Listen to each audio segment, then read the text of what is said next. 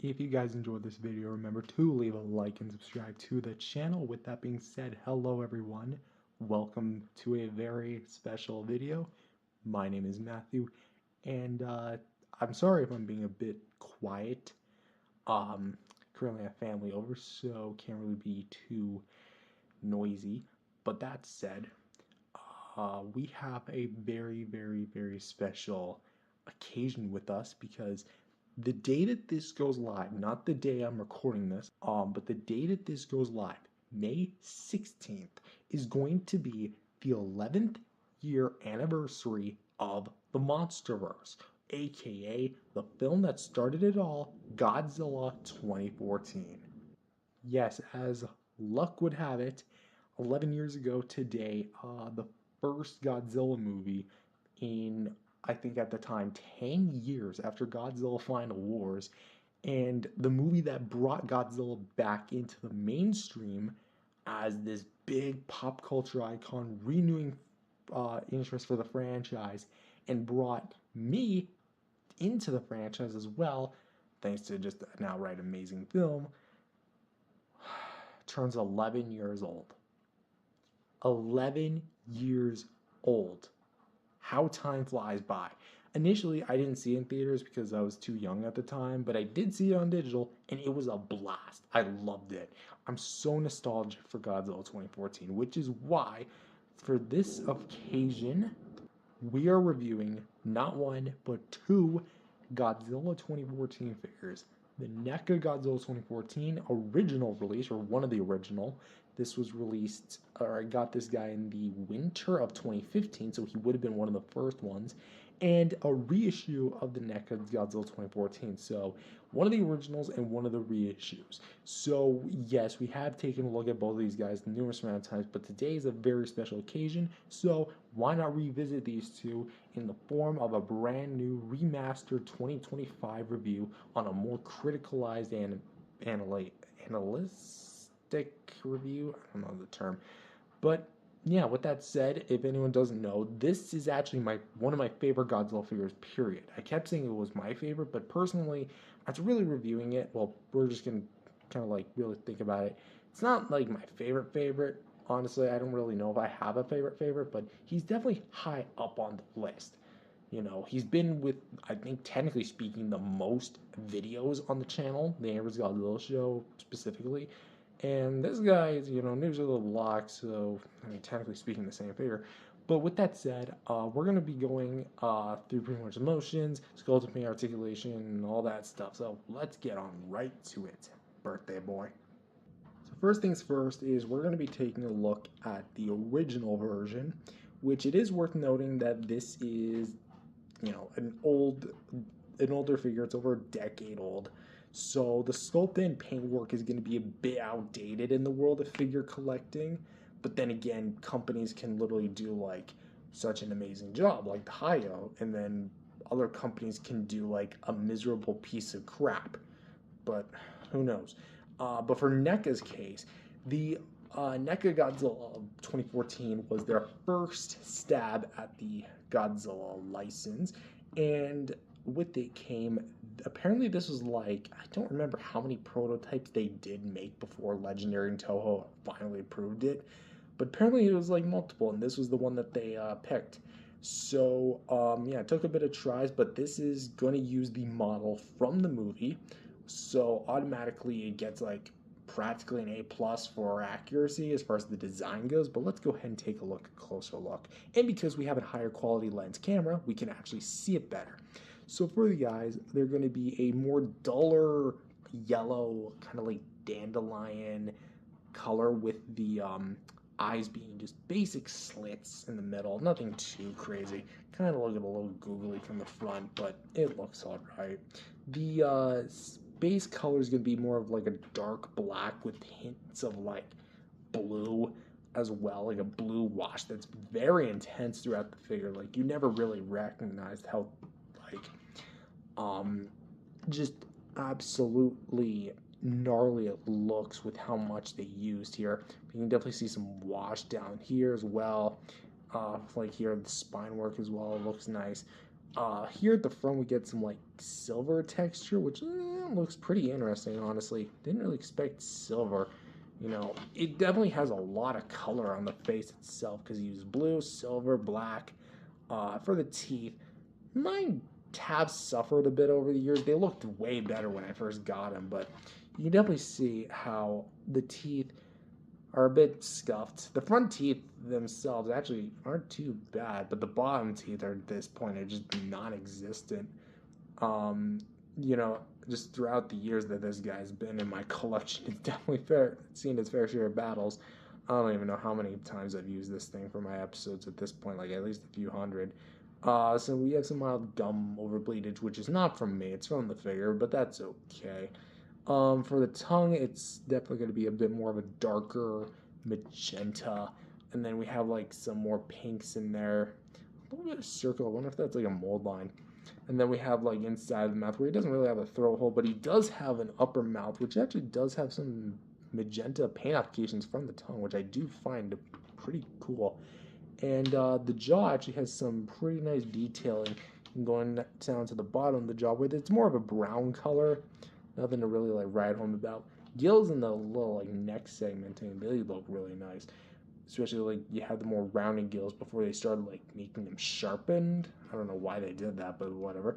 And then we have some more neck segments down here, and then more gills action right here. And then you can kind of see how like these little scales are colored a bit differently, mildly, more towards this side. And then you have like the big like tan brown that's used, and then you kind of get like the blue wash as well. And going down to the sides, which I kind of realized I gotta rinse this guy good. But you can definitely see a lot of the nice gnarly detail work. Just looks so cool on this guy. Very not I don't want to say the word lifelike, but almost looks like real scales.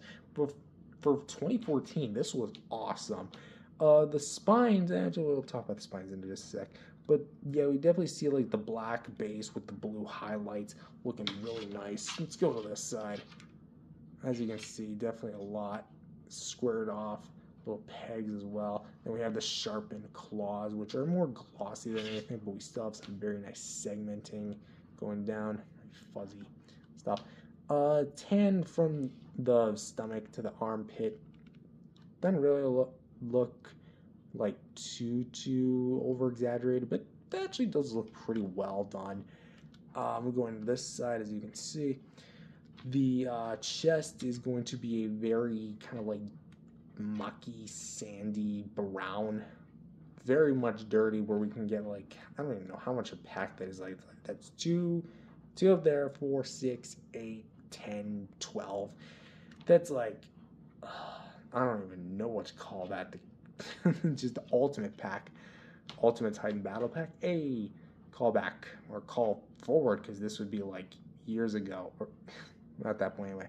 Segmenting going down to Godzilla's crotch, and then going down to the legs, where we continue more of that blue scaling detail with the blue highlights and blue wash. Very much, very appealing to me. Looks very nice. Again, I'm going to be giving this guy a very good rinse when I'm done, because this is just dirty. This guy deserves the wash after all these years.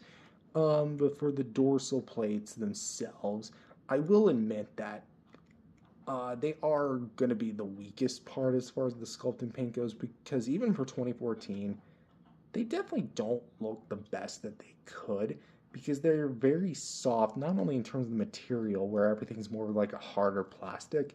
These are much more rubbery and just don't look as well detailed as they could. They have a fair amount of details. Like, for example, you have like more rocky texture on the bigger fins, and then little wavy lines on the smaller fins. But compare this to this.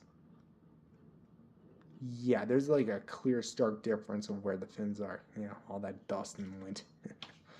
Yeah, going back down to the feet, actually, because I don't think I took a proper look at them. We have actually some like olive, greenish, brownish coloring for the feet, which I'm absolutely in love with. Bottom of the feet, copyright info. Make of that of what you will. There you go. And then for his long prehensile tail, like for a while, this was the longest Godzilla tail I've had. Oh, how that has definitely sailed. But as you can see, all these like little intricate details just going down and to the tip of the tail. Not so much paint at the bottom. Like we get a fair amount of the base. Yeah, I'm just realizing how much of a bath this guy needs. You know what? I think I'm actually gonna do it right after. Yeah, I'm gonna do it right after the video. But yeah, we can see all the little details, all the little fins going down to the tip of the tail, where we actually get like a very tip, like sharp tip here. It's not like sharp. It's like sharp point tip. But of course, the fins do go all the way down, and they look really nice. All the little blue wash and like the little fins, and they themselves aren't really all that detailed. So it really is like an overall rundown for the NECA Godzilla 2014. The original figure, I feel like had a really nice uh, first start, but let's see how they did a few years later. Now, please forgive me because I'm not able to identify which of the reissues that this NECA Godzilla in specific is, because when I first bought him, I thought he was going to just be the same as the one I previously had, and I was going to resell him. Nope, turns out he is a reissue. Pretty much just to say, the sculpt and paint, well, the sculpt has not changed. The fins are the same, head is the same, the body mold is the same, tail mold's the same. It's just mainly the color. The face is a lot more vibrant with a much more vibrant looking eyes. Still the same type of like slitted pupils, but the paint is a lot more cleaned up with it being more like rough and sporadic this go around. And the teeth actually look a lot better and more reminiscent of the giant, like 12-inch tall Godzilla 2014. Then you have like the magenta tongue in there, and then the pinks. You know, again, like it just looks a lot more crisp. I will say the tan on the neck kind of bugs me because it looks more like to one side than it does to the other. Like I don't know, that just looks a little rough. But it, the sandy texture of the front of the chest just looks a lot more vibrant and a lot better looking than the original one did. But it's just the execution of it just feels like a little lackluster. Though the blue on this one, again, just actually, in my personal opinion, looks better than the older one. I love the blue wash we have on the sides of the body, how it just looks more reptilian. And you can just see it looks a lot more refined and just a little bit more cleaned up than the one from the original release. Maybe it's a bit caked on more towards here, but hey, that's perfectly fine by me. We do get more paint down here for the first two segments. Bleeds over a little bit here, but not so much like paintwork here. I think I would have liked the sandy color to have been like all throughout the undersection of the tail, but we do get like a fair amount of blue paint here for the first segment, then realistically it kind of just stops. So the reason like I'm not being as like critical with this one is because at the end of the day, this is just a reissue. But what I do, my personal complaint is just mainly just the color distribution of the brown that's used on the front of the figure. It just doesn't look that good, because here we have tons of brown, not that much brown. And same kind of goes for the arms. How it's cool when you have it flush with the figure like this. As soon as you move it, there you go. So it kind of breaks it a little bit. So in ways it's an improvement, and in some ways it's not. So with that said, what do I think of sculpt paint? I think that for a 10-year-old figure, well, 11-year-old technically, but we're just going to say over 10 years. For being an over a decade-old figure, this is actually a really nice, like, first entry. I'm talking about this guy. A very nice entry of what NECA could do with Godzilla. You know, they were still, like, figuring things out, like, how to really tackle the King of Monsters, and they did a really nice job. However, I definitely think when it came to the reissue, they had a right idea of like cleaning up the face, because I'll take this head over this head personally. And I do like the more vibrant color scheme of like lighter blue, lighter brown on the chest. Okay, that's great. However, the reissue does suffer a bit from extensive overwash and just uneven distribution on its chest, because as I mentioned, this side of the gills have way more brown than this one does. This one, in my personal opinion, has the better color distribution. It's just that over time, the color is definitely worn down, faded, and I guess on my personal copy, it's just not as refined as it used to be, because I remember this thing actually being quite vibrant. You can actually go back to my Godzilla vs. King Godzilla sneak peek test video, and this guy was like full green. Nowadays, he's just not that green anymore, I guess. Something happened in between those years, however the years go. Anyway, as for my ranking, it's kind of hard to pick just because like this figure is so old. I feel like a 7.5, like critically, definitely gives like it's fair, you know. It's not the best thing in the world. I definitely think that there are better looking figures just because like it is 2025 as I'm recording this, but you know, again, it's just I'm losing track of my thought. So 7.5 for him. I'm actually going to say 7 out of 10 for him. I think that this guy, as far as the looks department goes, is actually a deprovement. The head is better, the arms are maybe better, but realistically, the color distribution is what really kills this guy. Plus, he doesn't really add anything new to the details, so I'm going to dock a few points off of him. So 7.5, 7.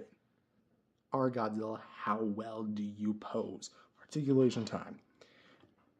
Jaw is on a hinge, so you can go open and close. It doesn't feel like there's a lot of range, but you can definitely get a lot of, well, it's basic enough because the tongue is just mounted to the up of the mouth, up of the jaw, so that's basically all you need.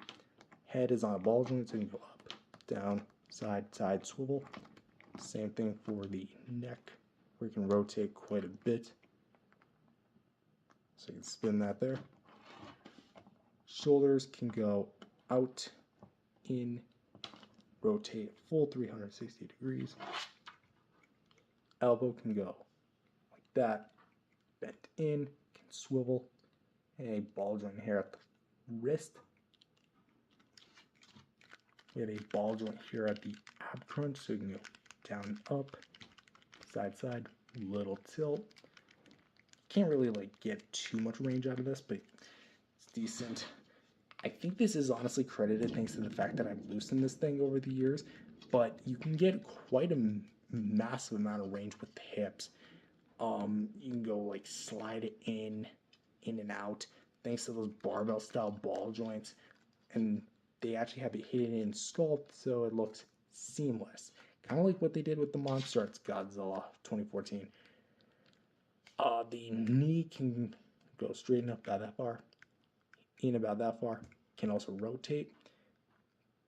The foot is on a ball joint, so you can go pretty much a full 360 degrees. And they have 1, 2, 3, 4 ball joints of segments, so you can twist up, down, left, right, and swivel. And then from here to roughly about here, it's going to be a bendy wire. Then from here to here is going to be thick rubber. So the NECA Godzilla 2014 was never the most posable Godzilla, but is definitely was at the time one of the more posable Godzillas. The only one that was more posable than him was the Monster Arts one. Just realize how reflective he is in this lighting. I could check myself in the mirror in the morning. But yeah, essentially that is basically it. Let's actually go on to the reissue and show what's different. Now, essentially, nothing has really changed. Still head, jaw, neck, shoulders, elbows, wrists, movement here at the waist, and then hip, knee, foot, and then 4 segments for the tail, then a bendy wire. But there is one thing worth noting. I don't know if this was because of the previous owner, but you can kind of see that there's a slit missing, like a little spine that's missing, just for a brief comparison here. You can see this spine right here. See that? Right tip of my finger.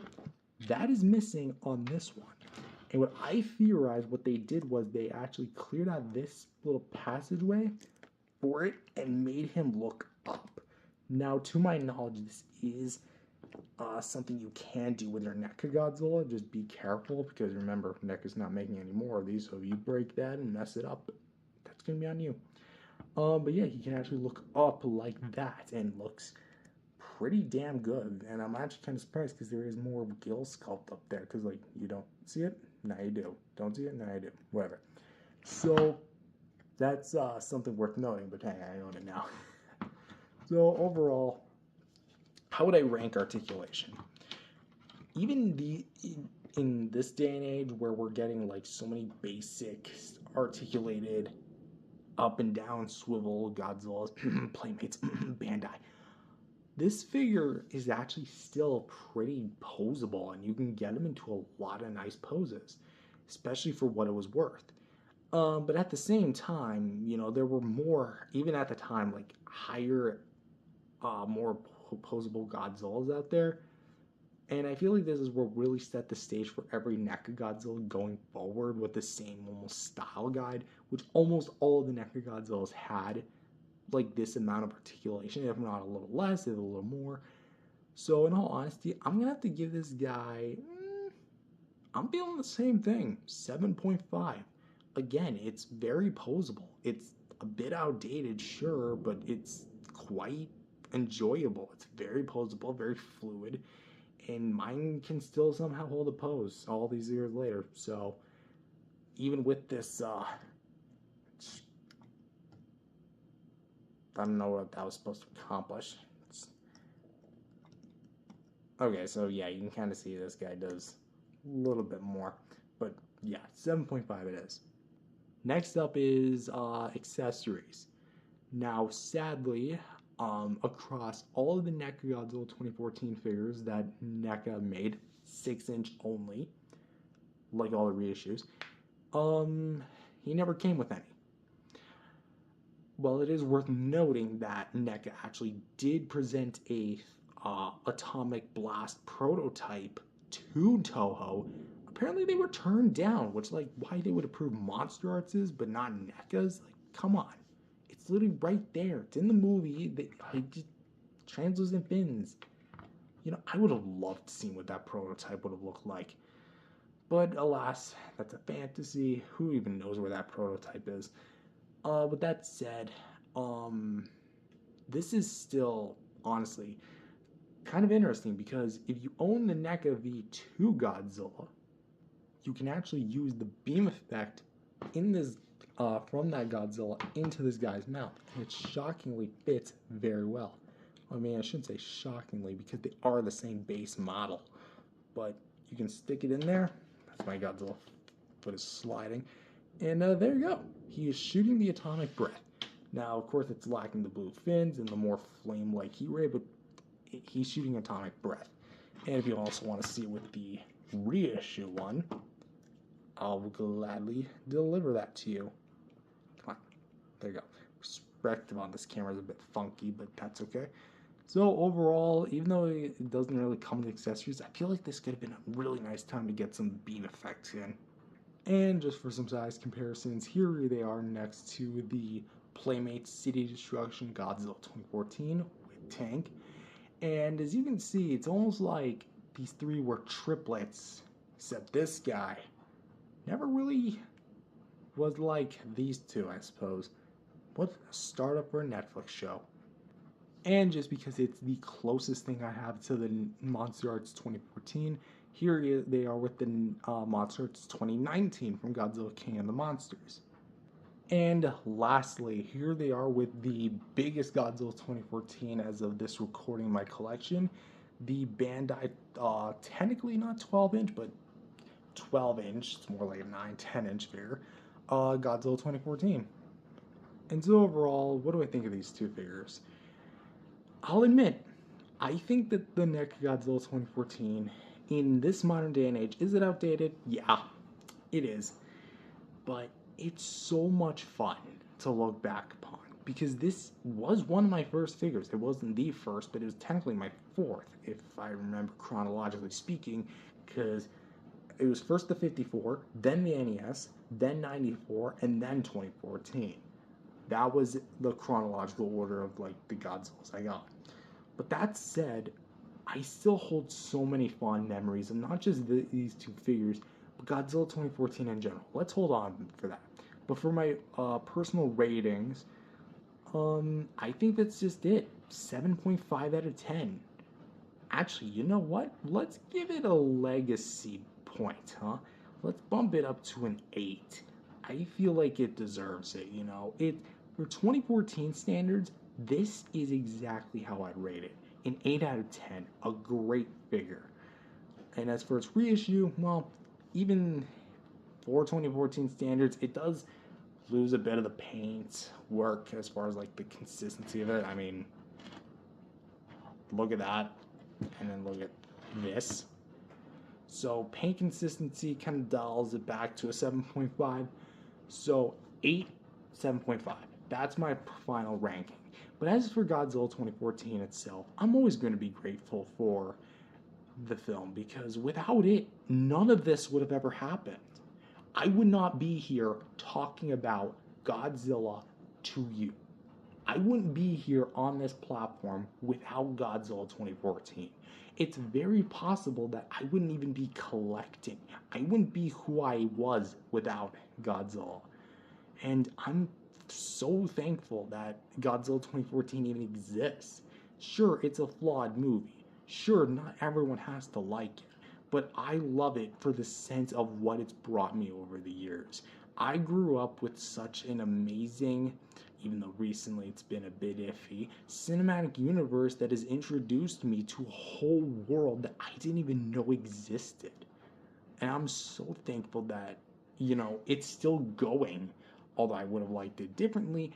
Godzilla Kong Supernova is the next MonsterVerse film in line, and I just hope that these future films can at least inspire or catch the magic that was Godzilla 2014. Such a dark, horrific, gritty, serious film that took itself very maturely and made these creatures feel like threats and actual creatures, actual monsters with personality, not just doing kicks and flips all the time. But at the same time, again, Godzilla 2014 means so much to me. And I am, again, so grateful that it's been in my life. And I hope you watch it too. I'm probably going to be rewatching it the day that this video goes live anyway. So with that said, if you want to know more about my Godzilla 2014 nostalgia, go to my Matthew Mumbles playlist and go to my Godzilla 2014 episode where I talk all about it. Still stays true even to this day. But with that said, thank you for 11 years of Godzilla 2014, of awesomeness with this big lizard. And thank you for watching. Thank you guys for watching, and I'll see you guys in the next video. Leave a like and subscribe if you enjoyed. Peace out, everyone. If you enjoyed this video, remember to leave a like and subscribe to the channel. With that being said, hello everyone. Welcome back to another video. My name is Matthew, and today we're back with another NECA figure review. And today we're going to be starting a bit of a remaster series of the NECA Godzilla figure line, which it's 2025. It's been 5 years since the line sadly discontinued. RIP NECA's Godzilla line. And we're going to be going a trip down memory lane with the very first Godzilla, not the first figure they've ever released, but the Godzilla 1954 figure from, well, Godzilla 1954. If anyone does not know, this is based on the first ever Godzilla film, which debuted in Japan and was pretty much a huge success. And this pretty much prompted Toho to make, like, who knows how many more movies until we basically got the global phenomenon that is Godzilla. So that said, this was more like a more darker version of Godzilla before there was the aliens, before there was all the sci-fi stuff, before there was those rushed sequels to Godzilla vs. Kong with the New Empire and Supernova. Yes, I'm calling those out. Hopefully Supernova's better. Godzilla 1954 was essentially the very first one and pretty much laid the groundwork for what a Godzilla film should and should not be. That said, we're going to be basically just taking a look at NECA's first take on a Showa-era Godzilla, But, and I think that actually now, as of this year, this figure is officially 10 years old. But now that we're taking a look at this very decade-long old figure, is this figure really as good as I remember it being? Or is this guy just outdated and Hiya Toys makes a 54, boom, there goes this guy?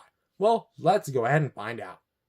So first things first is we're going to start with sculpt and paint. Now, before I go any further than this, I want to put a little disclaimer that because this was my first figure, and I got this thing when I was like, what, 10, 11 years old, this figure is going to be very much in not poor condition, but definitely has a lot of scuffs and is a bit dirty in some areas. I just rinsed this guy less than a day ago, but he's still got a bit of dirt and lint on him, so I'm gonna have to give him like a really good scrubbing. So just keep in mind that this isn't necessarily the most shining example of what a mint condition 1954 Godzilla looks like. This is very much used, very much loved, and is, again, the first figure I ever got in my entire collection, which is why this guy truly has such a big part of my heart and just I have a lot of nostalgia for. But that said, nostalgia bias aside, we're going to be taking a 2025 critical analytic look at this figure, which for the actual sculpt and paint, I will say that this was NECA at its like peak as far as its original wave of figures go. Because keep in mind, NECA didn't really release figures in waves, it was like more one at a time. But for its like first, I would say, round of figures, maybe it's like first 5, 6, 7 figures that were like fresh new sculpts, this guy was amazing of the bunch. It was super accurate to the film. For the actual face, we actually have a lot of nice detail, like all the bumps and cracks and crevices with that black base with the blue washes, which is going to be a huge reoccurring theme this time around. For the itty bitty nose, we actually have quite a bit of detail there that kind of goes up. Just kind of realizing it looks like a rocket or a certain genitalia a man has. We have the big eyebrows and then like the 5 big rows of dorsal plates, which have a bit of dust in them, which is weird because when I cleaned it off, it actually looked pretty good. So maybe it's just a big dust magnet. We have the eyes, which are going to be looking straight rather than out to the side and googly. And while some may consider that inaccurate, I personally consider this actually an improvement over the movie design because it actually gives Godzilla like a sense of, oh crap, he's looking at us, we gotta go, rather than it just looking off into 2 different directions and looking goofy. I will say that even though it wasn't a problem of like over time, maybe it is a problem of it over time, but my eye right on the right has like a bit of white cut off, so it definitely looks like it's just not painted all the way. And the left side of the pupil is pretty much almost all painted. There's a bit of like paint that maybe could have been scuffed off, but again, I don't know. I didn't ever like analyze the figure like that deeply in my youth. With this brings us with the teeth, which are going to be individually sculpted and all painted the same shade of gray.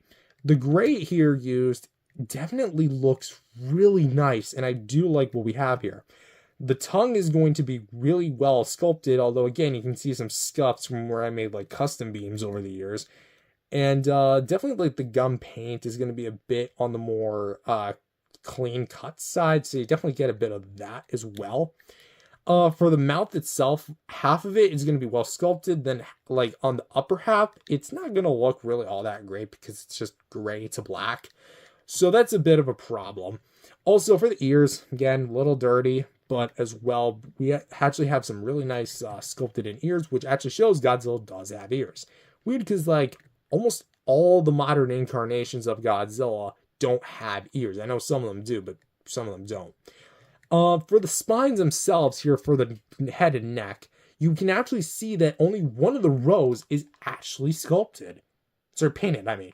All of them are sculpted, like 3 rows, but only one of the rows is painted, and it kind of just stops right at the top.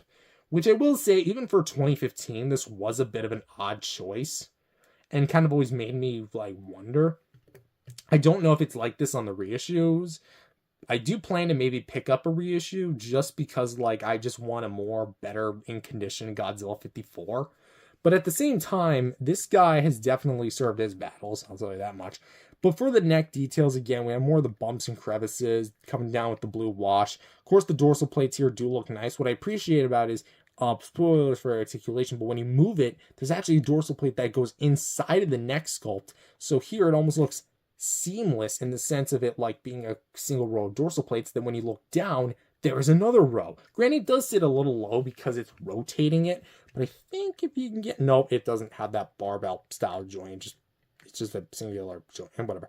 We'll talk about the articulation letters. But we do have a lot of nice folds and wrinkles. I love it when they actually add the folds and wrinkles, so it actually looks like the suit we see on screen. We're actually going to talk about the dorsal plates straight up because there's really nothing too crazy going on with the dorsal plates because keep in mind this was NECA's earlier works. But for the dorsal fins, we actually have some pretty decent paint and sculpting. The sculpting looks pretty one-to-one with what we see in the actual movie, although the movie fins were definitely a bit bigger and puffier than these ones. These ones were definitely more with the intention of making them like less bigger so they can probably fit in the packaging. Plus, they are going to be made of like a very pliable, flexible rubber. So they can warp pretty easily. Plus, they can scuff into each other, which is also like how this Godzilla figure is aged over the years. So yeah, we have like a crap ton of scuffing, mainly on like these three bigger fins, but the smaller fins were also not immune to that. But for the paint we do have here, we actually have a black getting base with gray like accents like at the tips. So when they actually like put them together, I will say I kind of wish there was a better gradient, but to my knowledge on the reissues that I've seen online, they actually have a better like gradient transition. So at least NECA did bother to go back and fix it. But we do have a lot of like nice like this almost looks like sand and desert, like how it's all dried up. It almost looks like that, even though this Godzilla's anything but dried up. But we do have a lot of nice dorsal plates, and it does look really nice. Going to the front here, where we do have more like that, the folds, the chunkiness, the detail, the black wash, or the blue-gray wash on the black base.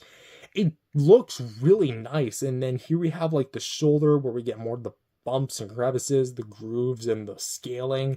Looks very nice. And especially like for the hands where yeah, of course, they're still scuffed to heaven, hell, and back.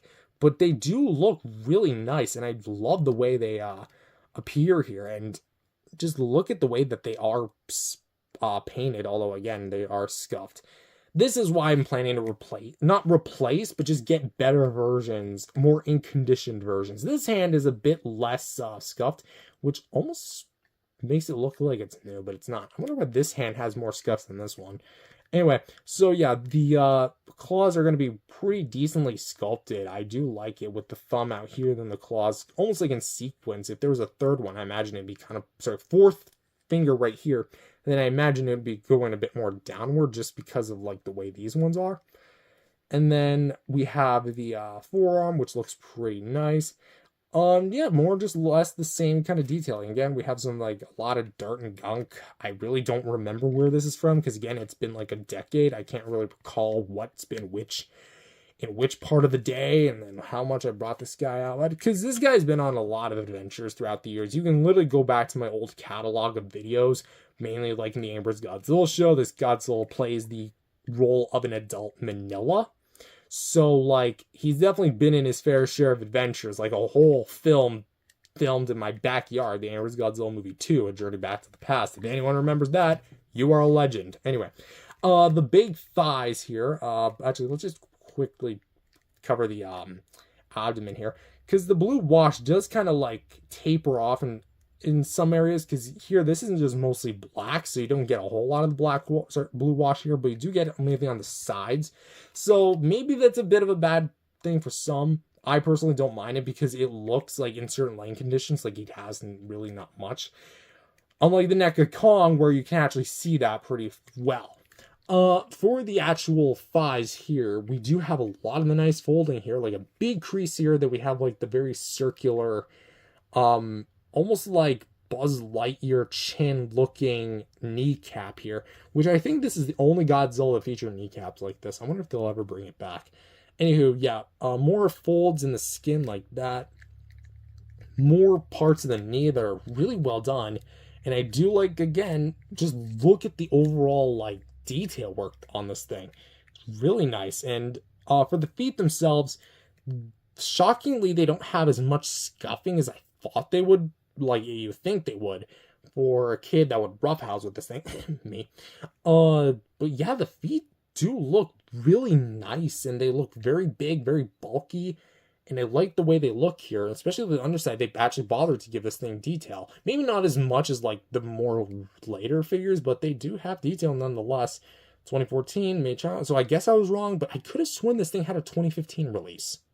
Maybe it was sculpted in 2014, but because of how long it took for NECA stuff to be approved by Toho, because keep in mind at the time, Toho didn't have direct contact with NECA.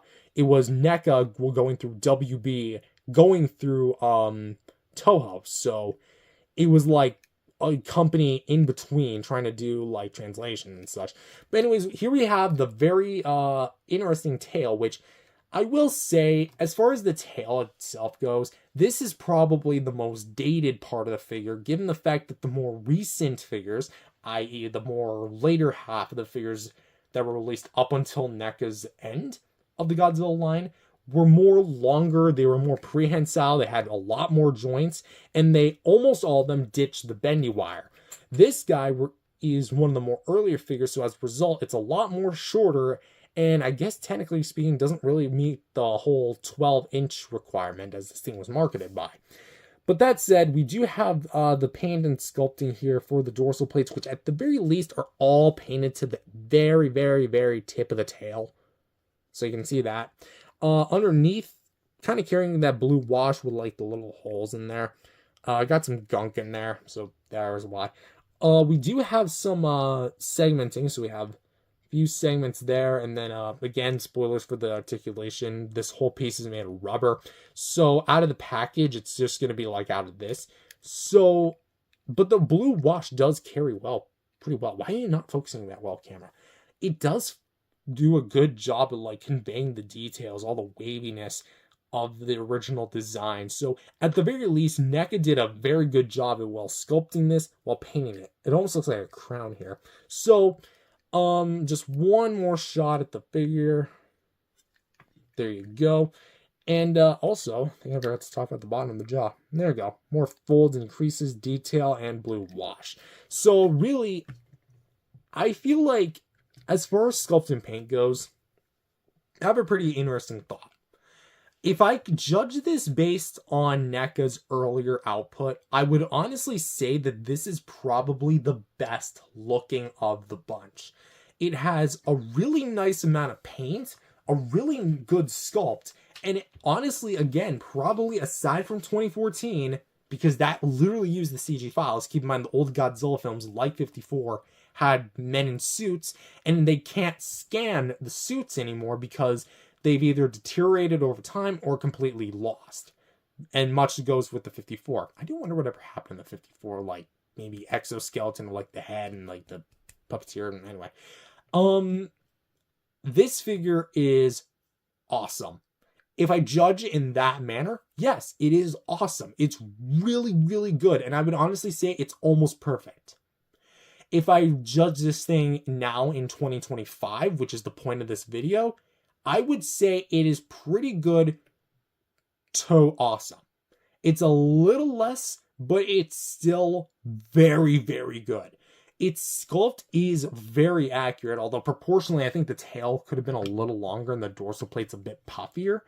And I definitely think that because of this thing being so outdated and it's been at my mercy for who like knows how long, it's definitely seen its fair share of battles and it's seen its fair share of days, probably when it's in the packaging, and I was just like, oh no, I'm about to change this kid's future. This figure, it's still really good. Its blue wash gives it a nice vibrant effect that's not just black and white and actually gives this thing more personality to it. Its eye paint is pretty good. Teeth paint, pretty good as well. It's again not just black and white, but several different shades of black, white, and gray. And that's what I really appreciate about this thing.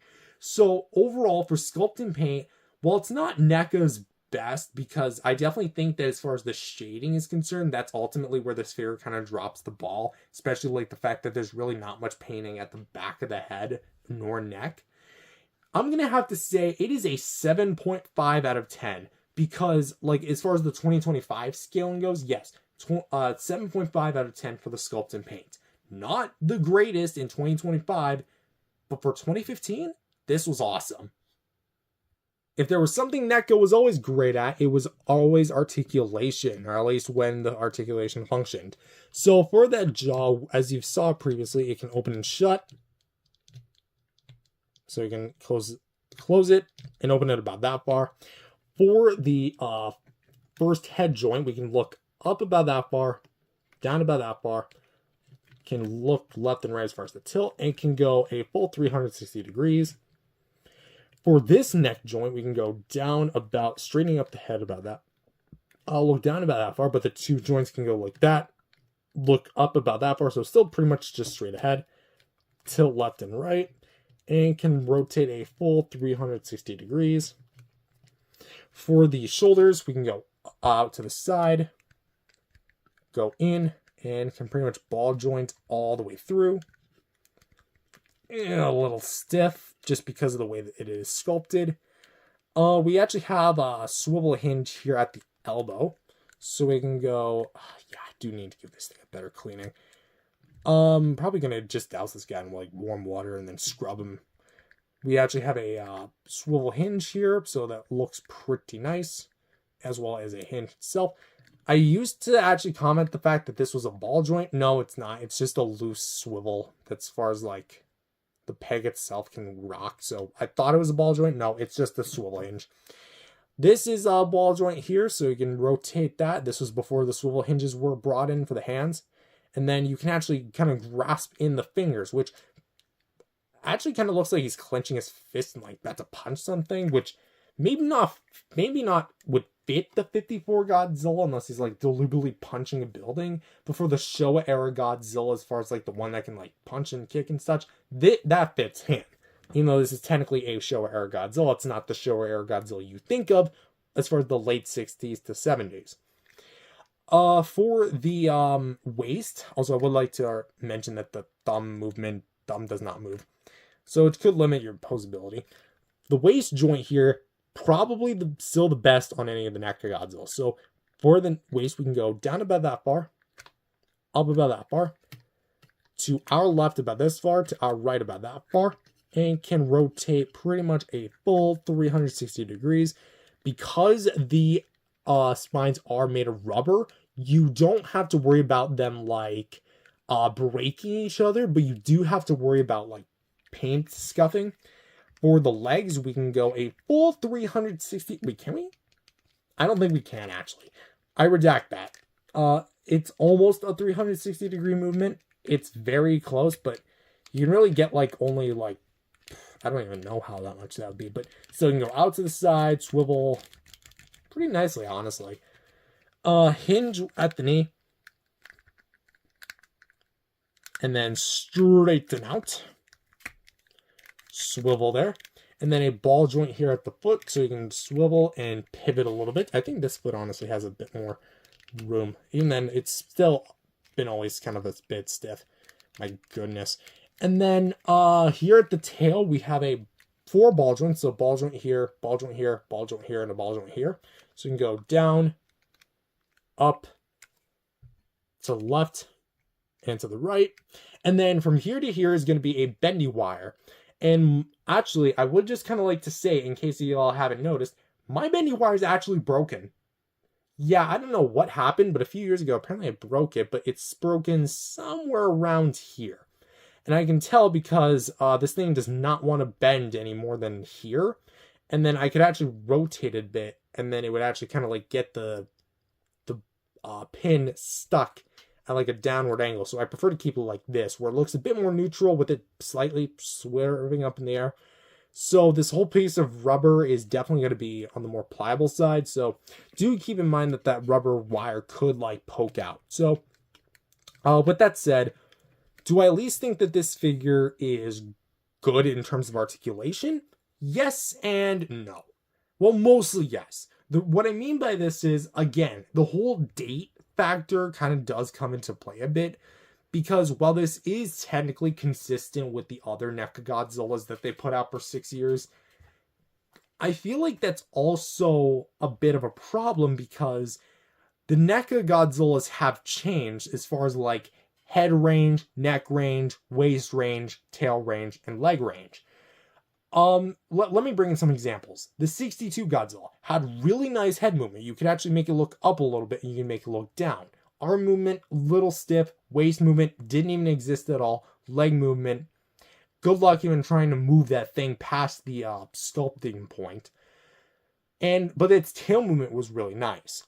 NECA's Godzilla 2019 featured the same articulation that you found on the 2014 figure, just with some additional pieces like the hinge joint at the wrist and the tail movement being all ball joints as opposed to bendy wire.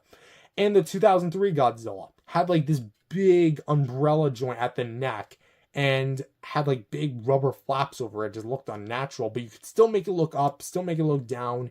Tail movement was really good. Waist movement was pretty decent. And the leg movement was all right. This figure is kind of in more on like more seeking towards, I would say, as far as the meter goes, a bit more towards the positive end as far as it goes, because the waist is done really well. Legs are pretty good for what you get for a 54 Godzilla, because keep in mind 54 never really moved his legs. But ultimately where this figure does fall is like looking up, because like I feel like Godzilla looking up would be probably better, like if he's roaring. Because the only reason why I'm able to make him look up is because I'm standing him on a piece of plywood just to get the camera to actually focus on him. Because if I didn't, he looked like this. He looks like grabbing my Kong over because the neck of Kong is taller. He looks like that older brother, so younger brother that's trying to get into the frame. So just does not look necessarily the best in some poses, but again, for what you're paying for, I do like it. So articulation is going to get, I would say, another solid 7.5 out of 10. I think I would have probably added some better articulation for the head so you can actually make him look up a bit more, though that waist joint really does kind of like pick up the slack. So also free up those ankle joints. Now next for our accessories, sadly this was one of NECA's older figures, which meant that it didn't come with anything. And if anyone's gonna ask, no, the tail does not count in an accessory. Essentially, because it's packaged separately, it's just assembly required. Boom. So, no, it doesn't really count as an accessory, but it is worth noting that in a later reissue, technically 2 reissues, they actually went back and gave this guy an atomic breath piece, or a heat ray piece, which, really? Heat ray? No, you gotta say atomic breath, dude. Like, come on. That's in his origins. Anyway, yeah, I would just think that the new one, because they actually resculpted the mouth hole to actually like have a mouth, like a peg in there, and then you could actually use the beam, which, by the way, it's the same beam that comes with the 1962 Godzilla and the 1956 Raymond Burr poster version Godzilla, which is also coincidentally this guy, just painted in the colors of the 56 poster of King of the Monsters. I would say that is definitely worth mentioning, but it's not this original version. I don't own the reissue, and I probably won't own the reissue for quite some time just because there's some other figures I want to get. Plus, I also have to pay bills, so like I'm not that kid anymore. With that said, I'm kind of struggling how to really talk about accessories here because I don't own the accessories, but it's just worth mentioning and throwing in. And also, I feel like this also is a perfect time to talk about size comparison because I can't really do that because if you have not watched my Kong review, I'm away from it. And I only really brought these two just so I could actually start this more classic line of reviews on the sidelines while I'm currently away from home, which, again, he's still on that piece of plywood, but together they actually look pretty nice. Fitting because there's a new Godzilla Kong movie in the works. Supernova, anyway. But yeah, that's my personal consensus on the size. I think that overall, when this figure first came out, it stood shoulder to shoulder with pretty much all the other Godzillas, albeit proportionally a bit larger. I think at the time it was the largest NECA figure they've been made on up until the later Heisei Godzillas, like the 89 and such. But I do think that this figure was still a very nice addition. It was a lot bigger than some others, but it fit in just right. So this is honestly, as far as the size goes, the most just right figure. And so, what do I think of this figure? Well, two ways I can look at it. One, nostalgia. Two, on its own, critically in 2025. Nostalgia-wise, this figure is flawless. Not really, but it's flawless. I've had so much fun with this thing over the years, and I'm ready to continue making more memories with this thing. But as far as the critical factor of this thing goes, this figure, yes, it's outdated in a lot of aspects, but it's so cool to go back to just because this was NECA's first take on a Showa-era Godzilla. And in my opinion, they nailed it. For a first attempt by an American company that really, like, this was the first, I think, hyper-articulated 1954 Godzilla before the S.H. Monster Arts figure hit the scene to ever exist. I could be wrong about that, but from what I remember, yes, this was technically speaking the first. And it was readily available on Walmart shelves, Toys R Us shelves when the States still had it. Right there for $20, you could go in and buy this thing. But on the aftermarket, is there better options? For the 54 in specific, I don't really think there is. I mean, sure, there's the Monster Arts, but at that point, if you're paying Monster Arts prices, why not just go a little lower for NECA? Which, like, as far as resale value goes, keep in mind, NECA figures are becoming a lot more rare nowadays, thanks to the fact that they're constantly getting bootlegged on sites like AliExpress and Alibaba and eBay, especially on Amazon too. So the actual, like, legitimate NECA figures are going higher and higher. But from what I've seen, the resale market in like 2025 on the lower end for like looser figures are about $40 to $60. So let's assume I'm paying higher end $60, no more, no less, for a Godzilla that is maybe not used, but has the beam effect and is in pretty pristine condition, no packaging. I would say your mileage will vary, but I would actually pick that up. As for the figure itself, again, pros, cons, be damned, but overall, I'm going to rate this thing a solid 7.5 out of 10. As far as like the modern age goes, he definitely is a bit outdated, but he can fit right in. But with that said, thank you guys for watching this trip down memory lane with me. I'm so excited because this year is going to be my channel's 10th anniversary this October. So not necessarily a countdown, but let's start the countdown because there's realistically only like a few more months to go. We got June, July, August, September, and then October. So we're almost there. Quite a bit of ways away, but we're almost there. But that said, thank you guys for watching. If you enjoyed it, leave a like and subscribe to the channel, and I will see you guys in the next video. Peace out, everyone. If you guys enjoyed this video, remember to leave a like and subscribe to the channel. With that being said, hello everyone, welcome back to another video. My name is Matthew, and today we're back with the figure reviews for NECA's Godzilla and Kong line. Well, both of their lines, I should say, because they never really made a hybrid line, which I really miss NECA. I really want them to do something for Supernova. I highly doubt it, but it's possible. That said, today we're going to be taking a look at the next figure in canonical sequence, because we previously did the 1954 Godzilla, the 1956 Raymond Burr Godzilla King of the Monsters poster version from 1956. This is going to be based on the movie poster to that specific movie, which is going to be an Americanized version of the 1954 film when they brought it to American cinemas 2 years later, under the title Godzilla King of the Monsters, not to be confused with its 2019 counterpart, which is the sequel to the 2014 film, also just called Godzilla, which is a reboot of the 1954 Godzilla. let that make sense to you and try to wrap your head around that. Let's see if your neck's long enough, eh? So with that said, this is going to be honestly one I'm kind of looking forward to, just because like the 1956 Godzilla is one of the most unique, dare I say, designs of which, because it's not necessarily the 1954 design just recolored. It's actually got a bit of differences from the 1954 suit. But this is NECA's own interpretation of that, and they took the 1954 Godzilla and repainted it. So with that said, does the repaint actually count and make it awesome and then some? Or is this as bad as, say, how the production was for Raids Again? Let's find out. First things first is sculpt and paint. And like I made mention before, this is going to be a total repaint of the 1954 Godzilla, just in the colors of the Americanized poster. And unlike my 54 Godzilla, this guy's actually still in pretty good condition. There's a bit of scuffing mainly on his dorsal plates, but that's to be expected.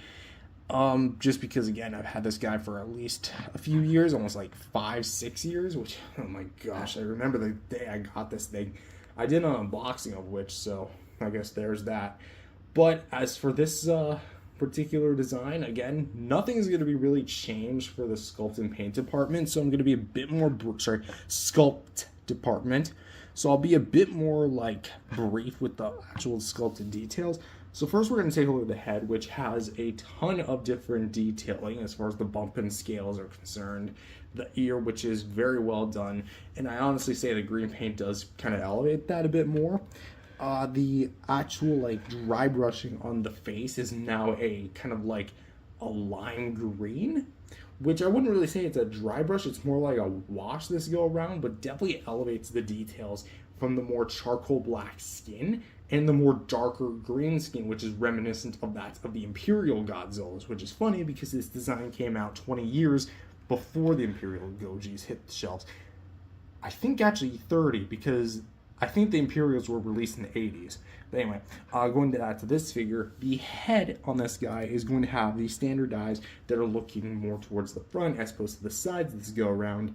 And they look pretty good. Unlike my original 54 Godzilla, this actually does look a bit more cleaned up. And I do like the fact that the pupils are a lot more centered and circular. That said, if you want to be like technical as far as accuracy goes, it should actually be pointing more downward. I mean, you can technically do that with the head articulation to no one's surprise, but the eyes should actually be more painted downward. So maybe that could be considered an inaccuracy, but it was technically inaccurate the moment they used the 54 suit. But that said, we have the massive brow, which has dark green to light, kind of like a lime green. And then again, back to the face, more bumps and ridges. The nose, which looks really well done. Opening up the mouth, which, yes, the mouth is on a hinge, but we'll cover that in articulation. I find the way the teeth are painted kind of weird, because we have the top row of teeth, which is mostly all painted. Actually, it is all painted. I'll be a little bit basic. And we have the bottom row teeth, which we only have like 1, 2, 3, 4, 5, 6, 7 teeth on this side, which are painted, but not so much this side or this side. I don't know why they did that. My best guess is when you're actually inserting everything together, it's supposed to cover, but the beam doesn't really do a good job covering it. So I don't know why they did that. And it's like that on all production units, so there you go. Now the dorsal plates. They're going to be made, at least the ones here, are going to be a red, the middle row, and then the outer rows are going to be green. Which I guess technically, so to speak, they did fix this, because my main complaint with the head was just that the dorsal plates, only one row of them was actually painted. So technically this has been averted. Yay, but I kind of would have liked it if all 3 rows were still that like orange pink color. So again, I get that's a nitpick, but I'm still going to complain about it. Of course, we also have the black in between the rows of the plates, so that's good to know.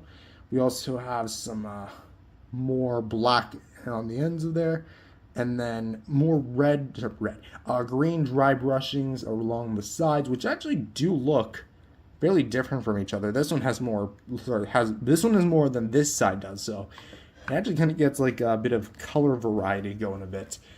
So moving down to the weight, more torso area, we actually have like an M shaped here. So maybe that's like Raymond Burr or Monsters, King of the Monsters. Of course, that's not really meant to be an M, but it looks like an M. Of green here. So we have the dark green, then the light green kind of washing off and tapering off here. Then this whole big section, we have more of like the scaling. You see kind of like folding down and like the folds in the suit, what would be. And then you have more like the light greens. So again, it does really look like an illustrated poster, which is exactly what this Godzilla was supposed to be looking for. We have the dry brushing for the lime green here, making a return on the forearm. And then here we have the, I think it's actually supposed to be going like this. So yeah, because he does hold his arms like that. Almost like, I don't want to say like Shin, because Shin didn't exist. But almost like what depictions of dinosaurs were like back then. And then you have like the blue wash that actually does make a return in certain parts of the figure. Because it's not on all parts, but you can definitely see that the blue wash is there. So it definitely couples that up, followed with the claw paint. So essentially, all these units are just 1954 Godzillas, just repainted. Interesting. So unlike, say, the NECA V2 Godzilla, they actually, from 2019, they actually used straight up, not just sculpt, but also paintworks. I'm guessing like these were just extras NECA had in the factory and they just needed a way to get them out, so they just did this, and there you go. We have some really nice well done paint here, as well as the claws that are kind of like highlighted by the green paint, and it just looks really nice, especially like down here when you have everything like extended.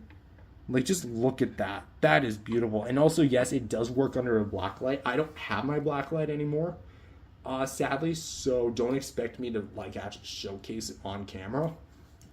But again, for this side as well, the blue wash does make a return. We can see the painted claw paint, which honestly kind of looks weird at not being scuffed to hell and having it back. So definitely a bit on that side. We're going to talk about the dorsal plates here because I might as well. The dorsal plates are going to be completely unchanged as far as sculpt is concerned from the original 1954 Goji, but the sculpt itself has definitely at least been improved somewhat. I don't bite my tongue on it, but the rubber feels a lot more sturdier and it just feels a lot better quality. I could be going insane, but after a full weekend of handling the 1954 Godzilla, this is definitely it definitely feels different, because for the base we actually have the black making a return, and then we have a dark ruby red and then like an outer pink.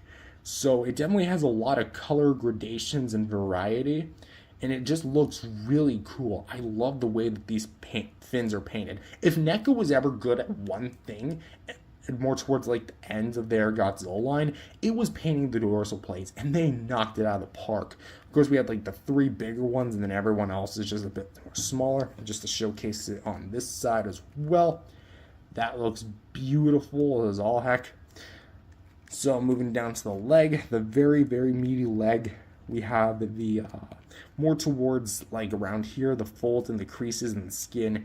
Then we have the dry brushings on each side. And then, of course, the base green of, the dark green to the black skin. For some reason, losing my train of thought there. I have a little bit of red paint there for some reason. I guess because, like, of course, it would be from the dorsal plates, but how did something from here get to here? Whatever. But of course, we actually had it lined down, that's actually something I like, is because once you actually line the paint work up, it actually does look pretty nice. Here we have, again, more towards the same thing, where we actually have the line work. Again, it looks very illustrated, and then we have, like, the total black darkness of the crotch region. And then here we have the big feet of Godzilla here with the more green accents, and it does look really nice. Like, I'll be honest, it definitely looks really cool having, like, it in the middle. So it almost looks like some sort of lighting, or he got his nails done, which is a real bonus. And then here we have the bottom of the feet, which, again, looks weird at not being so scuffed. I really need a new 1954 Godzilla, which is funny because it actually still has the copyright info of 2014. So, moving down to the tail. The complaint of it being like too short still kind of remains true, because Essentially speaking, this Godzilla tail is very, very short, especially in comparison to what came around that time. Which, again, I get it's an older sculpt, but I feel like they could have retooled this, maybe at least like give it a bit more segmenting, maybe make it around there, but they didn't. But of course, we have the dorsal plates, which are painted all the way through to the tip of the tail, which is a very nice touch. And then we have the green accents, which stop around to this segment, and then the rest is just pure black. So I'm gonna spin that around. And you might also notice that the bendy wire is actually, well, it's covered in articulation, but this whole thing is like a big rubber piece. I feel like this also should have been just like more articulated segments, but alas, that's not what they did. And returning to the underside, a bit more of the blue wash. And overall, that is really it for this repaint of the 1954 Goji. I guess we can take one more look inside the mouth. Still has like the half gray, half black. And of course we have the peg hole for the atomic breath along with the tongue, which I don't think is painted. I think it's painted on the original, but not in this one. Interesting. So with that said, what do I think of the sculpt and paints? Again, I think the sculpt itself, even though it's one of NECA's original best, even for the time, it was kind of outdated with how better their sculpt work was getting. Because around this time was also the 1962 Godzilla and the 1964 Godzilla, and those were like leagues better than what they previously put out in like 2014, 2015, 2016. So this was definitely, being one of those figures from one of those years, this was definitely like, I feel like there should have been some sort of retooling as far as the sculpt is concerned. So I am going to dock some points off for that, but for the actual paint itself, I like what we have. I love the combination of the darker plus lighter greens, plus with the combination of darker and lighter like ruby reds and oranges. And it just looks so appealing, and it was definitely one of their most appealing, visually speaking, figures to date. Would I say it's one of their best executed? Maybe not so much because of that sculpt. But even then, the sculpt is one of their better ones from like the 2014 to 16 era of NECA, and it definitely shows. So I'm thinking for the overall sculpt and paint section that this figure gets a solid, let's go 7.5 out of 10. Actually, I'm going to bump that up to an 8. There we go. I'm going to bump that sucker up to an 8 out of 10. Very visually speaking, very great. Just the teeth I don't really necessarily agree with. Next, we're going to talk about articulation. Now, for the jaw, it is on a hinge, and you might notice that it has a bit of an underbite. Yeah, apparently they placed the jaw like too extended, so yay. So you can open about that far, close it about that far. For this head, that should close the jaw, we can go down about that far, up about that far. Can rotate side to side. I'm not going to do a 360 because I don't want to scuff the paint more than it already could be. But we can do a 360 and tilt. This neck can do a full 360 pretty much effortlessly and is a bit on the more loose side, so you can kind of get a bit more rocker out of it. I think I'll say that. For the shoulders, and we're going to angle the camera down again, we can go out to the side, kind of close that back up, swivel essentially all the way around, but like I don't want to, again, scuff paint. We can straighten this elbow out, swivel, close that up just to kind of showcase out about that far, in and about that far, and can rotate all the way around if you really wished. This wrist is actually better because it's a bit more loose. We can go pretty much a full 360 degrees along with a side to side, up and down. This is not a swivel hinge, unlike releases at the time. This is actually a ball joint. And then you can actually clench in his, actually no, I think you can only do that with this hand. Yes, you can clench in his fist, just like that, and then kind of have it outside. The thumb does not do anything, and this hand's fingers for some reason are like almost fused together with the body. The waist here can go pretty decent amount down, kind of seeing like some mold lines in there, and then kind of rear back up, and then kind of twisting side to side and lean. Although do keep in mind, because even though the fins are going to be made of like a rubber, they are going to be scuffing against each other if you keep doing like if you keep brushing them into each other. So there is that to look out for. The waist can go pretty much a kind of like out to the side and splits a bit, and then you can kind of do a 360. Actually, no, I don't think you can do the 360 with the 54 Godzilla. Never mind. Can you? I'm gonna say no, just because like I don't trust that beyond that angle, which is weird because I've had this figure or the original figure for like 10 years now, and then you can ankle it at the knee, hinge it, like there, and then you can swivel ball joint here at the foot, so you can go like there, and then up and down, and then here for the tail segments, you can go 1, 2, 3, 4 ball joints of tail segments, and from here to here is pure bendy wire. So admittedly, again, the articulation makes a return from the original 1954 Godzilla, and even then it wasn't necessarily the most expressive, but at the same time I definitely feel like they could have retooled some of the articulation. So considering the fact that this would be, technically speaking, the second time that NECA would be returning this mold, I would honestly have to say that the articulation gets a 7 out of 10, just because I feel like, even though it's very posable, it could have been improved a little bit better. And that wrist, because again, the fingers, even after all these years later, it's still kind of stuck, so I don't want to mess with that so much. So yeah, I feel like 7 out of 10 is a bit fair. Yeah, 7 out of 10. Next up is accessories, and we're going to talk about the big poster thing in a bit, but for the actual beam effect, which is going to be reused from, chronologically speaking, the 1962 Godzilla, because that came before this one, but it's going to be casted instead of a white, a more yellow plastic with some more like orange highlights for the tip, and it looks very flame-like. So we have this part of it, which is where the mouth goes in with some teeth divots. Trying to find it. There you go, right there.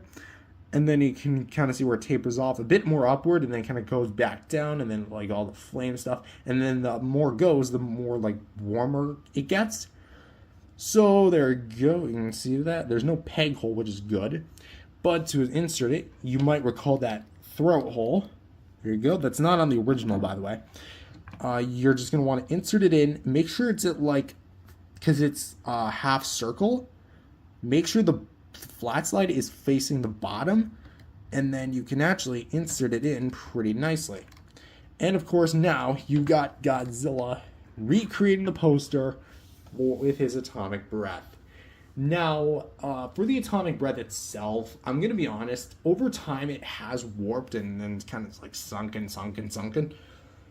But as it stands, this is actually still a very nice looking piece. So is the warping necessarily an issue? I think it could be, depending on how long you keep it in there.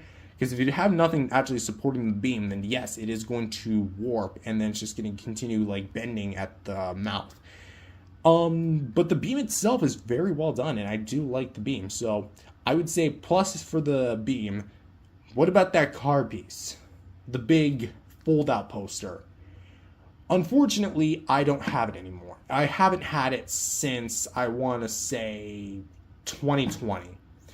The reason being is because, it was in the box, and I didn't really have any place to put it at the time, so I just placed it in the box under the assumption that I could just grab it whenever I want. However, during the last time we moved, we actually had, I had all my Godzillas in boxes, I should say, in a garbage bag, and not intending to throw them out, but to bring them with me, someone actually mistaken it for garbage and then just threw it out anyway.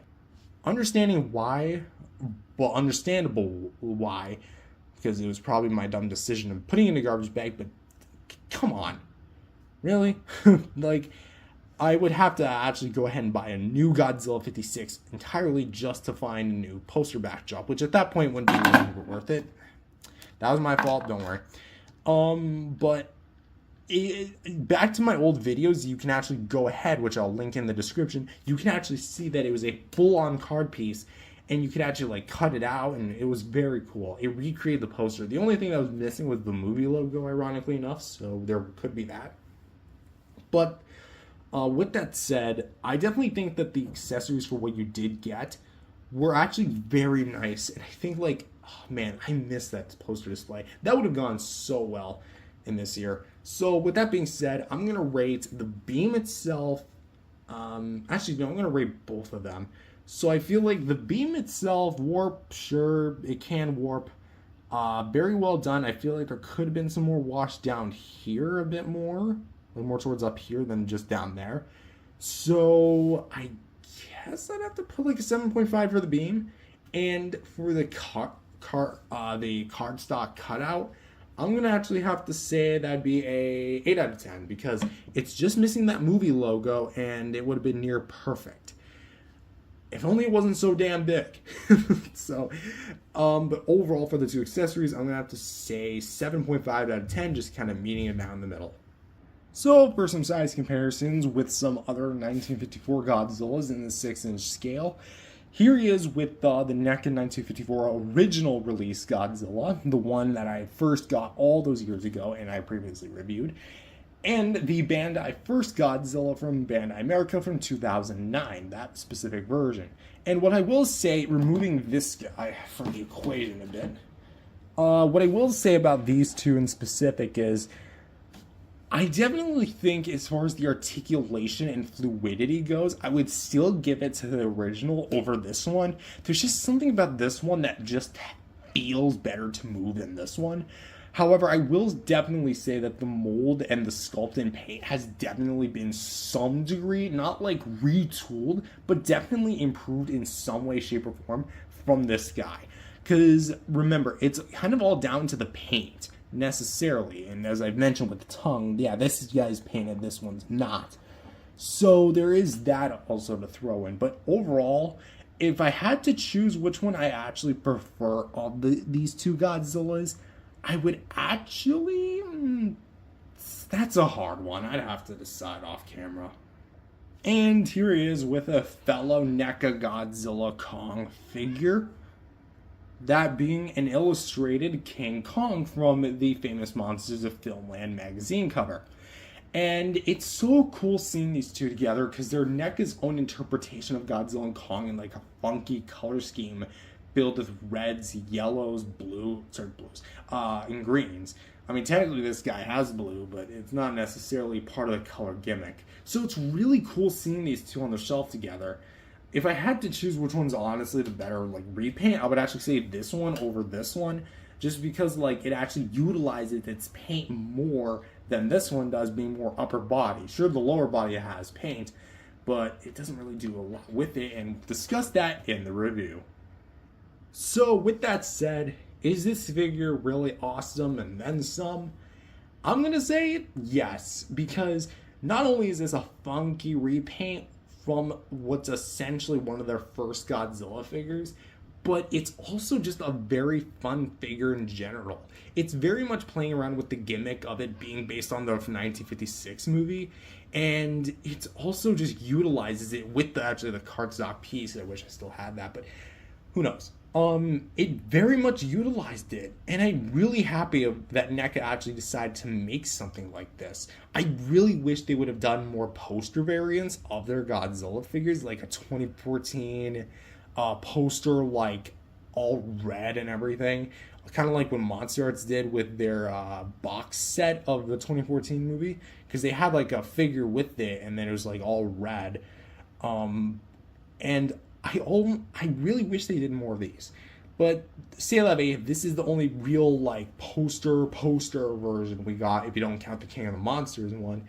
And you know what? I'm satisfied with this guy. I think that the accessories are fun. The articulation and sculpt and paint, while outdated, the paint really elevates it, and the articulation was kind of what really, in a lot of ways, first for the actual Godzilla line when this 1954 Godzilla was released. So with that said, I'm going to rate this figure having a final score of, drumroll please, an 8.5 out of 10. So I feel like that's a fair consensus. So with that said, thank you guys for watching. If you enjoyed this video, again, remember to leave a like and subscribe to the channel, and I will see you guys in the next video. Peace out, everyone. If you guys enjoyed this video, remember to leave a like and subscribe to the channel. With that being said, hello everyone, welcome back to another video. My name is Matthew, and happy June, everybody. Yeah, already June. I don't really know how else to say it. June, summer is officially here. I know I said the same thing about May, but it's official. Like, there's no turning back now. So with that said, for the start of the month, I know we previously just put out the poster version of King Kong. Well, not the poster version, the illustrated version, I might add.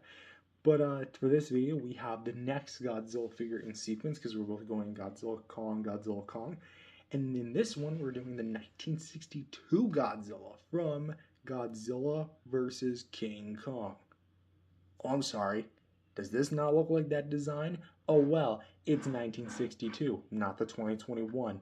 So, get it right. It's King Kong vs. Godzilla. Anyway, so yeah, this was going to be basically kind of when NECA was starting out to really ramp out some really cool Godzilla figures and really like putting themselves in the game and really showcasing what they can do for a $25 figure. And it just looks, well, spoilers, it's gonna look a lot better than what came before. So with that being said, is this figure as good as I'm hyping it up to be, or is this figure just a complete waste of time? Let's find out. So first things first is we're gonna start with the sculpt and paint. And I am pleased to say that this figure actually does not feature the super glossy finish that a lot of the older NECA Godzillas at the time were known for using. Instead, this one actually opts to go for a more matte, more toned down, grounded look. And I really do dig what we have here. First, let's start with the head sculpt. Now, the 62 Goji was never known for having the most, I guess, ferocious appearance, which is why he looks like a demented toad. But as you can see for the eyes, they are done really well with a very nice shiny finish. This is probably like the only part of the body where it actually has the shiny finish. And it has very glossy eyes here for, like, we have just the basic yellow eyes with the black pupils. And they look very big, very bulgy, and they look very goofy as well when you look at it from head on. So for the actual brows, they are kind of minuscule in comparison to like something like the 64 Godzilla, but they do look rather prominent and definitely kind of look more like a Y because it straightens out from the snout and then kind of tapers off back to the eyes, as you can see there. And then throughout the body, we have like an insane amount of scales, and it just looks absolutely phenomenal with the amount of like bumps and grooves on this guy and the dry brush of like kind of like a charcoal brown, and it looks again really nice. I will say maybe the nostrils do need to be a bit more defined. I kind of would have liked it if the sculpture was a bit more in there just to give the nostrils a bit more depth, but that's okay on that part. Opening up the mouth, there you go, opening up the mouth, we have more of like a Muppet style Godzilla with the top rows of teeth up there and the bottom rows. Of course, the mouth gums look really realistic and so cool. And even like the throat hole, which spoilers for the beam effect, that's where you put it in. It looks like an actual organic throat hole, which I'm very surprised about. For the bottom jaw itself, we actually have a lot of nice paint apps. Mine's got a bit of scuffing in there. I don't know if that's from me or that's from like the actual figure. Again, because like I haven't really played with this thing on a day-to-day basis.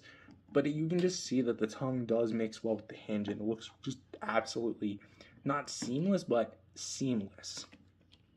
And of course, we have the teeth itself, which are painted like a bone yellow brownish and have like a bit of gradations of dark brown in there, which looks really nice. And I do like the way that it looks. You can tell NECA actually went to town on this thing.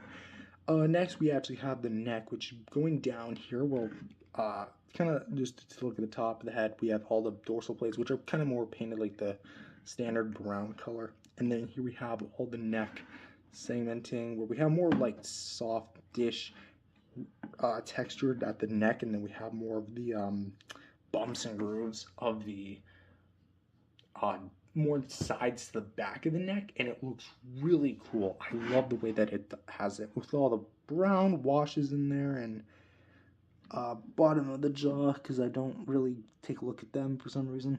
There you go, you can see. And yeah, that kind of wraps up the head. Moving on down to the more torso, shoulder, abdomen area, we can actually see that again, the dry brushing and very well sculpted details do make a return. Here we have more like a, almost looks like a vest, not because of like color transition or anything, but you can definitely see like because like where the arms cup or the posability, it just kind of looks like a funky little vest. But anyway, going back to the detail work, phenomenal. Chest is a bit not as defined as say like the torso, sorry, the crotch region, I guess, and the shoulders, but does have a lot of that dry brushing, which definitely cements it to be very well done. Just kind of give you guys a bit of a, I guess this would be a 180 look at it. So yeah, for the actual shoulders, we actually do have a lot of nice crisp detail coming down it, and you can just rub your finger on it, and it feels a lot more bumpy and a lot more texturized than something like the 54 Godzilla we took a look at previously. And kind of goes down, tapers down to the actual forearm, which by the way has that dry brushing still making a return. And then here we have the palms, which just to give you guys a clean look, we actually have a lot more sculpted details with the actual palm. And the finger claws do make a return as far as the actual paint is concerned, and it looks so cool. I love the way that they did it. It actually has shading where there is shading, and it actually has depth to it. It actually has detail when you run your finger on it. It's very minuscule, but very cool nonetheless. And just to briefly show this one, because the hand is in a slightly different pose, and you can get your Godzilla 62 to do this. Got him. So anyway, back to the actual body. We will go back to the dorsal plates, which mine are a bit chipped, as you can see right here. I don't actually remember how that happened. I'm going to be upfront and honest, because I didn't really roughhouse with this thing, because this is when I was taking better care of my figures. I say that and I like broke my freaking Titan Godzilla. Well, I didn't break it, it was an accident, but that said, these fins are just beautiful to look at. We have the frosted white tips with the center brown washed centers, and it just looks so cool and honestly really accurate to the film. I would say that maybe like they're a bit more puffy than how they are, but then again the 62 fins had pretty puffy proportions, so maybe it is accurate. It's been a while since I watched the original King Kong vs. Godzilla. We have the outer rows of fins, like 1, 2, and then 3. Like, you can see what I mean by them being big, old puffy fins. And then just going to the other side, where it's not as badly chipped, but still decently chipped. But again, probably something that some repairs can't do. They look very dirty and very cool to just overall look at, which, by the way, these are made of a more rubber type fins, so there is that. And here we have the big, meaty thighs, which, oh my gosh, I honestly can't believe how well detailed these things are, because again, it's just one of those things where you rub your finger on it and it's done like so well. It's also pretty hard as well. Like, this is definitely some sort of like art plastic used. But as you can see, like all the bumps and crevices, all the intricate little details are caught fantastically in this thing. And then you can actually see like the different level of details with the lower legs.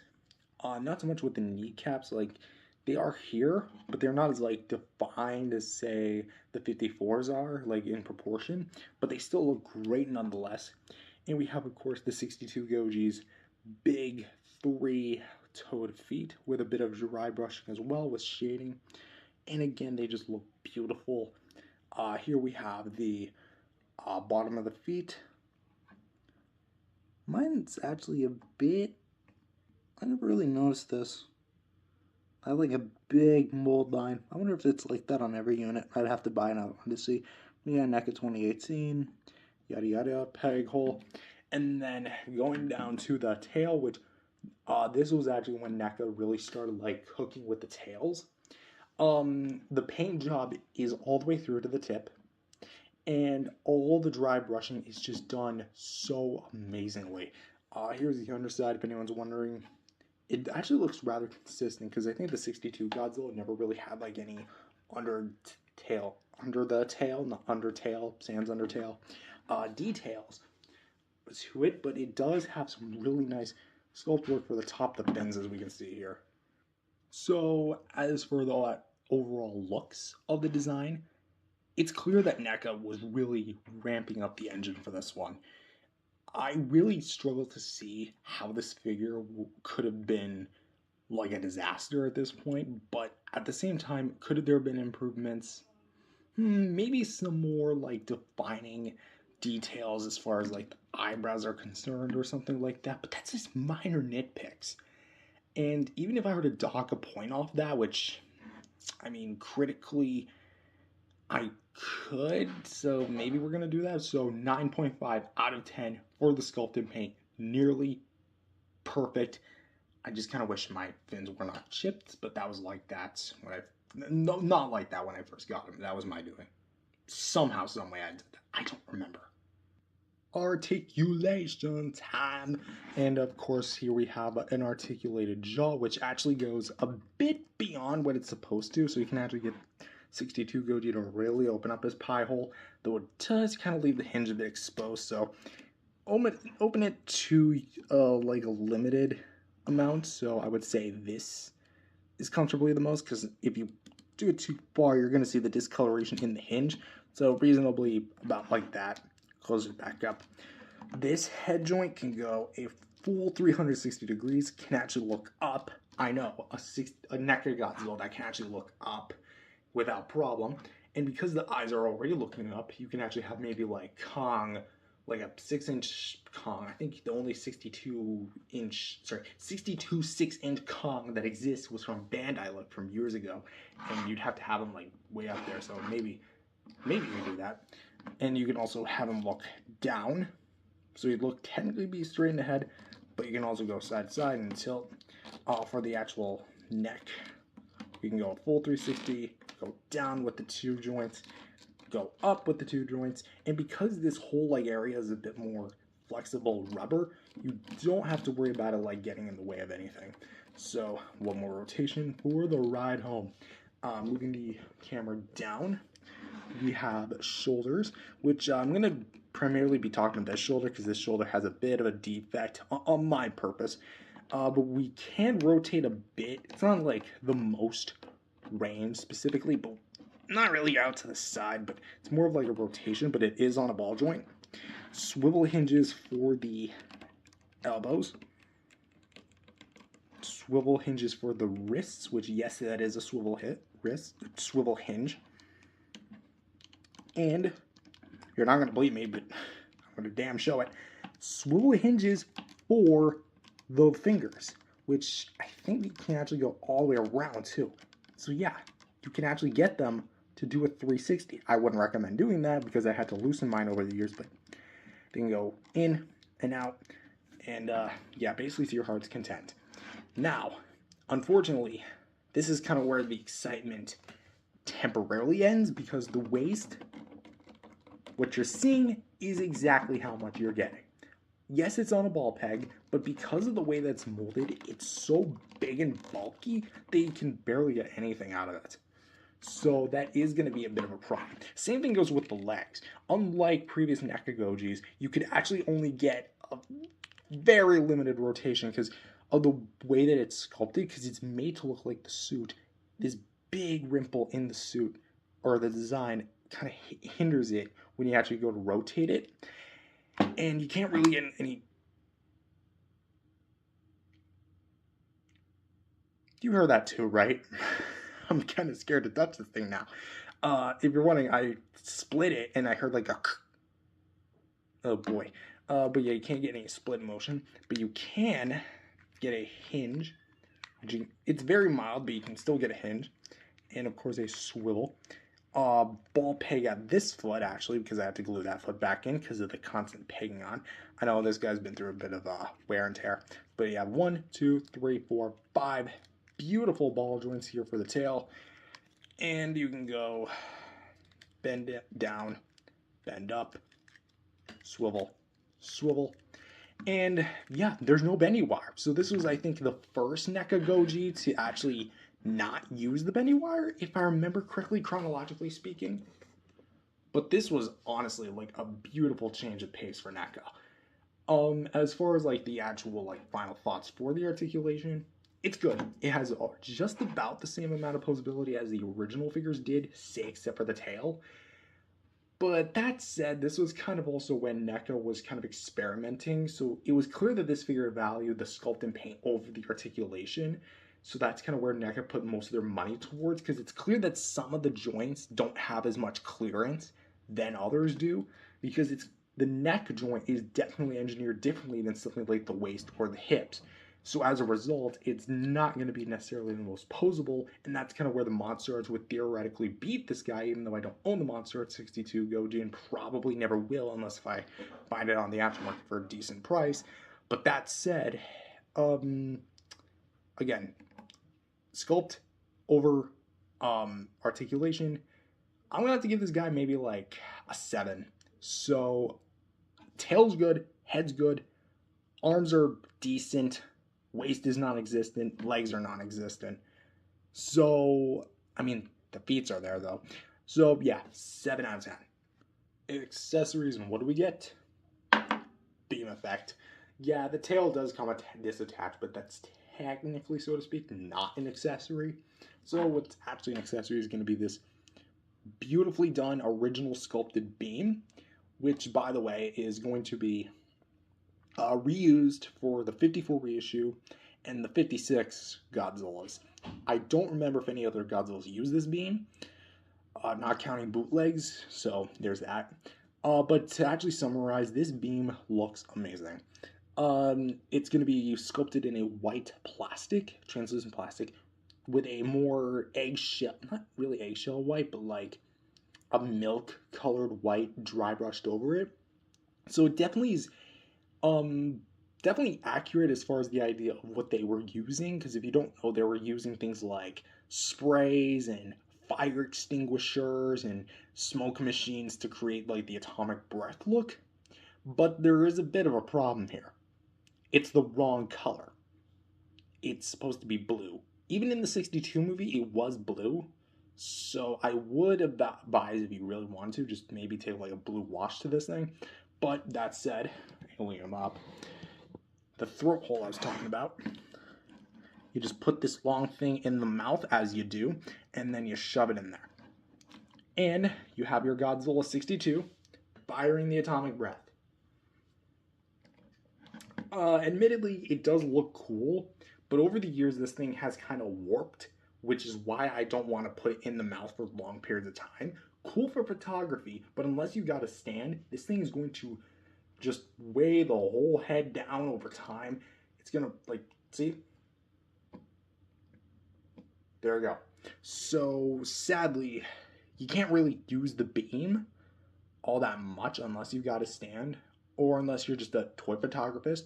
So the beam, it's cool in concept and really cool in execution as far as the look is concerned, but it's the wrong color even for the film, and doesn't really have a strong connection to the head itself as far as like it being constantly weighed down. So it doesn't really come with a stand either. 7.5 out of 10 it is. And so for some brief size comparisons, here he is with some miscellaneous Godzilla and Kong figures from one from NECA and one from another company, that being Mezco.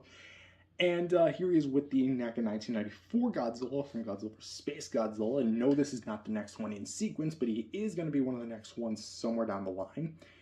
And here he is with the Mezco King Kong of Skull Island from the Kong King of Skull Island novel. And as I previously said, in like so many moons ago, if there's one pairing of Godzilla and Kong figures to get, and it's going to be more like 6-inch, 7-inch, somewhere around there, big, hefty, articulated, but figures that use looks over articulation, it's going to be these two together. Why? Well, not only are they about appropriate size for what I would imagine a Godzilla versus Kong setup to be, they're also very well done as far as their own unique takes. Even though this guy is technically based on a film, this one's based on a novel, they go so well together. Sadly, I can't really display them together because this one's part of my Godzilla Legacy shelf, and this one's part of my Mezco hybrid Godzilla and Kong shelf, just because I have nowhere else to put them. But that said, these two, as far as like a display goes, they go perfectly together. Also, one more thing. They're very hefty. The Mezco Kong is a bit heavier than the NECA Godzilla, but they're still very much big, bulky, made of a hard plastic, and of course he freaking fell. But there, that's what I have to use to describe them. So for my overall final thoughts on the NECA 62, this thing is a winner chicken dinner. I don't know. That's just all I have to use to describe this thing. When I actually look at the presentation of this figure, I'm actually very impressed because we used to just get these glossy, glorified, problematic figures that would often fuse themselves to the body because a 12-year-old idiot decided to glue the whole thing together. This time, I actually just fused the leg together. That said, I don't really think it's worth it to pick this thing up if it's going for like $80 or something. I feel like $50 would be the best aspect of this thing. And I do like a lot of things about it. The looks are really what excels this design in particular. But I definitely do think the articulation could have used some work. Again, it was more something that valued looks over posing. And I feel like that's also kind of what bit them in the butt a bit. So your mileage will vary. So I feel like an overall final rating for the 62 Godzilla is going to be a 8.5 out of 10. A nearly great figure, but the articulation just needed a bit of work. That said, thank you guys for watching, and I'll see you guys next time. Subscribe, and I'll see you guys next time. Repeating lips. If you guys enjoyed this video, remember to leave a like and subscribe to the channel. With that being said, hello everyone, welcome back to another video. My name is Matthew, and today we're taking a look at the last Showa-era Godzilla figure that NECA released in their 6-year run with the line, the Godzilla 1964, or Mothra vs. Godzilla, not to be confused with Ghidorah the three-headed monster. Officially, this is the Mothra vs. Godzilla design because the box literally said it was. I don't have the box anymore because it got thrown out a while ago, but here we have the 1964 Goji. That said, I'm pretty excited for this because not only do I have a very fond memory of it going to a collectible store, picking this out, and then walking out, it was just a lot of fun to play with even at the time. So revisiting this figure in particular is going to be really fun for me. But with that said, does it hold up to my current standard of figures, or is he just going to be plunged right back in the ocean like where he did in the film? Let's find out. So first up, we're going to take a look at the sculpt and paint. And I need to make mention that while technically, so to speak, it's not necessarily accurate, to that I say, unless you're using a CG model, it's not going to be accurate regardless, because unless you literally have the prop, you 3D scanned it in all the colors and such in like perfect lighting, then you're basically going to have to work from scratch. And even then, all of it's not going to be necessarily 100% accurate. Even the monster at 64, I'm pretty sure was inaccurate in some ways, though it looked almost like a spitting image of what you saw on screen. But that said, we're going to take a look at the NECA figure here, which for the NECA sculpt, it's actually really well done. Keep in mind this was one of their more recent figures. I think this one came out in 2019. If I remember correctly, and I picked this up in like early to mid 2020, before they discontinued the line. And this figure is really well done. I'm loving what we have here. For the head, we have all this immaculate detail with all these different bumps and grooves for the face, and it just looks so amazing. We have like the individually scaled bumps and grooves. Like, this is honestly care what NECA did towards their end of the line. Like, this is what we could have gotten it had they continued it. For the eyes, they're going to be a bit more on the simplistic side, but still done really well. I should really trim my fingernails. We have some gloss over the actual eye, along with a pupil, a bone yellowish iris, I guess, and what appears to be mascara, even though Godzilla did have some sort of like shading around his eyelid. It didn't look this intense, and definitely, again, kind of looks like mascara, so depending on how you look at it, it could be like that. And now that I'm seeing that, I can't really get that out of my head. So apparently I got an emo Godzilla now. Interesting. All we just need is some very long hair. I do wonder if there was a Godzilla with hair. Anyway, so for the eyebrows are going to be done in this very glossy lighter gray in comparison to the more charcoal gray that's used on the rest of the body. And from here, it actually does look a lot like the 64 Godzilla, which maybe this was the reference point and they just had to like sculpt the rest of it here, which might make mention, again, there's more smoothened out, and then you get all the detail more toward like the top area, and it just looks really nice. Speaking of the top area, we can see that the first row of fins are actually sculpted and painted pretty well. Also, if you're wondering what this like purple bluish stuff is, that's actually part of a ornament I had that was kind of like disguised as Mothra, and I like put her on here because I didn't have a Mothra figure at the time, and I'm about to sneeze. But you can clearly see that the gray here very much shows, and it's a bit not metallic, but has a little bit of a shine, which is definitely an added bonus. And also you got like all the different like line bumps and grooves, and then also the folds in the neck, which would be the suit. Not noticing any of the holes there that act as the gills, because no gills in nature look like that, but then again, that's just their way of saying. That's how Haru Nakajima would have looked outside of the suit. Anyway, inside the mouth, because he can't open his pie hole, spoilers for the articulation, it's not a particularly large mouth, but he can definitely fit at least a few dozen pies in there. That said, it's done really well. I still think that the 62's mouth is done a little bit better than the 64's, but that said, on its own merit, it is very much smaller, but very much great for what you get. The top of the mouth, let's actually kind of twist the head around. We do get a bit of detail towards like the top of the mouth, where it has like the gums and everything. The individually sculpted teeth, which are going to be more like flexible, not so much like flexible, but definitely made of a flexible-ish plastic, kind of malleable a bit. So there is that to also point out.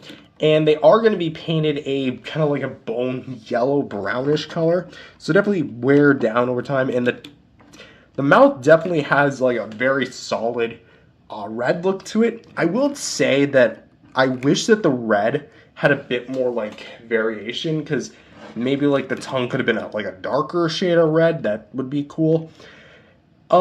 And also I kind of wish that the hinge was also painted just like the 62 Godzilla, so we could actually like fit with the tongue, because it's kind of plainly obvious that there is a hinge in there, but at least with the paint would have disguised it a little bit better. So there is that to point out. Next, we're going to take a look at the torso, which has a lot of nice bumps and grooves and with the details. It actually has the midsection slightly painted more, which, thank you, NECA. Thank you so much for at least including those highlights, which I love, by the way. A little section down the middle kind of looks like a exclamation point upside down, but hey, there it is. We have all these like different bumps and grooves with the actual skin, with a bit of dry brushing as well, because there is a bit of a wash. I would say that the wash is a bit on the more, I guess you could say, one tone with the body side, because it's almost like they took the color of the body and just painted the same color with paint. So in certain lighting conditions, it's not going to look like as great as it could be, so there is that. But the sculpted details, again, are immaculate. I'm so happy that they went this more like detailed route, instead of making it more like glossy like the older figures were. For the claws, they're gonna be individually painted and sculpted. You know the rest. It'd be weird if they weren't. Of course, they're in the standard like hands to the side, doing that pose. Which for the actual claws, mine's got a bit of scuffage, just a teensy bit. Mainly on this finger, and I don't really notice any other scuffs on this one. Just trying to look. Yeah, it doesn't look like I got any more scuffs than that. So yeah, I'm pretty good. With that said, again, the painting on them, I will say, it leaves a little bit to be desired. I kind of would have liked if they put like a wash on them or some sort of like highlights or gradation, because it does look like they just painted it on and called it a day.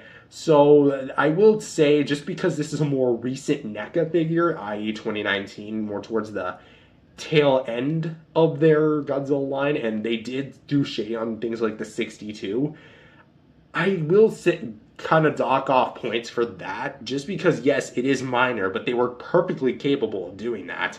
And plus, they added dry brushing to the rest of the body, so why not add some sort of like dry brush or wash to the claws?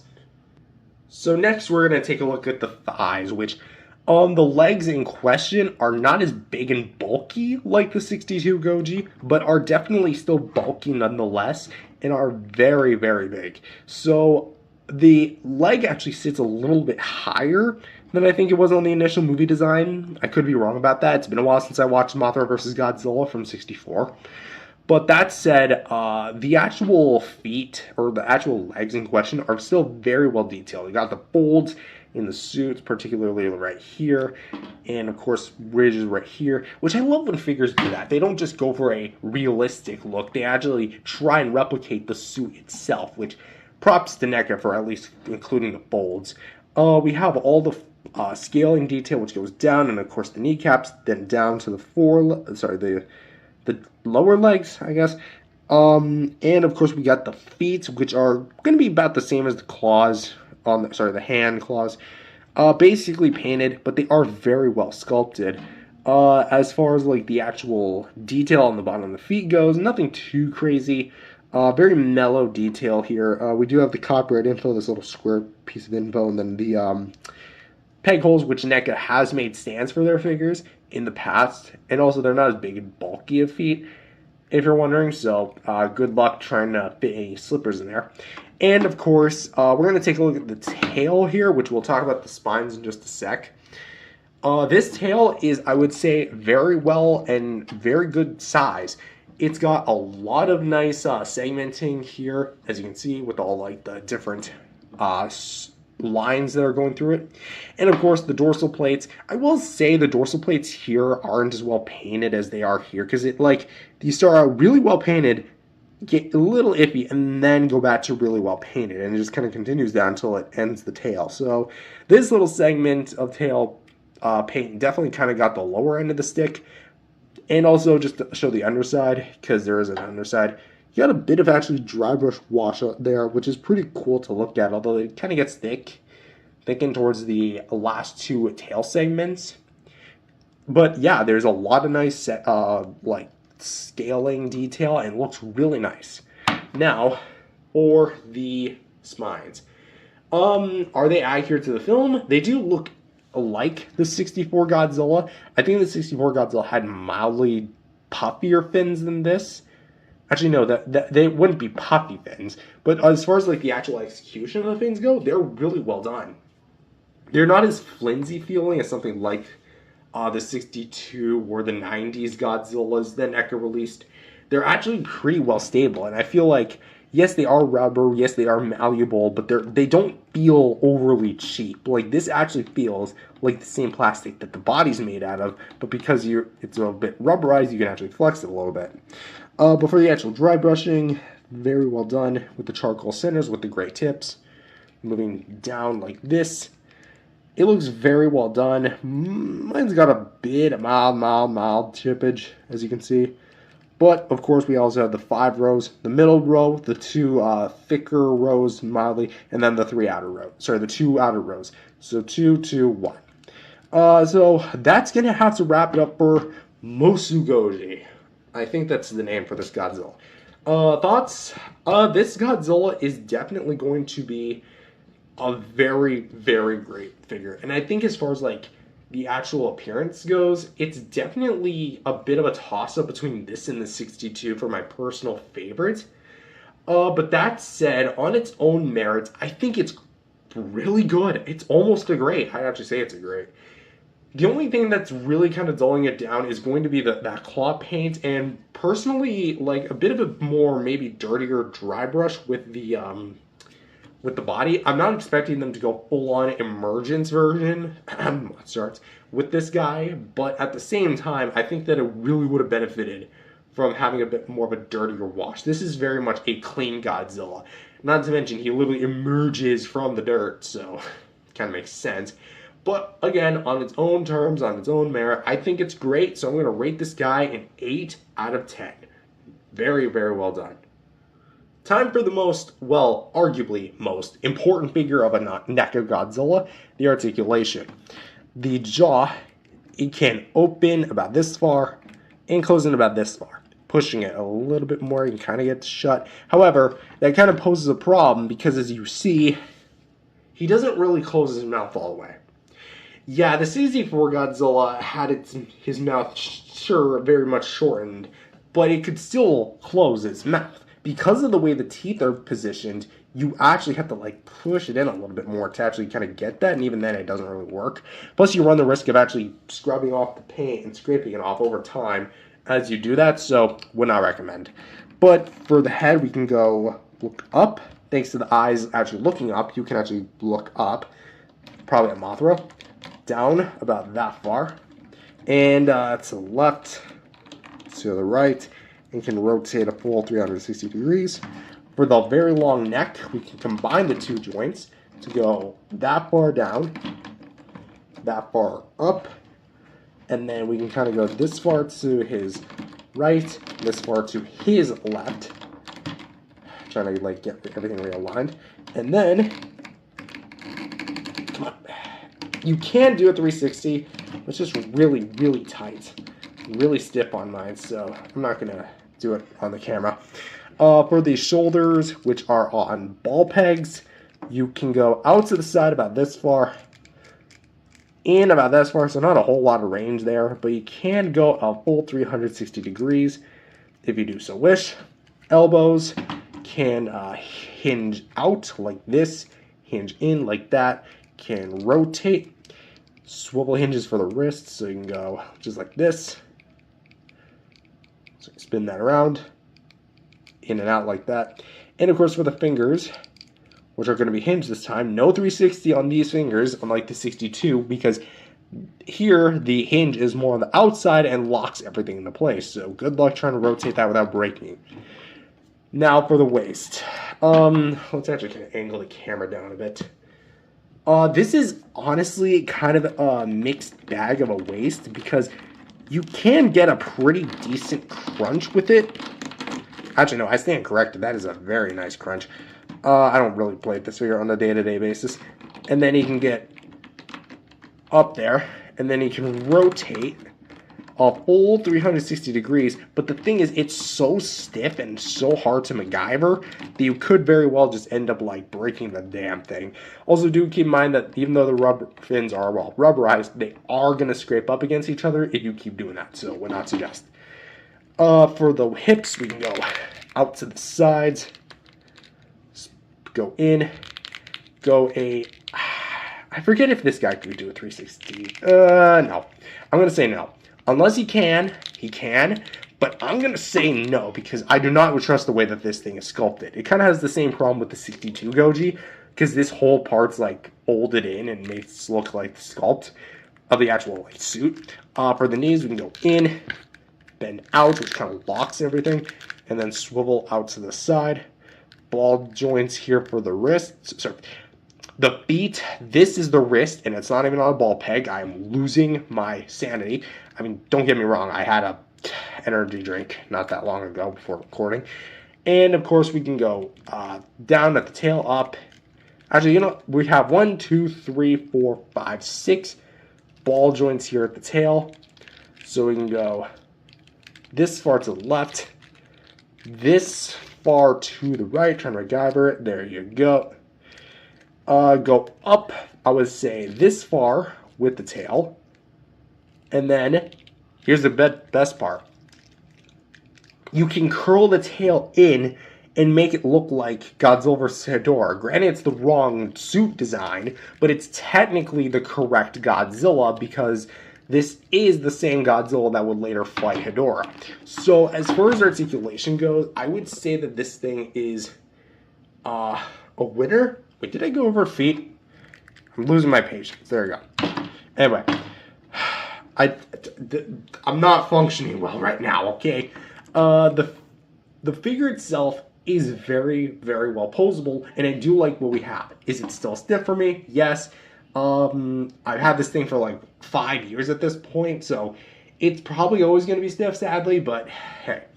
I think that this is honestly, again, one of the better articulated ones. If there's something I could add, it would probably be just more cleared out hips, and most likely the ability for him to look a little bit farther up, which, yes, the eyes are painted upwards, but that's only because the eyes are painted. If the eyes were painted, say, forward, then it would just look off.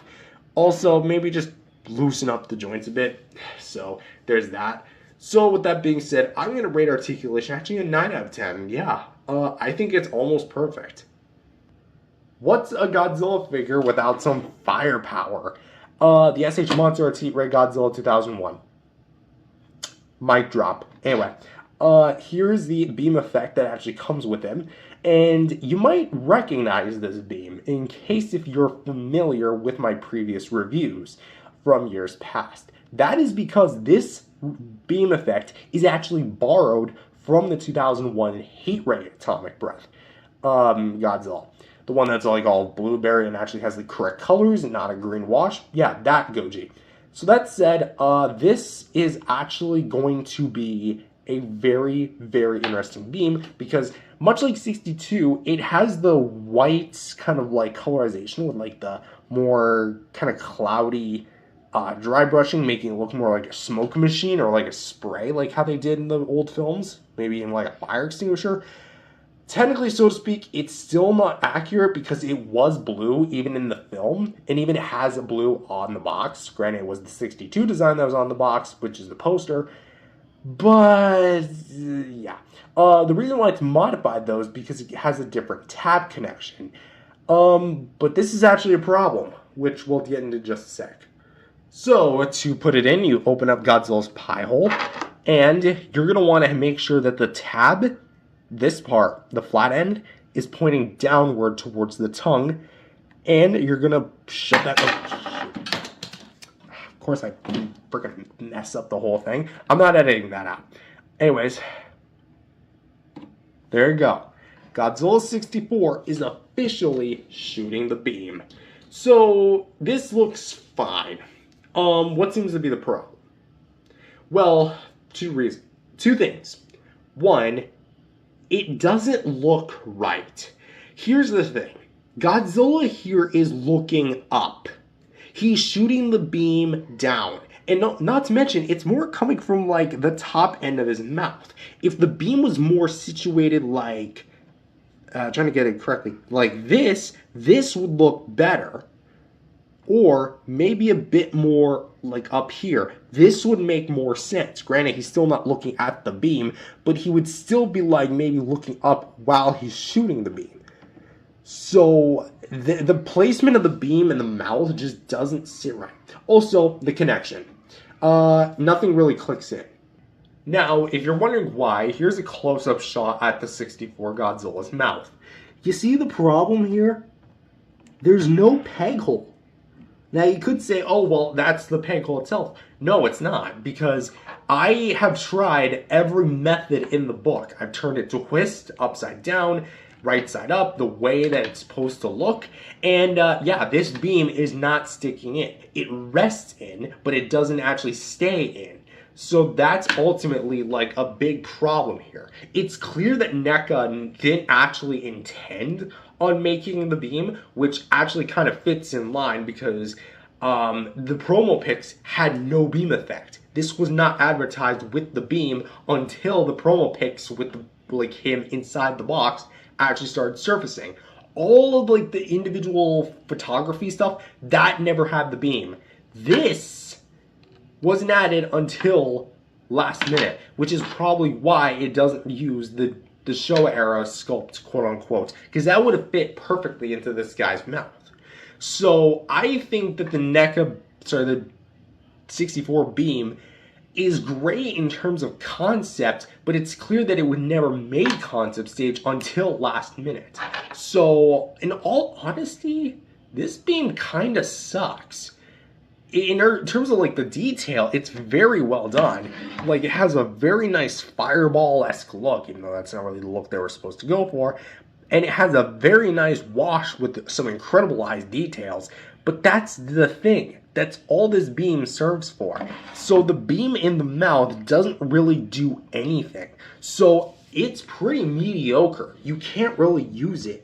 Even if you want to aim it like this, it just doesn't look right. Even if you aim the head down, it just looks straight ahead, not so much like this. So it can slightly hold it, but like the moment you do like anything with this, just like that, I didn't even hit the ground before it fell, by the way, it doesn't really do anything. So that's honestly why I kind of prefer not to have the beam in the mouth. I keep it beside it just for like completionist's sake, but overall, the beam gets a 4.5 out of 10. Great beam look, but in terms of actual execution, doesn't do it for me. It sucks.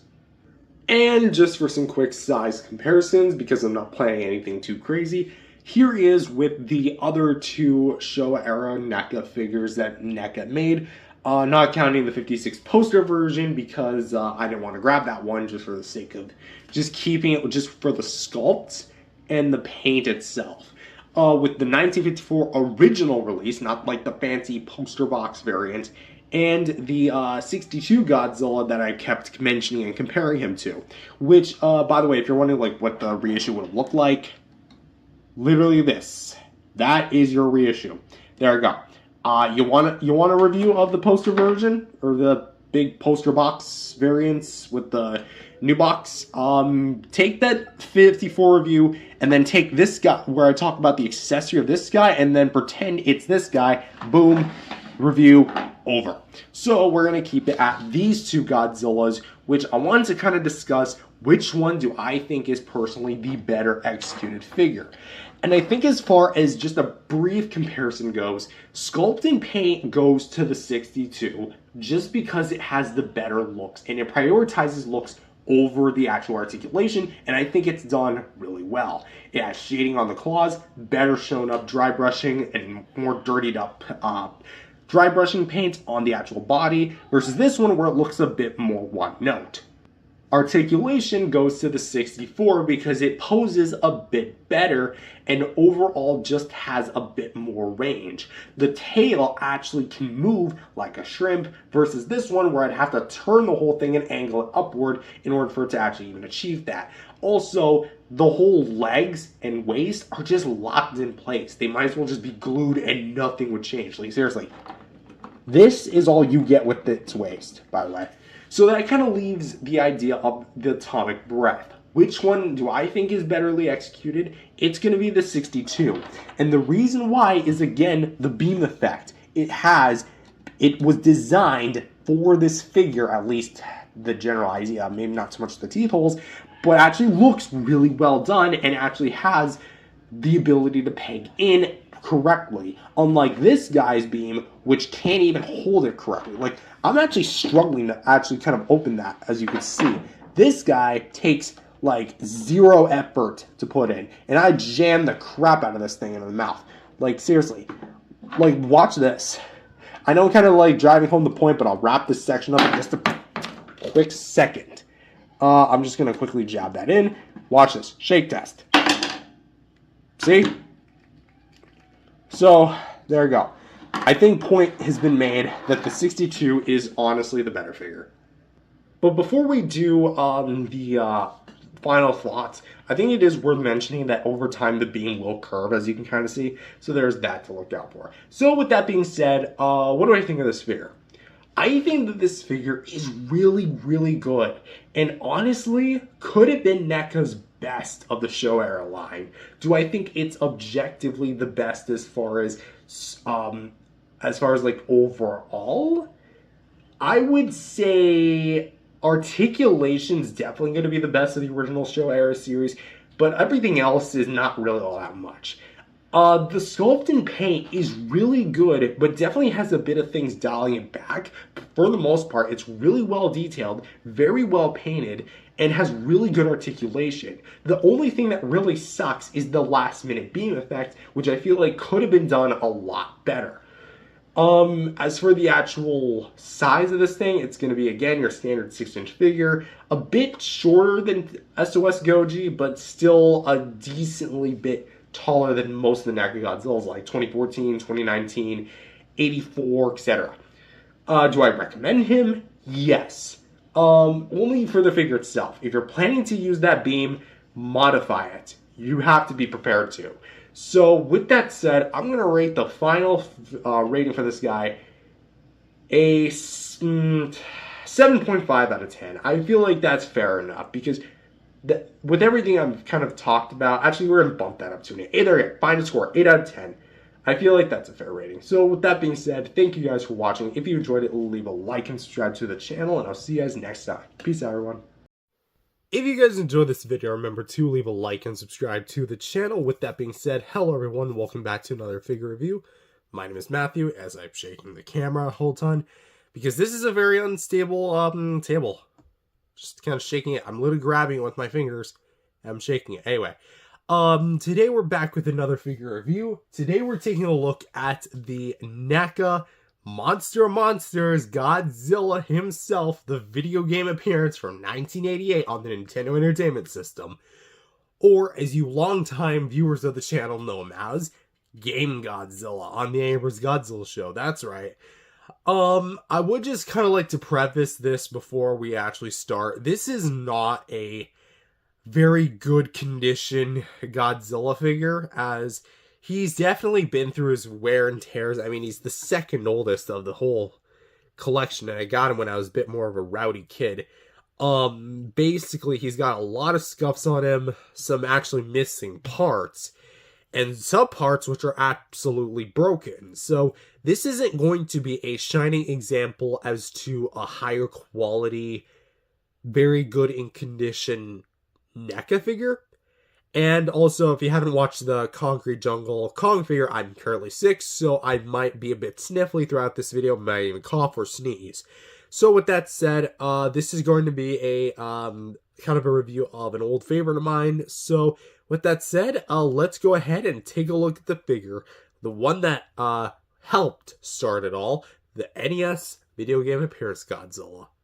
So in case if you're too thick in the head to know what this guy is based on, this is going to be based on his appearance in the 1988 game Godzilla Monster of Monsters, in which that game he is an 8-bit sprite and you take control of either Godzilla or Mothra, and you're placed from planet to planet, facing off different enemies like Godzilla, Mothra, ghidorah, mechagodzilla, gigan, the list goes on. And I did actually play the game via emulator, and I'm gonna say, it's an alright game. I think I would have liked it when I was a kid, but that said, it's definitely not a game I would have, like, absolutely just chokehold NECA to make a figure off of, like, make a figure of. Like, it wouldn't be like that. But for the video game adaptation that we did get into figure form, what did we get? Well, this is actually a base model, as far as like the actual sculpt is concerned, reused from the 1984 figure, just redone a bit. And it is worth noting that there was a reissue of both the 84 and this guy that had updated sculpting work. Sorry, my apologies about that. Anyways, let's take a look at the paint and sculpt that we do have here. So for the head, we have some pretty pissed off red-orange-ish eyes with some blue, dark blue pupils as well for the actual, like, eyeballs themselves. For the eyelids, we actually have some black around them, which kind of gives the appearance of, like, almost like a video game illustration, or maybe just, like, mascara. I don't know, figure companies tend to do that sometimes. We have some incredible molding and sculpt work with like the multiple rows of fins on the back. Of course, mine are scuffed to heaven and hell and back, but it looks pretty good for what you get. For the sides, we obviously have the ears, which are dry brushed in a very well sculpted manner. For the fronts, we have the nostrils, the sides of the chins, and of course we have the teeth, which are going to be individually sculpted and painted as well. And I have to say that this is actually some of the best mouth paint on a NECA Godzilla, in my personal opinion. The hinge color black is something I don't really agree with because it does kind of stand out like an oddball. And we also have some pretty decently colored paints, like as far as the gum is concerned, on the roof of the mouth as well. So the sculpt work on the head is already pretty good. For the neck piece itself, which actually mine was actually stuck. I actually remember like commenting on it and then I broke it off camera, I believe. For the neck itself, we have some more like the bumps and grooves kind of going down. So it's based on the suit of the 84, just translated to the figure as far as like the pixels. And you can also see some blues that are like swatches of like lighter blues. Pay attention to those, because you might notice that they're a bit cubed, well, squared. That is because, again, because it's based on the video game version, it is going to feature these pixels, which are, to be honest, is a bit hit and miss as far as the actual execution goes. For these spines, they're actually going to be more of a lighter blue, and I do appreciate the fact that it actually goes from a dark black to a dark blue to a lighter blue. So it actually has some sort of mild gradation with it, as well as it also has, maybe this was scuffed on mine, I'm willing to incline that, so wherever there's like black paint like this, I don't remember if it was like scuffed like that, or if it was just actually like this from the get-go, because I didn't record my unboxing for this. I just opened it off camera for Christmas, so yeah. For the actual shoulders, again, we have some more of the pixelated detail, like the lighter blues, the kind of darker-ish blues, and then the black wash. For the front, we have like the circular kind of details, and then more pixels. That's definitely a scuff. We have definitely like some like grime and such. Dust and lint in this thing. This thing is incredibly old anyway. More scuffage on the front of the abdomen, going to the sides where you can see the shoulders. More detail to be found with the pixels, and of course we have all the bumps and ridges in the skin, the blue paint that's on the actual arm itself, and then the claws, which are going to be, actually this claw is missing on mine. And I don't remember specifically how that happened, but if I do remember, actually no, that'd be that hand. My guess is just because of how much I used to roughhouse with these NECA Godzillas. It probably just got chipped and I was never able to find it. So, yeah. I remember actually for a while, I think this was on the Average Godzilla show, this guy's hand actually fell off. And I don't know where it happened to our hand since, and then there was like a moment in time where the hand was gone. So my guess is that if my memory is correct, which keep in mind the human memory is faulty, this was actually the reason why this fingernail is gone. So, but for the actual hand, we actually do have a lot of nice like colorization. I know this predates Bluey, but this really does remind me of the color scheme of the character. Or maybe I'm thinking of Bandit, her dad. You know, if anyone has watched Bluey, definitely raise your hand up, because I know I have. And I hate to say it, I actually kind of enjoy the show. Anyway, back to Godzilla. The actual claws we do have here are very well nicely done. Shockingly, still has the white color, as you can see here. This one's glued because that hand absolutely broke off as well. And there's also another joint that broke off, so it's not done yet. That said, moving down to the legs, where we get the big, meaty thighs. Like, these are some big kickers. For sure where Godzilla's big meat and gravy are. we can definitely see more of the pixelated detail coming down to like the bottom half of the thighs here, and then front side we have like almost like a bit of an opposite effect where the base skin, if we're going to assume that the lighter this blue is going to be the base skin, and then we have this backside which has the darker skin, and then we have the pixels here and then lighter pixels here. I kind of like that color contrast a lot. Of course, here we have the kneecaps, which are going to be kind of like folded in. And I like how they're just not like basically mirrored from each other. Like this has different pixel designs than this one does. See that? That's interesting. And of course, just to kind of showcase the sides of the body, because I don't think I showcased them enough. Back of the legs, bit more of the pixelated detail. This back of the leg, there we go. For the actual feet, again, going to be featuring the claws, which aren't as scuffed as I thought they would be. Like, this one's almost, like, practically untouched, aside from these. It's just got a lot of dust and lint and grime in there, because, yeah, this thing has been through its fair share of battles with me. I used to, like, take this guy in the 54 and beat the crap out of this thing. Like, there was no tomorrow.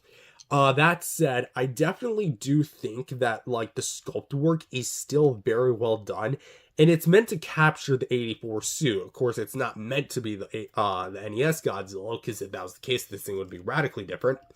But that said, we also have the, this whole big, part of the the spines, which are going to be a more... this is actually the original sculpt work part, like these middle fins, which are meant to be more replica of the actual design, which in the actual NES game, he has bigger dorsal plates in comparison to his movie counterparts. And at the time, I think like even the 84 had very relatively smaller fins, so they had to really like go in and make new molds, which I'm actually happy with, and they're not too poppy, but they are pretty big and pretty malleable. Although that could just be because of how worn down the rubber is. But for the actual detail, it is very well done. And I would have almost liked to see what this thing would have looked like on a standard Godzilla figure, not just like done with the whole video game aesthetic. But that said, we have all the like more triangular fins that are very well pointed. We have all these fins, which are also well painted, although I definitely do think that they are part of the 84 sculpt. Again, I don't actually own the 84 figure, and I do plan on buying it sometime. It's just a matter of actually finding a seller who's willing to accept a decent price, because anything above $50 for a loose 84 figure, and you are officially a greedy person, at least in my opinion. But that said, these fins are really well painted, and I do like the pixels we do have here. The pixel work does leave a little bit to be desired on the smaller fins, especially this one, which is like the biggest of the smaller fins, if that makes any sense. Because here it almost looks like a cross, which, I mean, hey, maybe you're just paying homage to the D-pad on the actual, like, NES.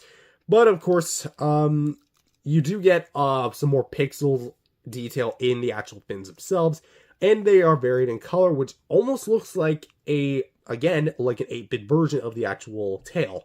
However, the 8-bit detail stops when you get to the base of the tail, which sadly is just your basic blue with the more darkened wash. But we do get some more pixel line details when it comes to the bottom of the tail, and it looks really nice, except for all the grime and dust. As for length, it's not a particularly long tail, but it does the job well enough. So overall, for the sculpt and paint, I can't really judge accuracy, because accuracy on something that is meant to be replicating an 8-bit sprite on an action figure like this is very subjective. So overall, I think NECA did a really great job at least adapting the video game the video game design of Godzilla, even though I think this is more supposed to be based on the more Showa era Godzilla. I definitely think the 84 definitely benefits with its retooling of the fins to be a lot more like the video game version. That said, I definitely think that there are still some problems. Like, for example, I think the pixels are something that works well in theory, but I don't know. There's just something off about them, even after all these years later, that, like, you can still tell, like, where it's sculpted as far as, like, the actual design goes. And it just looks weird having them overtopped with, like, hyper realistic details. It just looks off to me. I don't know how to describe it. It's just obviously something that wasn't meant for it, but because we got this in the first place, it actually does look at least nice to look at. And I definitely do think that the tail transition is also a bit of a problem, and maybe the outer row fins could have been improved, which I think they also did on the reissue. Again, I could be wrong, because I don't own the reissue, nor do I desire to get it, unless if I get as a replacement for this guy. But that said, Sculpt and Paint, I'm actually going to give it an 8 out of 10, just because, like, not because of nostalgia, but because the sculpt work is absolutely amazing, even for an older figure like this, and the whole, like, paint job is really well done. I just wish I hadn't scuffed this thing that much over the years. Next up is articulation, and like I made mention before, there's actually a bit of articulation that I should probably address on this thing. But first we're going to start with the jaw. For the jaw, we can open up and down, close in about that far, open up about that far. So very much a functional jaw. For the actual head, we can go, moving the neck piece, we can go all the way around, look up about that far, down about that far, and can rotate left and right, of course. But with the neck, we can actually go, again, another full 360, look down significantly, look up significantly, and because it's made of a more rubberized-esque plastic, it's a bit malleable. You can actually get a bit of, like, more leaning side to side, which is very well done. Something I also found neat is that when you look up, you can actually get a little gap, but if you close the mouth, it actually kind of covers up the gap a little bit. So it makes sense because every time Godzilla's looking up, he'd most likely be roaring. So that is really nice. I don't think that was intentional by NECA, but it's there. So for the shoulders, we can go about that far up, that far down, can rotate a full 360 degrees, bend in with the elbow like this, as well as swivel with the elbow. A ball joint here at the wrist, which is going to be quite limited because of the size, so you can get a swivel and a little bit to the side. Just a little bit. It's not that much, but it is worth mentioning. This wrist, also, by the way, still glued. The waist was never really that functional to begin with, so you can get a bit of, like, back and forth like this, and you can get a little side to side in a mild rotation. And I say, actually, no, you can go with the full 360. Again, I forget, like, some of the aspects of these more older figures. So you can definitely get a bit of a leg rotation. It's not like 62 level of hindered, but it's still, I feel like if there's a bit more clearance here, you could have gotten maybe like a bit of a bigger ab crunch. For the legs, we can actually go this far to the sides, this far inside, and go full 360 with the legs. As you can see here. A little tight on this one. For the knee, we can bend in about this far, straighten out about this far, and can rotate some. This one can actually rotate a bit easier on mine. But you might notice that I used the foot to rotate it.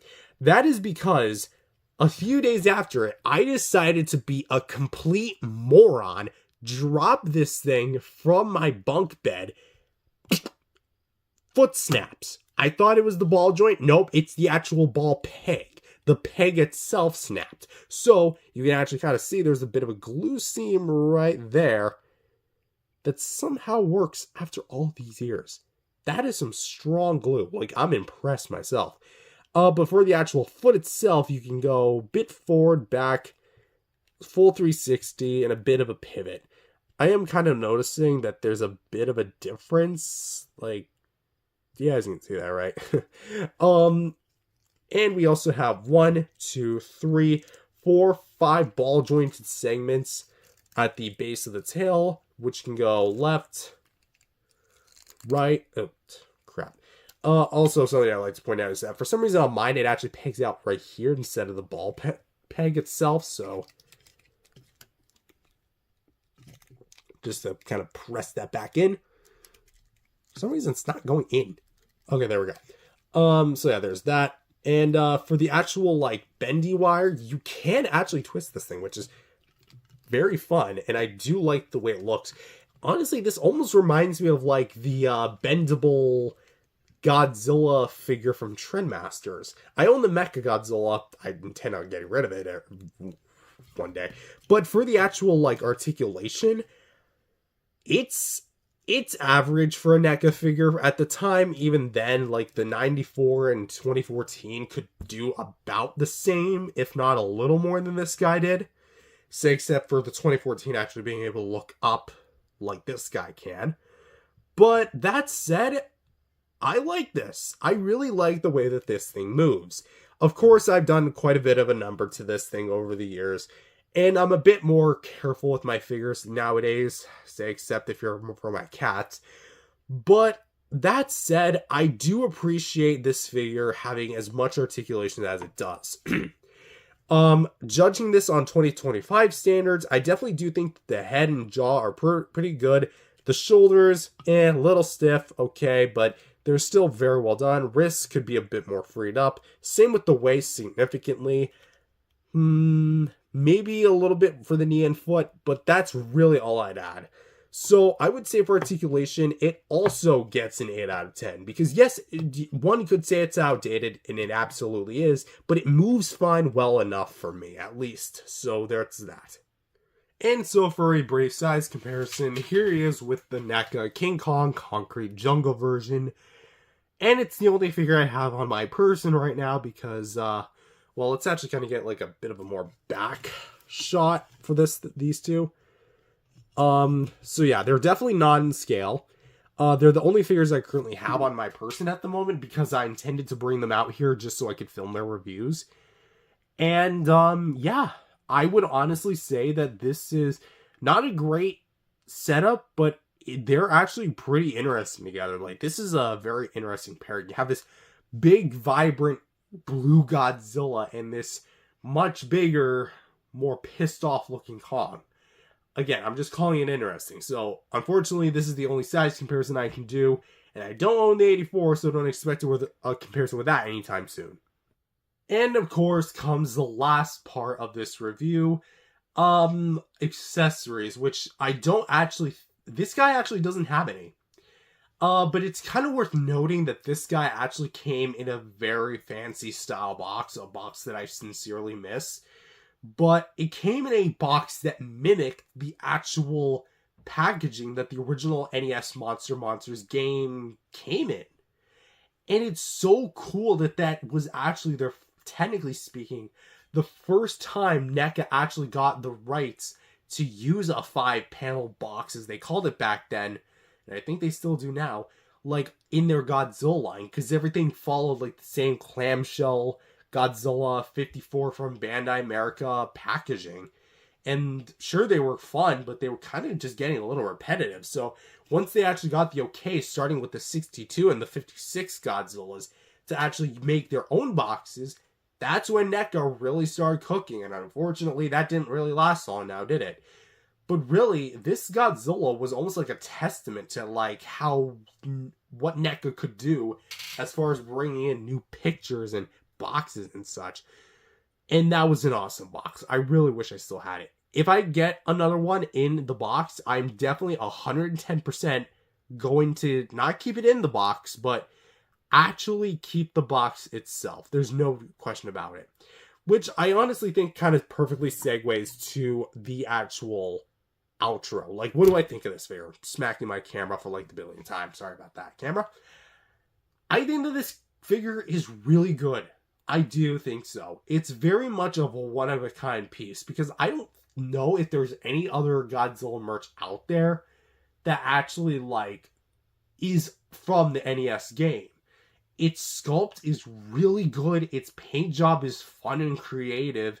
Its articulation, while very outdated, it's still serviceable and really expressive for what you get. And it just serves its purpose of being a fun video game adaptation of the actual Godzilla we saw on the screen into figure form. That said, do I recommend this in 2025? If you can find this thing for, with the box, mint in box, assuming that, for maybe like $50, $60, that's going to be your soft cap. Anything higher than that, no. Just plain out no. I definitely think that this guy is deserving of a memory down lane thing, and I'm perfectly happy that I own this thing. Even though this condition kind of saddens me, I'm still planning to get another one, and we'll see what happens. But that said, for my final score, I'm going to rate this guy an 8 out of 10. A very welcome addition into anyone's collection, regardless of how young or how old you are. Actually, maybe how old you are. How young you are, let's just kind of leave it at that, because this figure, if I could do this and this to my figure, plus scuff it to who knows how much, and plus get rid of a nail, yeah, your kid's not going to take care of this thing. You might as well have it. But with that said, thank you guys for watching, and if you enjoyed this video, leave a like and subscribe to the channel, and I will see you guys in the next video. Peace out, everyone. If you guys enjoyed this video, remember to leave a like and subscribe to the channel. With that being said, hello everyone, and welcome back to another figure review. My name is Matthew, and today we're back with another, figure review. Today we're taking a look at, continue our NECA marathon of reviews. We're going to be taking a look at the NECA 1989 Godzilla, the standard release, not the biollante attack, as we'll talk about in the other video. But that said, this figure, it's very interesting because this is one of the last Godzilla figures that NECA had put out while they still had the license, and was one of two last sculpts, this and the 2003 Godzilla. So, and then after that we had the biollante attack and the Hyper Maser Blast variant, of which the latter I still need to get.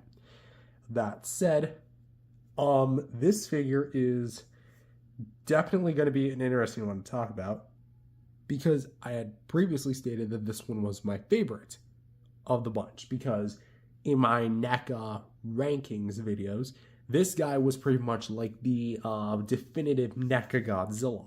While I still do stand by that, we're going to be taking a more critical look at this thing and really kind of putting the nail into it. So is it as good as I say it was, or is it just okay at best? Let's find out. So for the sculpt and paint, now for the first time in true high definition, I can safely say that the head sculpt on this thing, while it looks great from some angles, it definitely looks a bit off from other angles, which is kind of a common theme of NECA's classic line of Godzillas. Not trying to shame NECA at all, hell no. What I am saying is that NECA has a very, depending on the sculptor and the designers, just a very mixed result. I mean, that original 84 prototype from almost 10 years ago is definitely not what they would do now. But that said, for the head sculpt here, it looks really good, at least head on. The detail work on things like the nose and the facial structure just look really nice, and it has a very, very nice aesthetic to it. It's a lot less glossy than the earlier NECA figures, but you can definitely still see like it has some really nice wash and really nice detail to kind of bring out the finer, details, and it just looks really nice. Something that I do have a bit of a problem with is going to be the eyes, and I mean, it's kind of minor, but this eye is kind of looking this way, and this eye is looking more straight ahead. And I didn't really notice this until now. So it definitely looks off when you have it like from the front, just because of the way it's painted. But aside from that, that looks pretty much fine. The actual, let's get a more closer look at the side. The side is definitely where it kind of has a bit of issues, because I definitely feel like the head is a bit too pointed upward. But that said, it still looks pretty nice regardless. We have a kind of like a red outline for the eyeball, and then white for the eye itself, along with some brown and black. So NECA really did their homework when it comes to the eye. Taking a look at the mouth inside, this looks incredible. The double row of teeth are sculpted and painted really well, with the top gums looking really nice, where it goes into the peg hole for the atomic breath piece. And of course we have the little tongue in there, which they kind of did the similar thing with the 62 Godzilla, minus the paint, where it's actually on the hinge, which that I do really like. Taking a look at this other eye, we can see kind of more has the same thing, although I will say the paint application's a bit more tidied up on this side compared to this side, because the outline is a bit on the lower side, while this one pretty much has it about to a science. For the dorsal plates here at the back, 3 rows of them, can't go wrong. Has like a ton of detail here. Not much paint aside from like a dry brush or wash. A little fuzz. I have cats, so do expect to see a lot of fuzz here. But we do have, again, a lot of nice dry brush and like the waved detail, more like roughed up on the neck, and then kind of smoothens down with the line work. And that's something I do like about NECA. Here's a bottom shot of the jaw here, just in case if you're interested. But yeah, that pretty much wraps up about the head. So going down to the shoulders, we have quite a bit to talk about here.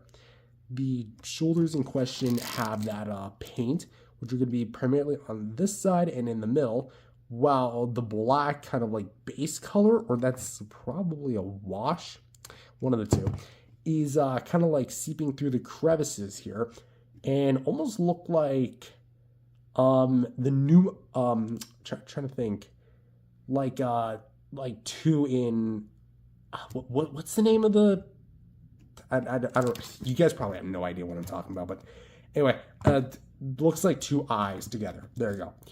Letter eyes, I should probably clarify. So that looks neat. And we do have some more like the detail kind of coming down here, a little bit of a black splotch, which I do find a little weird. But we do have some like more folds in the skin, which look more like the suit than anything else. For the claws, they are just kind of basically painted a very nice paint of like that very goldish brown, but it definitely doesn't look the best when it comes to like the shading, because there really isn't any shading. They kind of just slapped it on there, but it does do its job. Come back to the chest, we have more like the scaly detail, and it does look pretty good.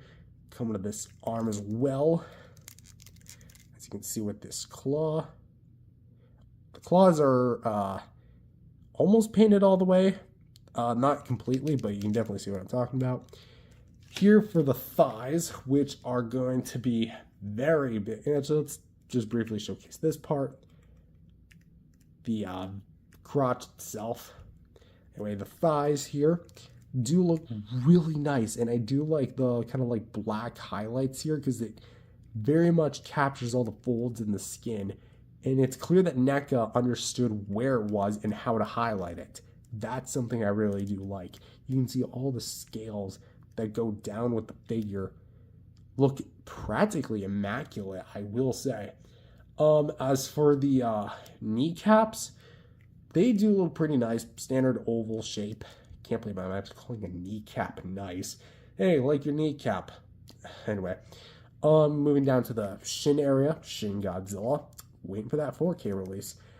It's coming this August, so I might cover that in a different video. Anyway, black highlights going down from the kneecaps to the actual shin cap areas, where we do get more like that black spray.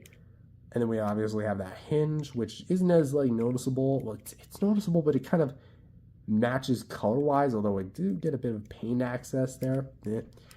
But we do have some more like the folds here, which are highlighted in black, as well as here as well. You can see all the scaling. And of course, the big chunky feet, which are going to be pretty roughed up, dirty looking. This actually has a bit of like subtle gradations for the base color to the actual claw itself. And it looks pretty, again, roughed up. Here at the the bottom of the feet, not too much detail. We do get a bit of it, but it's not really by much. We have like copyright information from NECA and such. Toho Company Limited, peg holes at the bottom of the feet. I find it interesting how it has one peg hole here, the peg hole back here. Interesting.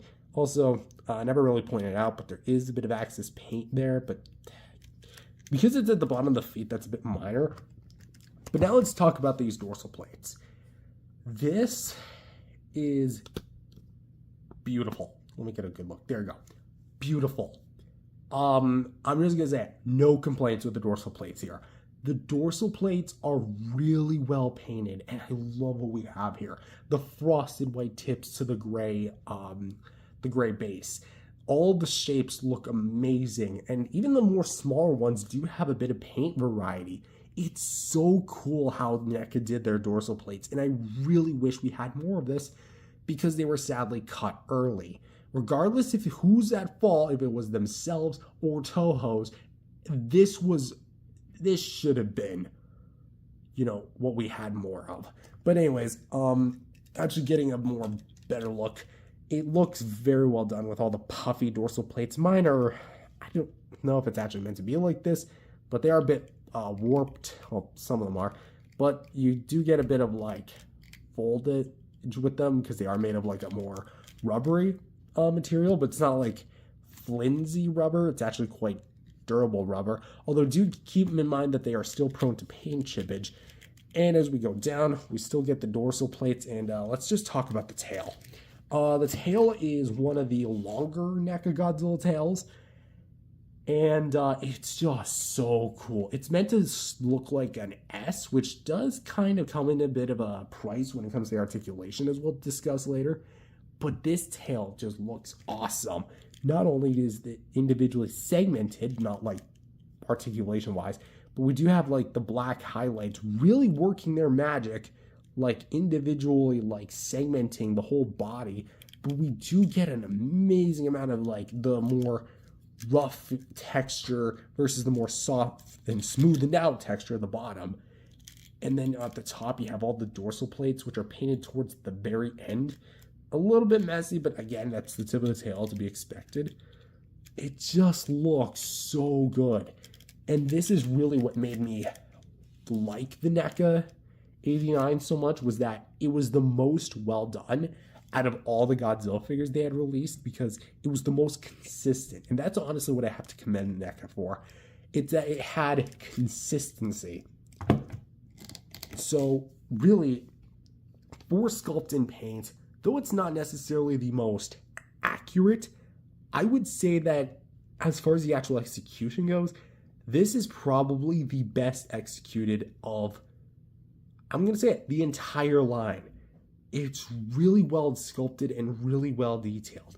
I almost feel like I'd be paying this as a $50 to $60 figure, but in reality it's only like a $25 figure, at least was. But still, it's incredible to think that for a $25 budget, NECA was able to put this much effort into their Godzilla 89. And again, it kind of bums me out that NECA never continued or was able to continue it. I think they are still able to continue it, they're just choosing not to. But still, this thing is incredible. So for sculpt and paint, I think I'm going to give it, well, actually, let's go back. Is there a bit of cons? Well, I definitely think the claws could have been done a little bit better, and that left eye could have been done a little bit better.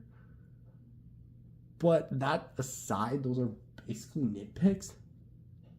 But you know what? I feel like a 9.5 out of 10 for the sculpt and paint is practically perfect for this thing. So almost near perfect. So 9.5 out of 10 for sculpt and paint.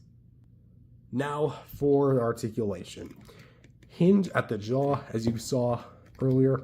We can go open about that far, shut about that far. Ball joint here at the head, so we can look down, look up. We can lean from there to there, and we can go a full 360 degrees. For the neck piece, not the head piece, we can look down about this far, look up about this far. So you can actually, using the two joints, you can actually get a look little up because his eyes do angle like that. To the left, about this far, right about this far, and can rotate, I believe, a full 360 degrees. There you go. For the arms, which we're going to angle down the camera a bit. There you go. They're on swivel hinges as opposed to them being ball joints. So you can see there's a hinge, so you can go up about, try to push it that far, down about that far. And I think for a rotation, it can go all the way around. Okay. I did not remember it actually being able to go all the way around. I was always thought that it would be very limited. For the actual elbow, we can straighten out, go back in because it's on the swivel hinge, and we can go all the way around just like that. For the swivel wrist, we can go hinge as well. Mine's a bit stuck. It's a bit stuck sometimes, but we can go in about that far and bend out about that far. Can rotate a full 360 degrees. And for the finger claws, can go out and in. And because of the way the thumb's positioned, you can't really look like he's gripping, but you can kind of look like he's gripping stuff. So there's that. Set the arm back into position here. There we go. Now the waist. We can go, try to make him go as forward as he can. About that far forward, about that far back. Can rotate a full 360 degrees. Although again, do keep in mind that the dorsal plates will chip against each other if you rub them too much. So kind of align everything back into place. The legs, we can go out to the side, in, and can rotate a, not a full 360, but it's pretty close, at least comfortably. You could probably force one, but like I don't want to force it myself. So they are on that barbell style ball joint, so just keep in mind things can get out of line. Hinge for the knee, so you can go bent in, straighten out. A mild rotation, although my knees don't really want to do anything. Ball joints here for the feet, so you can go a full 360 degrees, plus pivot and go forward and back. And now for the tail. 1, 2, 3, 4, 5, 6, 7, 8 ball joints here for the tail. So this is kind of where I would mention the S curve. Pointed up, it looks great. Pointed down, not so much. Because if you're trying to get it all the way down like this, or straighten it out, this is basically what you get. And even then, if you were trying to like cover all the gaps, it's still kind of raised on the ground. So it's sculpted to be in this position. It's kind of like what they did for the Shin Godzilla, where it's meant to be like, and then mainly that stance. So if you try straightening that tail out, it's just going to look like complete crap. This, it's not as crappy as that, but definitely kind of leans a bit more to that. But you can still actually rotate the tail pretty nicely off to the sides without it looking super terrible. Trying to get into like a funky pose for y'all. But yeah, that aside, that should be relatively about it. Also, I would like to state that in my original reviews, I had falsely addressed that this thing was a bendy wire. Nope, it is entirely solid plastic. The 2003 variant was a bendy wire. This part was not. So I would like to apologize for that. That said, this is definitely going to be a more, how you say, very expressive Godzilla. Although it's a bit mixed as far as the range is considered. It has new engineering, like the swivel hinges for the wrist, and a fully ball jointed tail as opposed to it being a hybrid tail. But at the same time, you can't really use those joints all too much, especially the tail. You can get it out to the side a bit more, but straightened down and leaning up, it's meant to be in one specific pose. And I feel like when you give an articulated figure a pre-posed fixed position, then that kind of ruins the whole like point of the articulation. Like at that point, you might as well have just had the whole tail as a solid S curve and just pegged it right into the butt.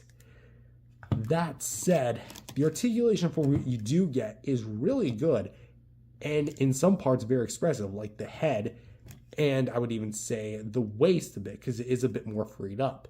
The arms, decently expressive, legs, maybe not so much.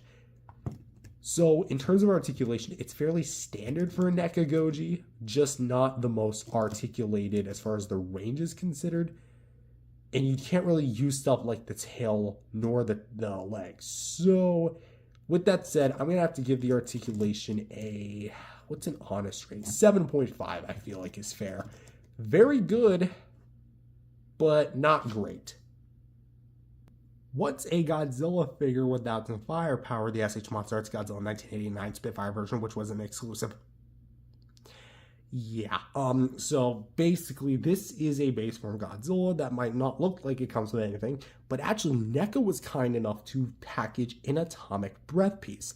I could have the wrong one just because this and the the biollante bioattack Godzillas have the exact same beam effect. So I do apologize if this is the one from the biollante bioattack, just because I have them both side by side on the shelf. But as you can see, it looks very, very reminiscent of the NECA V2 beam from King of the Monsters, but it is an entirely different sculpt. For the base of the beam, we have this white tip, which eventually kind of tapers off into like a spiral, and then it looks more like water, to be honest, but it has a lot of blue hues, like a lighter blue, a bit of darker blue in there, and some white highlights as well. And it has a very nice, beautiful spiral in there. Mine's got a bit of blue paint, like right there, but it just looks so good, and it honestly almost in some ways look like toothpaste. What's actually pretty cool is that this is actually a bit more of a harder plastic, so it won't sag, which, thank you, NECA. I guess this was their way of like addressing the sagging problem. But yeah, to peg it in, you're going to see this big, long peg with a teeth at the bottom, like some teeth grooves. That is going to be the bottom jaw. And how you insert it in is you're going to see a very long insert hole into there. Insert it like this, and then shove it in, and then boom, you're pretty much golden, glory. You're going to see, obviously, the bottom jaw. If you want it shut or it being more secured, put it in like this, although it does kind of weigh down the jaw, but it does kind of fit in there, not too badly. But yeah, there you go. So crap. So there you go. He's shooting the beam. So in my personal opinion, this beam looks a lot better than it does with the 62. Like as far as like it looking up, even though he's kind of doing that, he's looking straight forward and then shooting the beam downward, which is kind of what the Heisei Godzilla did, because he looked at his enemy. In this case, it's Biollante. So let's say pretend this hand is Biollante. He's looking at her, and he's shooting downward, because that's kind of what the Heisei Godzilla did. So in the movie context, this does make sense. But that said, could the beam have been done better? Maybe. I'm really trying to struggle, like, what's so bad about the beam? There's really nothing bad about it. I will say it does feel a bit brittle, because, like, one good drop on the floor and this thing could be broken. Although this beam has dropped on the floor on me a few times over the years, and it hasn't really broken on me, so, you know what? Maybe I'm wrong about that complaint. So, I'm going to say beam. It's not like overblowing, like, oh my god, this beam is so cool. It's a serviceable beam effect that does its job and does its job well. There's just really not much else to it. And it's not, I'm trying to properly think how to rate this. I guess the only thing I would have really done is maybe give it a more I guess, blue color scheme, because while it does have blue, I feel like it could have used a bit more of the darker blues, and that's really like nitpicking. So I'm going to say 9 out of 10 for the beam. And so for size comparisons, here he is with some other Heisei Godzillas that NECA released throughout the years, with their 1989 biollante bioattack and the NECA 1994 Godzilla from Godzilla vs. Spacegodzilla. And like I made mention with the biollante bioattack, it's definitely going to be the same base figure. And actually, let's bring in this 1994 comparison. This is a very damaged 94 figure. You can actually see all like this gunk and white stuff on him. That is glue. Head popped off, and this thing has been through a lot of wear and tear over the years. So I do plan on skipping the review of this guy until I find a better 1994, which could happen soon. I don't know. Depends on a lot of different factors. Money, availability, etc. I have options, so there's that. But just to kind of like showcase the sculpt, this was their second ever sculpt for Godzilla. This was their second last. Really goes to show how much they've improved. Like, look at the dorsal plates, for example. Awesome. And also, just for the whoop-de-doo-gee of it, here's the tail length. Such a skinny, puny tail compared to this. Am I right? So, there's that. To also say. Also, if you're wondering, the beam effect does not work with the 94 sculpt. I've already tried on Burning G and Reactor Glow. It doesn't work. And just because I mentioned the beam, here the beam is compared to the 2019 Godzilla. So it definitely looks similar. It's not the same.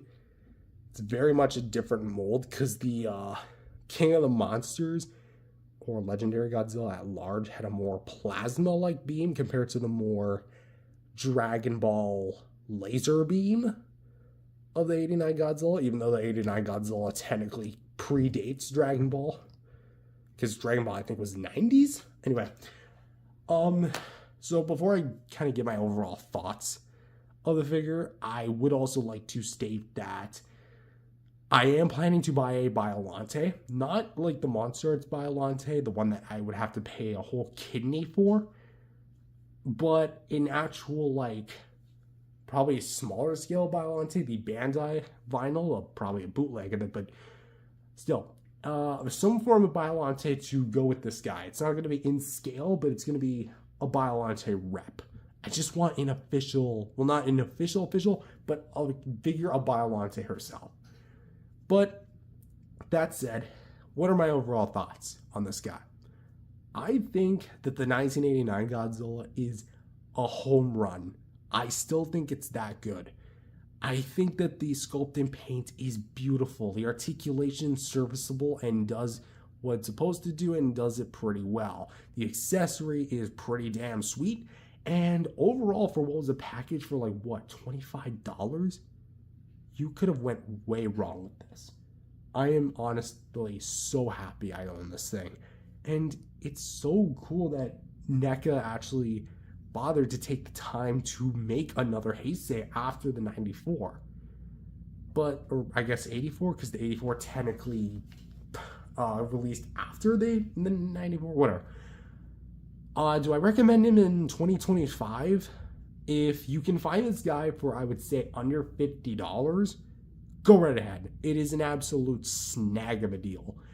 I've seen a few pop up for resale where I am from time to time. But that said, your mileage will vary on this guy as far as your standard for 89 Godzillas. I mean, Hiya Toys just came out with their 91, and big asterisk here, the 89 and 91 are close to or about the same design, so you could actually disguise this as a 91 and that is an 89, so maybe you want it there. Anyway, as for my final rating of the NECA 89, I'm going to go with a 9 out of 10 for this figure. It is really great, and I'm really happy I own him. even after all these years. So with that said, thank you guys for watching. If you enjoyed it, leave a like and subscribe to the channel, and I will see you guys in the next video. Peace out, everyone. If you guys enjoyed this video, remember to leave a like and subscribe to the channel, shaking the finger as well. With that being said, hello everyone, welcome back to another video. My name is Matthew, and today we're continuing our journey throughout NECA Godzilla history, with today's review going to be the 1989 Biollante Bio-Attack variant of the, well, 89 Godzilla. This is one of two of NECA's last figures of Godzilla before they sadly discontinued the line. And basically, this is obviously a repaint of the 1989 figure, which we previously took a look at. So I'm going to be a bit more brief when it comes to the actual, like, sculpt and paint, articulation, and size comparisons and accessories, because for the most part, everything's the same. But if you haven't seen that review, I promised in this video I'm going to be as informative as I possibly can. So if you're wondering why he's all covered in this green, almost neon yellow looking acid, well, again, we'll talk about that in just a sec. So for starters, let's take a look at the sculpt and paint for the head. And as you can see, again, why does he have all this yellow green bile on him? Well, in the film, he goes against Biollante, a giant plant hybrid mixed in with his DNA and human DNA. And one of Biollante's powers is that she's able to spew this green gunk out of her mouth, and in a way kind of counters Godzilla in a weird way. It's been a while since I watched the film. I just had to rewatch it in general. And Godzilla does get covered in it, in this stuff, and this is what the figure is depicting.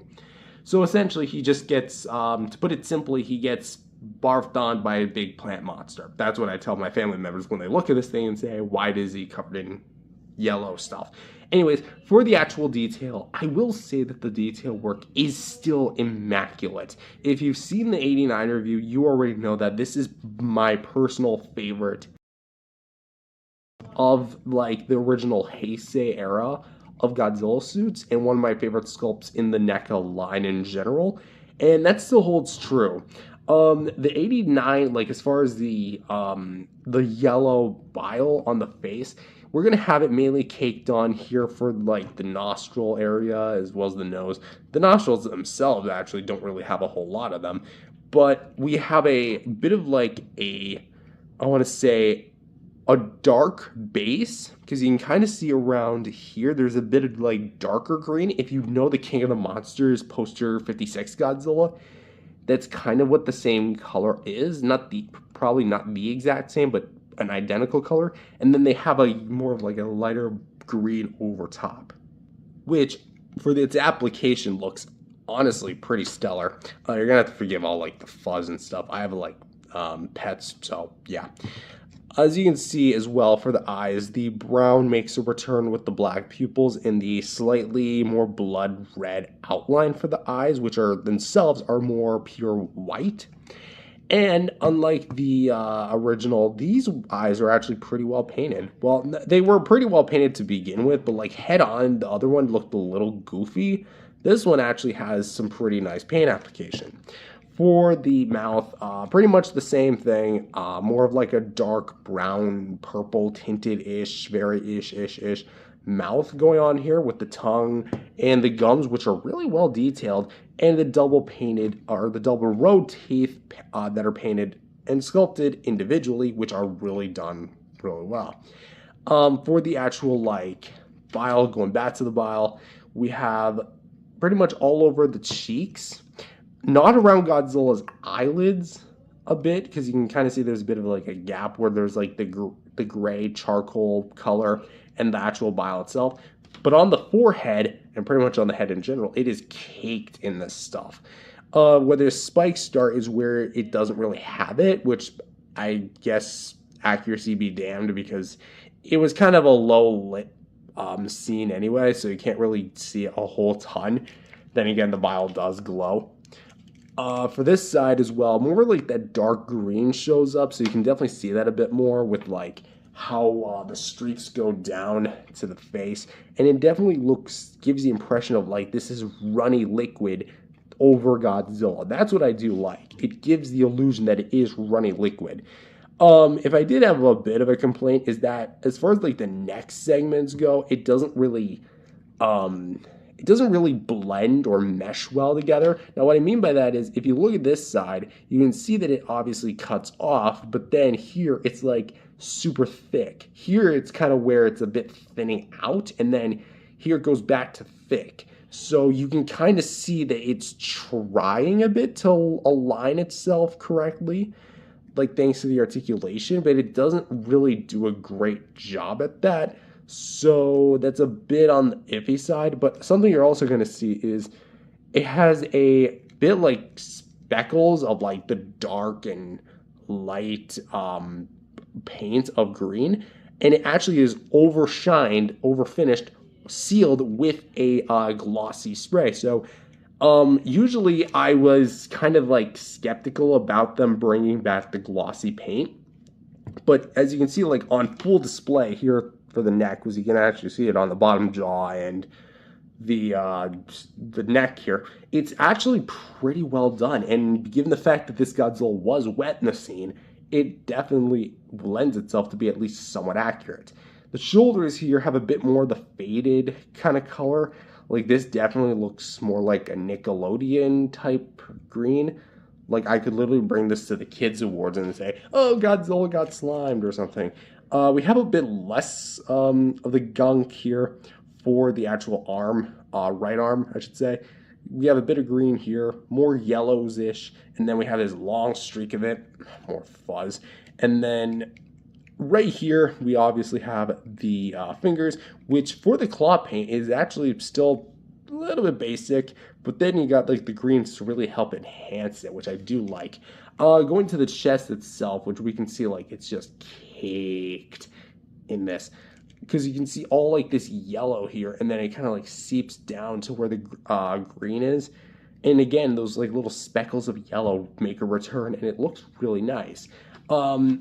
This is also kind of what I was talking about here, because spoilers for the articulation, even though it's not really a spoiler, this is like a cut in the joint, or in the sculpt for a joint, and you can see that there's like these 3 long pieces of bile that are running down Godzilla here, here, and here. And if you try and align it, it doesn't look 100% flush. This part's cut off, and if you try centering this one's also going to get cut off. So it's like, how does it go? So it's a bit more on the confusing side. Also, good luck even trying to like align anything here. So nothing really aligns, which I guess would also technically be a problem, because like it's supposed to be like pouring down. Because like if they can nail that, I'm sure they could have done there. But again, the detailed self still makes a return. I do like the kind of black spray that they have here for the thighs. But of course, the gloss is really what steals the show for this time. And of course, the more like the globby stuff, the bile. I don't want to keep saying bile. That just sounds weird. Bile. Anyway, but yeah, the bile, I guess I have to state bile, like all the spray little gunk pieces are on the upper legs. Not so much on the lower legs. We used to get like a little bit, which I guess in hindsight is kind of right, because if you're getting sprayed from up here, some parts are going to hit your lower legs, because that is where it got sprayed in the film. And of course, for the claws on the feet, they look nice too, with a very glossy finish, as you can see here. And for the spines, since I didn't really cover those, the spines are not painted until you get to the neck segment, and from there, much like the original, these things are done beautifully. We do get a bit of like the more bile color here for like a few of the fins, so this one has quite a bit of the bile on this part of the fin. Some gray or green hue on this fin, and then some more here and there. And then it just kind of goes with like the glossy nature of the figure. And it just looks, again, the part when it comes to like the little speckles, which is more of like what would hit the back. because not much of it would have hit the back if Godzilla's getting hit from the front, which in hindsight, I feel like this could have been a really cool hybrid. You know what I'm thinking? They could have painted all of this blue and have it like he's just about to fire his atomic breath when he's getting shot. Maybe they couldn't do that because they did have a very tight schedule when it came to the last two figures. Because if I remember correctly, chronologically speaking, these came like right at the end. But having a better look at the segmenting that's done here, you can actually kind of see that the black does make a bit of a return here. And I will say that it's done a little bit better on this one, probably because the gloss does make it a bit more popish, I guess. I don't want to use that word.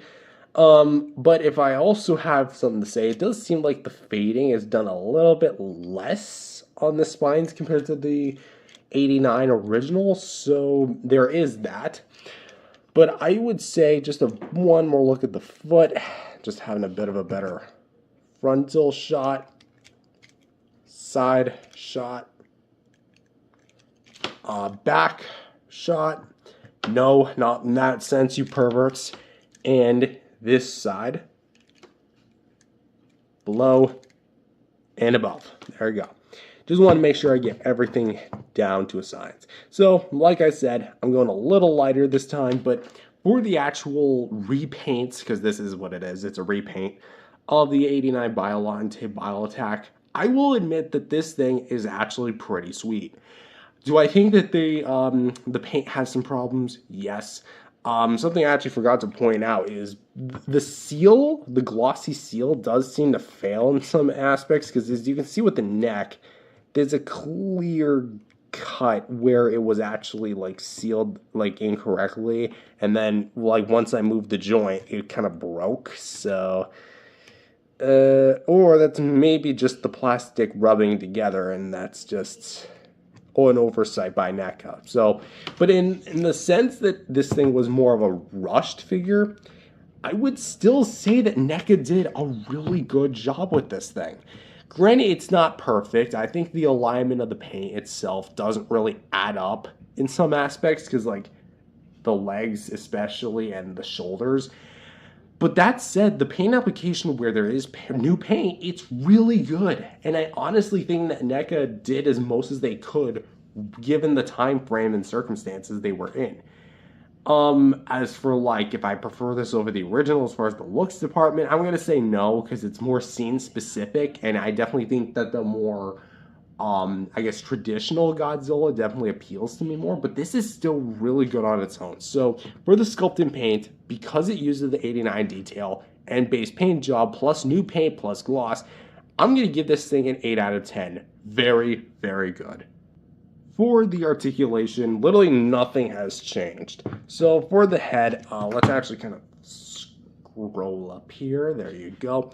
For the jaw, we can close up, open about this far. We can do a full 360 degrees at the head. We can look down, we can look up. Pretty much the same movement we can get with the original. The neck on mine is a bit more stiff and definitely does not want to move because something clearly happened, like as far as the joint tolerance is concerned. But we can still look up some, down some, and can rock it a bit, so that is good, I guess.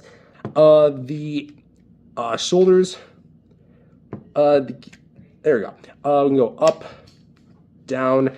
I would still be cautious about things like paint chippage and sealage because I'm not noticing anything. You can actually see some pixels because it uses like printing paint, which I do find pretty cool. And it can go have a rotation, but again, I'm not going to display it on full force here just because I'm worried about the scuff, because once it's scuffed, and I can't exactly run to Walmart and get a replacement. It's not exactly 2020 anymore. Oh, I think this thing was exclusive to Target. Was it? I can't remember. We have a bend at the elbow, as you can see there, as well as a mild swivel. Again, not wanting to screw up anything. Swivel hinge for the wrist. We can kind of go backwards, several mil forward. So yeah, you can kind of see that the seal definitely kind of gave way a bit. And then we can hinge at the fingers. It's actually like that. Waist can go a full 360 degrees. Plus can actually kind of rock back and forth. Hips can go out to the side, into the side as well. And not a full 360 degrees rotation, but can go pretty far back as far as that cut is concerned. We can get a very stiff, my goodness, hinge at the knee. There you go, very stiff.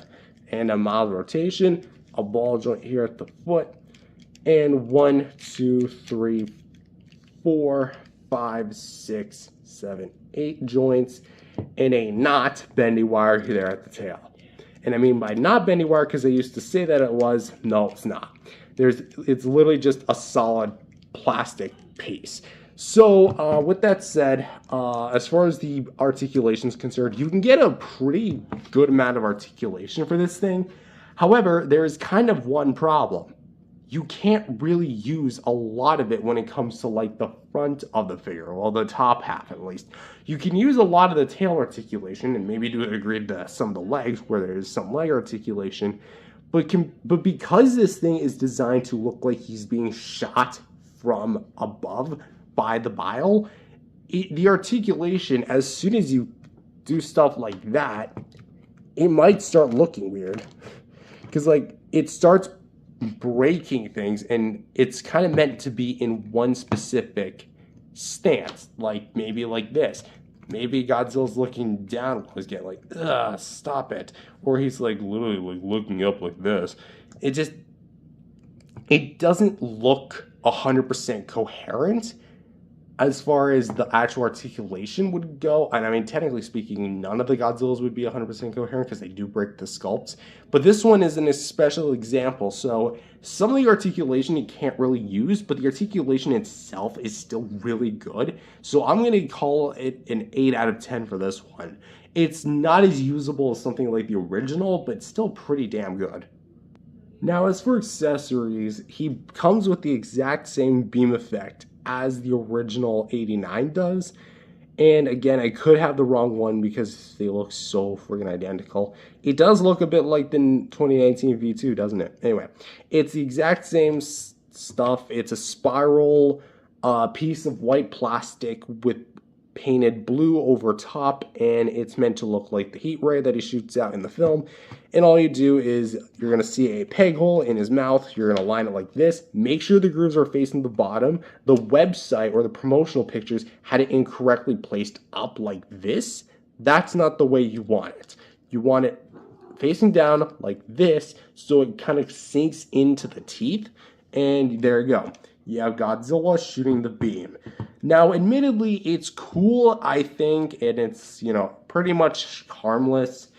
It's a very stable beam. You could have this thing displayed on for hours and it won't sag, and it's actually pretty light. So I feel like NECA definitely saw like the issues with the 62 Godzilla having such a big heavyweight beam effect that was made of a more like saggy plastic and a flexible one at that would sag down and kind of weigh down the figure itself. This is actually very lightweight and doesn't really sag anything. There you go.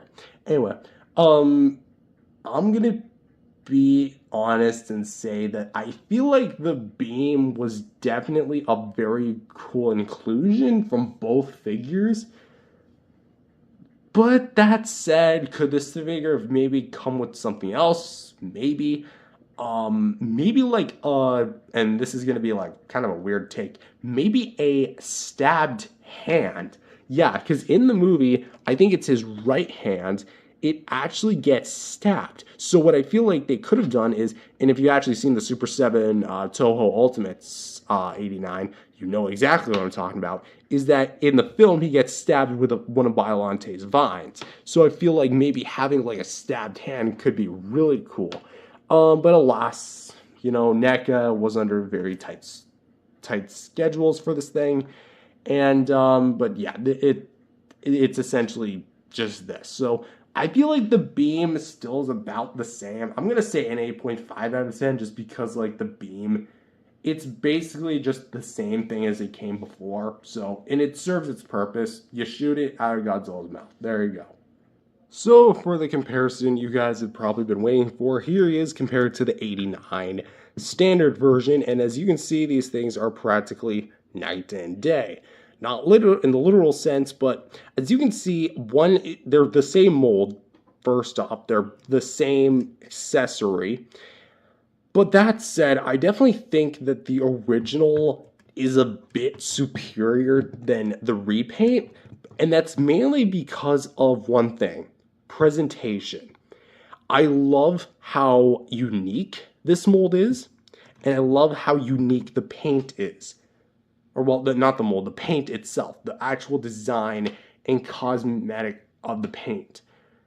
But that said, it has very limited appeal given of how scene specific it is. So I definitely think when it comes to a Godzilla figure, someone's going to pick this over this because they're going to be like, what the hell is this thing? Versus this one where it's actually more uniform. It actually looks better as far as the actual design of the beam itself, the figure itself goes, being a lot more darkened, a little bit more matte as far as the actual color scheme is concerned, and it just looks more like the standard Godzilla one would think of than this. Not trying to say this is a bad figure, not at all. And for the last bit of a quick comparison, here he is with the other green NECA Godzillas in the collection with, or well, I guess of all time, with the 1956 Raymond Burr Godzilla King of the Monsters poster version and the NECA Loot Crate Reactor Glow Godzilla Glow in the Dark exclusive. And as you can see what I was talking about as far as like the color scheme itself goes, it's kind of clear that these two in some way, shape, or form kind of like wrote off each other as far as like the color scheme itself goes. Because we have some like lighter yellows and darker greens. Maybe not the exact colors, but it's definitely very similar. And for my final thoughts, overall, what do I think of this figure? I think that this figure is actually a really well done version of the 1989 Godzilla. Do I think it's one of my favorites? I would say it's close. It's definitely up there, but it's definitely not like the favorite. The original 89 just has a bit more of, I guess, a better display presence. Even though this one is more eye candy and I love my vibrant colors, I just find myself going back to the original more than its repaint. But that's not to say that this repaint is bad. Its sculpt is really great. Its paint job is really nice as well. The articulation, when you can use it, is very great as well. And its accessory is awesome too. Do I recommend it? Only if you are like very interested in the 89 Godzilla. But then again, this thing is very much out of stock and they don't exactly plan on any reprints anytime soon. So your mileage will definitely vary as far as like availability is concerned, but I would not recommend anywhere over $60 for this guy. If you can find it for a good price, definitely snag it up if you can. That said, it's very scene specific, so I don't know how much people are actually going to like this thing. But with that said, that's all I have for this video. If you enjoyed it, leave a like and subscribe. Wait a minute, I forgot my final score. I personally rate this thing a solid 8.5 out of 10. It's not the best of NECA's catalog, but it's definitely up there with some of its greatest, I would say. But that said, thank you guys for watching. If you enjoyed it, leave a like and subscribe to the channel, and I'll see you guys in the next video. Peace out, everyone. I don't know why I did this. Peace out, everyone. If you guys enjoyed this video, remember to leave a like and subscribe to the channel. With that being said, hello everyone, welcome back to another video. My name is Matthew, and today we're taking a look at the NECA 1995 Burning Godzilla from Godzilla vs. Destoroyah. Now, if you're looking at the release dates of these videos chronologically, you might have noticed I skipped a figure. And you probably already know I have it, but I skipped it. That being the 1994 Godzilla. There's a good reason. My 94 is screwed. Blatantly screwed. It is it is one of my oldest figures. I think it's like my third oldest, because I remember it was first the 54 NECA, then the NES NECA, then the 94, then the 2014, and then those like bootlegs and the 10 pack. You know what I'm talking about. It's like one of the most viewed videos on my channel, so thank you very much. Even though it was like years ago, still thank you. Anyway, yeah, that 94 had an issue with its head where it did that thing where it like popped off, and back then I didn't know how to treat my figures correctly, so I glued it. But what happened was the glue ran through the body, fused the head and neck together, went through the chest joint, and then like ran down the tail, sort of the backside, and then like fused the backside with the tail. So essentially all of this running down and to the only the back portion of the tail was all fused together. Not to mention his jaw was also shut, because there's actually a tiny little hole where the jaw connects to the actual head. So that's why we're not doing the NECA 94 review, because even though I did one for like the NES and the 54, those at least still function. My 94 doesn't function anymore. It does not articulate very well, and it's not meant to do its job. So during sometime this year, I don't know if it's maybe this summer, this fall, this winter, I don't know. I want to put my more money where my mouth is on other things right now. I do plan on getting a replacement, because I do have some options, and yeah, that said, you might have, so yeah, that's just kind of to clarify why I'm not doing the 94 review, just not for now. Not to mention, I don't want to do any like sort of like half-baked review on that figure, so that's gonna have to be on the back burner until I can get a replacement, mint or used. As long as the articulation works, I'm pretty good with that. Anyway, back to the 95. So this is going to be obviously based on his appearance in the 1995 film Godzilla vs. Destoroyah, and took me, I think, like 7 years to hunt down. I got this guy, I think, at the beginning of 2023, and this guy was released all the way back in 2015. I believe. Again, it's all I believe. So, I believe. You know that song from Shrek? Anyway. Yeah, so it's going to be quite a very long ride, but it's finally time we take a more updated HD version of this figure. So with that said, is this figure as good as the movie is, or unfortunately is he just gonna have a meltdown whenever I see him? Let's find out. So for the sculpt and paint, we're gonna take a look at the head here. And as you can see, the head is actually, I'm just going to, how do I say it? The body itself, from head to toe, to the tip of the tail, to the tip of the dorsal plate, uses the mold from the 1994 Godzilla, which essentially already off the bat makes this inaccurate. Because even if the 94 figure was accurate to the 94 film, which it's not, this actually is a completely, well, I don't want to say a completely different design, but it is a different overall design to the 94 suit. See, the 95 suit was a bit more bulky than that of the 94 suit, had different dorsal plate arrangement, and was all translucent orange. Well, most of it was, at least. While they did keep the translucency, basically everything that was copped off from the 94 figure is brought back here. And really, as far as the sculpt is concerned, there's really not much differences. In fact, it's, again, pretty much the exact damn same thing. What's going to be the difference is going to be in the paint job. And I'm pleased to report that the paint is actually, big asterisk, not accurate, but very, very pleasing. What do I mean? Well, let's take a look at the face. The eyes are going to be a fiery red with some nice yellows and blacks. For the actual pupils and irises themselves, the face is going to be sculpted pretty good, and I will say, again, it's not necessarily accurate, but it's certainly quite a really nice overall look. I will say that the actual head looks a bit elongated. I think it looks more better from the front. Like, this looks more like a mean Heisei Godzilla, while this looks a little like Heisei, but it almost looks like some sort of other animal. I'm trying to, like, think. Doesn't this kind of look like some sort of, like, I'm trying to think of I'm thinking of a meerkat. I don't think that's the right animal. Like this looks like another animal. This looks like a certain animal, doesn't it? Just imagine the ears were pointier and bigger.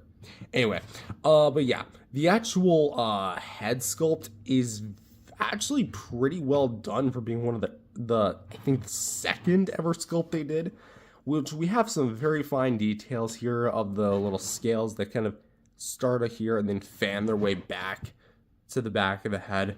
For the nostrils, they're not going to be like super duper detailed. They're just not like as prominent as later NECA releases. Opening up the jaw, which mine is a little slack jawed. I mean, that's okay. We have double row teeth, which are going to be individually sculpted and painted. The upper teeth are going to be more prominent than the bottom one for obvious reasons. The gum paint is actually pretty well done. The tongue is more on the long and narrow side, so if he like raised up his tongue, it would just kind of look weird. So I will say the tongue's a bit of a distraction just because of like, I feel like the tongue should just be overall a bit bigger, but that's, I guess it's serviceable, yay. So yeah, closing his mouth, we can see that the gums do have a very prominent part of this figure. Like, it's clear that NECA wanted to give this guy maybe a bit more of a, like, not a snarl, but definitely have more of the gum exposed, or this was just a big, massive paint job issue. So, again, I don't own another 94, so I can't really compare to one. But something you're going to notice about the head is just how blue this is. Like, shockingly, for a burning Godzilla, he is very blue. And this is because the original 94 Godzilla had a blue paint job. It had a very blue shiny finish, and that's what this figure kind of adopts. So you're going to see the ears, which are nicely and pointy, and then the head, which is going to be all sculpted very well, at least as far as detail is concerned. Next is the where the translucent plastic begins, and as you can see, this whole piece is going to be actually sculpted in a translucent orange plastic with black and blue paint over top. And I can tell you it's that because if you pop off the head, see actually just there you go. As you can see, it's all orange in there just with the black over top. So with that said, we actually have a few streaks of orange, almost like lava. I like what we have here. It's definitely, again, not trying to be accurate because this figure was doomed to be not accurate as soon as it kind of left the concept phases of being just a 94 remold. But it looks really nice regardless. Maybe not so much here where we do have a bit more of like green and blue mixing together with the orange. It doesn't look necessarily coherent. I feel like maybe that could have been tightened up even for 2015. But this looks at least still very eye candy and very nice what we have here. The scaling is a bit more on the softer end because keep in mind this was more of NECA's earlier takes of Goji. But of course we have the folds in the neck which look really nice. Also I want to kind of reiterate that this is the original release or one of the earlier releases, not the poster box variant where it is a bit more matte in terms of its paint job. So if you want me to track down that's going to be like nearly impossible. Anyway, back to the body here. So the chest is going to be, again, rather soft in terms of detail. We have the front side, which is going to be kind of more rectangular-ish, and then we have the sides of it, which are going to actually feature some diamond-esque plating on the dorsal plates, the scales, which are actually really well done. The arms here are actually going to be done very well and look very nice. We have like a lot of orange infused with the black and the blue. It very much almost reminds me of Halloween. Like this almost looks like some sort of like Halloween Godzilla. Ooh, I know it's like literally June, but who cares? You can celebrate Halloween whenever you freaking feel like it. If I want to show up to the Christmas party dressed as Freddy Krueger, I will absolutely go to the Christmas party dressed as Freddy Krueger. You do not freaking shame me. Halloween is freaking awesome. Anyway, yeah, so it's going to be the shoulder and the bicep. just joints. We have a bit of translucent plastic here, and then kind of runs down to like the bigger sections where we have this one streak and then this bigger patch. And something I do like is that if you angle it the right way, they do somewhat connect. I can't believe I'm also saying this, but it actually connects better than that of the biollante bio attack, where it looked like it was pouring down, but then it like gets cut off. That's not actually what we have here. This looks actually kind of more coherent. We'll say there's a bit of blue thickness there. Anyway, for this bicep, because it's not actually the same across both of the shoulders, is that, yeah, we do get like this, almost looks like an N, doesn't it? And then this looks like a inverted C. I'm not crazy, right? N and C. What does that stand for? That's your, let me come up with one right now. Nicolas Cage. There we go. Nicolas Cage. Trying to just wing it right on the head. Anyway, so we can see more of the orange translucent plastic. The forearms do not use the translucent plastic. They are essentially, so to speak, the 94 hands straight up. We have the scaling making a return with the blue highlights, and the hands, which are going to be pretty damn well sculpted and painted, just to show you the detail. And the painted claws, which actually have some shading, which have a more like eggshell white to a more blue kind of tip, and blue base, and it looks really nice. Again, not so much accurate, but I do appreciate what we have here. Going down to the crotch, where this looks more like basic fire, like cartoon fire. Fire, is that you? We have some like streaks going down from the dorsal plates, which are all translucent. Might as well talk about those in just a brief moment. We have like these streaks going back here to the dorsal plates as well. And about the dorsal plates, again, all of them, say except for this one, are all going to be made of like this very gummy flexible plastic. Like this was when NECA was using very more cheap end plastic compared to the more solid rubber plastics that they'd later use on things like 89, 2003. And it looks and feels actually at least decently malleable and looks really good. Like this for what was $20, damn good, like awesome.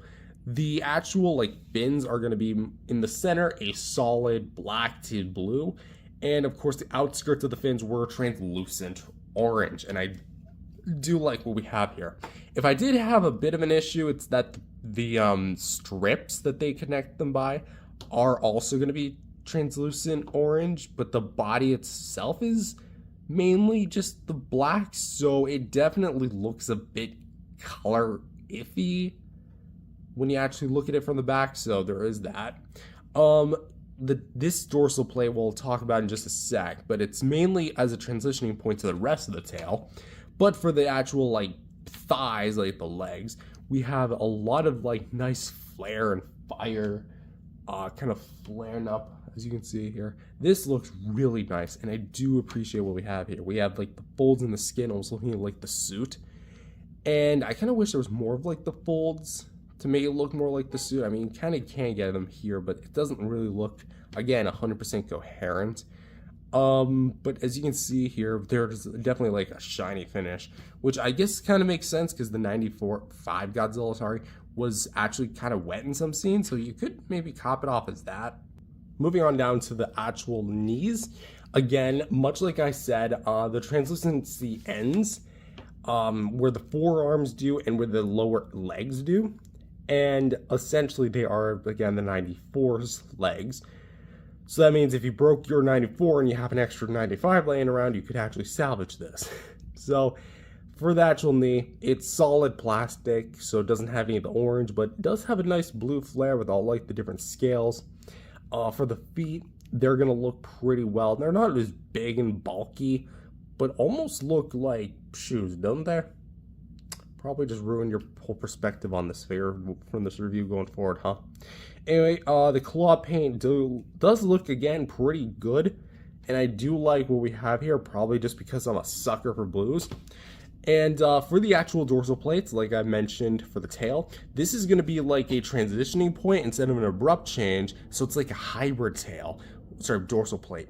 And from here on out, we do get a bit of orange paint, but from here on out, it's going to be mainly the standard white, which, as far as my personal opinion, I like this kind of color change. Let's focus in. There we go. All of them are going to be frosted white with the blue base. And the detail, while soft, is still really nice for what you do get. I do like all the segmenting with the darker lines in between the segmenting actually being painted differently. So you do get that as well. And yeah, it's not a particularly long tail because, again, this was one of NECA's earlier figures. And again, their 2014 tail was absolutely stupid long. But for what you do get for the 94 Godzilla, I think that the sculpt and paint overall, well, let's talk about that. Accuracy, no. This thing is not accurate.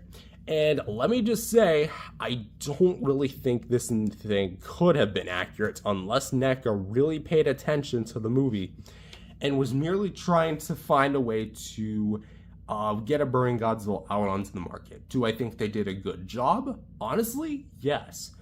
Why? Because despite its flaws using the 94 sculpt, because let's be honest, the 94 sculpt is a very dated sculpt, even though this was one of their earlier figures, as I said, for the billionth time, the color, I can't help but feel like I love the color contrast between the bright orange and reds versus the dark black and blues. I guess it's just because I love orange and blue, so having a orange and blue Godzilla just really kind of seals the deal for me and just is something I actually really like. So maybe it's just because of my personal preference, but that's aside, I think that the colorization's actually done very well. Maybe not so much like transitioning where there's blue to black, because there's definitely like some obvious color differences between the forearms to the upper arms, the head to the neck, and of course the knees to the feet, so the knees to the leg,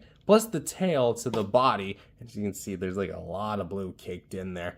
So maybe not so much in that aspect, but so I will have to dock off some points for that. But my personal opinion for what was NECA's like more original take, I think that this thing could have been a whole lot worse. So for sculpt and paint, I'm gonna have to give this thing a 8 out of 10. Not bad. I think it's at least really good. Well, actually really great, I should even say. Let me dial that to 7.5. It's really good. An 8 would be like a really great out of the park, and then we would get like 9, 10. I'd say this, guys, it's comfortably at a 7.5. At least in my personal opinion. It's somewhere between 7.5 and 8. So your mileage will vary, but for me, I say 7.5. Next up, articulation. The whole reason why my 94 Godzilla got ruined. So for the jaw, we actually have a hinge, so we can close up, open up about that far. As you can see. For the neck, or sorry, for the head, you actually might have saw this, but if you don't know, you might think that it just plugs into the neck on a ball peg. That is not true. Kind of. See, it plugs into the neck sleeve, as yes, I said sleeve, on a ball joint, so we can go full 360 comfortably, maybe without popping off. There we go. We can go left, right. Let's actually put it to the front. We can go left, go right. We can go up some, down some, of course. There we go. And we can spin it at least to a reasonable degree.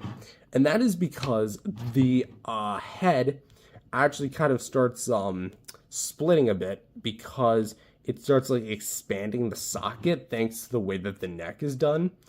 And you might also notice that there's a bit of a groove. There's a bit of a sleeve back there. Well, this is the sleeve, this is the groove. And basically what that allows you to do is kind of make him look up a little higher. So in case if you have an in-scale Destoroyah figure, I think maybe the 8-inch Bandai would work with this guy. You can actually get him to look a little bit higher up, which is the reason why this thing was constantly falling out, was because NECA didn't really think about this head joint potentially interfering with the actual articulation. So that said, this thing is more of like a big collar for him, and there's like this big long rod. If you want a better look, go to my 95 reactor glow review from a few years ago, and you'll see.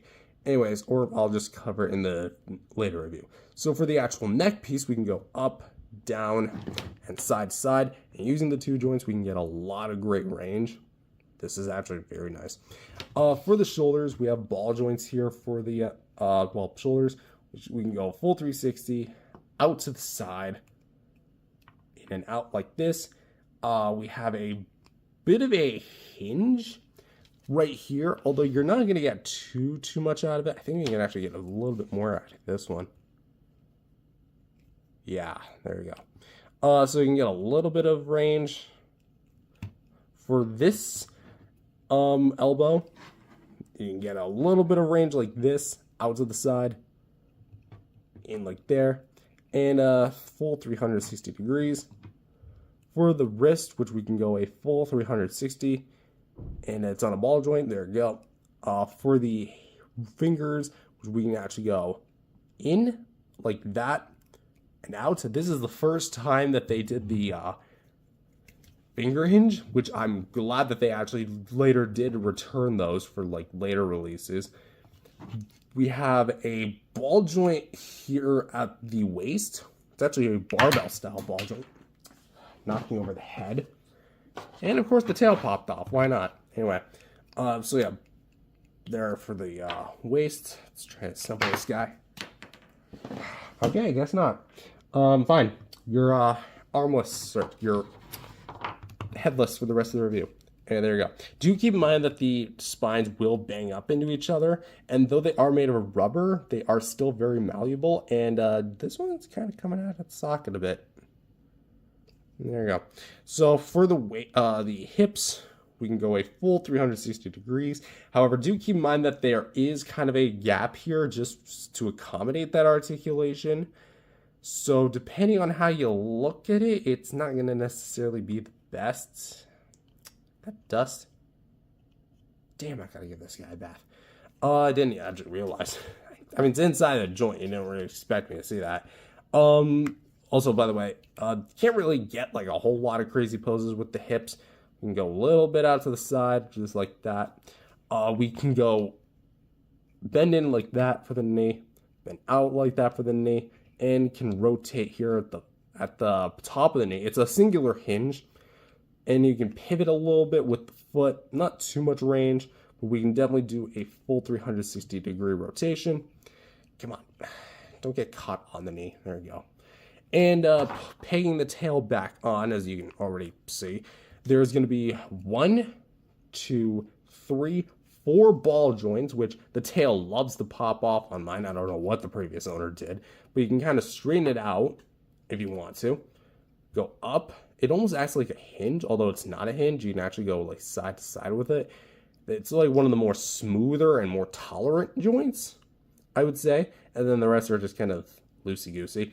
And then, as you can see here, all this is pure rubber. So there's a metal wire that pops through there. My 94 already has its tail popped, like the wire itself popped through. So that's why I need to replace that piece of crap. I mean, it's not really crappy. I did that to myself, but still. That said, I'm not that person anymore. So only more people in this world actually believed in change. Don't you all think that the world would be a much nicer place? Maybe then we wouldn't have so much toxicity on Twitter. Anyway, as you can tell by the actual sculpt, or the articulation, sorry, it is exactly carried over from the 94 Godzilla, which means all the issues from that Godzilla will be returning here. Do I think that that's inherently bad?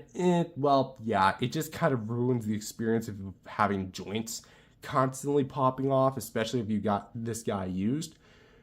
So there is that, but overall, is the articulation at least functional? Yes. It's actually one of the more movable Godzilla figures, because the 2014 wasn't really able to look up all that much, but with all the 95 articulation, you can actually get this guy to look a decent amount up. It's more like this way, not like straight up like the 94 monster arts.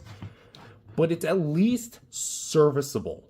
It's very good. It's very serviceable, very nice. Do I think that it's honestly like super good as far as the articulation? A little bit. Arms are really nice. They're probably my favorite part about it. Waist is actually really well done. I think the only thing that could have been used a little bit more work was the tail and maybe the legs. But if those two are fixed, guarantee this thing would have gotten at least a 9 out of 10. But for me, I think that this thing deserves a comfortable 7.5 out of 10.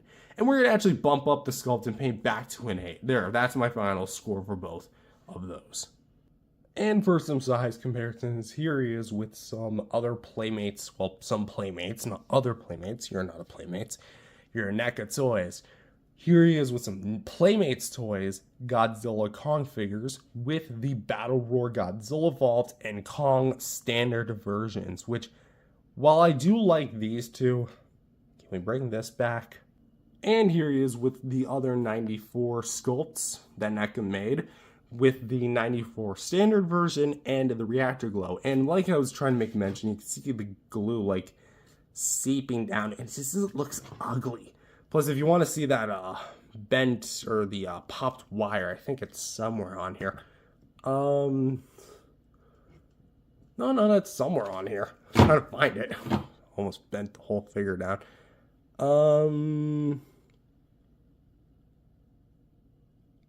Yeah, I don't think I can find it, but it did pop on me a few years ago, and I'm trying to find like where the actual...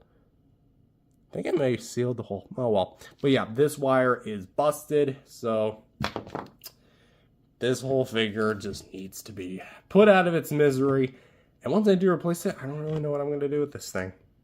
And finally, here he is with the only 6-inch scale Destoroyah figure I have. I know, laugh at me all you want. The Playmates Destoroyah from the Toho Classic Series line. Rest in peace. And so overall, what do I think of this figure?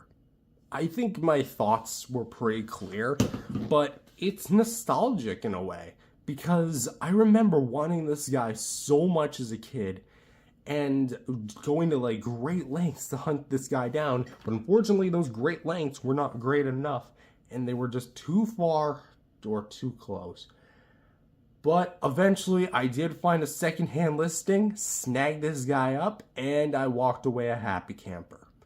That said, is the figure perfect? No, far from it. It's actually one of NECA's more weaker figures just because of the way it was produced and the fact that it uses one of the earliest sculpts in the line. Then again, this figure was one of the earliest releases.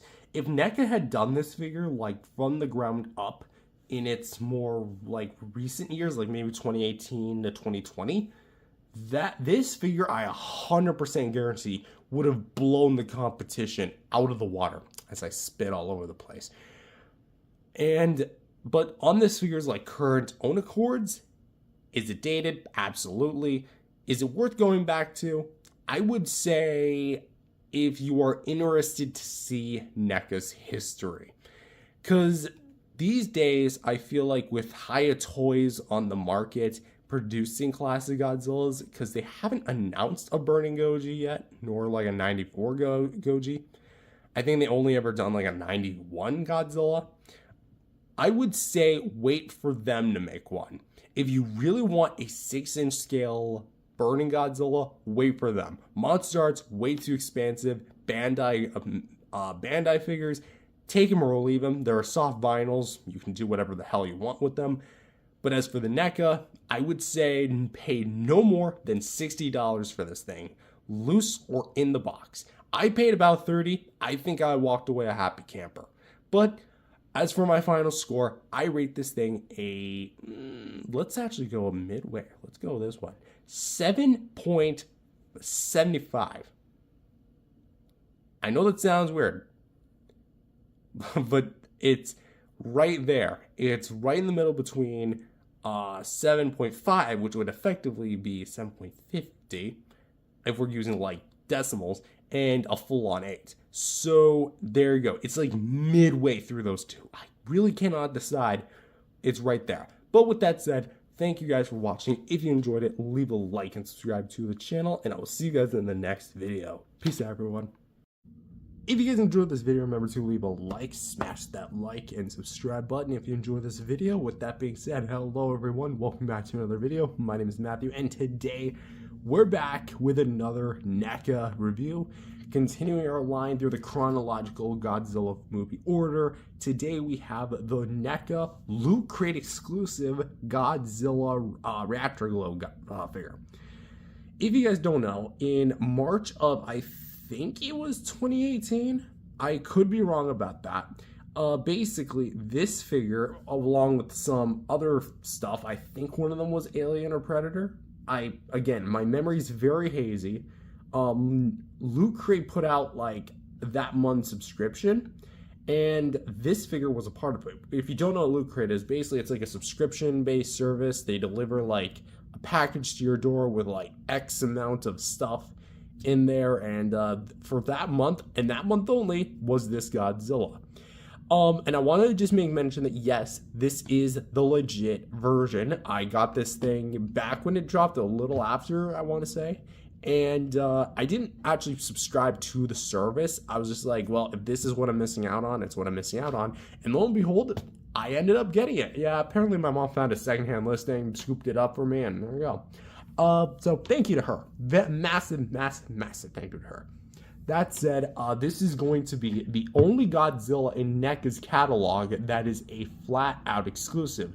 Yeah, even when they say things that are a Target exclusive, I think what they really mean to say is only for the first release, because Burning Godzillas, from what I know, did show up at various other stores, not exclusive to Target. Maybe Target was like the main seller of it, but it wasn't necessarily an exclusive forever.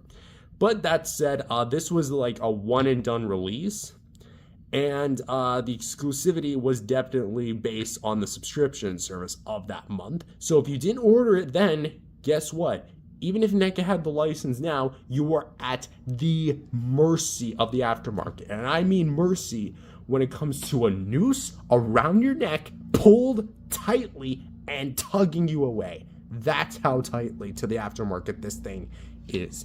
Like, that bad. Prices are flying up more so than other NECA Godzillas out there. Maybe in rivaling that of the 12-inch tall one, which would actually be about up there. But anyways, I'm getting off track.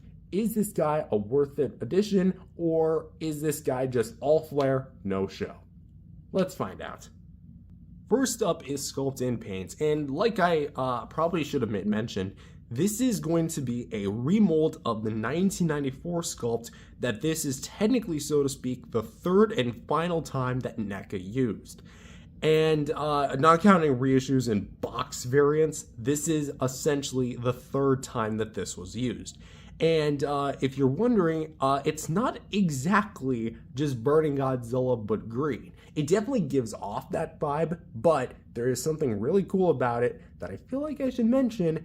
And spoilers, it's the translucency as I spit everywhere. Anyway, for the head, as we can see, the eyes are a little mismatched. This one looks a bit more corrected, being pointed this way. Looks like my camera itself actually got a little screwed up. Anyway, there we go, adjusting it. The eyes here, this one's looking more towards the front, while this one's looking more towards the right. His right, not our right. The face itself is going to retain that signature longer-headed sculpt with the actually really nice Heisei Godzilla look, like more towards the front. The details do make a return, and mine's a little dusty. I should probably rinse this. Oh wellers. That said, this figure does still feature a lot of nice detail for what you do get. The double row of teeth make a return, as well as upper dual rows of teeth. The gums on the top are really well done, and the tongue, though it's still the slender tongue, I don't really like because it looks more dragon-y-esque than the Godzilla. Because like I feel like if they kind of shrink down the size of the teeth and then allowed that more space to be sculpted in with the tongue, that would look a little better. But as you can see, the tongue is still very well sculpted and very well painted. Got a little axis paint on the hinge, but that's okay. The teeth are actually painted and sculpted individually with some mild black highlights, as you can see. That's just the base color of the figure pointing through. Which, I don't know if I showed this in the last video, but here's the bottom jaw, as you can see. And for the eyes themselves, going back to the eyes, you might notice that instead of red, they're green. So essentially, they kept the base color almost near the same, except where there was red, there's now green. It still has the orange and black, but it's primarily that. Also, something you're going to realize is that the head is a lot less blue. I think this was just due to the fact that, like, the blue would potentially overshadow the green, as we're going to talk about, because this figure was mainly meant to be a green-based figure, which, going to the neck piece, which again is going to retain that more collar-esque appearance, is exactly what we have. Straight up green. This whole green piece, which I'm actually going to rip this off and actually show you because I have popped it off before. There you go. Don't worry, it's not like over. I mean, it's a little damaged. Anyway, yeah, this whole thing is going to be translucent green. That is really cool. And it's going to have some, I imagine that's probably just scuffage from the figure, like going like this all the time. But as you can see for the actual neck sleeve, we have a lot of nice green parts. Doesn't it not look like a nuclear power plant or the shape of one? That is cool. I know that it's completely unintentional on NECA's part, but that is really cool. So all the black that you see is mainly going to be painted on, with the cracks and crevices being the green, and they're going to have pretty much the base color we're working with here. So as you can tell, the ridges and the scales, they look nice, very well detailed. The dorsal plates with the big one down here and then leads up to the back of the head, so back itself. That looks great too. We have a bit of like wavy patterns. This one almost looks like an M. This one kind of looks more like a very dilapidated lowercase h, because then you have like this and then it kind of curls down. Anyway, yeah, so back assembling this guy back together, because his head does pop off easily, but like I've kind of grown a bit of a tolerance to that over the years. For the chest, big patch of green. Like this almost looks like something out of Ben 10 or Green Lantern. Fitting, because Godzilla and Kong did end up crossing over with the Justice League in that one comic line, and then they're getting another apparently. I don't know. So yeah, that's going to be all of this. And then we have the return of the black here. Then we have obviously the dorsal fins, which might have a bit of black on them. I don't know if that's just like Axis paint. I never really tried scraping it off before, so I probably shouldn't screw with it any more than I have been. Anyway, for the shoulders for this and this, which are going to be only translucent, it's going to be pretty much identical to the Burning Godzilla, not exact. But as you can tell, it has a lot of nice different molded detail and just looks absolutely great. For the forearm as well, it does kind of retain the blue-esque, but it's very dialed back. I really got to give this guy a wash. Who knows, maybe I might remaster this, a remaster of a remaster of like a billion different remasters, whatever. For the claw paint, as you can tell, the claws are going to be pretty much the solid blue. And here's where we kind of have a little bit of a dilemma. See, at first I wasn't necessarily too keen on this, but over the years I've come to appreciate like this more lighter blue in contrast with this very vibrant green. I don't know about you guys, but I love this blue. I will say maybe the blues needed a little bit more shading, because I mean we do have a bit of mild colorization. Like you can kind of see some dark blues in there, although I'm 99% confident that it's either been washed away over the years, or that's just the black peering through the blue paint and giving it more like a purple, dark blue effect. So it's kind of more, I don't want to use the word translucent, but kind of worn down to the point where it looks a little see-through-ish. You get it. Anyways, yeah, for the hands, going one more final time for the hands here. They look great, all the different scales we have. Let's talk about the dorsal plates before we go on a tangent. The dorsal plates are going to be the same mold as we've seen already in the gummy plastic, although I will say these ones feel a little bit more sturdier than that of the Burning Godzilla. And they are molded really well. We have the black charcoal black base with the kind of neon green over top. This dorsal plate's a bit broken. Not broken, but just out of place. That's kind of an issue. Oh well. We have this big triangular piece. Almost looks like some sort of logo. Maybe it is. So this big triangular logo at the bottom. Maybe this is Godzilla's superhero logo. Anyway, the black makes a return, of course, here for the more chest, stomach, abdomen region.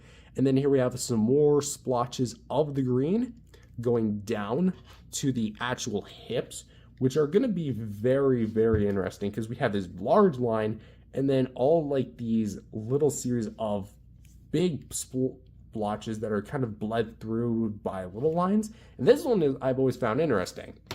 Does this not look familiar? Godzilla for Smash.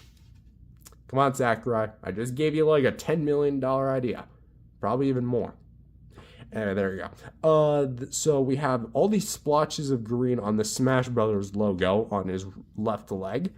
And yeah, we have this big section that's actually missing if you just have the base figure in its neutral pose, which we'll talk about in articulation. All of this translucent plastic, you can see also just kind of roping around here, just to give you guys a better look at the translucent plastic splotches, because the whole thing is essentially painted on. You can actually kind of see where it's starting to scuff a little bit. I kind of regret opening this now. But as you can actually see through the leg joint, the whole thing is transparent. It's say except for these two pieces of the leg, which are going to be the lower knee and the foot, the calf area, which are pretty well detailed. Like this is honestly, like look at this. Look at that blue. That is beautiful. I do love the blue choices they picked. I will admit that personally, I think I would have at first liked to have seen a green on green, but then again, green nails would have almost looked like a bootleg, which is funny because AliExpress is flooded with bootlegs of this guy. So if you want a secondhand version of this guy, know who you're buying from, look at the reviews, look at the images. If you have to, go to collectible stores and just ask if they have this figure. If they don't, well, say let me. Anyway, I actually did see one in mint box. Kind of regret not buying that one too. Anyway, yeah, so we had the 4 toes, 3 at the front, and then 1 mildly towards the back, which I think the Heisei Godzilla had it more towards like all front. And it does have that bit of a blue hue. So where there's not translucent plastic, there is a blue hue. Where there is translucent plastic, there is no blue hue. At least that's the impression I'm getting. Anyway, going down to the dorsal plates, we can see that one transitioning plate is still there, along with all the other mini dorsal plates. And it kind of goes off into the the standard colored fins. And as we can see, all of them are individually sculpted and painted. I don't really play with this tail that much just because like I don't want this thing to break. But yeah, just looking at it, we have all the crisp details making a return. I will say there's a bit of a weird difference as far as like the paint application here and there. Looks a little iffy. But looking at the bottom, looks really nice with all the smoothened out details, and then the more roughened up details more towards the sides of the body. So, and one more look at the bottom of the feet. So, one last look here. Here. Down, sorry, from above. Down. And from the front. So, that is going to be the Loot Crate Reactor Glow Godzilla sculpt and paint. I'll be honest and say, I definitely think they did a pretty damn good job with the actual detail and paint with what this was. Although keep in mind that since this was released in 2018, because keep in mind around that time we also have the 62, a little later we get the 64, things like the KOTM line in 2019. So this was like right around that time, and as far as sheer quality consistency goes, he kind of falls a little short. Not because of his like absolutely horrendous sculpt, no, the 94 sculpt was actually a decent Heisei mold. For 94 specifically, a little little less, but for a generalized Heisei Godzilla, it was pretty damn good. But as for this being a more 95 inspired mold, even though this is not meant to be like any particular design for intents and purposes, it's a green burning Godzilla. I'll admit and say that while I do prefer the way that the burning Godzilla did turn out, minus the head, I will say that the burning patches definitely hold this guy pretty well up, and I do like what we have here. That said, I would personally say that my biggest gripes are going to be the scuffing, and that's merely because that kind of leads me to believe that the figure obviously wasn't designed to be like purely translucent. And honestly, if I were them, I just would have gone full translucent. Like, screw the paint, let's go full translucent with this. But really, the only non-translucent pieces are this, the forearms, the lower legs, and the tail. So, at the very least, I will say it looks the part, it looks great. I don't really have a whole lot to complain about it, so I'm going to give this thing an 8 out of 10. Next up is articulation. So first up, we have a ball joint here at the head. And again, like I made mention, we're going to be a bit more brief. Ball joint here at the head allows for a bit of up, bit of down. Popping off the head, we actually have a bit of a groove, which I actually tried to seal a little bit. That's all dried up nail polish. So I did do a bit of customization of this guy. It kind of holds well a little bit more. Now that it's, it feels a little tighter, but then again, it's still prone to like popping off if you force it. Neck has a ball joint here. Well, it's a barbell style ball joint plugged into the neck through the head, through the neck. So you already saw it, but you can go a little side to side. Also, I think I forgot to point out the green does look a little cool at the front of the neck, like he's about to fire it. So there's that. The ball joint here at the shoulder is pretty sweet, where we do get a fair amount of movement. As you can see, a little bit of resistance, but that's okay. So we go out to the side, in. Swivel hinge here for the bicep, which, there we go. Little up and down like that. Hinge for the elbow, which can go like that, like this. And swivel all the way around. Very tight though, so there is that to mention. The plastic used is definitely not the more malleable, soft type. For the wrist, we can go like this, side to side. It's on a ball joint, by the way. Hinge for the fingers, so we can go close in, close out.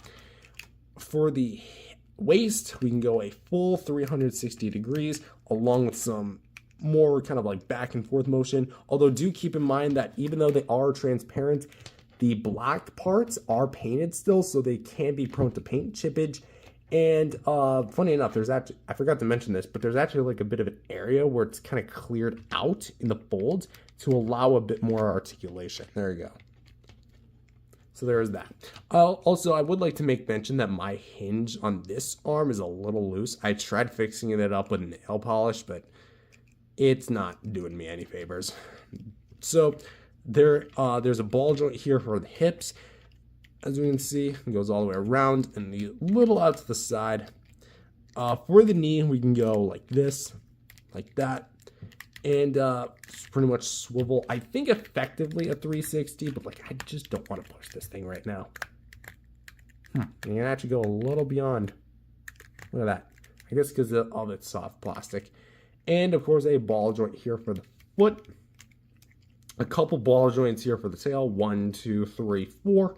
And a bendable wire for the rest of the tail. So for the articulation, again, third time we'd be technically seeing this. Second time we're talking about it as far as the chronological remaster reviews go, because I am skipping out on the 94 intentionally. If you were wondering why, basically that figure has been fudged up by my 12-year-old self, and yeah, that figure is toast and I'm looking to replace it.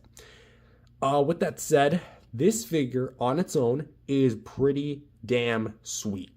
It's got a lot of joints and I do like what we have. However, the plastic used is definitely going to be a bit restrictive. When I rotate things like the shoulder here, I can see I feel a bit more resistance than something like the Burning Godzilla, which may have had a bit of a softer plastic used. So there is that to mention. And as far as like the posability, like as far as scuffing is concerned, that's also going to be posing a little bit of a problem. How ironic that pose is a problem. So there you go. I don't really have much else to say that hasn't been said because effectively it's the exact same. Engineering, quality, maybe a little different, but the amount of joints, the exact same. So for my rating, I'm going to actually say 7.5 just because that elbow hinge, I actually got this out of the box, so that's not my fault. It was mint in the box, I opened it, and it was like this. Yeah, 7.5. For gimmicks, welcome to my bathroom. That's why it's a bit more echoey. So we're going to be showcasing the glowing feature, which I don't know if my camera can actually pick it up as well as it used to because this is a different camera. So I'm going to hold this guy to the light for 10 seconds. 1, 2, 3, 4, 5, 6, 7, 8, 9, and 10. And now we're going to quickly shut off the lights and I forgot to turn this one off. Look at that. Look at that. That is awesome.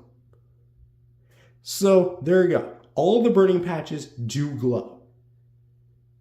Maybe the nails should have glown, but hey, this is awesome. So there you go. There's the glowing feature. It still works after nearly, how long has it been? 7 years? That's really impressive. Like, honestly, that is incredible.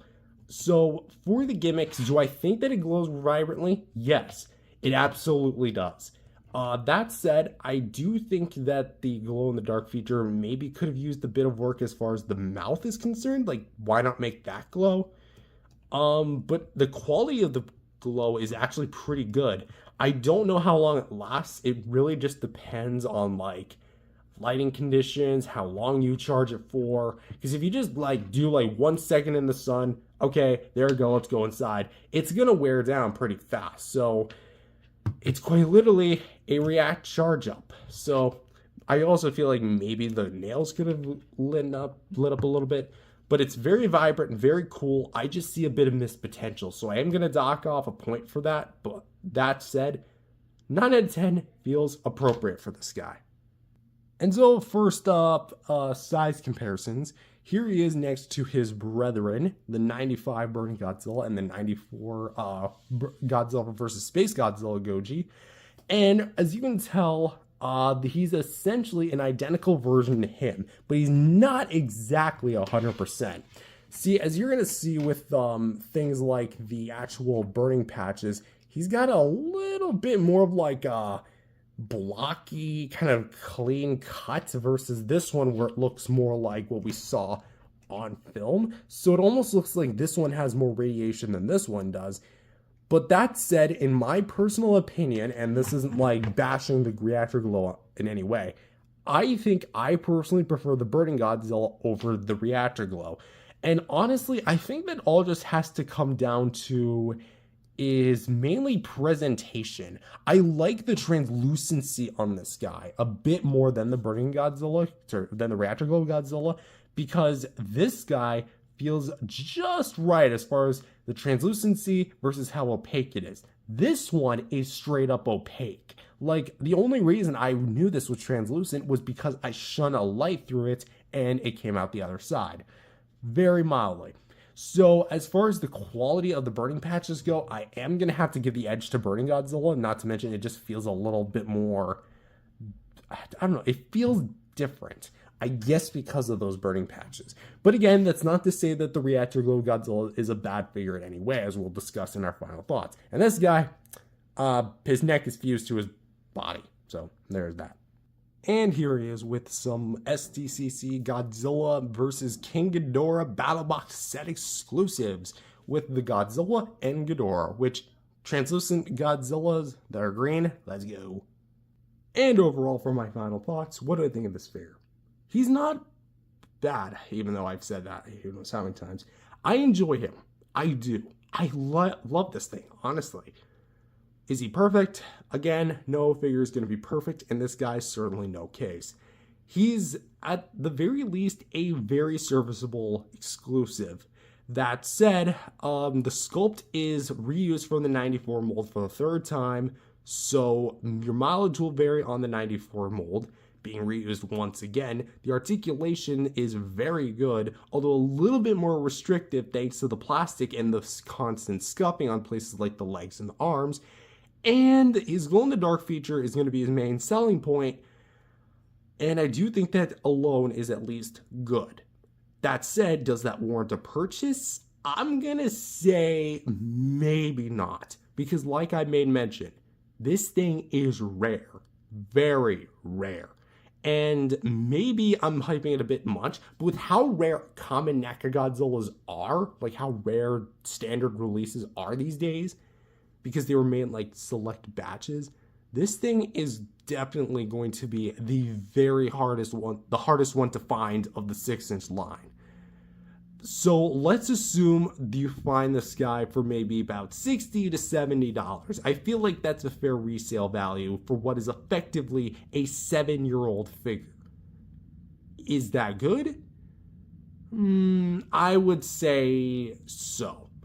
But that said, I really only recommend that price if you find this guy mint in the box, undamaged, unopened.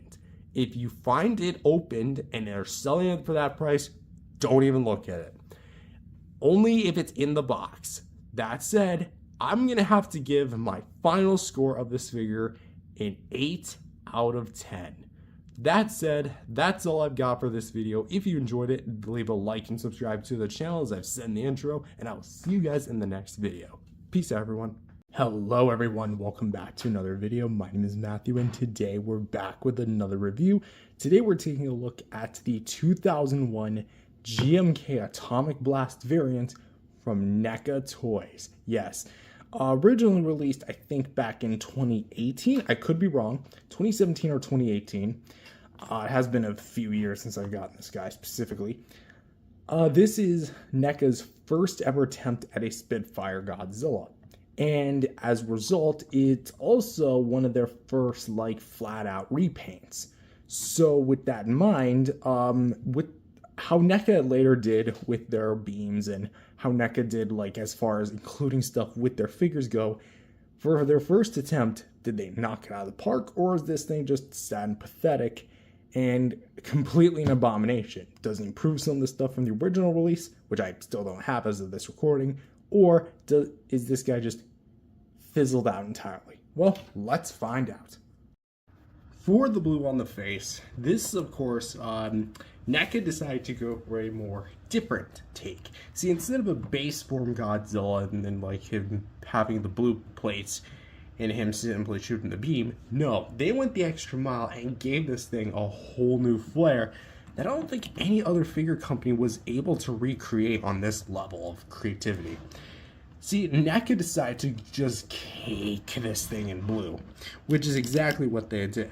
All of the face, well most of the face at least, has blue paint more towards like the bottom half, not towards the top, but basically where the atomic breath would be shining as far as like the light reflecting off the actual body is where there is blue paint. Blue paint, sorry. For the inner mouth, there you go. We have a bunch of blue and dark blues and light blues. Sorry, I have cats.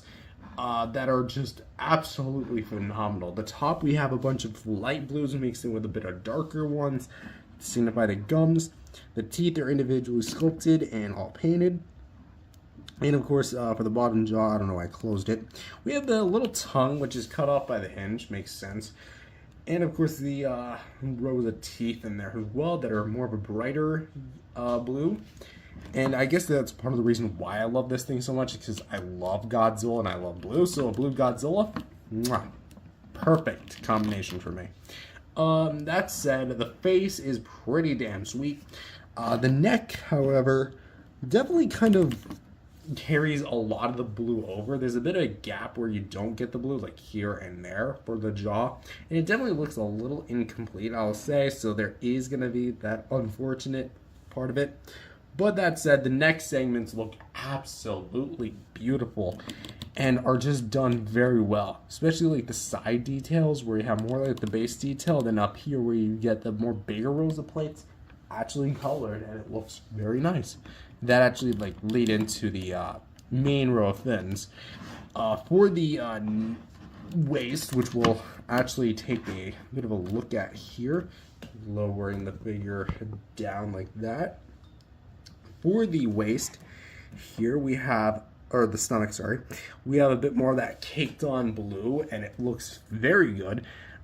We have the more indigo, dark blue, not really purple, it looks purple, but it's not purple.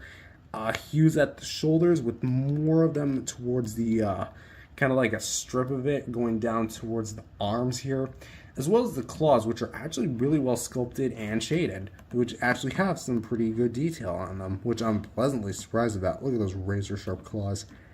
Anyway, going back, here we have a bit more of like the paint at the midsection, which as you can see for the detailed stuff, it's a bit more squared off this time. Going to the arms themselves, just to give you guys a better look at those. Lots of nice, beautiful detail. I like how it's all like, the paint is obviously meant to go as like a design, so it's meant to kind of go like moving the arm a little bit like this. And it looks almost not seamless, but really great together, all things considered. We have, of course, the abdomen here, which is a bit scuffed on mine, but that's only because of years of wear and tear. For the dorsal plates, which you might as well just get these things out of the way. They are translucent, and they are beautiful. I honestly, genuinely thought at one point that they were made of gummy. Like, look at that. Doesn't that not look like the stuff that a whale shark is made of? Like one of those gummy sharks, the whales or sharks, whatever. Like, they're all very flexible, too. A little too flexible. Mine's kind of coming out of the sockets a bit. I think I glued this one back in place a while back. No, well. I'm gonna have to do that with this one, too. But yeah, it's... And I guess this one, too. Yeah, I don't really touch this figure on a day-to-day basis, so... As you can see, all the frosted white tips with the darkened blue centers, they look great as well and just look the part that they should. Like, they're charging up. As well as the more blue base at the actual base of the plates, and they look great, too, having their own unique paint applications, as well as a bit of, like, shining marks from, like, the forearms and the upper legs. Which, again, like, the lighting consistency on this thing is actually pretty damn sweet. As well as a bit on the tail here, but that's a topic for another minute. Going down to the legs, where we get more like the big, meaty thighs Godzilla's known for. And, of course, we have a bit more like the scaling, like the knee pads there. And it just looks really nice with the feet as well. Which, to go over the claws, we actually have some line work, and it looks really nice. I definitely think it would have benefited from some more shading, but I think that the application for what it is done decently. I say decently because they didn't really paint it all the way. Like, I don't see why they couldn't, especially because they did it on things like the 54, I believe. Could be wrong. But that said, for the tail as well, all of the segments here are done really well. And I do like what we have here. However, if there's one problem, a little blue axis paint, there's no other paint for the tail. It is entirely one note color and popping my tail off by accident. Yeah, this thing is basically just, it's just this. It's just one color, which is weird because NECA is known for painting all their tail spikes. Even the GMK standard version at least had painted on tail spikes. Maybe not this one, I guess. So that's going to be a bit of a con. So just as one final look at the figure itself, the side, going down to this side, as you can see, upper view, and of course the lower view. So for the sculpt and paint, the detail work is awesome. Don't get me wrong, it's actually really good, and the new paint application for what was NECA's first attempt at a Spitfire Goji, awesome.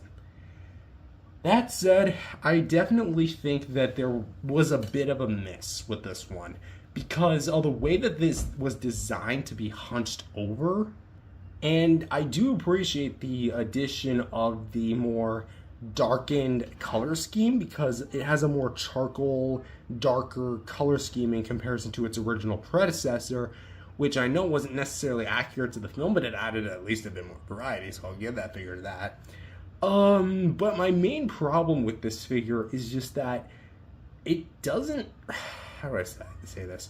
I feel like aside from the blue, there's a bit of miss when it comes to like the dry brushing, the wash, which is something that even earlier NECA Godzillas had. Yes, there is blue, but I feel like maybe like a bit of a gray wash would have been nice, in my personal opinion. And not to mention, while there is like some form of shading on the claws up here, or maybe that's just my eye playing tricks on me, because like look at that, it doesn't make a return here. Plus, you have a whole section that is missing paint. So, that said, I think the pros easily outweigh the cons, but the cons do carry some weight to them. So I'm gonna say, what's a great way to I'm gonna say a 7.5 out of 10. I definitely feel like that's a fair rating for this guy because, let's bump that up to, let's just lock it in at a 7.5 because I feel like what's really cool is that the blue paint looks like it's actually being shot at, well, as far as like a beam is concerned. So there is that, but really, I feel like this is definitely one of the more underwhelming as far as like the base color of it. So yeah, there's that. So 7.5 out of 10 it is. But what this figure also has is at least a plethora of movement. You've already seen it like a billion different times when I've taken a look at this guy in the past, especially that one video that spawned the, my gosh, this is stiff gag on the channel, which I keep referencing from time to time. If you long-time viewers of the channel want to know where that's from this guy. For the jaw, we can open about this far and close up about this far. But if you notice something about the jaw sculpt, it's that when you open it, it doesn't look right. I feel like it's because the jaw sits too forward on the head, like the cut in the jaw. So I feel like if there's a bit more back and it like dug into the sculpt a little bit, and then like the 54 you can like lower it down, then it would look better. But because of that, like look at the way that the jawline goes. That doesn't really look right, especially because this is a Godzilla that's supposed to have his mouth open. So, but for intents and purposes, you can open about that far, close it about that far. For the head, you can go down about that far, up about that far, to the left, and to the right. For the neck piece, which is a bit stiff, my goodness, you can actually go down about that far, and with the two joints, of course, forward about that far, and get some mild side. Not too much, but there is a bit of a swivel as well. For the shoulders, you don't get a swivel hinge. I don't believe it's one. You just get a really freed up ball joint, which allows you to go a full 360 and kind of go in and out a bit. So you can go out like that and in. For the elbows, you can go like that, like this, and can rotate at the forearm, because that's not a bicep, that is a forearm joint, because you can see where it's twisting. A ball joint here at the wrist, so you can go full 360 and swivel, do that to your heart's content. And finger hinges, which I don't believe are on rotations like the 62 Godzilla. Yeah, no, these will not move. I don't want to break mine, because if I break it, I break it. Say that be. That said, we have a swivel here at the waist, which I can't really get a good 360 out of it. It's very, like, this is literally all you can get. So there's that. For the weight hips, we can go out to the side, in like that. can go a full 300, no, actually, no, not a full 360 degrees. I was going to say you can, but there's a lot of NECA Gojis that can do it. This guy's just not one of them. So there is that. Hinges for the knees. So you can go in about that far, out about that far, and can rotate a full 360 ball joint swivel, of course, with the feet, the big meaty feet, and go forward and back like that. And 1, 2, 3, 4 ball joints here for the tail. And if you're wondering what I meant by it was retooled for its reissue, I think what they did was they got this joint, they got rid of this joint and fused it at this piece, so all of this could be a bendy wire. I could be wrong about that, but that is what I saw on listings. So for the actual so like right here, you can get a bit of a rotation, but it's not too much. All the range is mainly going to come from here. The last 3 pieces, sorry. And this bendable wire, I haven't done it in a while, so we'll do it for the video. There you go. It definitely feels like there's a bit of a resistance, and also mine came busted up, and clearly it's been actually, I don't want to touch that. Look at how far it's shed. My god, I didn't even realize this. Yeah, I don't touch these figures on a day-to-day basis. It came like that out of the box, by the way. I was gonna return it, but like I didn't want to wait another 2 weeks for what was effectively a Christmas present. So I mean, then again, Christmas is like 2 weeks when I got this thing, so I could have waited. In an alternate universe, I would have this one. I'd have a more in condition one, but yeah, bendable wire from here to here, and as you can see, it loves to pop out because it is made of soft plastic, and of course it's not a particularly long tail, but it does its job. So for the articulation, it's the same old. However, again, what makes this guy's articulation a problem is going to be the hunched stance. I have tried, trust me, over the years, I have tried rearing up the back, heating this guy up to the point where it literally darkens the plastic. I have reared this guy's hips up. I have tried every trick in the book, and this guy would not look straight up. Well, not like straight up as far as his head rearing up, but I mean standing upright instead of being this hunched over. I tried it. Doesn't work. I don't know why NECA decided to make it like this, but effectively, every Godzilla pose you're going to get this guy in is going to have this hunch. And to me, that's kind of a problem, because again, GMK did hunch a bit, but it wasn't this much of a hunch.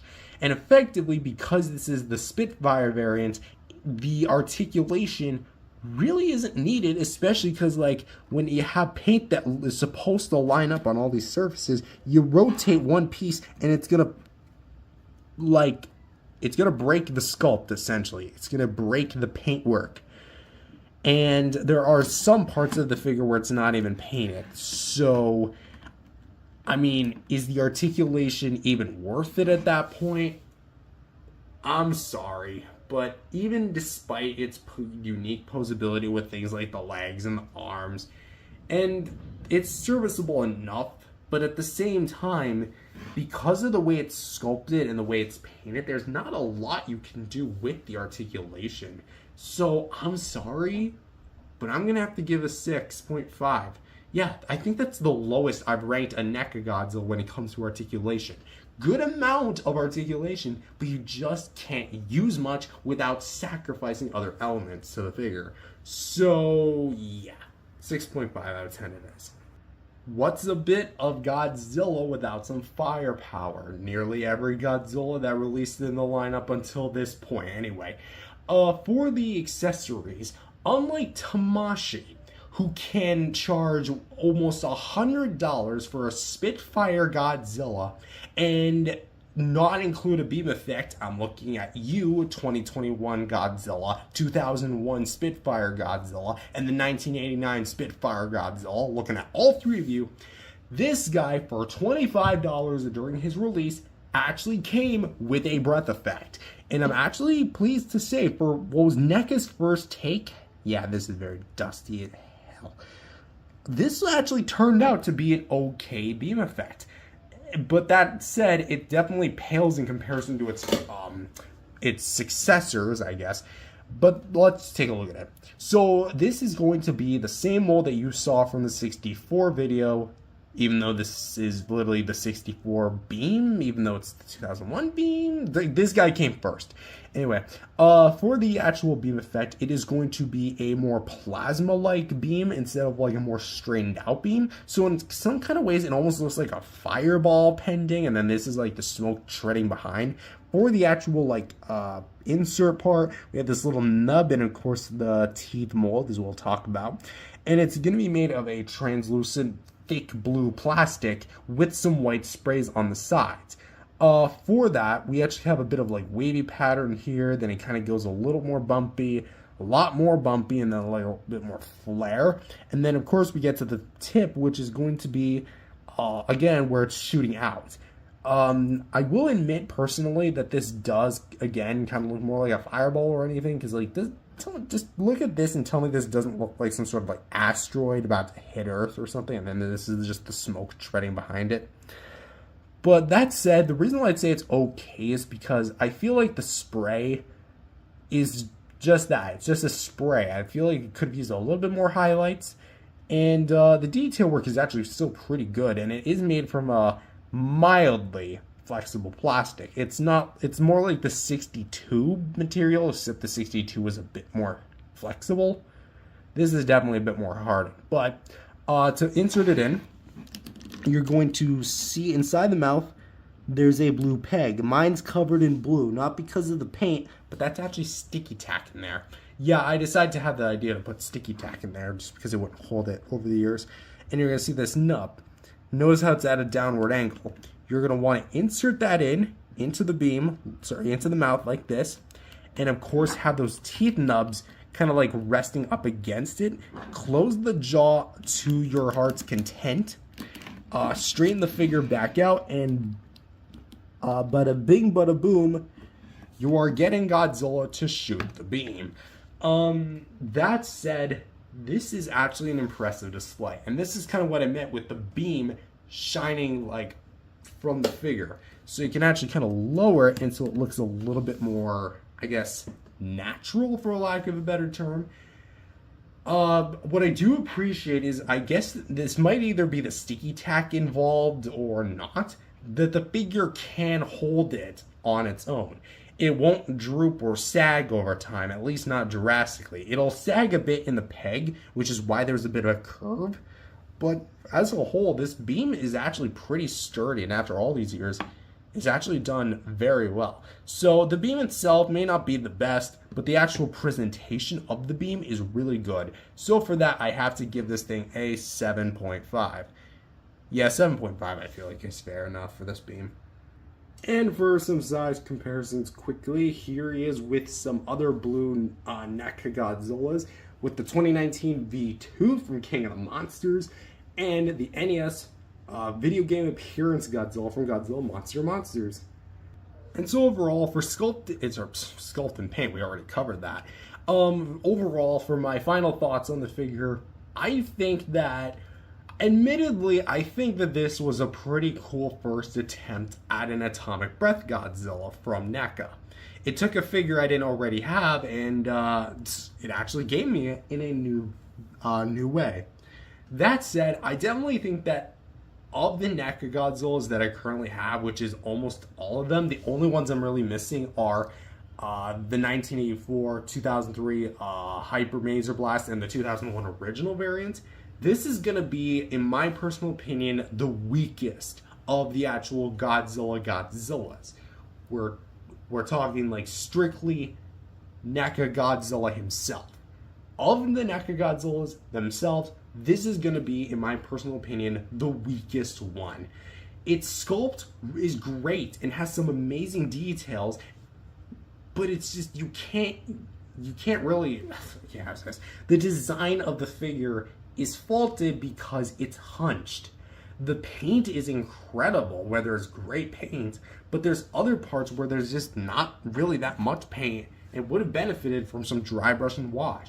The articulation, while it has a good amount of it, It's the range and the sculpt that comes down to it because it's hunched and in a pre-posed position. And a lot of the paint will get cut off. And the beam effect is great, just not the best beam effect. So as a whole, I think the NECA Godzilla 2001, I can't believe I'm saying this about a NECA Goji, is in some ways a mixed bag in comparison to the others. On his own, he's good, but that's really it. He's good. He's not great. He's not mind-blowing. He's good. That said, do I recommend him? I would say if you want to complete a NECA Godzilla collection as far as official, legit ones, sure. I would pay no more than $50 to $60 in this guy for mint packaging, whether it be the original or reissue in the poster box. That said, if it's damaged or missing parts or anything and it's still above $60, don't even look at it. Just wait on the highest version, because I know that they did make a 2001 Godzilla, or making one. I don't know anything about that figure. I just saw it on BBTS and was like, oh, cool. Anyway, that's about it as far as like my personal recommendations go. But as for my final rating, I'm gonna say a 7 out of 10. It's definitely, again, the weaker ones of the figure line, but overall, it's good. It's pretty good. Pretty good's a bit of a stretch, but it's somewhere between good and pretty good. So, with that said, thank you guys for watching. If you enjoyed this video, remember to leave a like and subscribe to the channel, and I will see you guys in the next video. Peace out, everyone. If you guys enjoyed this video, remember to leave a like and subscribe to the channel. With that being said, hello everyone, welcome back to another video. My name is Matthew, and today we're taking another look at another NECA Godzilla. That's right, continuing on, treading through the world of NECA Godzilla history. And today we have what was one of two final sculpts, not figures specifically, but sculpts that would lead into the repaint of Godzilla figures from the line. One of them was the 1989 Godzilla, which we took a look at a few videos ago, and this one, which is the 2003 Godzilla from Tokyo SOS.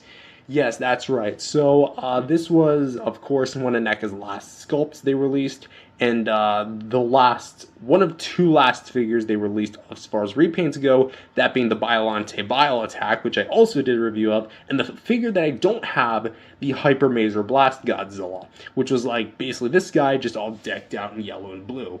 That said, for this figure in particular, I actually have a fond memory of actually trying to get this guy. I will say the seller is a bit hard to actually kind of come by because I wasn't used to trying to buy stuff, so my way of communication was a bit funky, but hey, I'm a lot older, I'm a lot more experienced, so I have a bit more experience when it comes to like buying figures.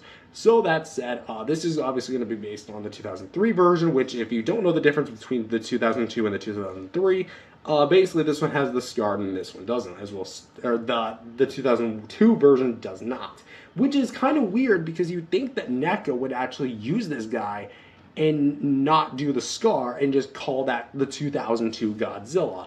But they didn't. They went the extra mile to just go right out of the gate, make a 2003 Goji, and not really make a 2002 Godzilla, which kind of sucks because I feel like they could have at least maybe tried to do it, just remove the scar and send the prototype off to Toho. I mean, effectively, that's really all they could have done, but that said, we're going to be taking a look at this guy in particular. So, with that said, being the biggest NECA Godzilla aside from the 2014 12-inch tall variant, does this guy live up to the expectations of being the tallest, or does he come up short as far as quality is concerned? Let's find out. When we take a look at the sculpt and paint for the head, you're going to notice something pretty cool, and that's the figure is casted in a pretty much a flat gray plastic with a lot of nice dry brushing, and you can kind of see what I mean by like the kind of dirtier wash on this guy being used. We have the nostrils, or the nose, which I will say it's a bit incorrect as far as like where it's kind of sculpted, because one's a bit higher up than the other one is. You can kind of see that, but as you can tell, there's at least a lot of detail to be found here, because here we have a bit more like the cheeks here where it meets the nasal cavity, and they look really nice. I will say the detail work is just phenomenal. And then we have the standard kind of like oval shaped scales spanning backward to the ears. The eyes, I'll admit, they do look a little derpy, but that's only because the 2002 Godzilla kind of mostly looked up, and I'm getting like tons of cat fur. Again, I have like 3 cats, so there's that.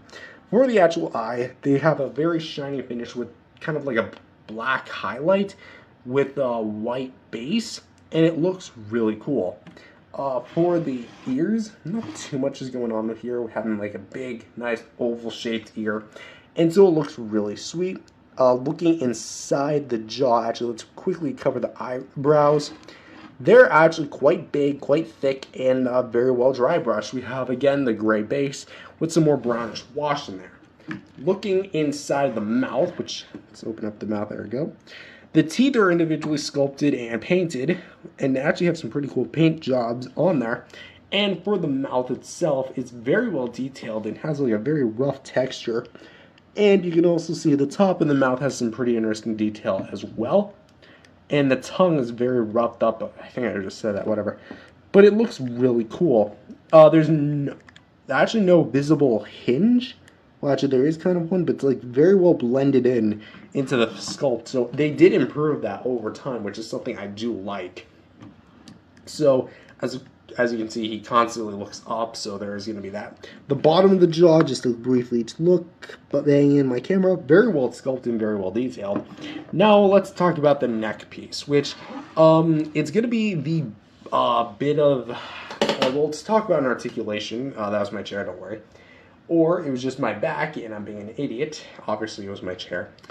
We have this big neck piece, which for the spine work, it actually is pretty well done. We have a bit of like frosted tips, as we'll talk about with the fins.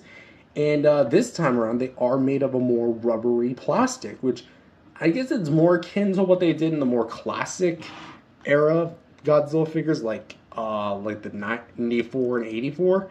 But this is actually still very well done. The mold down here, again, we have all the like diamond oval shaped scales, and kind of goes down with the brown wash. The caterpillar segmented neck, as you can see, has like the more smoothened out details, and of course the spiky bits at the end. And of course this side as well with the very broad shoulders. Let's go to the scar itself really quick. As you can tell, the scar is very glossy, and that makes it stand out a bit from the actual design of the figure being a lot more matte in terms of its paint job. As you can see, it has quite a bit of a purple finish as well. So it's a bit purplish brown, not like vibrant purple, but it definitely helps a bit. So it kind of starts up here, and then you have 2 segments, 3, 4, and then ends down there at the pelvis. So going to the arms, very short, stubby arms, of course. Got a lot of nice dry brushing and detail here. For the claws, they don't have any shading, but they do have a decent paint application, I will say. They are painted all the way. I think I would have liked some more highlights on the claws, but then again, everything else is like kind of dry brushed and washed. Just to kind of show you more like the stomach itself. The dry brush is there, as long as with the detail. Now let's talk about the dorsal plates, like in general, in full, moving back to camera. These are some beautiful dorsal plates. Are they my favorite? Maybe not. Because they do feel, personally, a little flimsy. I think I would have liked a more solid feeling. Funny enough, the side fins actually do have that exact feeling. I think it's honestly because... Nope, that's debunked. They are a separate piece. I thought they were originally part of the sculpt. Nope, they are in fact a separate piece. You can kind of see what I mean. If we zoom in real in, I think that's a little too far. You can kind of see there's a seam line. Yep, that's like literally as far as I can zoom in. So putting it back to order, there we go.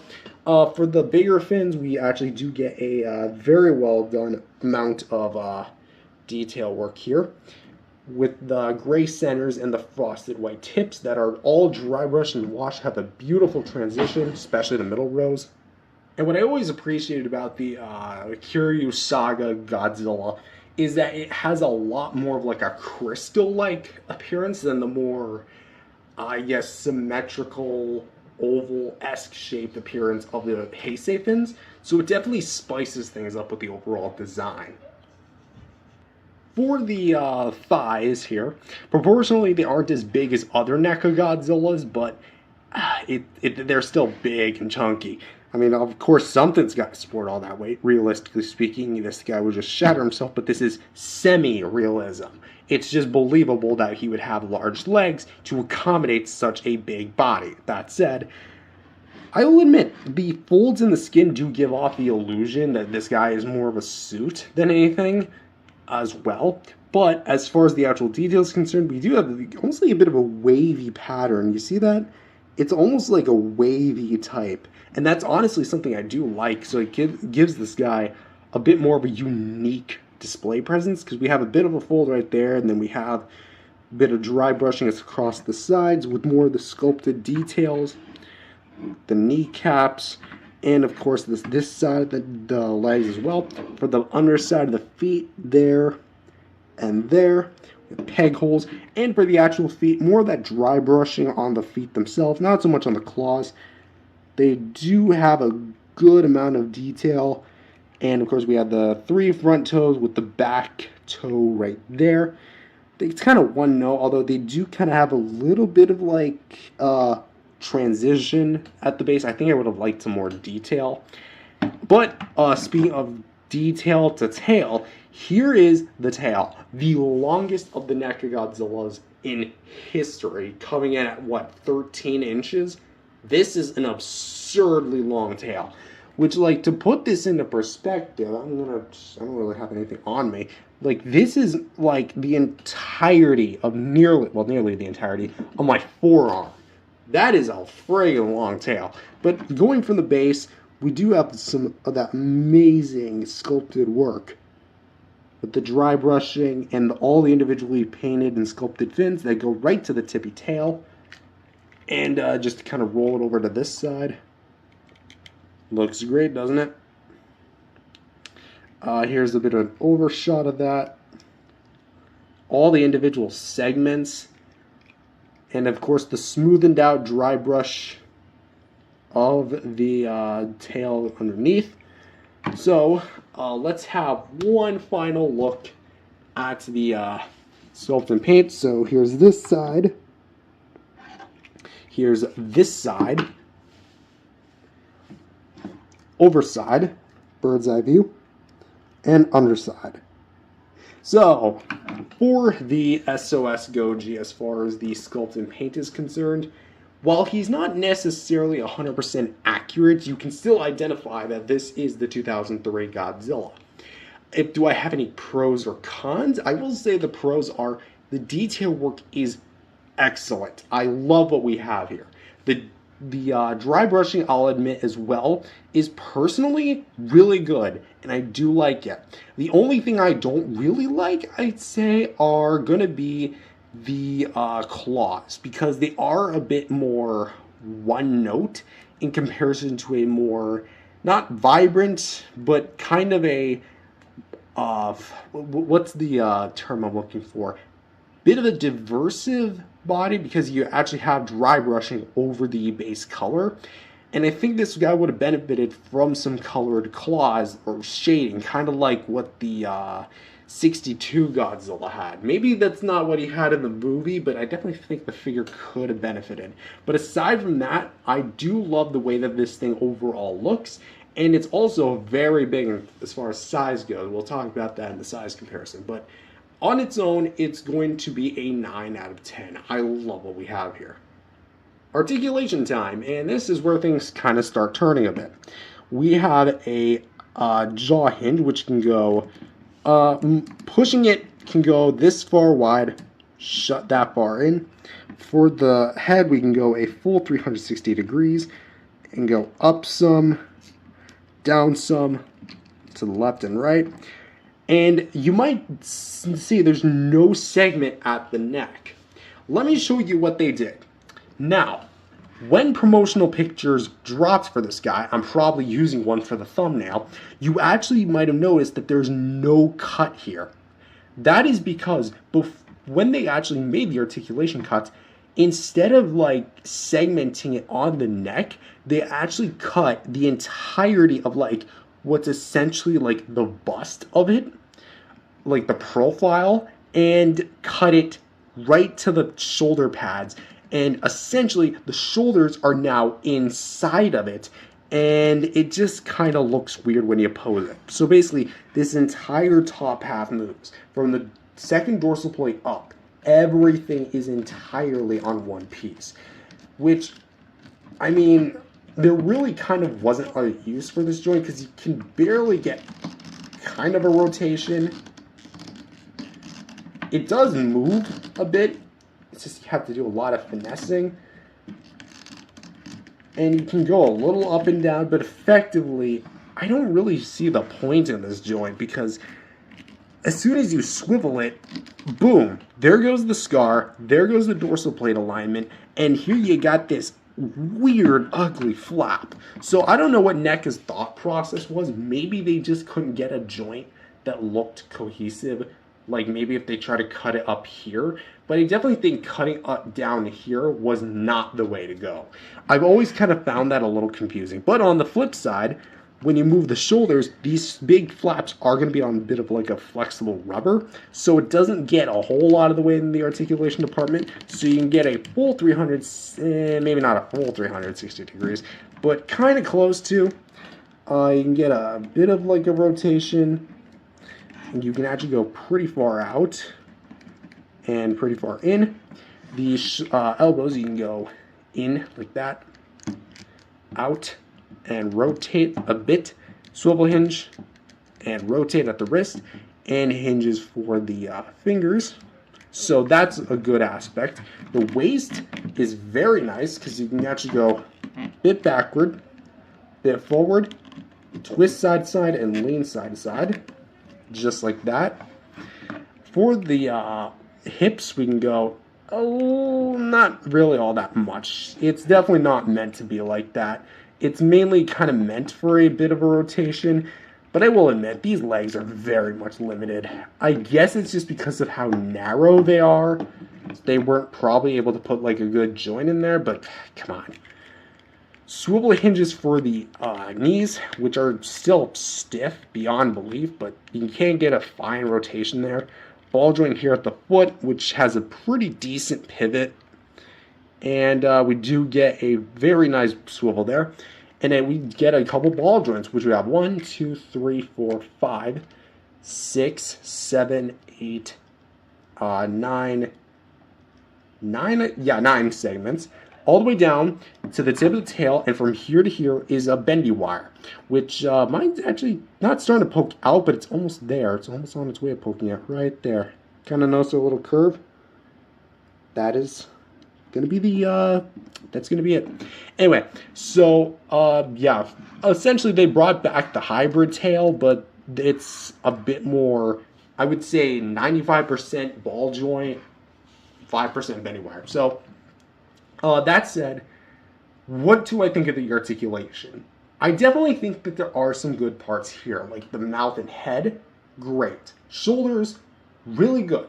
The legs could use a little bit of work, but the tail, you can get so much range out of this thing. Like, it goes all the way up here, you can go all the way down, straighten it out if you wanted to, go to the left, go to the right, and it all holds its pose. And it's kind of a big, beefy tail, which I don't know how NECA was able to do that, but they definitely did.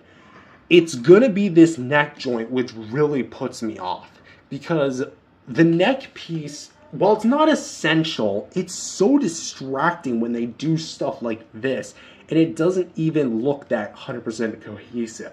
Like, NECA, this is no way like my personal attack. It's just criticism. Then again, it's criticism of a line you discontinued, so I don't really know if you're going to take it. I don't even know if you're watching this review. But at the same time, there had to have been a better way to do this. So I am going to dock off points for that. But overall, the articulation, while it's slightly weaker than it should be, I'm going to give this thing an 8 out of 10. Because the articulation as a whole, still pretty good for what you get. For some size comparisons, here he is with some other Kiryu Saga figures in my collection, with the SH Monster Arts 2002 Godzilla and the Bandai bootleg Movie Monster series Kiryu, which, as for the scale, I bought this guy specifically for him just because I knew from the start these two would go together, so maybe he's not meant for him. I mean, literally look at this. If anything, I think, even though in the film they were about the same height, I mean, Toho scaling kind of sucks. Because they're the same guys who admit Mothra larva from the Showa era fighting against a 50-meter tall Godzilla is over 200 friggin' meters long.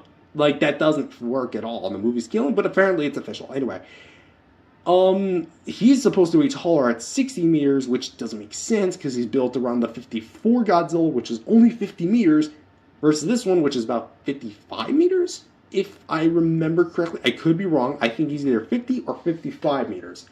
Again, it's been a while since I watched Tokyo SOS. It's been a while since I've necessarily watched any of the classic films, but that said, I think I've kind of rambled long enough. But as for these two specifically, I made a video a while back. I probably will remaster it just like I remastered the Monster Arts 2019-2021 comparison, but you'll see that in the near future. And for another size comparison, here he is with the 1989 Godzilla simultaneous released and the NECA 2014 Godzilla original version. And as you can see, there is a clear, stark difference of where NECA started and where NECA ended. Because this wasn't the exact end of the line, but it was the last sculpts they released for the line. If you include the repaints of the Biollante Bio and the Hyper Maser Blast variants of these two. But you might have noticed I didn't cover accessories, and I kind of want to ask something, bringing me to a dilemma, if you will. A Godzilla NECA dilemma. You have two figures that were simultaneously released, both base Godzilla. Okay, what seems to be the issue? This guy comes with a beam effect. This guy does not. They both get repaints. Okay. This guy comes in a biollante, puke all over the place version, whatever, okay. Also includes the beam effect. This guy, while it's not necessarily a Spitfire, it is a variant that is getting charged at and also has blue dorsal plates. Granted, not all of them are blue, but some of them are. And it still doesn't get a beam effect. What was the thought process? Again, just a general question. Why didn't this guy get a beam, but this one did? Same price, released simultaneously, and you guys included a beam effect with nearly every Godzilla release post-62, almost. Say except for 2014, sorry, the reissues 2019 V1 and V3. But come on, please. I mean, it's kind of too late, but whatever. But overall, also if you're wondering which beam this is from the 2019 V2 beam. I think just stylistically it works the best with this Godzilla, because Godzilla 2002/3 had a much more mainstream light beam. I think that this figure is pretty damn sweet overall. Is it perfect? Again, no, it's not. It has flaws. The claws I don't really like in comparison to the rest of the body, and the way that the actual nape is done is not that great.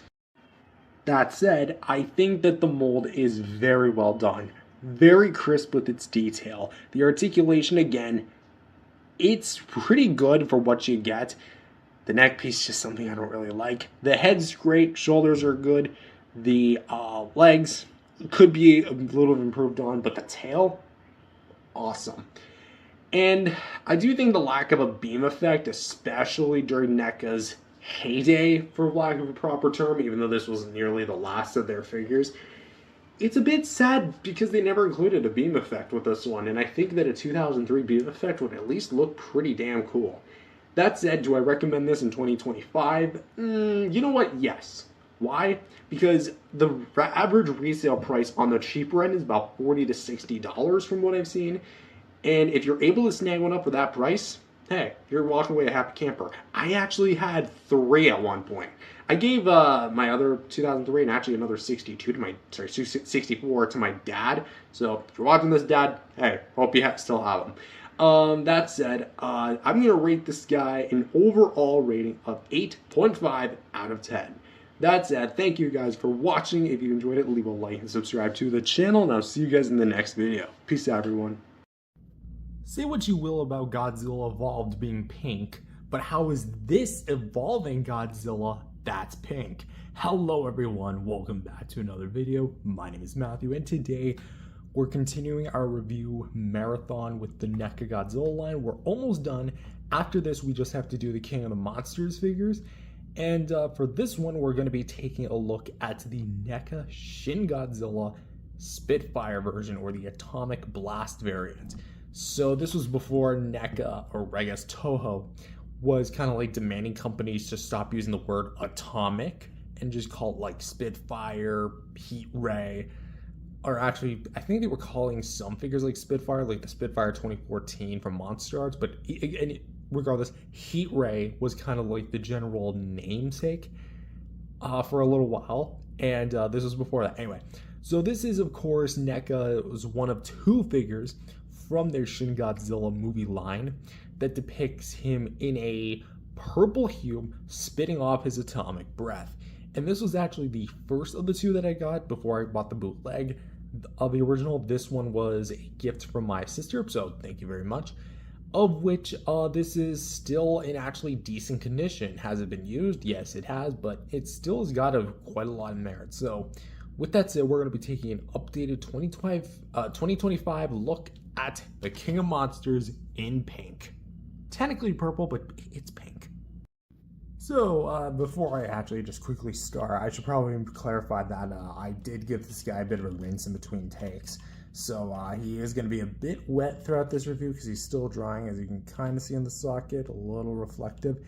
Anyway, also, this is going to be the original release, not any of the reissues in like the fancy style poster box packaging with the Shin Godzilla movie poster on it, the one where it's like standing almost full body. Yeah, that one.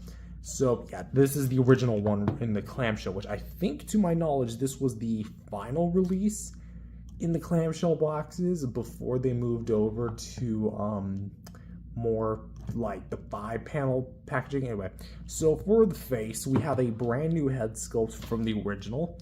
The new head sculpt is going to be having his mouth wide open, and as you can see, the details do make a return with the various bumps and crevices, the tiny beady white eyes with the small black pupils that are actually really well painted. Let's actually kind of get in there and really get like a good sense of like what we're working with here.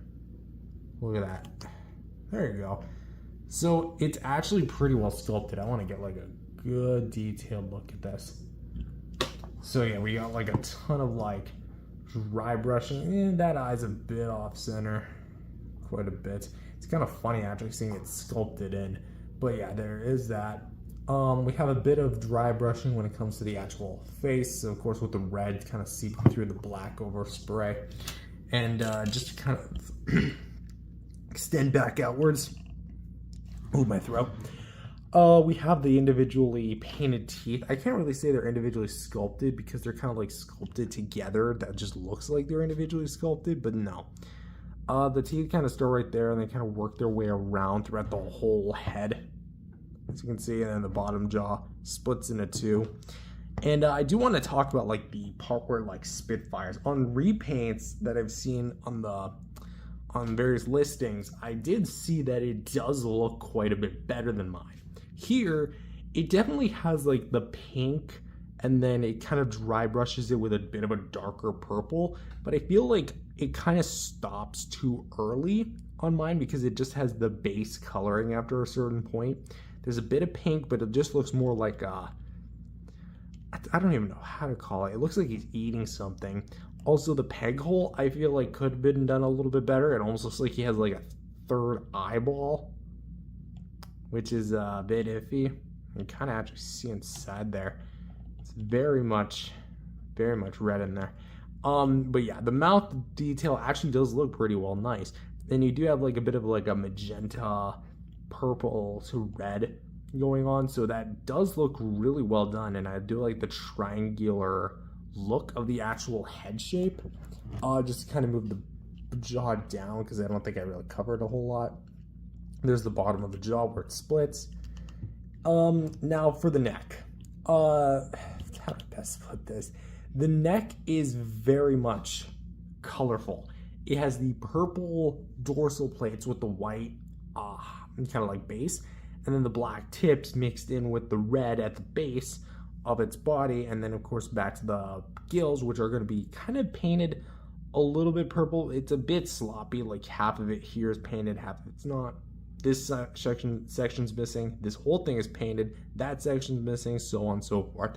So it does look a bit sloppy, especially for NECA's earlier days, because to my knowledge, even like things like the 1954 Godzilla were actually really well painted with its cracks and crevices, but here it just doesn't really look that right. I think same could also be said for the collar, the collarbone. I don't know why I struggle to say collarbone, but you can kind of see that like it kind of is very, very thick.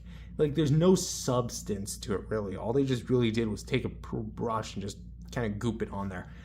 You could maybe argue that it was trying to go for like a very glowy illuminating effect, but I feel like the mouth, even though it does dial back on the purple paint a bit than it should, did a much better job than this. And also a bit of mine is missing the paint, so yippee. Also, we do have a bit of nice more wrinklage and detailing and scales, so there are a bit of extra details to work with there, so that's pretty good. Next up, we're actually going to just immediately talk about the dorsal plates. I've got a bit of like an issue with my dorsal plate, like where this back one was like bent right out of the box, and I've had this thing for like at least like 7-8 years, so to this day I still can't get this thing to properly unflex, quote unquote. So I guess I'm stuck with the bent dorsal plate for the rest of my life. Anyway, the dorsal plates could be a bit better because really there's a lot of white space and a lot of purple space. Again, I know reissues definitely fix this problem, but at the same time, for my personal copy, I'm allowed to judge what I have and only what I have.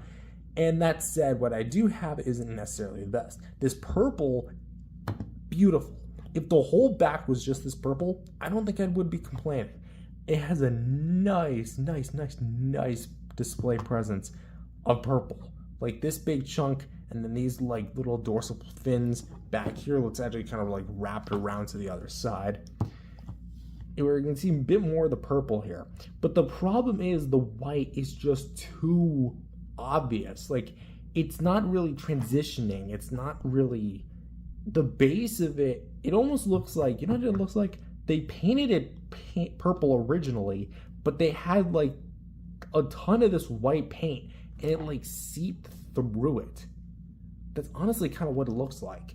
Again, I know that NECA tried to do like an illuminating effect, but honestly, it doesn't really look that great.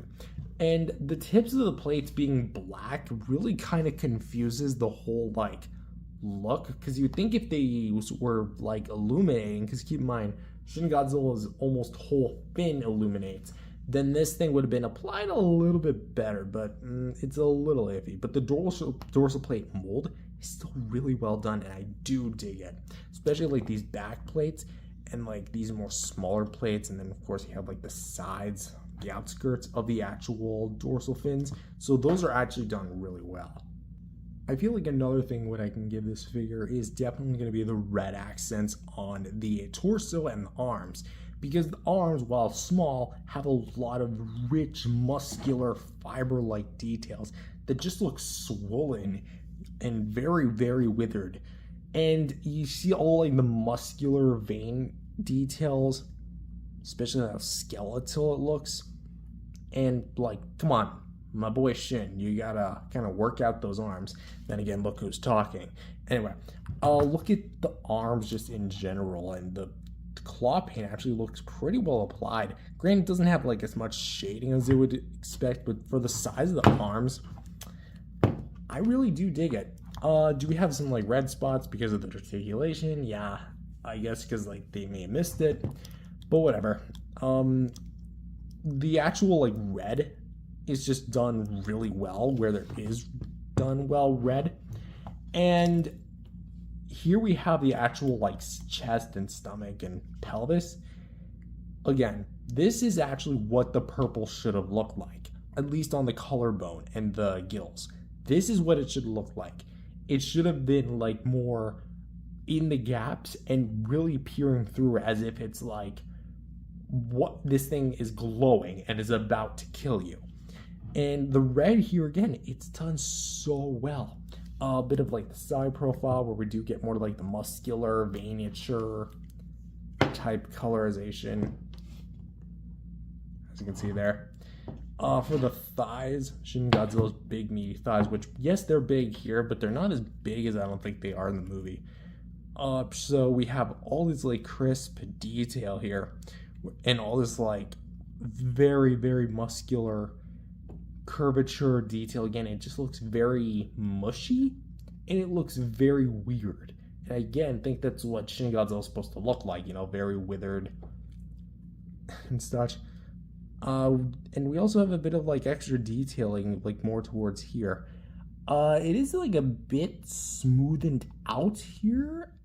I'm not quite sure what this is from, because you can see that this part's like these few bits here, here, here, and here are very well smoothened out. My guess is that maybe like the mold just didn't seep well into the press the NECA wanted, so maybe there's that. I'm actually just noticing that now.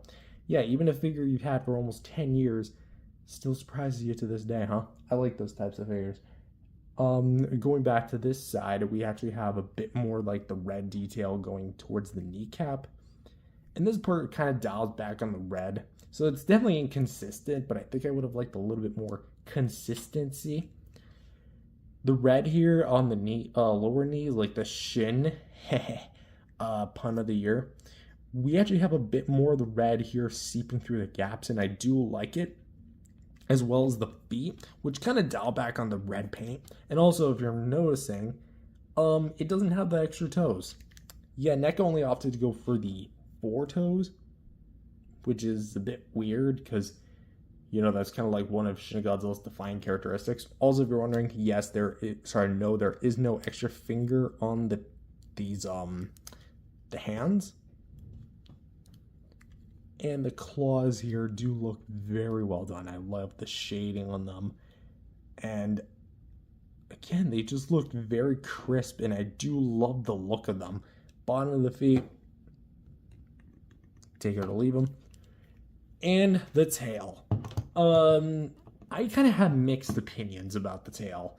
Well, mainly with articulation, but we'll talk about that. The paint. Why couldn't the whole figure look like this? Like, look at this purple. Look at how it's mixed in with the white. Where it's dark, it's dark. Where it's light. This is what the purple should have looked like. The whole figure. And even then, it kind of loses it a little bit with the next 2 segments. But actually does keep a good job with actually like keeping the red as well. Also noticing there's a bit of like purple accents. Oh, the live beauty of HD recording, ladies and gentlemen. And for my personal least favorite part of the figure is going to be the tail itself, where it meets the head. Because there's really not a lot to talk about. It is just a basic curved Godzilla tail. And we have the tail on the face, which there actually is no face, but we do have a bit of like purple, kind of, mostly white paint. And of course, again, like I may have mentioned, the second face is not there, but we do have a peg hole. So, with that said, what do I think of skeleton paint? I think that the Shin Godzilla, in my personal opinion, I do think it's a bit better than its original. Then again, I am basing it off of bootleg and pictures I've seen online. But for my personal taste, there's still some parts of this guy that I feel like could have been done a little bit better. Could have been done like a little bit more up to NECA's then quality, because the purple on the back and even the purple on the collarbone, they had the right color choice with the purple, especially here on the two the two base tail pieces. This is what the whole figure should have looked like. Not like this, where it almost looks like it's unfinished. That said, I think the red detail work and the actual paint aside from it is near perfect. It's very chaotic and has a lot going on. In some ways that's good, some ways it's bad. That applies to this figure too. But if I had to personally give a score, I would say, let's go 7.5. It's very cool where it's cool. It's not that great where it's not that great. And one piece of it is just not that good in general. But overall, yeah, I've honestly seen worse. So, sculpt and paint, I would say gets a 7.5. Just a quick side note, is anyone gonna go see the Shin Godzilla re-release? Yeah, it's happening next month in August. Let's move if you are, much like the next segment, which is articulation. Now, for the first time in NECA Godzilla history, and to my knowledge, I think the only time, we don't actually have a jaw hinge. We have a big split jaw, obviously, because it's all one sculpt to accommodate the beam. But we can actually get a pretty good rotation as well as a side to side, up about this far, down about this far. So not too much up and down, but we do get a nice side to side. And again, 360. The neck really enhances it by allowing you to go all the way down. There's a bit of a cut on my fingers because I just got done eating spaghetti. And then raise it up this high together. You can go to the left, to the right, and you can actually kind of make it loose so you can go like a full 360. Although I think that's just because of the way that like it almost pushes the rod out of place, so do keep a bit cautionary with that. For the shoulders, quote unquote shoulders, we can go up, down, forward, and back. There's a mild rotation there, but you're not gonna get too much out of. Straighten out, bend in, and rotate like that. Swivel hinge here at the wrist. Not too much there. I hope it's not broken. Okay, good. It was kind of loose, like in the peg there for a sec. We have a ball joint here at the waist, so not too much movement. You can go a little side to side. Mild tilt, mild back and forth. Again, it's very mild, and even if you could, the rubber fins would scrape up against each other, so do keep in mind of that. The legs, we can go kind of out to the side a bit. We can go a full 360 right there. And you kind of taught me when I was talking about like the red paint. Essentially, the whole figure, like in base, is like red plastic with black accents over top, when I think in reality it should actually be reversed. It should be black purely with the red kind of seeping off. Actually, I think that's whatever. Anyway, yeah, full 360. This left leg is a bit tighter than the right leg. For the knee, you can get a hinge movement as well as a swivel. Hinge and swivel. And a ball joint here at the foot, which you can go up and down, left and right. See this one? A little bit more freed up. And you can also do a full 360 degree rotation. And for the tail, we have 1, 2, 3, 4, 5 sections of ball joint, but you can't really use it. See, the whole like, let's actually talk about it briefly later, but you can actually do get some decent side to side with the base if you rotate it, and then if you try to like bend it, it looks a bit more natural. It does look a bit fluid, although if you do bend it down, you're going to get some pretty nasty gap. Although there is a bit more sculptage, it's not really meant for that. And then from here to here is going to be pure bendy wire. But I have a QC issue with mine. Let's see if I can actually pop it off. So popping off the bendable part of it, my tail actually has, this is actually like the closest I've actually seen in a while. You can actually see that the bendy wire has poked through the rubber and over the years has started scraping up against the ball peg, which is why I don't move this thing a whole ton, but really you should be able to get like about the fluid movement. And because of the fact that it's misplaced, I cannot get this thing to move. This literally feels like a thing of solid plastic, although it's clear that it does have a metal wire. So whatever happened at the NECA factory, that is definitely a QC issue. And so for articulation, also just to clarify, this tail tip does not have a ball peg of its own. It is entirely glued in. So that clarification out of the way. What did I mean by the articulation, you couldn't really use it? Well, let's break this down. The articulation, technically speaking, it has a lot of joints. It has a bit of head joints, arm joints, waist joints, leg joints, and tail joints. A bit of everything that you'd at least want from a Godzilla figure. The only thing that it would really be missing, so to speak, is a jaw hinge, but that it's Spitfire, so it doesn't really need one. The thing that I mean by the articulation is that the NECA Shin Godzilla, upon design, was meant to be in one specific pose, and then they cut the articulation. Because when you're sculpting a figure, you sculpt it in a certain pose. It wasn't like, it was obviously the same thing for Shin, but I really doubt that NECA actually took the time to look at this and really decide how it should move, because that's the problem here. The tail especially is evidence of it because it breaks away and it's pre-posed. Yes, Shin Godzilla's tail does look like this in a neutral stance, but I feel like if NECA really wanted to give this thing the maximum treatment as far as the articulation is concerned, the tail would have had to be like maybe a bit like flat on the ground. Then they made the articulation cuts and engineered it in a better way than just this, where you're basically forced to keep upright like this for the entirety. And also that's another thing, mine kind of has a tendency to droop, so yay.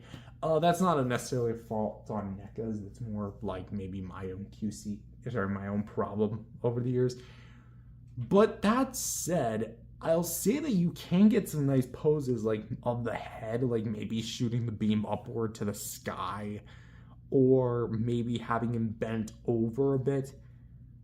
But as it stands, you can't really use a lot of the movement, especially since Shin Godzilla is a rather static creature. Doesn't really make a whole lot of sense in the grand scheme of things as well. So for articulation, I'm going to give this thing a 7 out of 10. Good articulation, but you can't really use a lot of it without it looking awkward. Next up is accessories. And what's a bit of Godzilla? Spitfire versions with a bit of firepower, huh? Well, thanks to our folks in NECA, they actually came with two Spitfire beam effects. Atomic breaths. I don't know why I keep saying the word Spitfire. One's a bit longer than the others. I mean, it really doesn't matter which beam goes into which, but essentially you have the head beam and the tail beam. And I'm just gonna come out and say it, NECA. This is definitely gonna be your worst beam effects of your Godzilla line. Let's talk about them. So for the actual mold, this is kind of what I mean by being the worst. Because yes, they do have quite a bit of detail work on them. But much like the body, it doesn't have a lot of purple. Like, yes, it has a mild purple spray towards the middle. But you can even see at the tip that it's like translucent.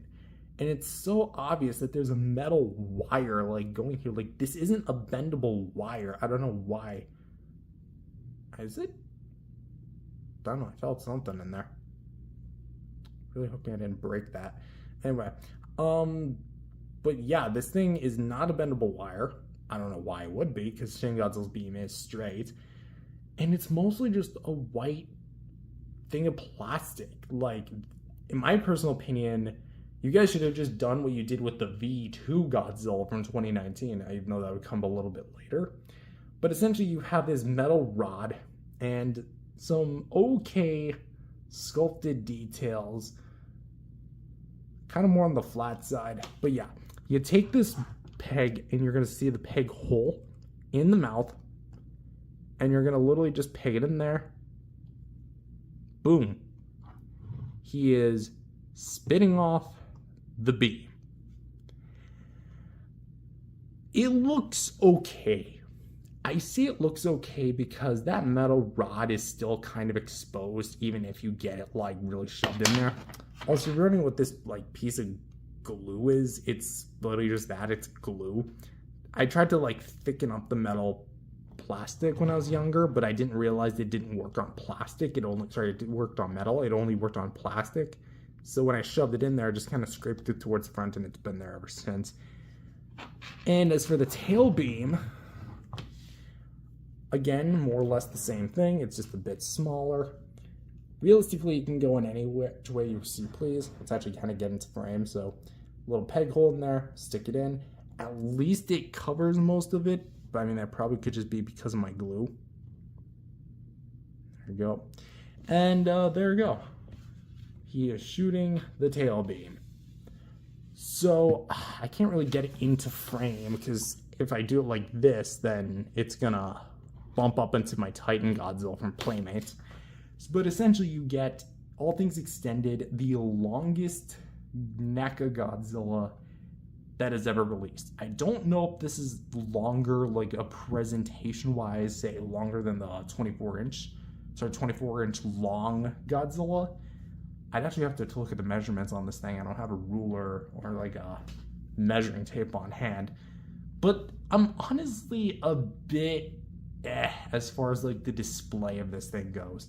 I think it's cool in concept, and NECA had all the ingredients for this thing, but I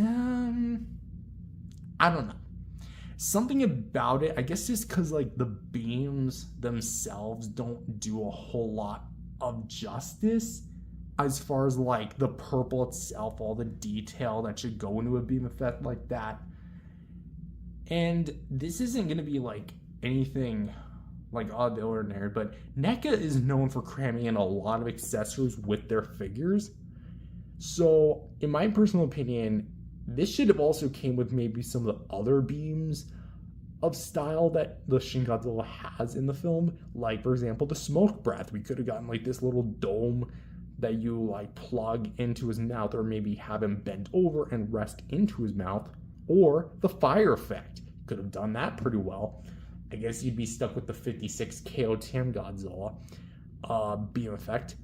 But that said, the beam effects we do here are, I'm going to say it, a bit on the mediocre side. On one hand, they have a very nice display presence, being a very long, and you're going to have a lot of shelf space, and they're great for display. That said, the actual quality of the beam effects, not very good. I don't think it was me, but I remember on a listing, it was broken, like right out of the box. So not really necessarily the best. But for what we do have, it was pretty good. This is a good display, but the beam effects themselves, not very good. You do have a bit of display variety. I mean, you can swap the beams, maybe swap that beam out, leave that beam in, or take that beam out, put that one in. And also, I don't imagine them doing the back beams, because otherwise you'd have like a dozen peg holes in the back, so that would look a little eh. But really, I'm going to give this a 6 out of 10 as far as the actual accessories go, so there is going to be that. Being your average 6-inch tall figure, 6.5 more precisely, this guy is going to basically be quite a solid presence in a 6-inch display. with featuring some other Godzilla figures of the same scale. Here he is with the Bandai MMS Shin Godzilla, the original release, I should clarify, and the next review in the NECA line, the NECA Godzilla 2019 V1 from Godzilla King of the Monsters. And for some other size comparisons, here he is with the Toys Exquisite Basic Godzilla 2014, my latest figure, actually now technically, so to speak. I mean, technically, yes, my newest figure, because I did order those, the lamp and the biollante and the mess figure before I got this guy, but I opened them when I came back, so whatever. Really define newest for me. And the Diamond Select Toys Bust Bank Godzilla 1989 from Godzilla vs. Biollante, or as you longtime channel viewers know him as, Derpy Godzilla. And finally, the last size comparison, with the comparison you guys have probably been waiting for, the original release NECA Shin Godzilla from 2016, bootleg version, I should probably clarify, and the closest thing I have to the SH Monster Arts Godzilla 2016, the Godzilla Ultima, yes, from the world of SH Monster Arts, because why the hell not? Anyway, I do plan on picking the original release up. I am very close to. I don't know if I'll be able to pull it off, but we'll see. We'll see if it happens. Then at this point, let's close this out. And so for my final thoughts, for the final, not chronological as far as timeline is concerned, but the last Toho Godzilla chronological film-wise goes, this was, or from NECA, I should probably clarify, this was a pretty way to kind of end it off. On the surface, this figure does provide a lot of good things. It has a very nice sculpt, very nice paint, and a well amount of articulation with accessories that do add to a decent display. That said, the articulation is kind of damned because this thing was mainly designed to be in one super specific pose, then given articulation, probably like, it's almost as if NECA was planning a whole new Godzilla line with statues. Really wouldn't have minded, but I mean, hey, we got this. The accessories, the beam effects themselves aren't done really all that well, in my personal opinion, and are definitely going to be the weakest part of the figure. And there are some parts of the figure I feel like could be a little bit better sculpted or painted, and even for NECA during that time, I don't know, there's just something like, this looks a bit iffy, the mouth looks a bit iffy some places, and that peg hole, like, my god, there had to have been a better way, because it literally looks like an eyeball, or a butthole in the mouth. Anyway, this is definitely going to be, again, the weaker of NECA's Godzilla releases for 2016, but it's definitely going to be a lot more expansive. So, in my personal opinion, I would just suggest get both of them. Resale, from what I'm looking at, ranges from about $40 to $60 on eBay before shipping. So, if you find one that's not a bootleg and actually in somewhat mint condition, used condition, fair condition, has both the accessories, pick it up. It's a pretty nice of purchase. And I mean, it's that, or you shell out like $300, $400, or you try to get your kidney donated just so you can wrangle up the money to get that Monster Arts variant, Fourth Awakening version. Anyway, that's all I have for this video. If you enjoyed it, leave a like, subscribe to the channel, and I will see you guys in the next review, which is going to be the final film of the NECA Godzilla review line for 2025. See you guys later. Peace out, everyone. Long live the king, as they say. If the king would be about a foot long. Hello everyone, welcome back to another video. My name is Matthew, and today we're back with the NECA Godzilla reviews. Yes, so this is going to be the last film we're doing for the reviews, because they never did anything beyond King of the Monsters, which makes sense. You know, the license expired in 2020. the figure line, well, the last movie up until that point was King of the Monsters, because no Godzilla film came out in 2020. And I thought, why not just kind of go numerical order?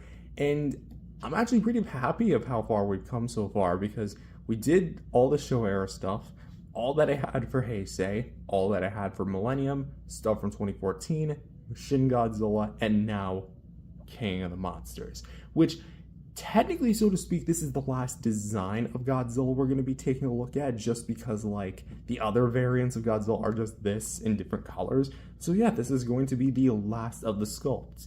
But beyond, like, as far as figures in general, we do have a few more to look at. We have, not counting this, we have V2, the Spitfire version, Burning Godzilla, Mothra V2, and Rodan. Wait, hold on. There we go.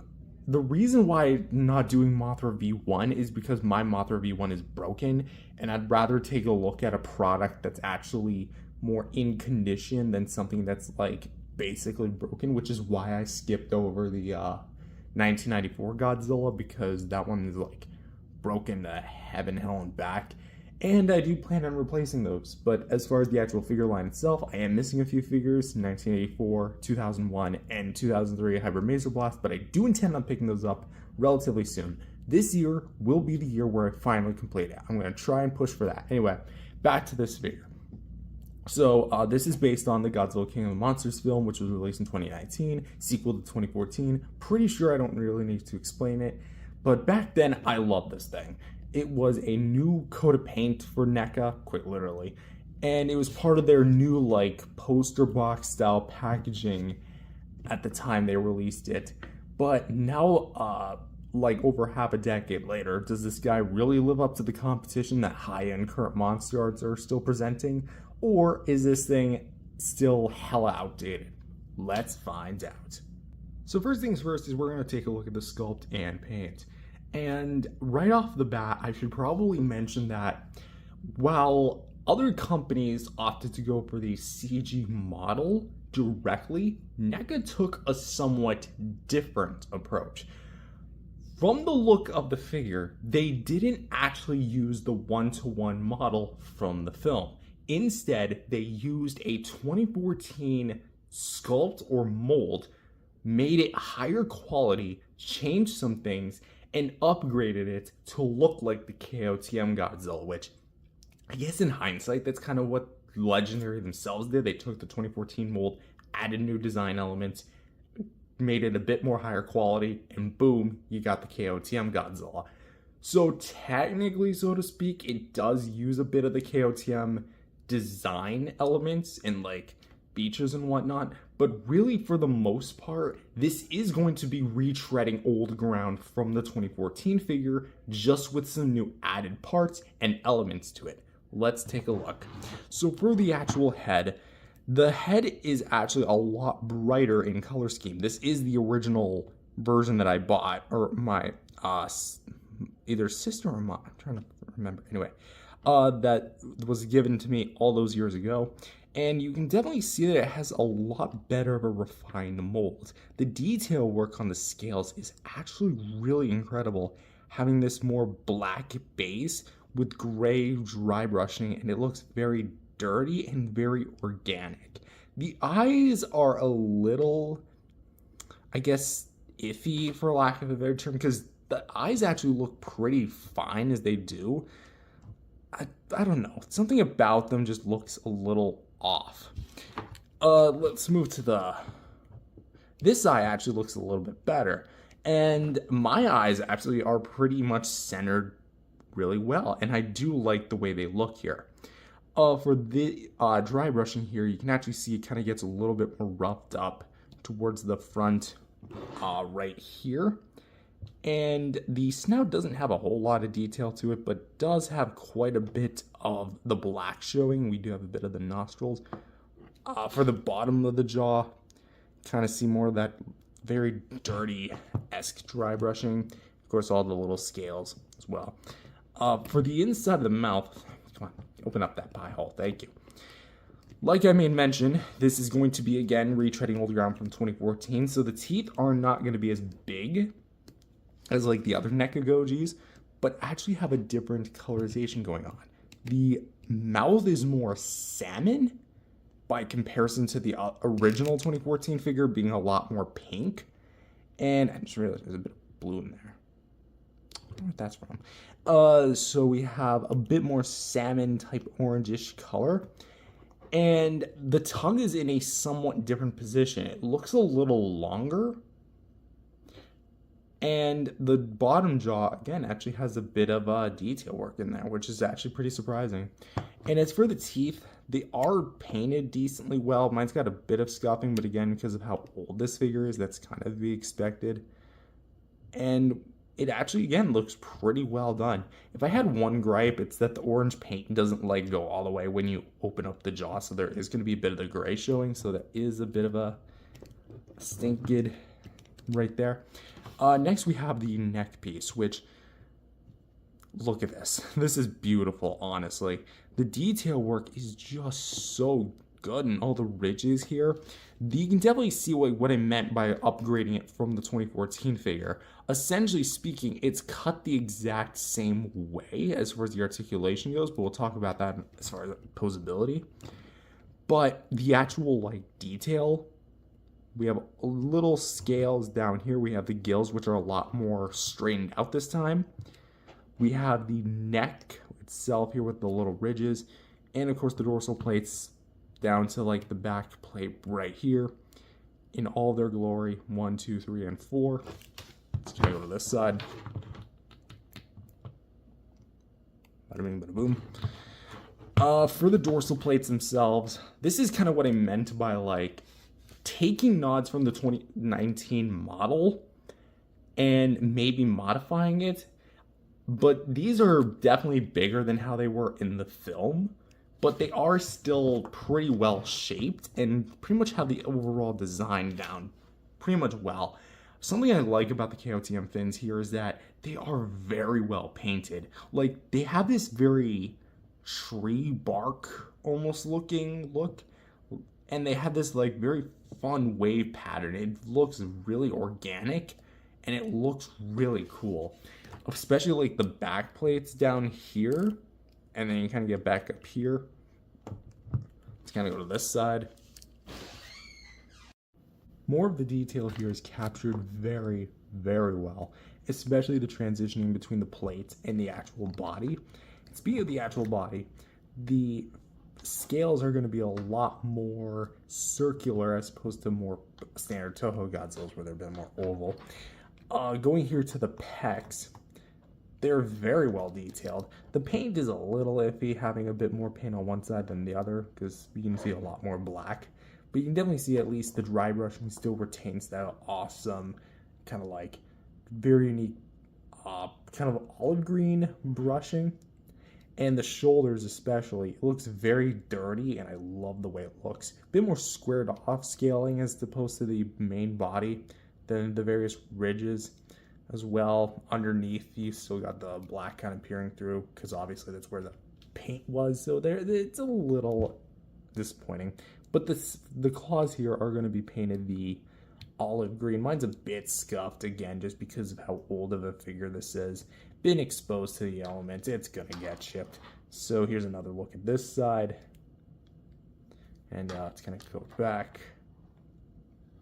I think we talked about the legs here, so let's talk about those legs.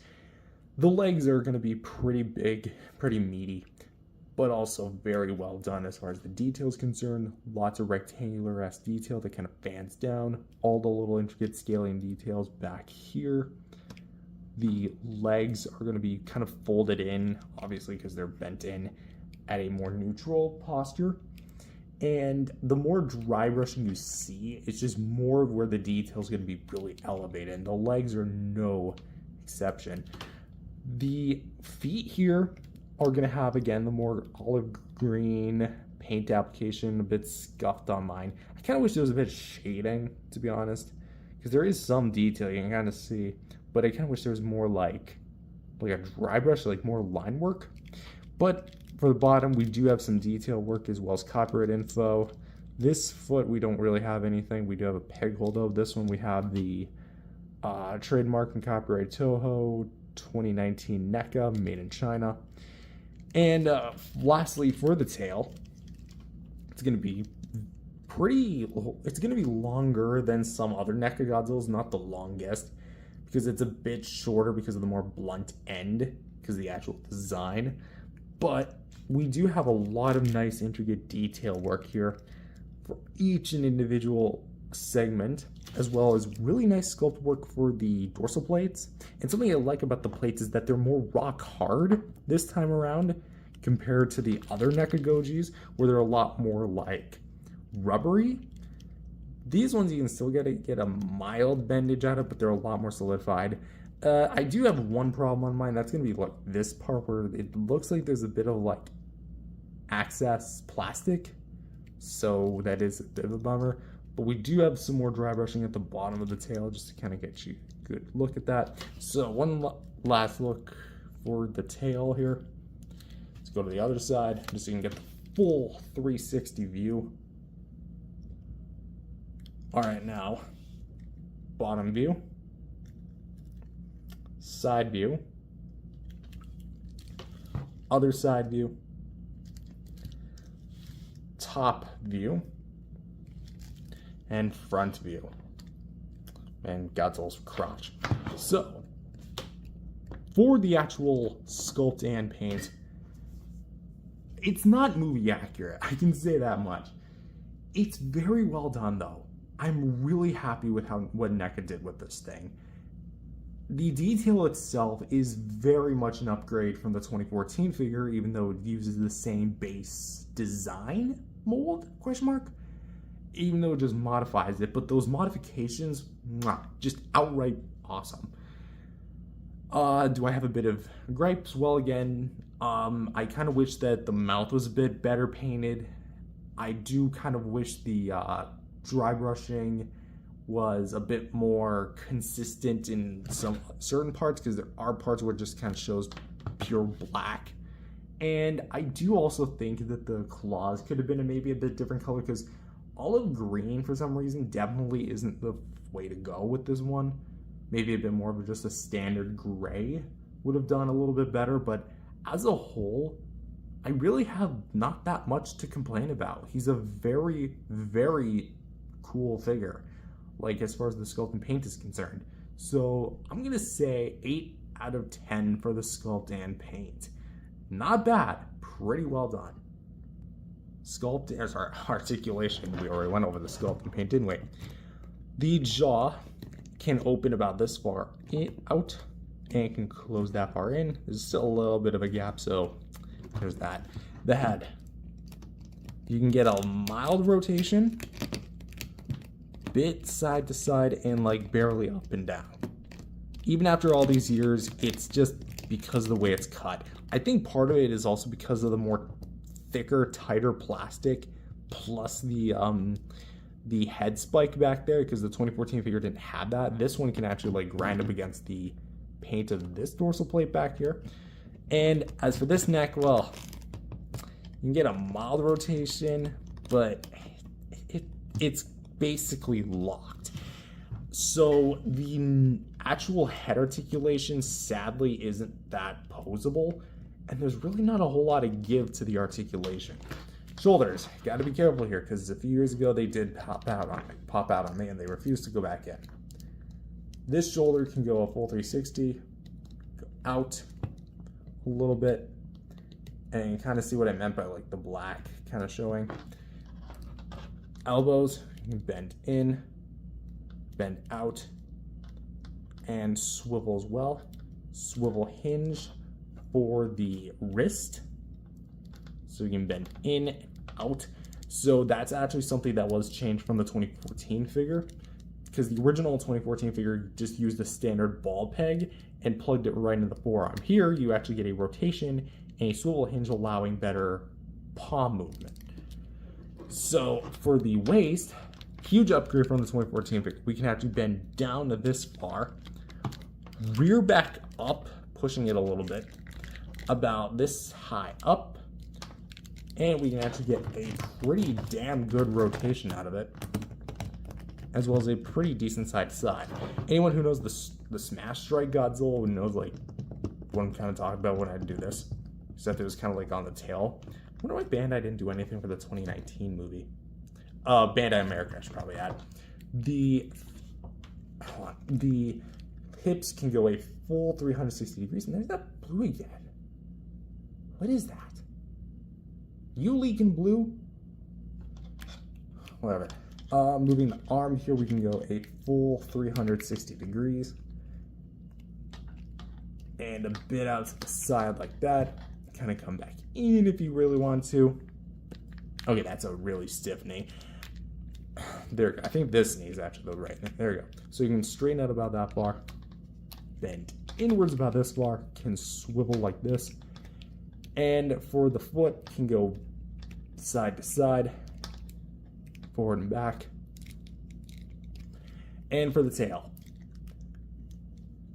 10 ball joints across. So you have 1, 2, 3, 4, and then this is where you attach it. 5, 6, 7, 8, 9, and 10 segments.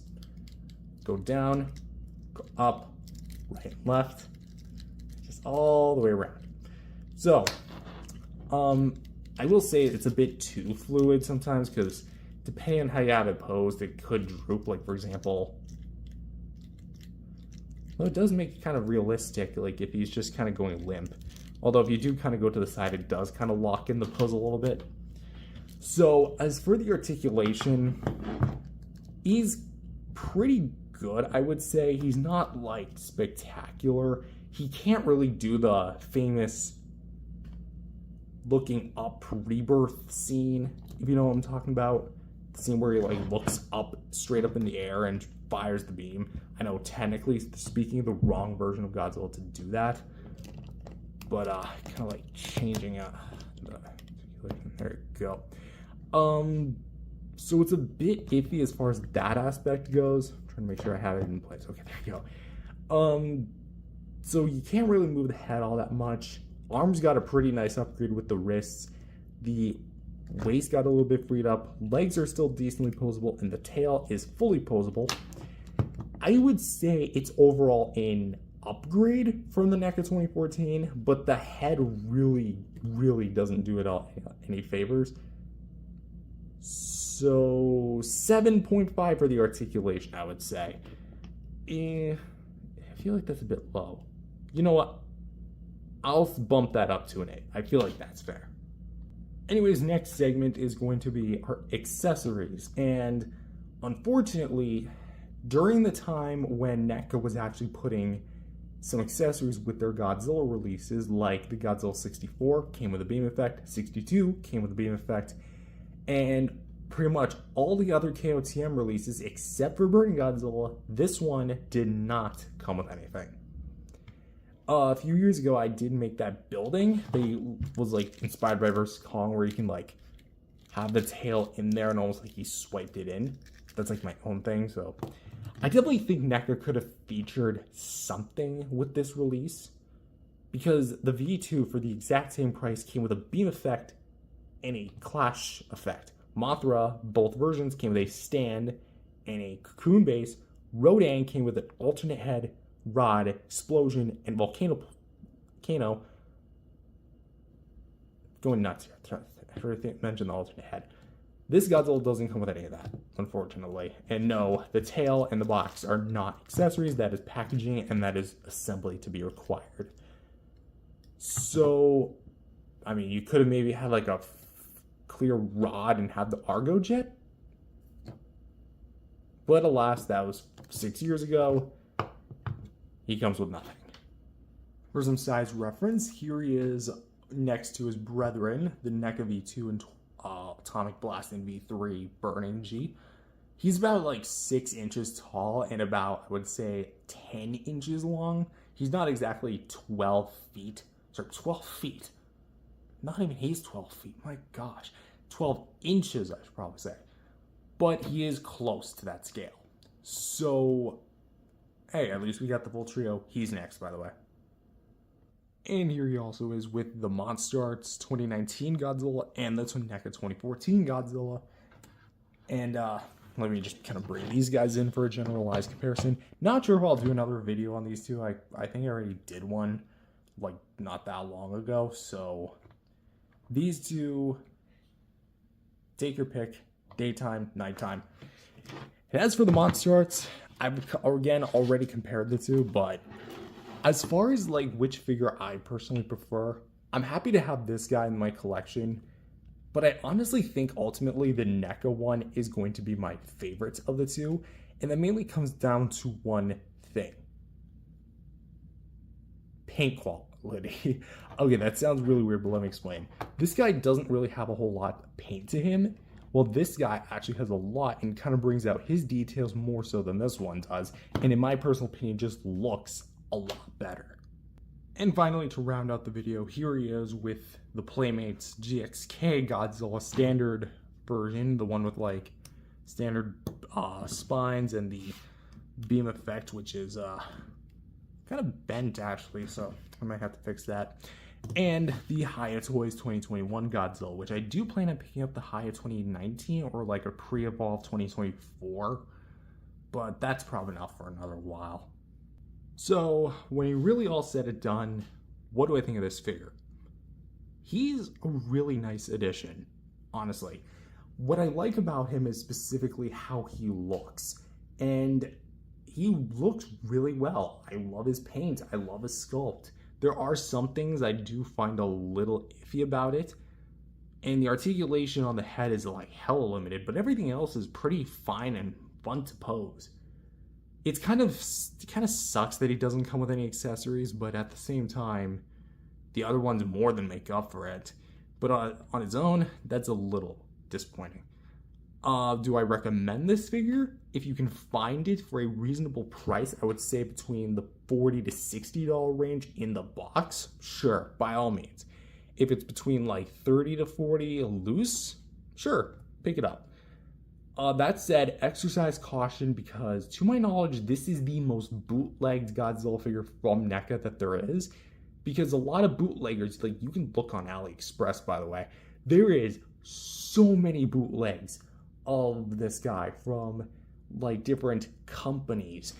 One of them is I forgot the name actually, but you can literally look, there's like a billion of them. If you want to know the difference between this and the actual bootleg, look at the painting.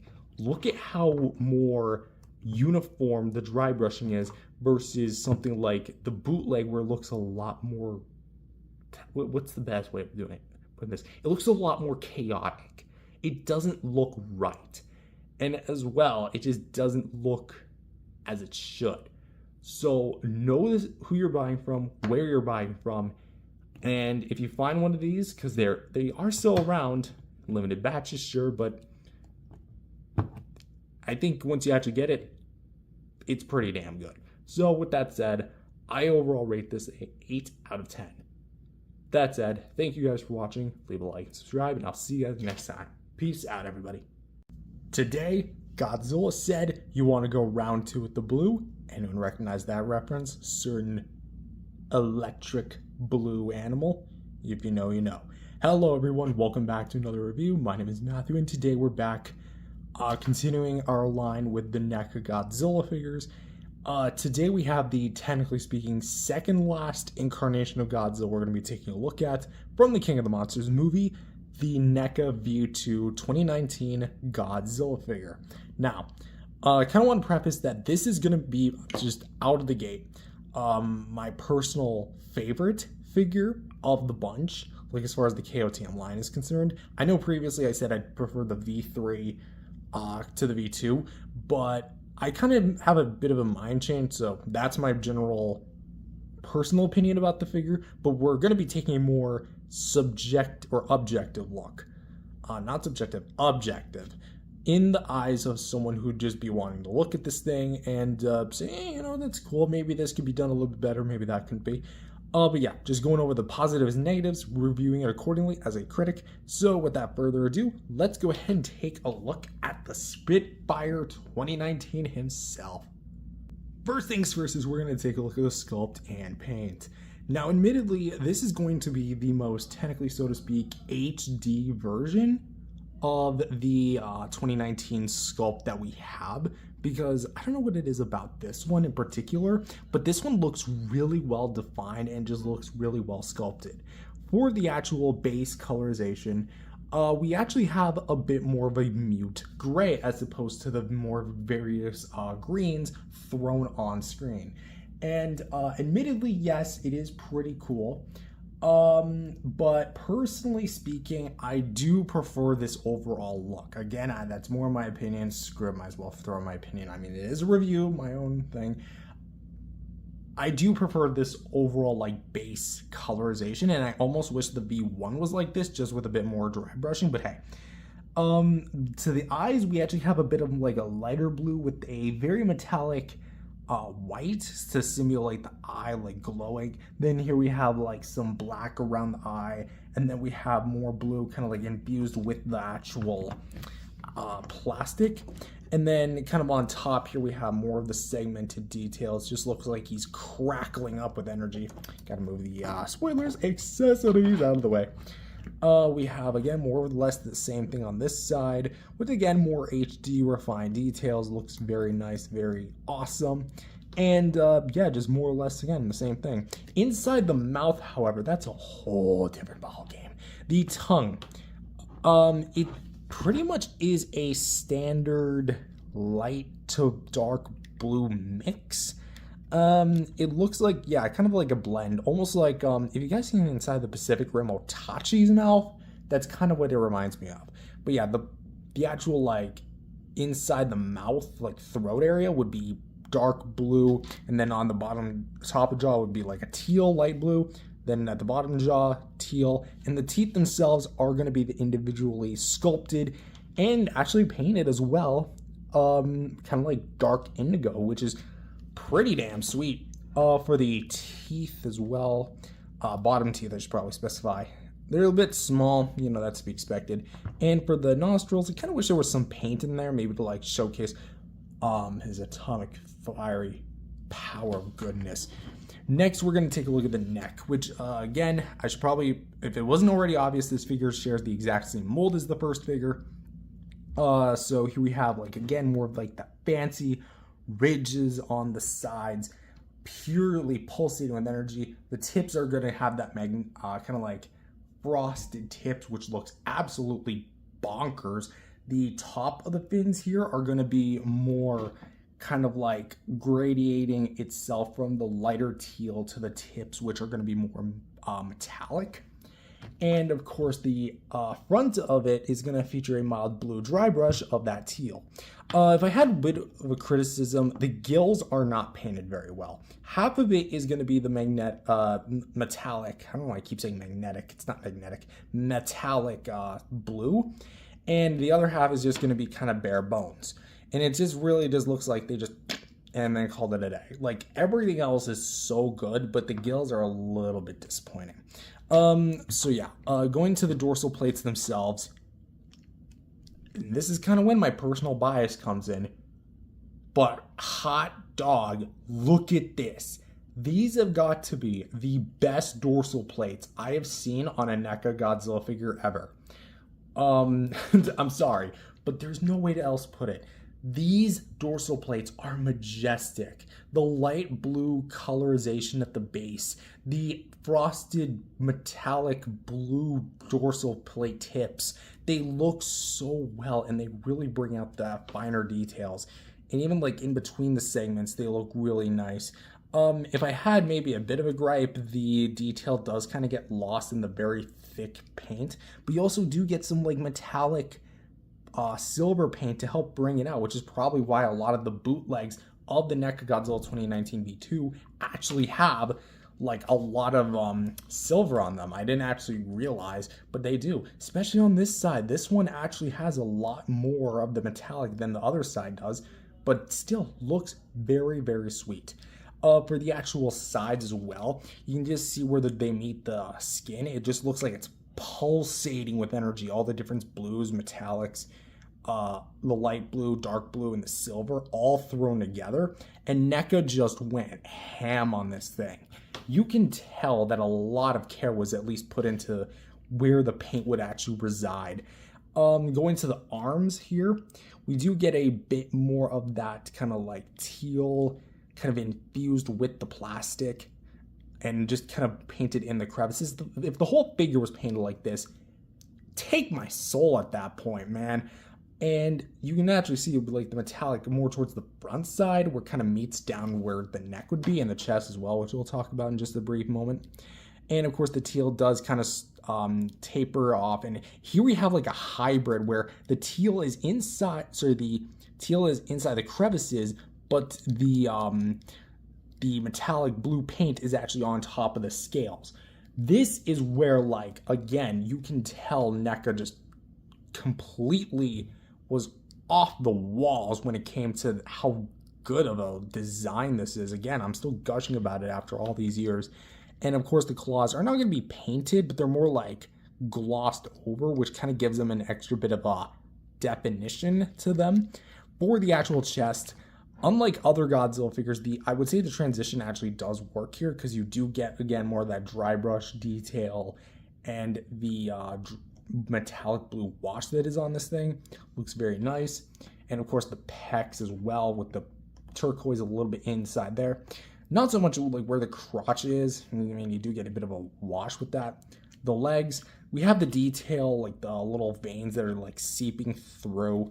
And I definitely think that the veins here are good in theory, a little bit in practice, but I do definitely think that the paint here leaves a little bit to be desired as far as the actual, what you'd say, the application of itself, because it's just kind of primarily pasted on the skin. And like, especially right here, it's kind of obvious that it's just painted. But I definitely get what they were trying to do, like really make it look like this thing was pulsating with energy, and almost perfectly too. So we have all these like little paint elements going down, and then we get to like the kneecap, which, by the way, here and here, it's purely infused with blue. For the lower legs, there's really not a whole lot of anything, but we do get some detail work. Got a little bit of blue right there. And of course the feet with the actually sharpened claws, which are going to be sharpened. Going to be right here and here. Looks very nice, very awesome as well. And just to go one final look at the detail, because there's a lot of it. All the bumps and ridges along the way. That just looks amazing.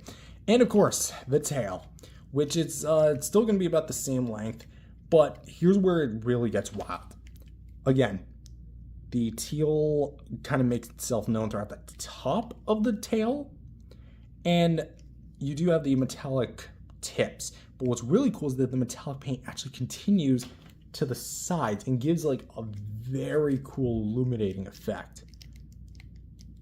That is just eye candy to the max. I kind of wish there was something maybe at the bottom of the tail, like maybe some more dry brush and wash to give out, again, more of that detail work. But again, for what's here is still very nice. Mine's got a bit of like access paint there. But for one last look, bottom of the figure, this side,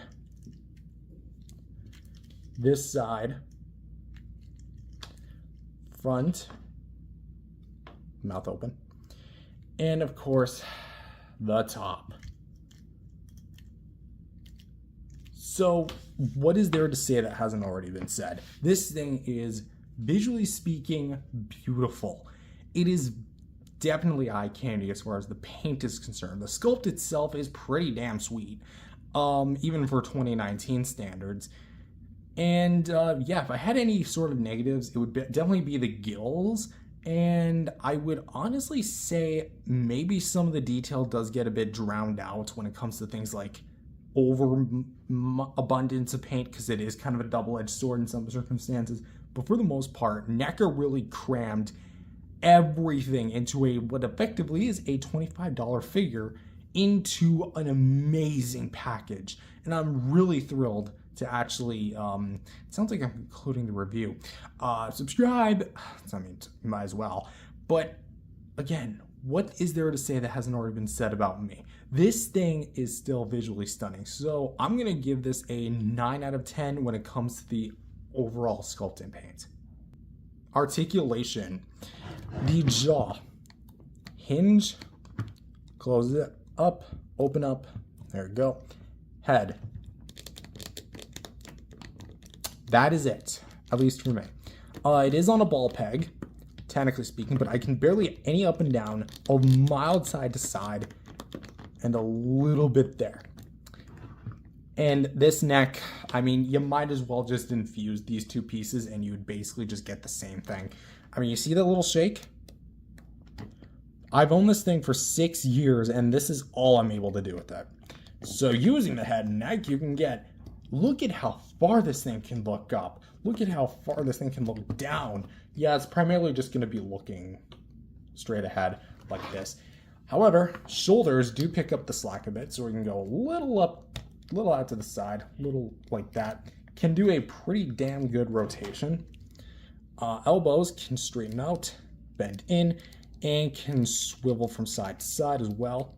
And a swivel hinge for the wrists, so you can go a full 360 just like that. Want to make sure I'm not scuffing anything. Go right. So using the 3 joints, you can actually get a decently functionable arm. Waist, really not that much. You can get a mild swivel and not that much up and down north side to side. You can get a rotation. So effectively the waist is just kind of useless.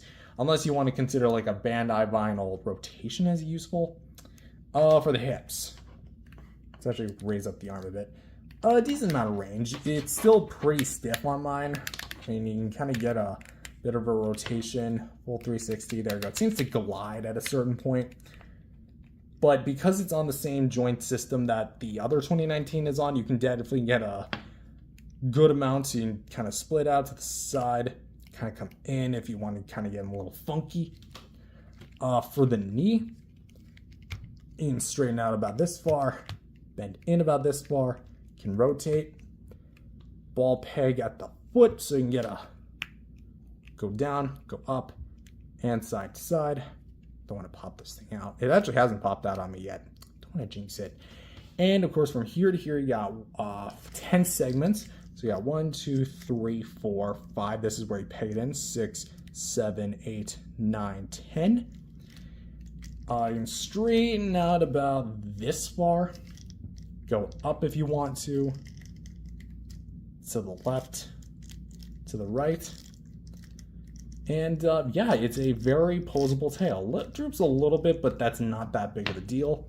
So for the articulation, though it technically, so to speak, features the same amount of posability as the V1, I'm going to say V2's articulation is where it significantly dropped the ball. Because the head and neck, you barely can get anything out of. The waist, good luck trying to move that thing even a little bit past maybe like rough idea as to how much degrees this would be. I don't know, I'm not a mathematician, even though my name is Matthew. Just because I'm named Matthew doesn't mean I have to do the math with you. And the legs, I mean, there's really not too much to complain about the legs, but when you're limited to just arms, legs, and tail, the head also has to kind of come into fruition, and because you can't really look with the head, this will also tap into articulation, but you can't really recreate that famous looking up scene. So what I would have done, we're going to talk about this in accessories, but almost like detach the head and almost do what Haya did, even though this would be years later, have a head that actually looks up, straight up. But of course, this is what's then, that's what is now. So for articulation, it's going to be on the little more weak side. So I'm thinking because the tail arms and legs are still very useful. It's just these 3 joints that I really don't agree with. So I'm going to say 7 out of 10. It's definitely going to be on the weaker side, but that's kind of what it is. Much like you saw in the intro, and as I've foreshadowed already, we have accessories, which we're going to feature a heat ray and a impact base. Let's talk about them. So, let's talk about the heat ray. So the heat ray is going to be based on, of course, the KOTM beam, which unlike 2014, because keep in mind that was supposed to be more plasma-like, it was weakened by the Muto's EMP because he used a bioelectric spark to ignite. This one is more focused and looks more like the Toho beams, which I'm assuming is why Michael Dougherty really just decided to literally just pep up this movie with like tons of Easter eggs and Toho drugs. Anyway, so this thing kind of looks like a blue Q-tip. We have this part which is more white, has grooves for the teeth, bottom jaw, top jaw. Mine's a little bit chipped. I don't remember what that's from. But we do have a lot of like silver dry brushing across a translucent blue plastic. And of course we have this tip, which is going to be where you would hit something. And of course you have that white spray. Now, fundamentally, this is going to be pretty good, and it's also solidified, so it's not going to flex and droop down over time the longer you have this. And of course, for this impact base, which kind of looks like the top of like a drink you drink on vacation or something. There's a martini. There you go, a martini.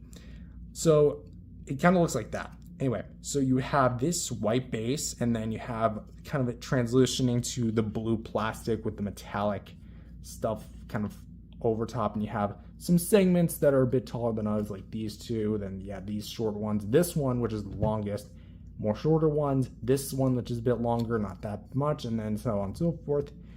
You have a bit of detail work, kind of looks like almost like an iceberg, and then you have this part, and then you have that part, which is a bit scuffed on mine over the years, but that's where the beam goes. Anyway, so to assemble it, you're gonna want to have the teeth grooves facing the top like this.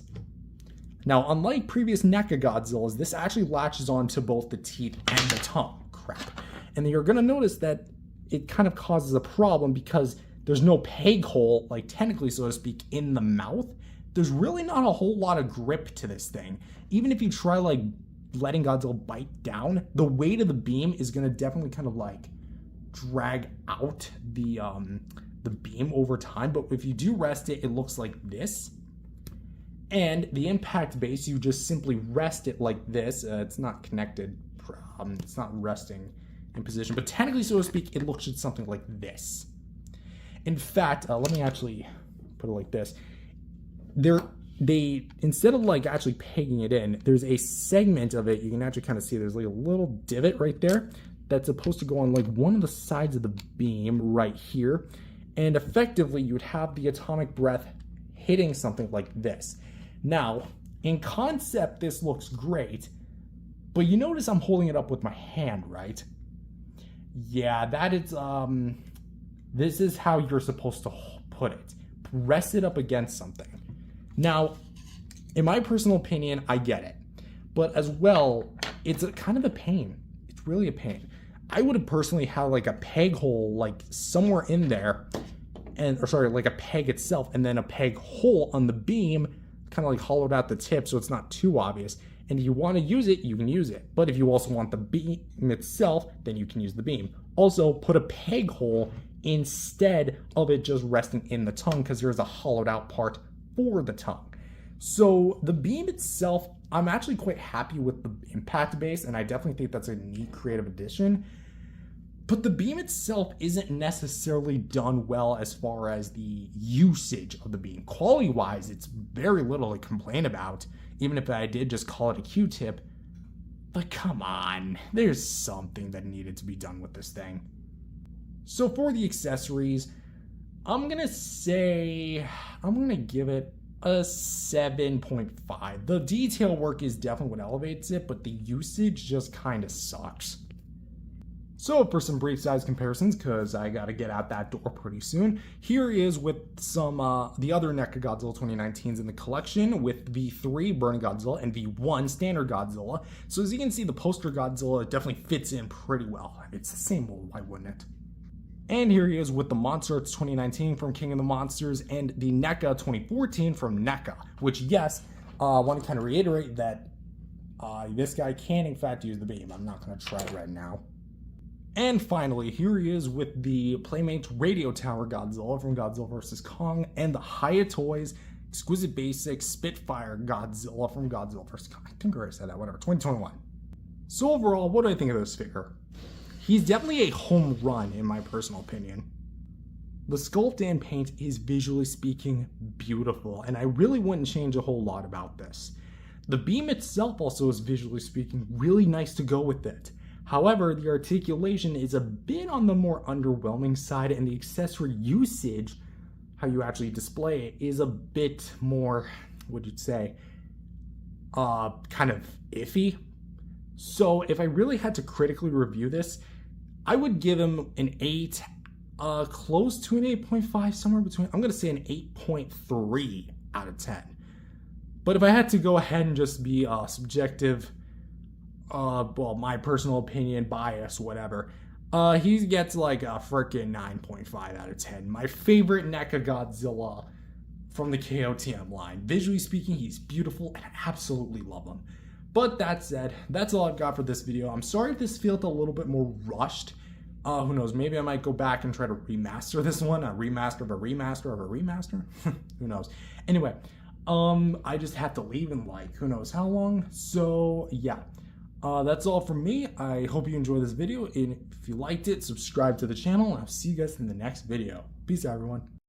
When I said we're going to be taking a look at the NECA Burning Godzilla, I didn't mean this one. I meant this one. Hello everyone, welcome back to another video. My name is Matthew, and today we're continuing our NECA 2025 remaster videos with the last incarnation of Godzilla himself, I should probably clarify, for the line, for now, the NECA 2019 Burning Godzilla from Godzilla King of the Monsters. This is going to be V3, as he's officially called, and is going to be, again, the last iteration of Godzilla we're going to be taking a look at within the line before we take a look at the other monsters, Mothra and Rodan. I should also clarify that the one that I have is actually the reissue variant of the Burning Godzilla, because before the license expired, they did come out with another version of the Godzilla 2019 sculpts, where the original versions were a bit more hunched. This one, spoilers, is actually a bit more upright and fixes some of the issues with that previous release. So that is why I own this one, and is the one I could get my hands on, yada yada yada. So just for some clarity. Anyways, this is going to be also another reuse of the NECA 2019 mold, and it's also going to be very unique. Why? Well, let's take a look at it, shall we? Starting off with the sculpt and paint, I should also probably clarify that, again, because this is the same mold, this is going to be the third time we're taking a look at this exact same sculpt for the third time in a row. So I'm going to be a bit more, I guess you could say, niche when it comes to the actual detail. So I'm mainly going to talk about paint, because there is quite a bit of differences with the paint. So starting off with the actual plastic color, as opposed to a dark gray or black, the actual solid color here used is going to be a bit more of like a ruby red, deep orange-ish color. And it's evident by the ball pegs that we're actually going to see when you actually pop a figure off. It's going to be that color. Anywho, so it's going to be entirely in translucent plastic with paint over top of it. And it does vary a bit from as far as like which areas painted which. But for the eyes, we actually have a solid yellow, kind of like glowed out pupil with some more blue. There's no blue on this figure. Yellow highlights around the eye, giving it a very glowy effect with some black wash in between to give it really more like that very crevice and very like crisp detail look. The rest of the face as well, along the crevices, you're going to see a lot more of that the orange kind of seeping through. It's similar to what they did with the NECA 2019 V2, except it's reversed with warm colors. And for the actual like orange used, it is very well done. It has a lot of nice little cracks and crevices within it. It's not in every single crevice, but it's in enough to where you can really kind of get behind it. You can actually see a lot of that detail more towards like the sides of the face, where it's definitely segmented. Get this cat fuzz out of there. There we go. And there's a lot of it to be found here. The teeth are individually sculpted and painted, at least the top row. The bottom row is going to be mainly kind of one singular strip. For the mouth, there's not too much going on with the mouth. The tongue is, I don't think that's really captioned that well on camera, is it? Oh well, I tried to zoom in. I didn't mean to zoom in. So let's try, there we go. So the tongue, it kind of looks like a banana, in all honesty. It's got a very bright paint application with some more kind of dandelion yellow on the jaw, and it looks pretty nice. There's not too much like in the way of detail per se. The NECA 2019 mouth was never like that well detailed, so there is that to kind of point out. So for the rest of the head here, just to kind of get and go over it, nostrils, they are actually a bit painted this go around, which is very nice to see. And the top of the head has the crevices with the black kind of like dry brushed over it, and the bottom jaw is again more or less the same thing. Now for the neck, wow, they outdid themselves. Again, in between the gills is going to be where the burning patches are, like inside it. It just looks like it's fuming with energy. And then of course you have all the segments with the orange in there as well. And of course you have the back spikes, which are going to be the yellow. And it does continue on to the back, but we'll talk about the back in just a moment. The segments on the, so much cat fuzz. I have 3 cats, what do you expect? We have the gills, of course, in the neck, which are going to be continuing that awesome orange and black color mix. Moving to this side, where you do kind of get, again, more of like the transition between the orange and the yellow on the top. And I guess I might as well just talk about the dorsal plates, since obviously they want to be reviewed here. The dorsal plates are pretty much what you'd expect them to be. They have a ton of different warm colors going on. In fact, these dorsal plates in particular actually have like a bit of a mix. So you have some red, some yellow, some orange. And it looks very sporadic. Mine's actually a bit warped, this fin, so that kind of sucks. But as a whole, it's not bad, honestly. I do dig the actual application here. We do have a bit of like a bit of shinage going on here. At first I thought that was white paint, but no. Again, I'm tired of all this cat fuzz.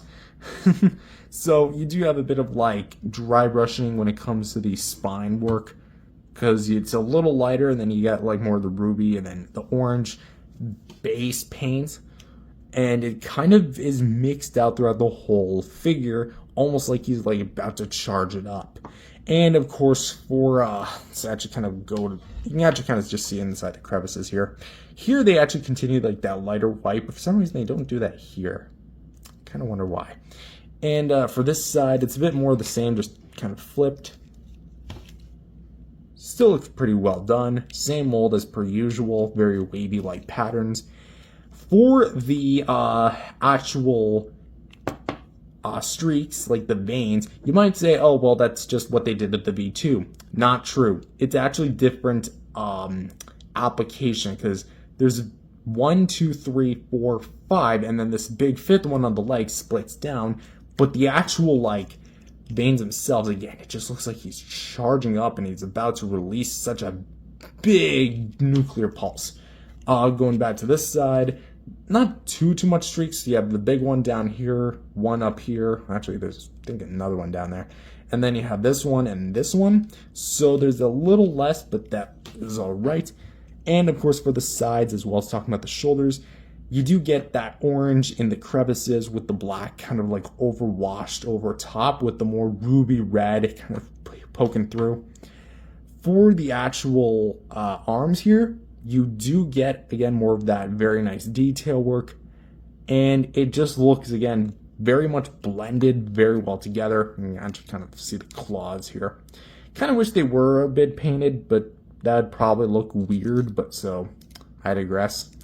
You can see the articulated joints are going to be a pink as opposed to the more ruby red. So there's that. For the pecs here, it has a ton of different wash with black and orange together, thrown in all in one big mix of such a big color canvas. So there's that. More pecs and more like the wavy pattern, as well as Godzilla's crotch. Going down here, we have all this intricate little detail at the top of the leg. So you have all the crevices here, black wash, and then the vein running down. The lower leg actually has paint on it this time as opposed to the V2, where I still get like the orange here. So pretty much speaking, orange is all over the body. I mean, if that wasn't already obvious. It's all in the crevices, and then you get to the four-toed feet. I didn't see this one first. Although you think I'd remember that by now. But you get all that orange in the crevices, super well done, as well as the nails, which are actually painted a little bit. You can kind of see that. It's got a bit of like a shine to it, and it's also got a bit of the orange, which is a very neat addition. And just one more look at the legs back. Underneath, you do get that detail, but there's not too much in the way of paint, so depending on how that could be a little bit of an issue.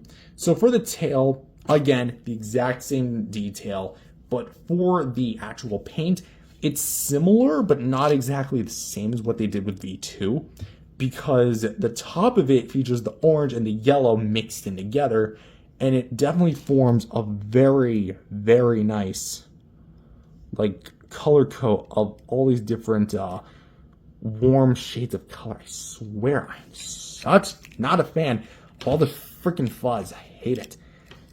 And of course, the orange is going to be continuing in the crevices and even at the bottom of the tail. So look at that.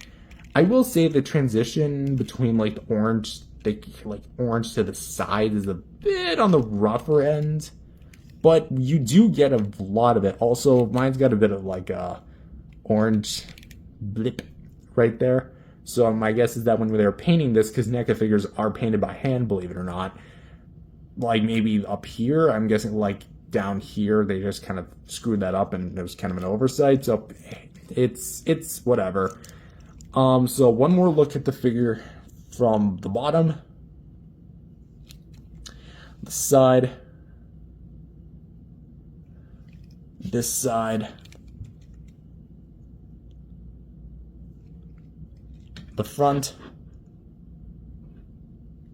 and of course the top. So for the sculpt and paint, I think that as far as the actual colorization execution of it goes, this is going to be my personal favorite of the three. The reason why it's not my personal favorite of the three is because I'm biased towards blue. But as far as the actual execution goes, I have very little complaints about the V3 Godzilla. It has all the right ingredients to make such a really well done, like actual color-coded figure. It has black in the right areas, it has red in the right areas, yellows, oranges, and even like, again, orange. Excuse me. I just drank a Monster energy drink before I started. It just all in the right areas, all the cracks and crevices. Basically, aside from the feet, every single piece of this figure is at least painted to some degree. That said, would I really say it's like 100% perfect? No. There is some parts of the paint which I don't necessarily agree with. For example, the inconsistency is like the inside of it. Like here it's painted, there it's not. The little speckle right there, which I am going to count as like a bit of a QC issue on mine. And I definitely do think the, again, part of like the transitioning mainly here goes, because that is kind of abrupt. There's really not too much of like a gradient going on. There is a gradient, but I feel like they could tighten that up a little bit better. But again, those are just minor nitpicks. I think ultimately I'm going to rate this, the sculpt and paint, a 9 out of 10. And yeah, that's basically going to be my personal consensus. All right, let's get a little heated up because it's time to move. Articulation time. And again, same exact mold. No differences, right? Wrong. For the jaw, opens up about that far, closes up about that far, so you can get that amount of range. Now, let's kind of angle up the camera here. Let's get to the head. He can look up and down, to the left and to the right, and can swivel. That's right. We have a NECA 2019 figure with an articulated head. Yes, the other two had ball joints at the head, but not like this. Next thing, the neck. A rotation. And you actually go up and down. And using the two, you can go to his right, his left, up and down. Do be careful with scuffs, by the way. And this is because the translucent plastic actually does kind of like take into effect because it is more soft and you can get a bit more like play out of it. So let's kind of continue this with the shoulders. Shoulders, you can go out in a full 360 degrees. For the elbow, we can go out, go in, go twist. For the wrist, we can go down and go up and go a full 360 degrees. The waist,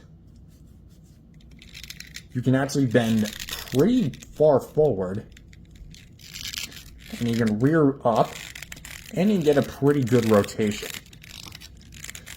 I bet you can do a 360 if you wanted to. Let's kind of move the arms up a bit for this one. The legs, which we can go a full 360 degrees,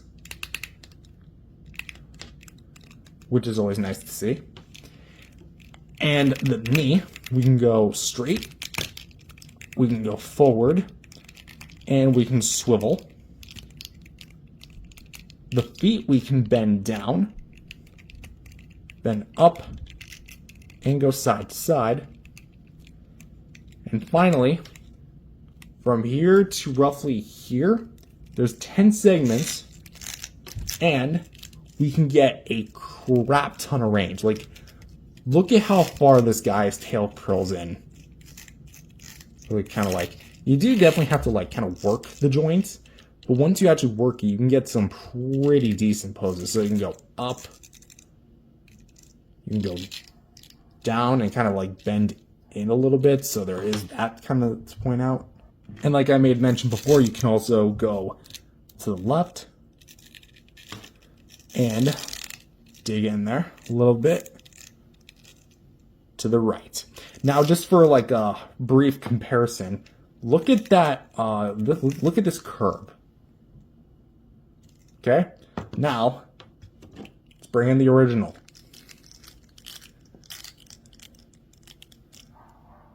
That is the comparison unlike any other. So it's kind of clear because of the translucent plastic, you do get more of like range for this thing. So for the articulation, again, because it's made of a softer plastic, you can get more range out of it, which boosts this guy's articulation above the other two. And, I don't really have anything to complain about as far as the articulation either. Maybe I would have added maybe some way to make him look up, like straight up, not like just this up, like he's trying to look for the last cookie in the cupboard up, but like, again, straight up. But again, that's like something that I could have like customized myself. I'm not customizing this, by the way. But as far as the flexibility being put up, I'm going to give this thing a 9 out of 10 when it comes to the articulation. It's practically near perfect. Next up is accessories, and unfortunately, this is kind of where the figure definitely kind of misses the mark, because this guy doesn't come with anything, unfortunately. Yeah, there was like a lot of things NECA could have included. Maybe like a flame effect, like a red heat ray or something, maybe like a decapitated ghidorah head so you can like put it into his mouth. Or just something to like give this guy an extra boost when it comes to being the burning G as we know him. But alas, he doesn't come with anything. But what's funny to note is that, again, he actually does have one feature. Does he glow in the dark? No. Again, kind of a missed opportunity because, Burning Godzilla does exactly that, glow. But instead, he is made of a translucent plastic. So, dimming the lights, I'm not going to turn off the lights completely. I'm going to use my other phone. And let's actually show you this guy actually translucent. Look at that. Let's actually kind of like flip this. So yeah, as it would turn out, the figure itself is translucent.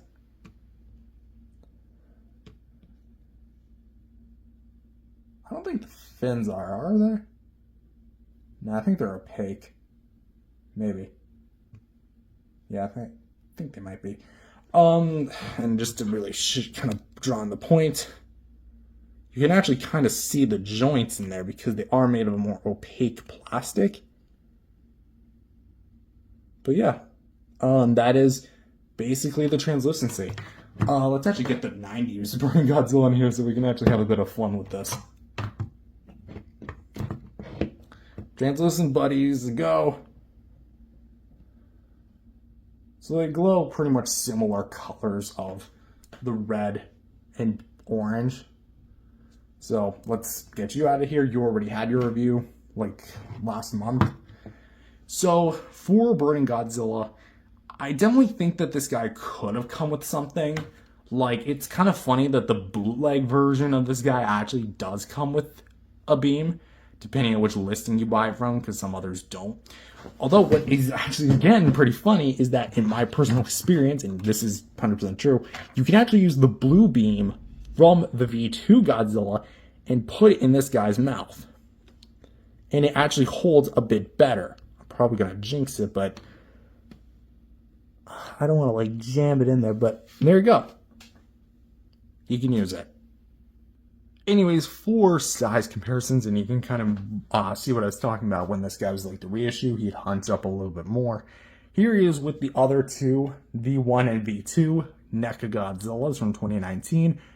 And yeah, just to kind of like showcase what I was talking about with the streaks and the veins, they're very different from each other. This vein isn't like this vein, and these three veins are not like these 5, 6 something veins.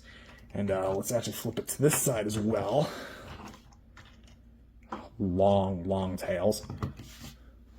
There you go. I think you get the point. And here he is with some Playmates figures with the Ultimate Titan King Ghidorah from 2019, which this is obviously in scale, is it not? And the Supercharged Godzilla Evolved, which, let's get rid of Ghidorah for just a moment. Does this pairing not go hard or what? This looks awesome. And finally, here he is with some other NECA Godzilla figures with the NECA 2014 Godzilla. And the next review, the Mothra 2019 V2, which if you're wondering why I'm skipping over V1, it's because my V1 is broken and I don't think it's fair for me to take a look at a damaged one. Want to actually take one look at one that's actually somewhat a bit higher quality. So I'm probably going to track down either a legit one or just a really, really damn good looking bootleg, because the bootleg NECA Mothras are surprisingly close to the original. And for my final thoughts, this guy is amazing. I'm definitely gonna just say that as far as like, if you were to pick out between the 3 versions of the 2019 Godzilla NECA's put out, this is actually gonna be the one to get as far as like the best quality of Godzilla. Because V1, it was cool as far as like being a standard release within the line. V2 had the accessories, but had a bit more problems compared to the V3. V3, I relatively don't have many problems with. It's definitely the one that like I return to the most as far as like how much I personally enjoy it. And although V2 is admittedly my favorite as far as like a visual aesthetic, and is my favorite in general, I kind of find myself returning to the V3 a bit more, specifically because of like how well of a figure it's done. Because if the V2 was like how this one was, with all like the cracks and crevices like really put in, almost looking like Energized from Godzilla from GXK, maybe because like that was a few years later. That probably would have been my favorite, but as far as right now, this one is my favorite. Well, obviously, that one's still my favorite, but as far as quality-wise, this one's the best one. There's the difference between the best and the favorite, and this one is the best. So, with that said, the articulation is pretty damn sweet, especially because of the soft plastic. Lack of accessories, a bit disappointing, but I can get behind it. And the sculpting paint is near flawless. So overall, I'm going to give this thing a 9 out of 10. So with that said, if you want to look this up, the last place that I know of that actually sold this, costumes.com, I think, unfortunately has this guy sold out. So you're at the mercy of the aftermarket now, ladies and gentlemen. So if you want to get this guy, you have to go on to eBay. Resale value is about $40 to $60, depending like if they're boxed or something. So definitely be on the lookout. Also, do not buy any bootlegs. As I buy like 2 more. Anyway, that said, thank you guys for watching. If you guys enjoyed it, leave a like and subscribe to the channel. And I'll see you guys in the next video for the second last of the NECA Godzilla series on the channel for the 2025 remasters for now. Peace out, everyone. When I said NECA burning Godzilla, I didn't mean this one. I meant this. What the? It's ironic that moths are attracted to light, but this moth is a light. Hello everyone, welcome back to another video. My name is Matthew, and today we're back with another Godzilla review.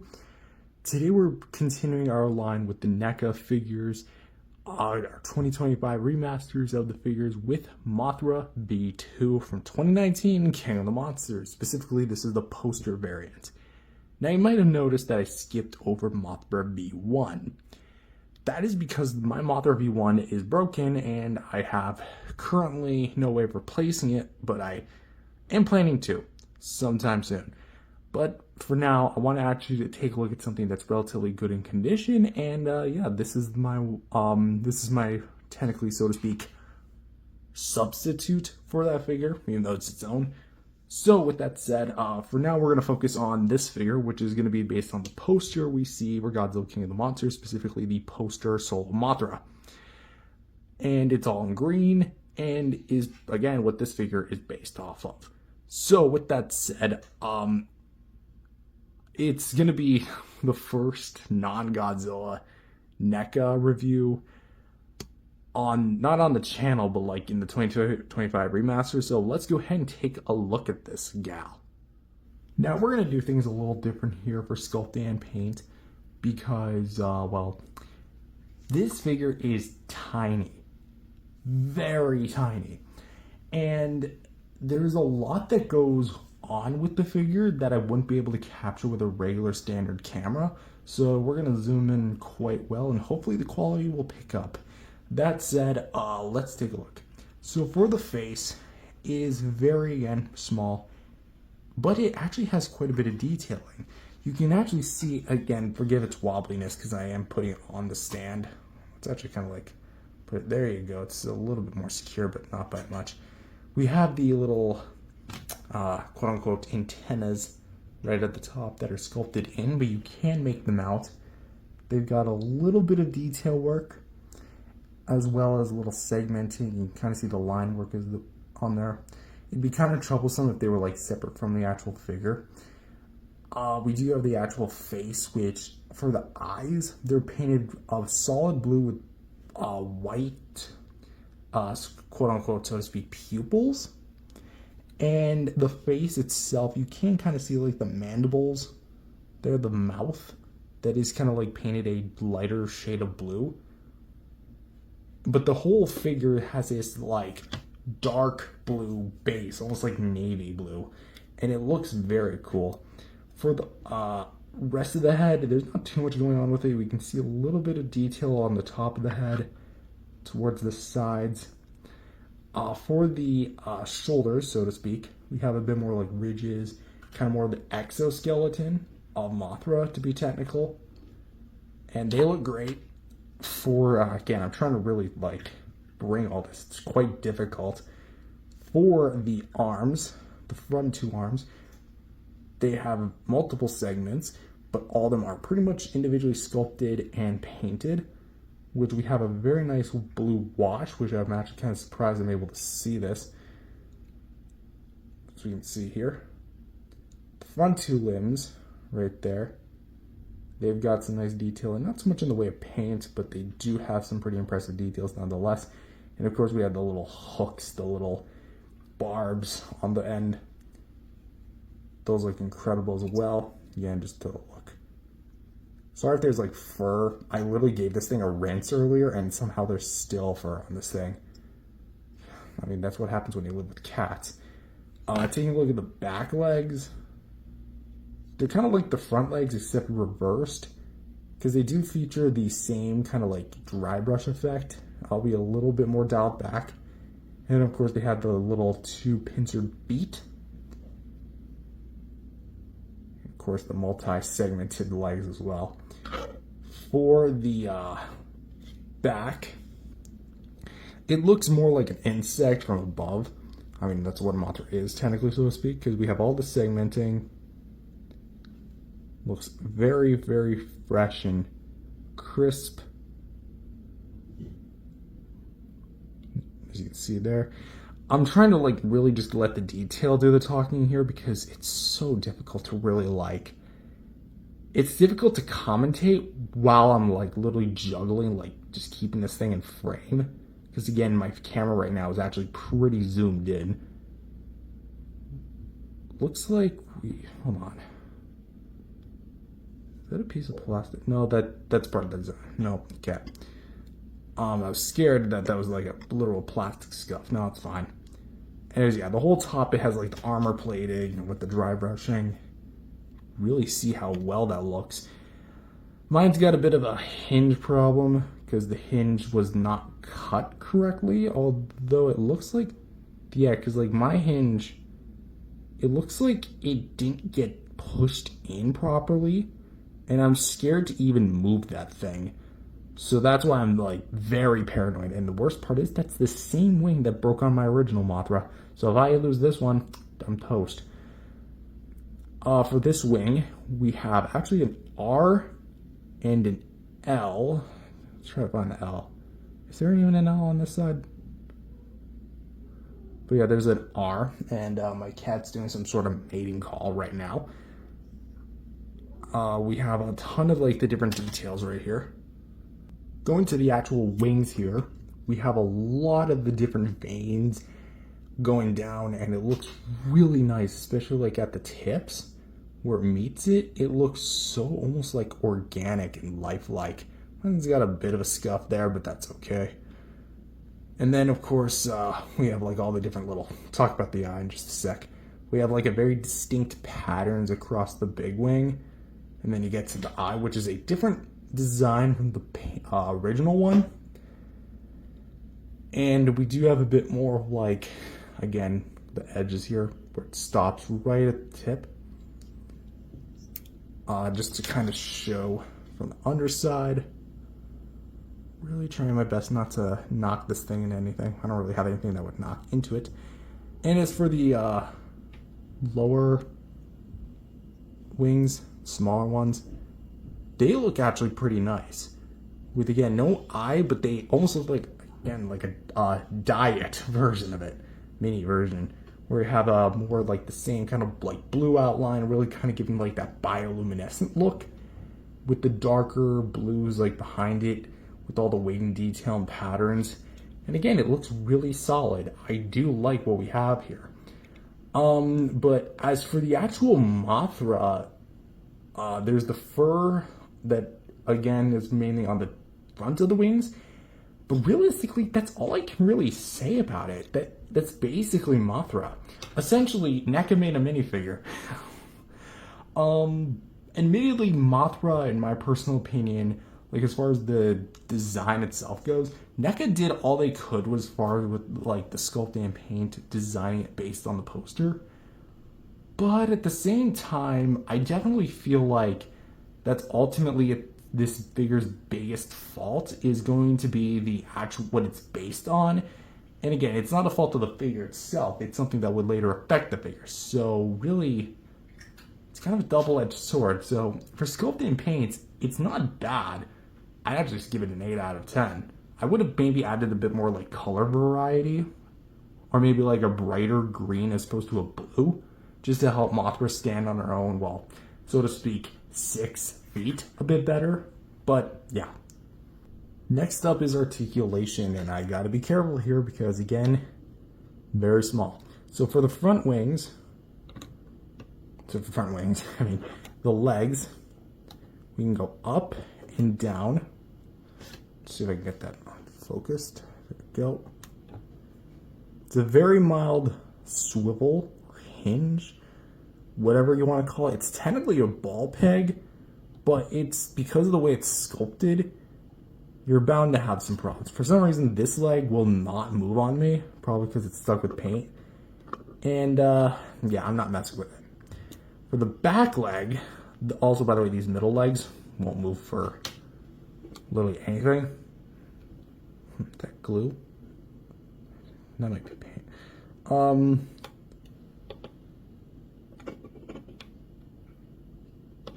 Trying to like lightly move it.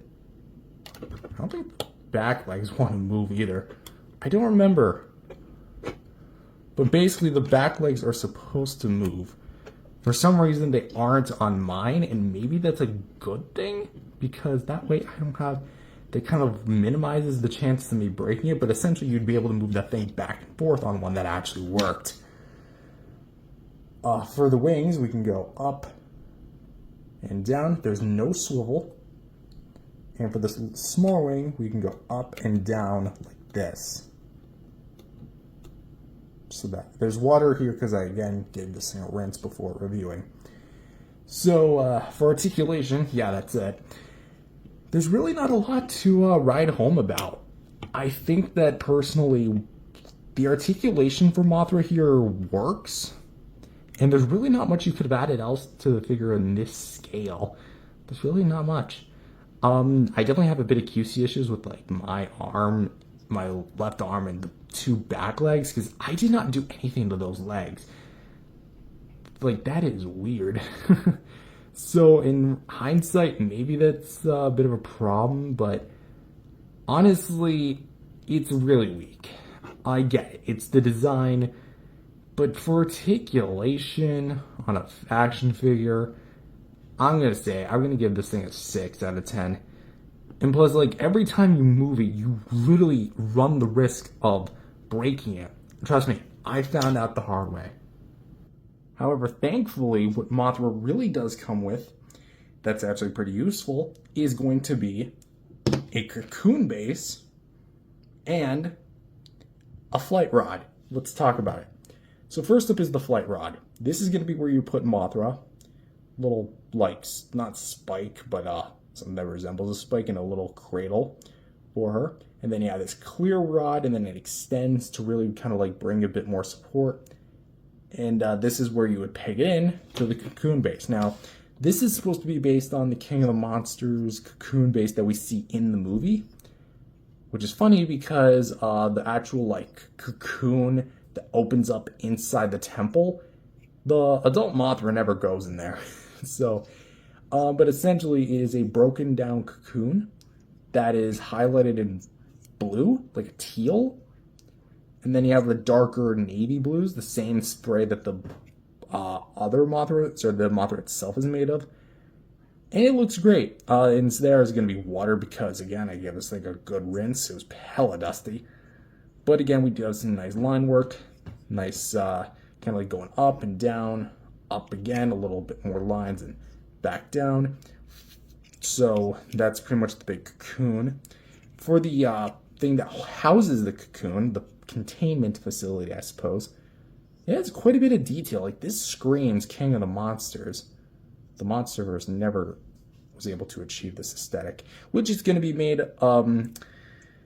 it's going to be made of a more like shiny silver plastic, unless this is paint, and the actual base is going to be more of a black color.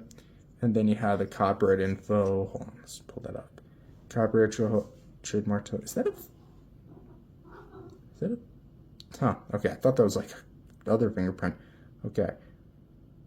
All right, so there you go. So to assemble it, you want to make sure, or at least in my I don't think there's any right or wrong way to do it, but you're going to want to make sure this is pointing forward. And you want to actually like take a bit of effort more towards like the base itself and make sure like it really kind of gets in there. There we go. And it's pretty much like, again, static. And this is where the delicate part comes in. You're going to want to make sure this thing is going forward, right? Now, take your mothra. And you want to make sure that this back part goes in between, just in front of the legs, like this. Let's see if I can actually get that on camera. Freaking troublesome. Frick. And you're going to want to lightly kind of wiggle it in there. Am I even in the cradle? No, I'm not. My depth perception right now is hella wonky because I'm looking at both the screen and in real life. So whatever, you can see it where it's supposed to go. Shimmy Mothra in there. If you're having trouble, use a blow dryer. And she should like basically click in there. And the quote-unquote spike should literally just sit in there and boom. Hold on. Gotta adjust it. Boom. Your Mothra is now levitating across the ground, ready to fly. For the accessories themselves, I feel like they're pretty good.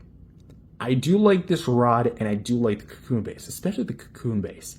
I think I would have preferred a flight arm that had like hinges so you could control where Mothra goes, like maybe have her a little bit levitated down or maybe have it up. That would have been fun.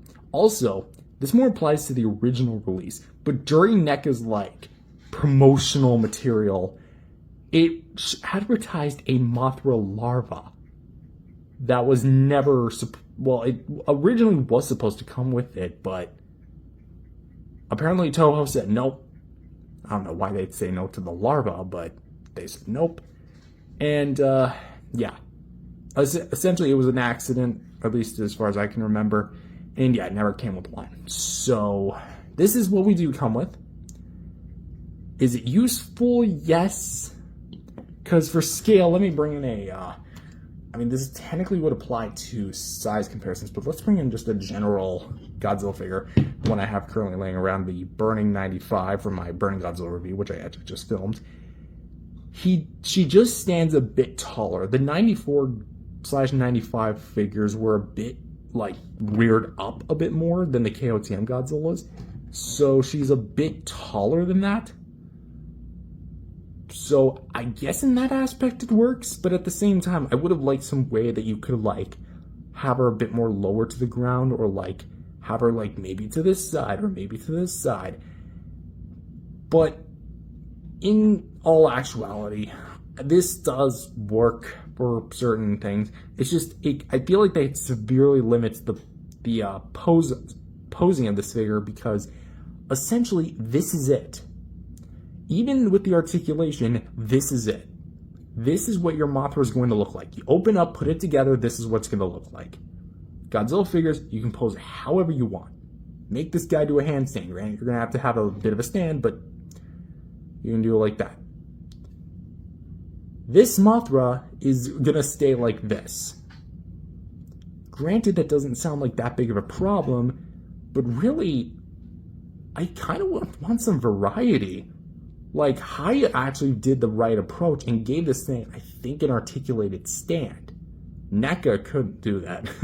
So, of course, I'm comparing a company that doesn't have the license versus one that does. But at the same time, come on. So, accessories, I'm going to say 7 out of 10. Great cocoon base, and I like the inclusion of the rod, but the rod could have been something so much more.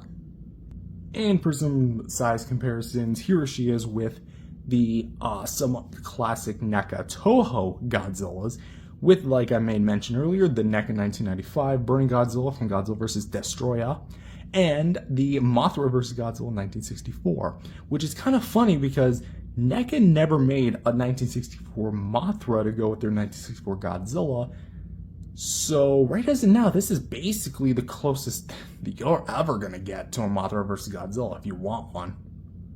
And here she is compared to her boyfriend, the NECA Godzilla 2019 V2, which is also technically, so to speak, a poster variant.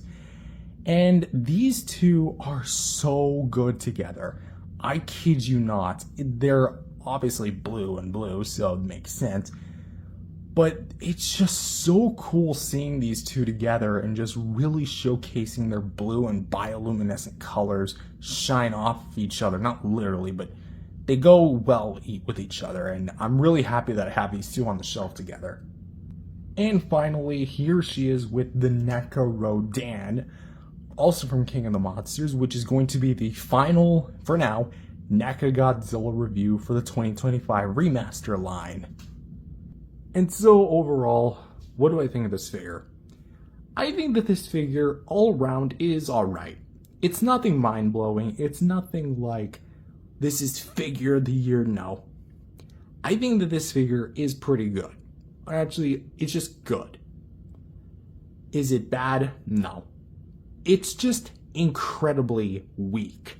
And I literally mean that too when it comes to the structural integrity of this figure. Essentially, you are at risk breaking this thing as soon as you open this.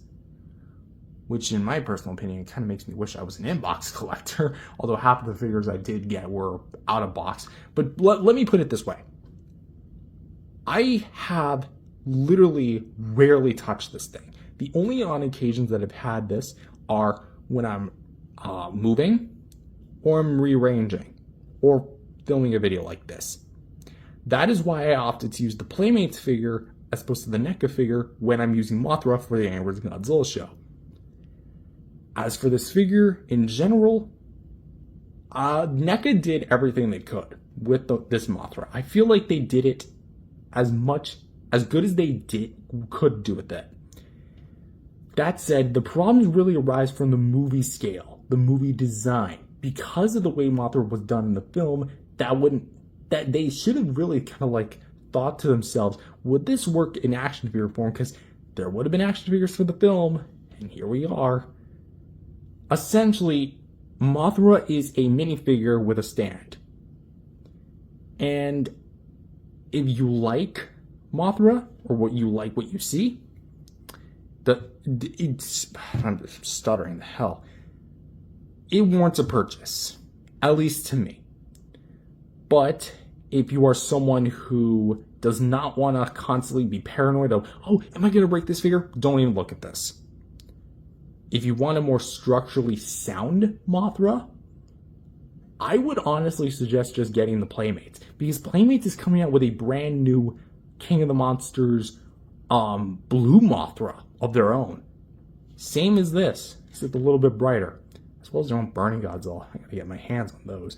Anyway, as for my final rating, I'm gonna give this thing a 7 out of 10. It's not the worst. It's definitely going to be one of my least favorite NECA Godzilla entries, but by far, still a good figure. Again, that's really at most where I can put it. Just good. Not pretty good, not amazing, not a masterpiece, just good. That said, that's all from me. If you enjoyed this video, remember to leave a like and subscribe to the channel, and I'll see you guys next time. Peace out, everyone. When this volcano erupted in Mexico in 2019, it didn't just bring down lava, magma, and ash. It brought down hell itself. Hello everyone, welcome back to another NECA review. My name is Matthew, and today is the last of the NECA Godzilla line for now that we're going to be taking a look at, featuring the chronologically final figure in NECA's Godzilla catalog. Today we have the NECA Rodan 2019 from King of the Monsters. Yes, what a way to go out. So, this was NECA's only Rodan figure. Across all accounts, not counting WizKids, the only Rodan figure we ever got. Now, admittedly, that is kind of a sad fact because I kind of would have liked maybe them to do some of the more classic iterations of the Fire Demon, but at the same time, I can understand, like, from a timing perspective, because from the movie's release and to the license expiring, they only had like what, a year? And this was one of the this release did come a little bit later towards the year, I think around September, October. I think that's when I got this guy. Anyway, so yeah, this is going to be the final mechagodzilla review for now. So with that said, let's jump right on in to Rodan himself. Now, before we do anything, dusting off my display, we're actually going to be talking about accessories. Yes, we're mixing it up a little bit. That's only because Rodan has like a crap ton of them. So we're going to be pretty much building what you would essentially get with this kaiju. So first things first is you get a volcano base, which, well actually let's just list them off. So you get a volcano base, an explosion, a flight stand, and an alternate head sculpt. I hate all this dust and cat fur all over the place. Whatever. Let's talk about it. So first up is going to be the volcano base. It is going to be the very tip of the his facility in the film, and we do have a ton of rocky texture here for the sides, with kind of like black plastic, and of course the gray kind of like highlights as well as the brown dry brushing. Looks pretty damn sweet. And as for the actual volcano like interior itself, there's really not a whole lot going on in here. Although the outskirts of it do have like some, I guess you could say, watchtowers, just to make sure Rodan's in check. As you're able to see. So you have all these different facilities. And if you're wondering, the bottom doesn't really have anything. It does have a little bit of like a hole there, so I guess technically speaking, once you actually assemble it together, you can actually put lights in there. You gotta find like really tiny lights, but you can make it work. So yeah, it's actually gonna be pretty big. Like it's at least the size of like an adult's hand. So there is that. So that's gonna be that. Next is going to be the explosion, which is obviously gonna be when it erupts. And you see, like, pretty much speaking, the bottom, it almost looks like one funky mushroom. I mean, that's kind of what it is, a mushroom cloud. But for this tip, we have the actual peg, which, is that cracked? Did it crack that? I don't know. But yeah, essentially this big lopsided segment has been like orange bits floating in it, but it's primarily going to be a translucent yellow plastic. And then of course the top part, which was where the explosion does the real talking, is going to have a ton of whites. I mean, there is a bit of white in there, but you do get some yellows, oranges, and blacks all thrown together, mainly at the tips. And of course we do have a peg hole, and that peg hole would ultimately be for the flight rod, which it's a lot smaller than Mothra's, and on the promotional material it was like way longer, but here it's actually pretty small, being like about that big. And you might also notice there's a crack in it. Yeah, I broke this a while back, so I had to glue that back in. It was my fault. I pressed too hard down on it. There we go. When I was assembling it all together, I thought it would click in like Mothra's did. No, it's just supposed to rest. And of course we do have like this little extra cradle bit. But yeah, it's just pretty much a big translucent piece of plastic. And the alternate head is going to depict Rodan opening his mouth as opposed to a hinge. So we do have a bit more glossy paint inside the mouth, as well as the tongue, which is fully exposed. Of course, we have the large beak and the little appendages resembling teeth, which I don't think they are teeth on like an actual real bird. Because I actually did watch a video about Rio, believe it or not, and they mentioned something about it being teeth, but not really teeth.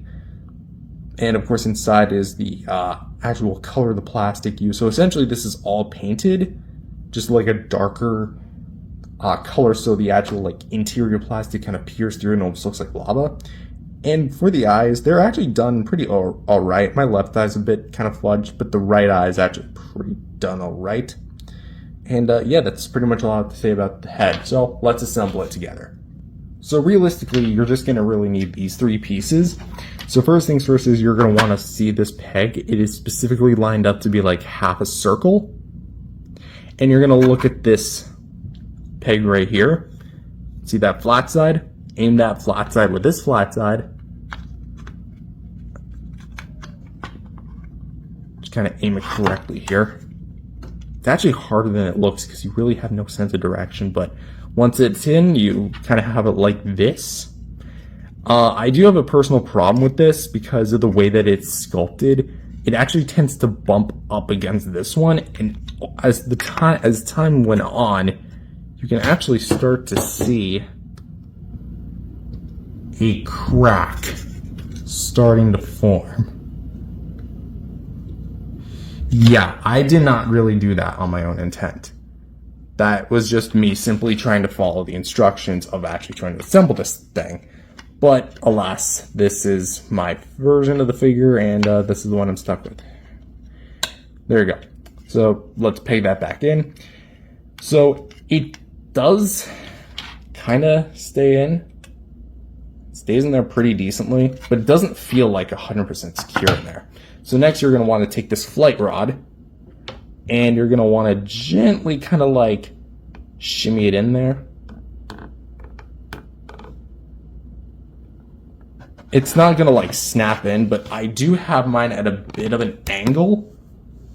And you're going to want to take the Rodan figure, and you're going to want to sit it right about here, and make sure the back part is pointing towards the back, right in between his legs, and boom, you have your Rodan flying. Now, admittedly, this is pretty cool, like a pretty good setup in concept. In actual practice, though, I do have a few problems with it.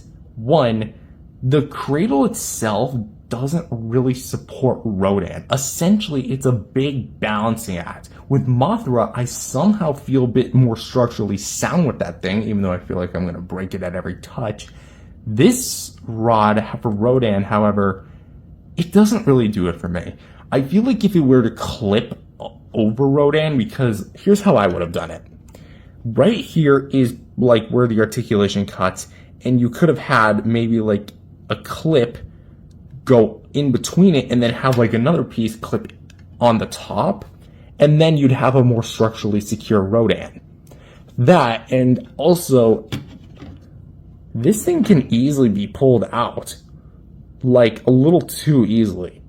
Like for Mothra, I have like a bit of finesse. This Rodan, not that much.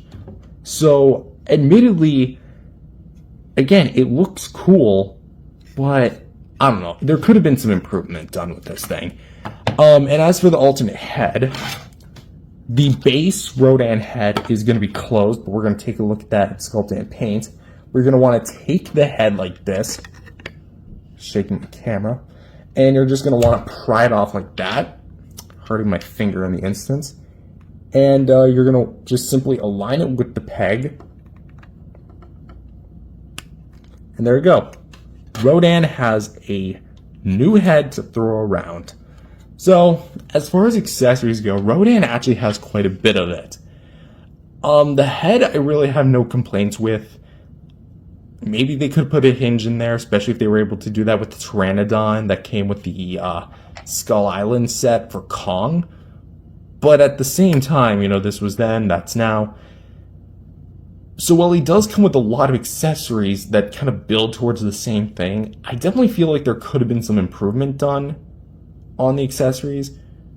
But I do like the overall presentation of it. So accessories, I'm going to give a personal 7.5 out of 10. It's very much expansive and the most we've ever gotten with a NECA Godzilla figure. If that's a good thing or a bad thing, but I'll leave that up to you. So stripping Rodan back to his regular self, now we basically just have the figure, which, again, all this fuzz. This Rodan figure, again, we're just going to take a look at sculpting and paint. I hate all the fuzz on this guy. So essentially we're reviewing a very furry Rodan, aren't we? Anywho, so for the head, the closed head sculpt, I should probably add, still that fuzz.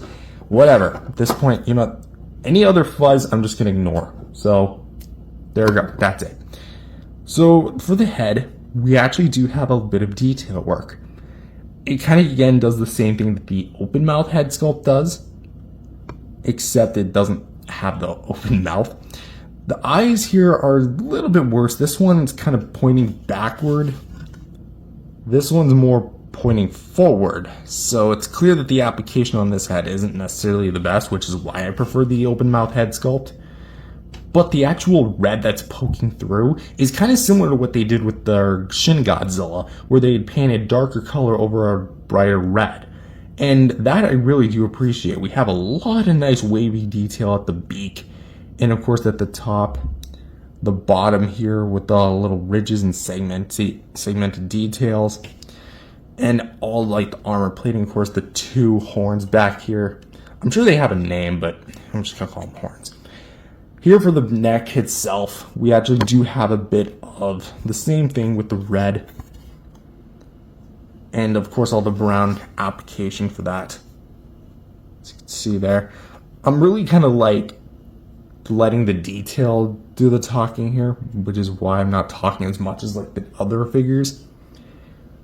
For the chest, we don't really have a whole lot of orange here, but we do have quite a bit of more detail work, which again, it looks very nice. All the like spiky armor really kind of helping Rodan in his aid of combat here, because we do have a lot of that armor plating that comes back from the shoulders and then segmented down.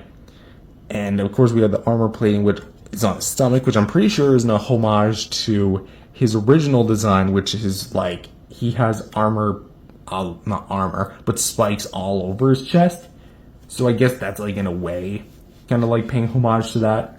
For the legs, they're going to be rather simplistic. They actually do look pretty nice with the talons like really close together. I almost wish there was like an accessory, like you could pop these off and have like the talons splayed out like greatly. But for the orange here, we do have a bit of the orange returning, especially like in between the talons here. So there we go, it's your Rodan's next meal.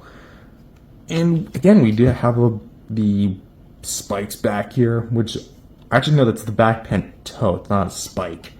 Very spiky creature though. And for the back side, it's going to be kind of like what you'd find on the front side, just flipped. More of the armor plating from the neck going down to the shoulders, shoulder blades, and of course the back itself, which we have this big long line of spikes going down to the tail tip, where you get more of that orange paint, which is broken up into 3 segments, which are going to be the wings. So for the back of this wing, yeah, we're going to the back. Awesome. I love the idea of what we have here. Brown and then kind of like gradientized to purple. Orange. Why am I struggling with my colors so much? I don't know. Anyway, I mean, I just woke up. Anywho, so the paint here is going to be orange and with a bit of like yellow speckled, and that's mainly to kind of meant to look like him in the lava.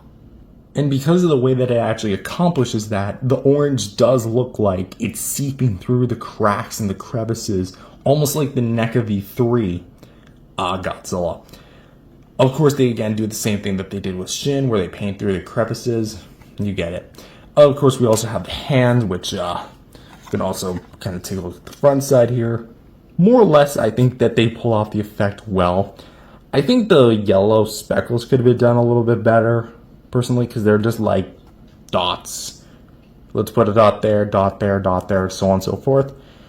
I don't know, something seems off about it. I think it would have done without the yellow speckles. But at the same time, I get the effect. It's supposed to be lava. It's supposed to be like, you know, he's what's the term? Biovolcanic, I think. Yeah. So we have this elongated arm, which you never really think about how long his arm truly is. But we do have his whole shoulder with the 3 fingers, technically speaking 4th, that being the wing, as we see. And of course, for the front side of it, just to give you one more look, Now, for the wide shots, because I always do this. Front shot, kind of more extended. Behind. From above. And of course to the side, like that and that. So, for Rodan, sculpt and paint-wise, I would say Rodan is pretty good. I do like what they did with Rodan here. Do I have some gripes? Well, personally, the yellow speckles are a bit of a kind of thing. And realistically, that's all I have to complain about. I think Rodan, as far as like sculpt and paint-wise, is very simplistic and doesn't really have a whole lot necessarily wrong with him. If I had to change maybe a few things, I think maybe I would have given him a bit more like orange, more towards like the chest area. But at that point, it's kind of nitpicking, so I'm going to say 8.5 out of 10 for the sculpt and paint. Pretty good. And finally, for articulation, we're going to actually kind of like really struggle to do this because, trust me, Rodan is a small figure. So for the head, we actually have a ball peg, which we can go up, down, to left and right, go a full 360 with the head, and as well as the neck, that kind of allows for a more up and down movement. So you can kind of get like a pecking motion. We can go up and down, side to side, and swivel. Although what's fun to know is that if you actually take the neck joint, swivel it back 180, and then hold it in place, and turn the head back like this, you can get Rodan looking straight ahead and it'll look seamless. Like this almost looks like it was engineered this way. Do I recommend it? I mean, again, your choice, but that's personally the way I like it on my shelf. Anywho, kind of coming back here. For the shoulders, we can flap in about that far, out about that far, and can rotate some. It's a bit limited because of the way it's designed, but you can get a rotation. And naturally there's supposed to be a hinge here where you can like rotate in like this, but a while ago mine popped off and the hinge itself broke, so I glued the whole thing in place, both wings. So I'm kind of stuck with just flapping motion, which, hey, it's not a big deal breaker for me. Nothing at the waist, but for the feet, we do have ball pegs, so you can go up and down and a little side to side. So that's actually going to be it for articulation. Personally, I feel like Rodan articulation-wise is definitely going to be a bit weak because the head itself is cool, the head and neck specifically. The talons could have maybe used a bit more work, like as far as the joints are concerned. And the wings, the flapping, like the big part of the wings, those are fine, no complaints there. It's these parts of the wings that I personally have a problem with because when you fold them in like discs, they don't really look right regardless, which is why I chose to keep them extended like this.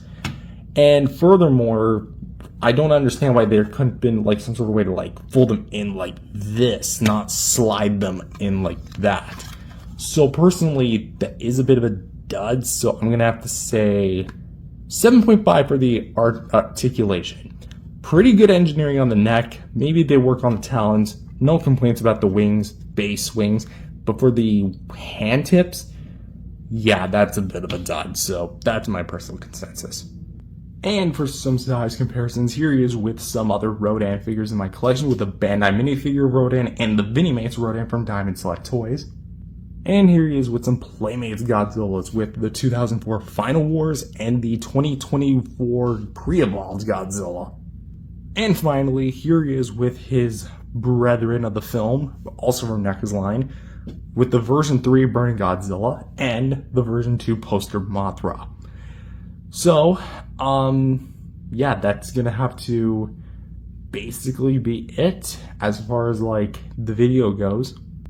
Because as per my final thoughts, I think I pretty much played them pretty clearly.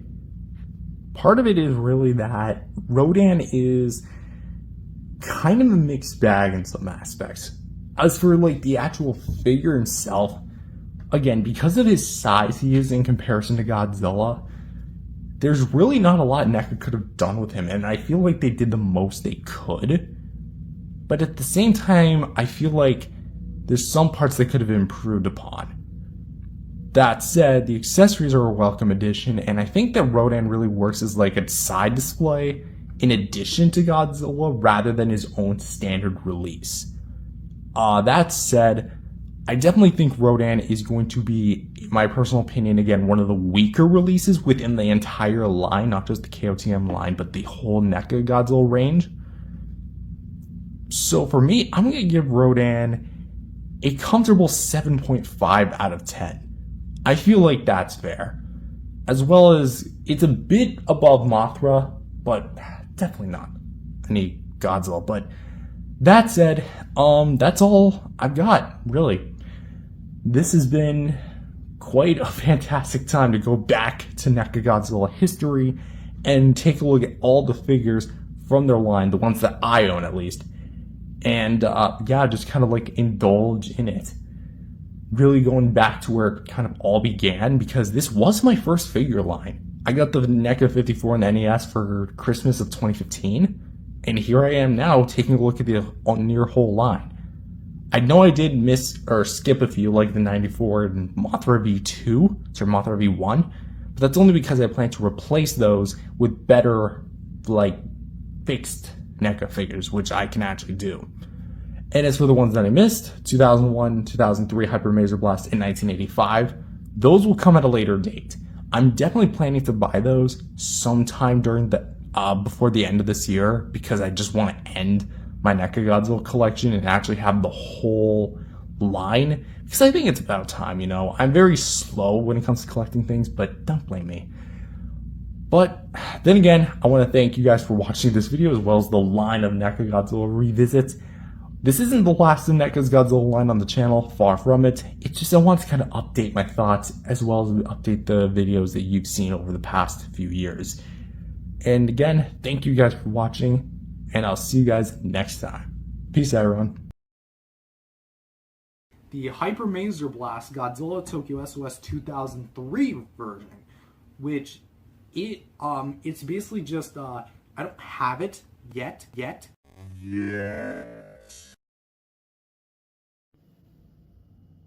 Took me long enough. Hello everyone, welcome back to another review. My name is Matthew, and today we're back. Yes, after a long wait, we're finally taking a look at another NECA Godzilla. That's not a re-review. It is a figure that is new to the collection. Not new as in like a newer released figure.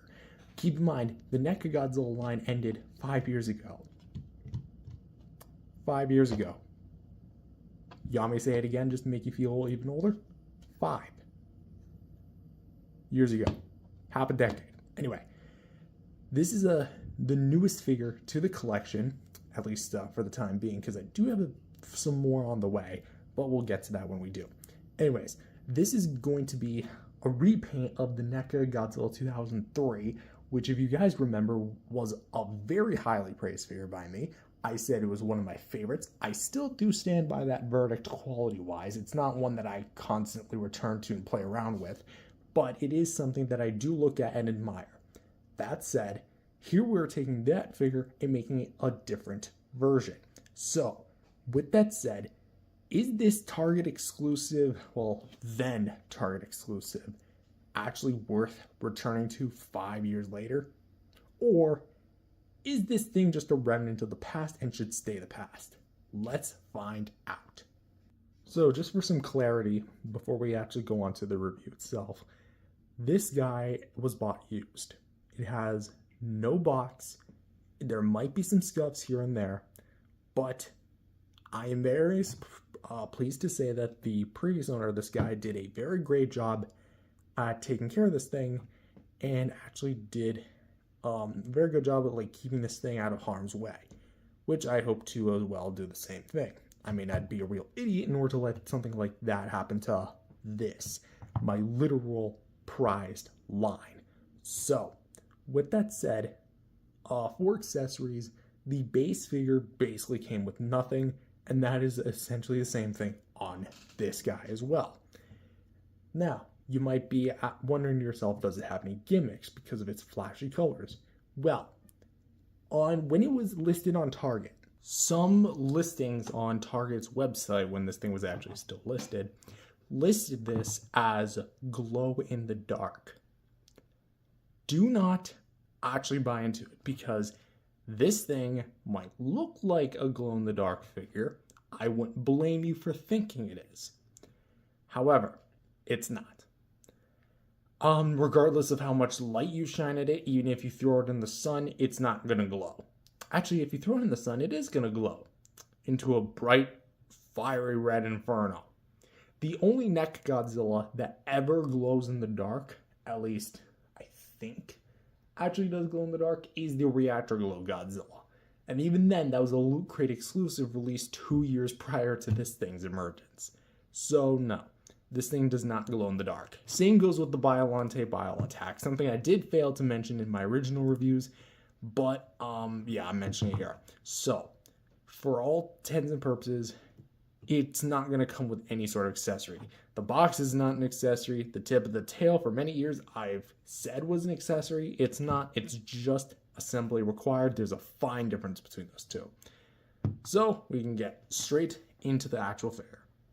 When taking a look at the sculpt and paint for this guy, again, it is a repaint of the previously released 2003 Goji from Tokyo SOS. So this guy is going to basically share the exact same base sculpt and paint as that guy.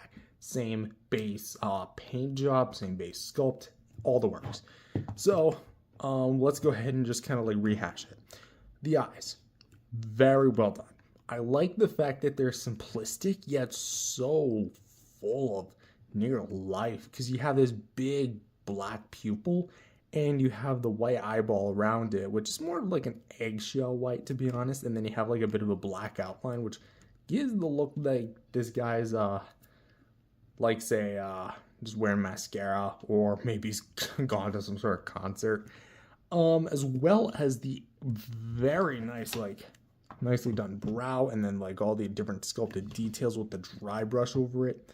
It's very much full of like that dry brush wash you get throughout the entire figure. The nostrils, kind of realizing that they're a bit like misaligned, like one sunk down than the other. Interesting. But you got a lot of like the nice facial sculpts and details, of which you also get the yellow on the lips here, that are like shining from where he's getting hit by the maser cannon.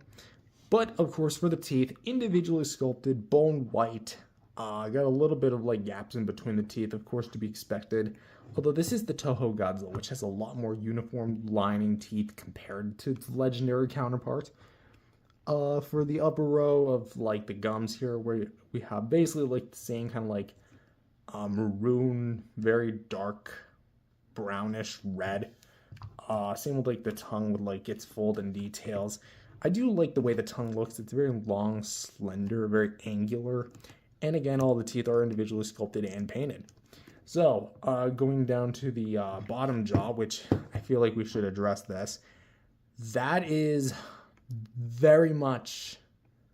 I'm kind of torn on the yellow here. Because I understand it's kind of meant to be like, okay, he's getting hit here. The light would naturally be reflecting here. I feel like personally, though, they kind of went overboard with the yellow on the bottom jaw. Granted, it is the bottom jaw, and it does, you're not going to be naturally flipping Godzilla up like this, especially if it's a paint scheme related thing where the articulation breaks the illusion. But come on, we have like all these different shades of yellow, and even get a bit of brown here, which is from the neck, but you don't use it here, so maybe you could have like used something here. I don't know. It almost looks like a jaw for an unused King Ghidorah figure. Oh, the what ifs are just flooding back. Oh boy, poor NECA. Anyway, so the ears are back with the sculpt and details. Well, the top of the head got some nice detail, of which for the neck, we have more like the yellow here, which are going to be like the outer neck pieces, which are going to be kind of like very well done, which we have like the yellow tips of it, and then in between we have like the brown, which again gives it like a lot of nice like texture and detail. Again, I just love that you can rub your finger on this thing and you can feel each and every bump and crevice. And you also can get some like white here to like line up the scar, because like the scar itself begins up here, and you also get like a fair amount of white up there. For the sides of the neck, we get more like the extra yellow. And personally, I think like this works great in concept, but I don't know. I get it's supposed to like make him look like he's getting electrocuted, but something just feels off about this. I don't know what it is, but we also have the first instance of the purple here used, which for the shoulder pads, again, the purple of which kind of gets highlighted a little bit more back here, but we do kind of like have that color clashing with the yellow, so we got like a Wario Waluigi Godzilla going on here.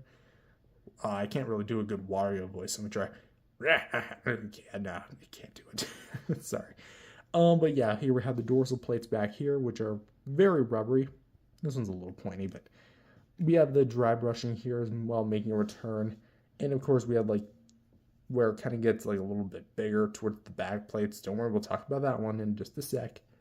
But yeah, again, it just looks very uniform, very nice, and very cool. I also like how it's not the same on both sides.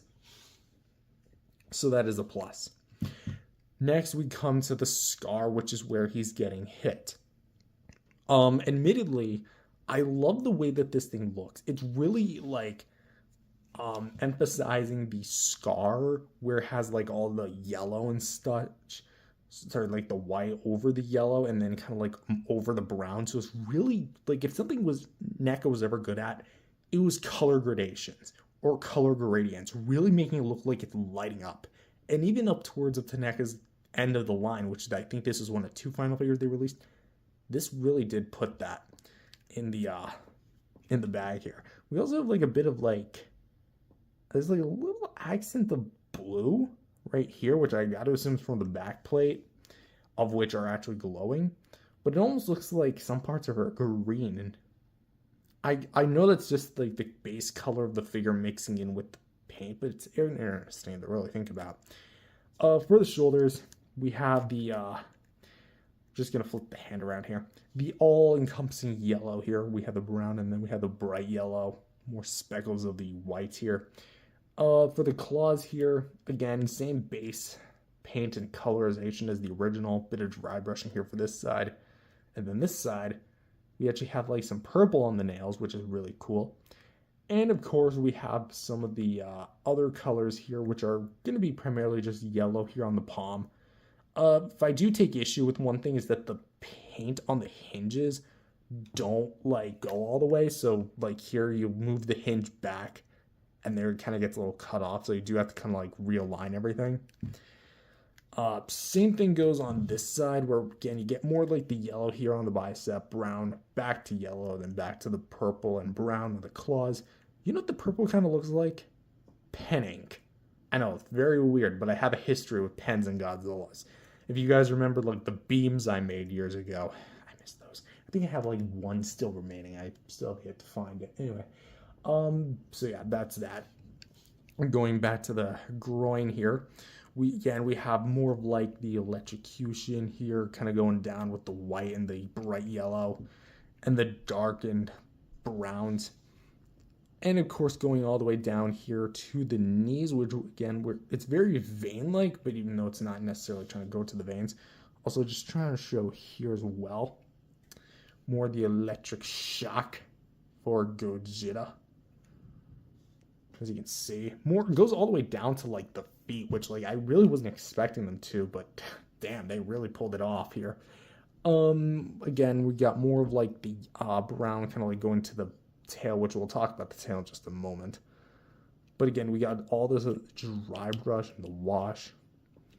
Looks very well done, and I do like what we have here. Again, the purple makes a return here and here as well, kind of giving it some more highlights as well. And I like the way that the claws are painted. It kind of reminds me of the King Kong illustrated version with like its yellow. It almost feels like it's the same yellow. I wonder if it is. Anyway, time to talk about the dorsal plates, which, oh boy. This is definitely going to be looking a little bit weird to just some who may have not seen the movie. Like, I thought Godzilla's dorsal plates all light up, and you'd be right. But the 2002 and 2003 Godzillas do something weird because select plates illuminate before they all do, and then he fires the atomic breath. It's very weird. I suggest watching the film, but this is like in the moment where some dorsal plates are lighting up. So you have this plate, which is pretty much left alone, save for a little bit of specks, and then these two plates back here, which are not very much lighting up. I mean, actually, this one is actually very much lighting up. Sorry about that. So we have these two plates which are lighting up, and of course this big boy, which is very just... I almost would have wished they did a full-on Spitfire with this color scheme, because just look at the frosted colors mixed in with the blue. Like, this is beautiful. Okay, this is straight up beautiful. I think this is the same color scheme as they did with the NECA Godzilla 2019 V2, and everyone who's known my collection knows that that is my favorite NECA Godzilla, like, as far as the color is concerned. It's not my personal favorite as far as the actual execution of it goes. That actually goes to the 1989 Godzilla, but c'est la vie. Anyway, so we have, like, on the actual skin, more of the the blue kind of, like, splashing over. Looks very nice, and of course we have the blue on this dorsal plate kind of like lighting against it, so it's really creating like a lighting cue, very much so. And then these dorsal plates don't really have anything, and then here we have these dorsal plates which are lighting up as well, and select, and then kind of like that's kind of where the plate, like the blue, ends, and then goes all the way down to the tip of the tail, where you do get the extra little sculpted paint on segments on the actual tail. And of course, just to prioritize this part here, underneath the foot as well, just to briefly cover that. Just like that. And yeah, that's basically it. The rest of the tail has some dry brushing. If I did have one complaint about the tail, though, it is that the paint kind of does get a little mismatched versus this one, where on the original, where the paint was a lot more uniform. So you got like this dorsal plate paint here versus this right here. So the original one did seem to get that down a bit better, but just for some last angles here. That's the side, this is the front, side again, side again. Or I guess that's up, down. There you go. Anyway, for the NECA Godzilla 2003 Hypermazer Burlesque Sculpt in Paint, Sculpt is going to be absolutely awesome, because let's be real here, the 2003 Godzilla, in my personal opinion, had one of the best sculpted details in the line, because it was one of their later ones. I don't know what they were feeding their sculptors back then, to be honest, but this is awesome. And the paint is just beautiful. There is some things I do have like some personal problems with. For example, maybe like the paint alignment, because if you want like the arms themselves to be aligned as far as the paint goes, you're going to have them like a bit spread out like this and have them out to the side like that, and effectively keep him in this pose. Does it remind you of anything? Anyway, so this actually does look very nice, and I do personally like the overall presentation of it. And as well as this, the dorsal plates, or at least the ones that are painted the blue, as opposed to just the basic gray tips, they're beautiful. I would have loved to have seen a full like Spitfire or like charge up variants of this thing. Maybe what I would have personally done is, in an alternate universe where NECA had more time to work on this, was keep the yellow here, but take this blue, give it to all the other dorsal plates on the tail, make the mouth blue, and allow him to have a beam effect. That's what I would have done, even if it meant reissuing another beam. But alas, this is the one we got, and personally, I'm still very much happy with it. It's got a little bit of everything as far as the color's concerned, so For sculpting and paint, I'm going to personally rate it a 8.5 out of 10. And next up is articulation. Articulation has not changed from the original, so if you're hoping for some new engineering changes, nothing. So for the jaw, can open and closed just like that on a hinge. Just like that. The head can look up about that far, down about that far, left and right, and can go a full 360 degrees. Just like that. Now, for the neck, back then, I heckled the 2003 Goji for having this big, weird nape thing. I still don't really agree with it, because effectively what NECA decided to do was, in years past, let me actually grab like the closest NECA Godzilla to me, which is the best example I can give, the Burning Godzilla. Basically, they'd have one segment here at the the head, and one segment here at the neck. So you get two joints just right here, and then you get the shoulders. That's kind of sort of what they did here, but like, it was very weird given the design. Instead of cutting the neck maybe right here, they decided this whole section where the shoulders meet the chest was going to be the neck segment. And because of that, this whole area shifts up and down, left and right. And even if you shift it like this just looks hella awkward. Like, at that point, you might as well just made the whole figure solid, or did what Monster Arts did, not trying to directly compare it to the Monster Arts, but have it a segment like cut midway like this. That would have looked a lot better. But, of course, we can go a little bit up and down, a little bit side to side, and mainly a rotation. So ultimately, what did that new segment amount to? But shockingly enough, you do still get the articulated shoulder joints, which we can go up and down, side to side. And because these parts are made of flexible rubber, you can actually get a little bit of give out of them. Swivel hinges here for the, elbows. Trying to keep it all in frame here. And as well swivel hinges for the wrists. Interesting, something fell out. I'm guessing that was just let me try that again. I think that was just paint. Anyway, hinge for the fingers. Ball jointed ab crunch, so you can take the figure, go down with it if you do so please. Go up and down like that, side to side. A little bit back and forth, just like that. For the the thighs, we can go basically out to the side, go a little bit up and down. I'm not gonna push it because the paint could scrape off of this thing, and once it scrapes, well, that's kind of it. Continuing on with the legs, we have the knee joints, which we can get a bit of a rotation here, but mine are very stiff. This knee, just for the life of me, doesn't want to bend. This one also doesn't want to bend. So, I haven't actually tested this. This is the original 2003. Okay, so effectively they'd be like this. Just like that.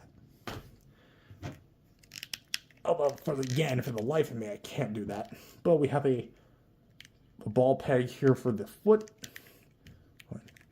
So we can get a bit of side to side. And from here to the tip of the tail, we have 1, 2, 3, 4, 5, 6, 7, 8, 9 segments. All ball joints. And from here to here, it's pure bendy wire. So let me try and bend this. I don't want to bend it too badly, because if I break this again, that's going to be it. Because I guarantee I cannot find another deal on this thing. So for articulation, again, nothing's really changed from the original. Maybe aside from some joint tolerance and joint tightness. But aside from that, that's realistically it. He's a very expressive Godzilla. I'll say that much. Is he perfect in terms of the engineering? No. He's serviceable where he is, and I definitely think things like the hybrid tail returning the bendy wires as well as the clamped fingers, that's a great move on NECA's part. However, things like the big nape really just don't work well, especially given this Godzilla, and the fact that the paint scheme really hinders the posing options for this guy a whole lot more. I don't know, realistically, because as soon as you turn this, boom, the illusion is basically broken. And also, this guy could be prone to paint chippage. So, again, move it to your heart's content. But for articulation, I'm personally going to give it a 7.5. Very expressive, but there's really not a whole lot you can really use as far as the actual posability of this thing goes. Maybe with things like the tail, but that's really about it. And for some size comparisons, and I guess comparisons in general, here he is compared next to some 6-inch, want to make sure we can get him as tall as he can, some Kiryu Gojis, or I guess Kiryu Saga Gojis, with the Godzilla 2002 from Monster Arts, and the Godzilla 2003 from NECA. And as far as the repaint's concerned, again, they're effectively the same thing, aside from just the additional paint. Nothing's really different, but if I do a figure comparison, it'll most likely be with all three of these guys conjointed together. So really settle that. Who knows? And for some other size references, here he is compared next to my 6-inch mechagodzilla Bandai bootleg and the NECA Godzilla 2001 Atomic Blast variant, which, well, it's kind of ironic that these two are kind of opposite in terms of scale. He should be about 55 meters, he should be about 60 meters. I actually bought this one to go with my Monster Arts, and he actually does fill it in, but he definitely doesn't go against the NECA. That is absolutely an unfair fight. And as for this guy, it's kind of the same idea with like the blue to the yellow. And finally, here he is compared next to the NECA Godzilla 1989 previously mentioned, and it's repainted as well as co-release, the Biollante Bio Attack, which, let's kind of sit down here and kind of talk for a sec. I personally feel like these two figures were, in a way, almost like where NECA was trying to go. It almost seemed like they didn't just want to make Spitfire variants, they wanted to make more unique variants. Because, to my knowledge, there's really not a whole lot of other figures out there of these two specific Godzillas. Because NECA is known for reusing their sculpts and repaint their figures a lot. As for these two, I really do feel like this was like, in a way, again, almost like a gateway to a future of what could have been. But it's really kind of upsetting that this is where, well, it's not upsetting, but it's upsetting in the idea that this is like where it ended as far as like them being cut short. But I think these two figures together, they're really, really cool. You have a bright neon Godzilla that's green and a flashy yellow Godzilla to accompany each other. And I think it's cool. You know, it's so weird to finally own this thing and actually have the two together at long last. But our journey in the world of NECA Godzilla isn't over. Far from over. And so overall, how do I rate this figure? Or what do I think of this figure? He's great. He's very scene specific, which makes him all the more unique. He has such a bright paint application and colorization to him. I'm actually going to turn this off just because it is making a bit of noise. But he's really cool. Granted, he's not perfect. He does have some paint imperfections. And I definitely think the articulation could have been tightened up a little bit more, especially around like the nape area. And please, for the love of God, give us an accessory. But I guess it's kind of too late to say that, isn't it? But he's so cool in the sense of like, he flashes right up on the shelf. He definitely deserves a presence within like your collection if you're really planning to collect this thing. And overall, I'm finally happy to own him. But as for the NECA Godzilla line, we're back. Yep. It's been quite a long time since I was intending to collect a NECA figure, because I did kind of put the NECA Godzilla line on the back burner for a little while, In fact, I think the only like real legit NECA Godzilla that I've gotten since the line discontinued was the 1995 Burning Godzilla. And even then, I only found him on a secondhand listing. It wasn't even like intending to get him at that specific time. I just had the money and then I got him. So with that said, this is kind of like where I'm planning to continue my collection. We're going to finish up the NECA line. We're going to finish what we started. And we're going to see where we go from there, because we only have 3 more figures after this. We have the 1985, 2001 standard version, and the 2016 standard version as well. I know I own this the 2016 bootleg, but that bootleg, again, just isn't doing it for me anymore, so I want to try and track down an original. But with that said, I personally score this thing an 8 out of 10. A very solid figure indeed. So with that said, I hope you subscribe and join me on my NECA Godzilla journey. If you enjoyed it, leave a like and subscribe, and I'll see you guys in the next video. Peace out, everyone. So a few months ago, I made a series of videos talking about my NECA collection, specifically of the original waves of figures that I got from 1954 to 2019. And that was great and all, but I had to unfortunately skip 2 figures, of which were broken. And I thought, why not take this time to go over the broken figures that I missed during that time, that being the NECA 94 Godzilla and the NECA 2019 Mothra V1. Also, I do apologize if it looks like I have a bit of a rushed nature to this video, because I gotta be out that door in like maybe half-hour time less. But anyways, I want to kind of like just do like a overall quick overview of what is basically left of these figures and why I didn't go over them initially.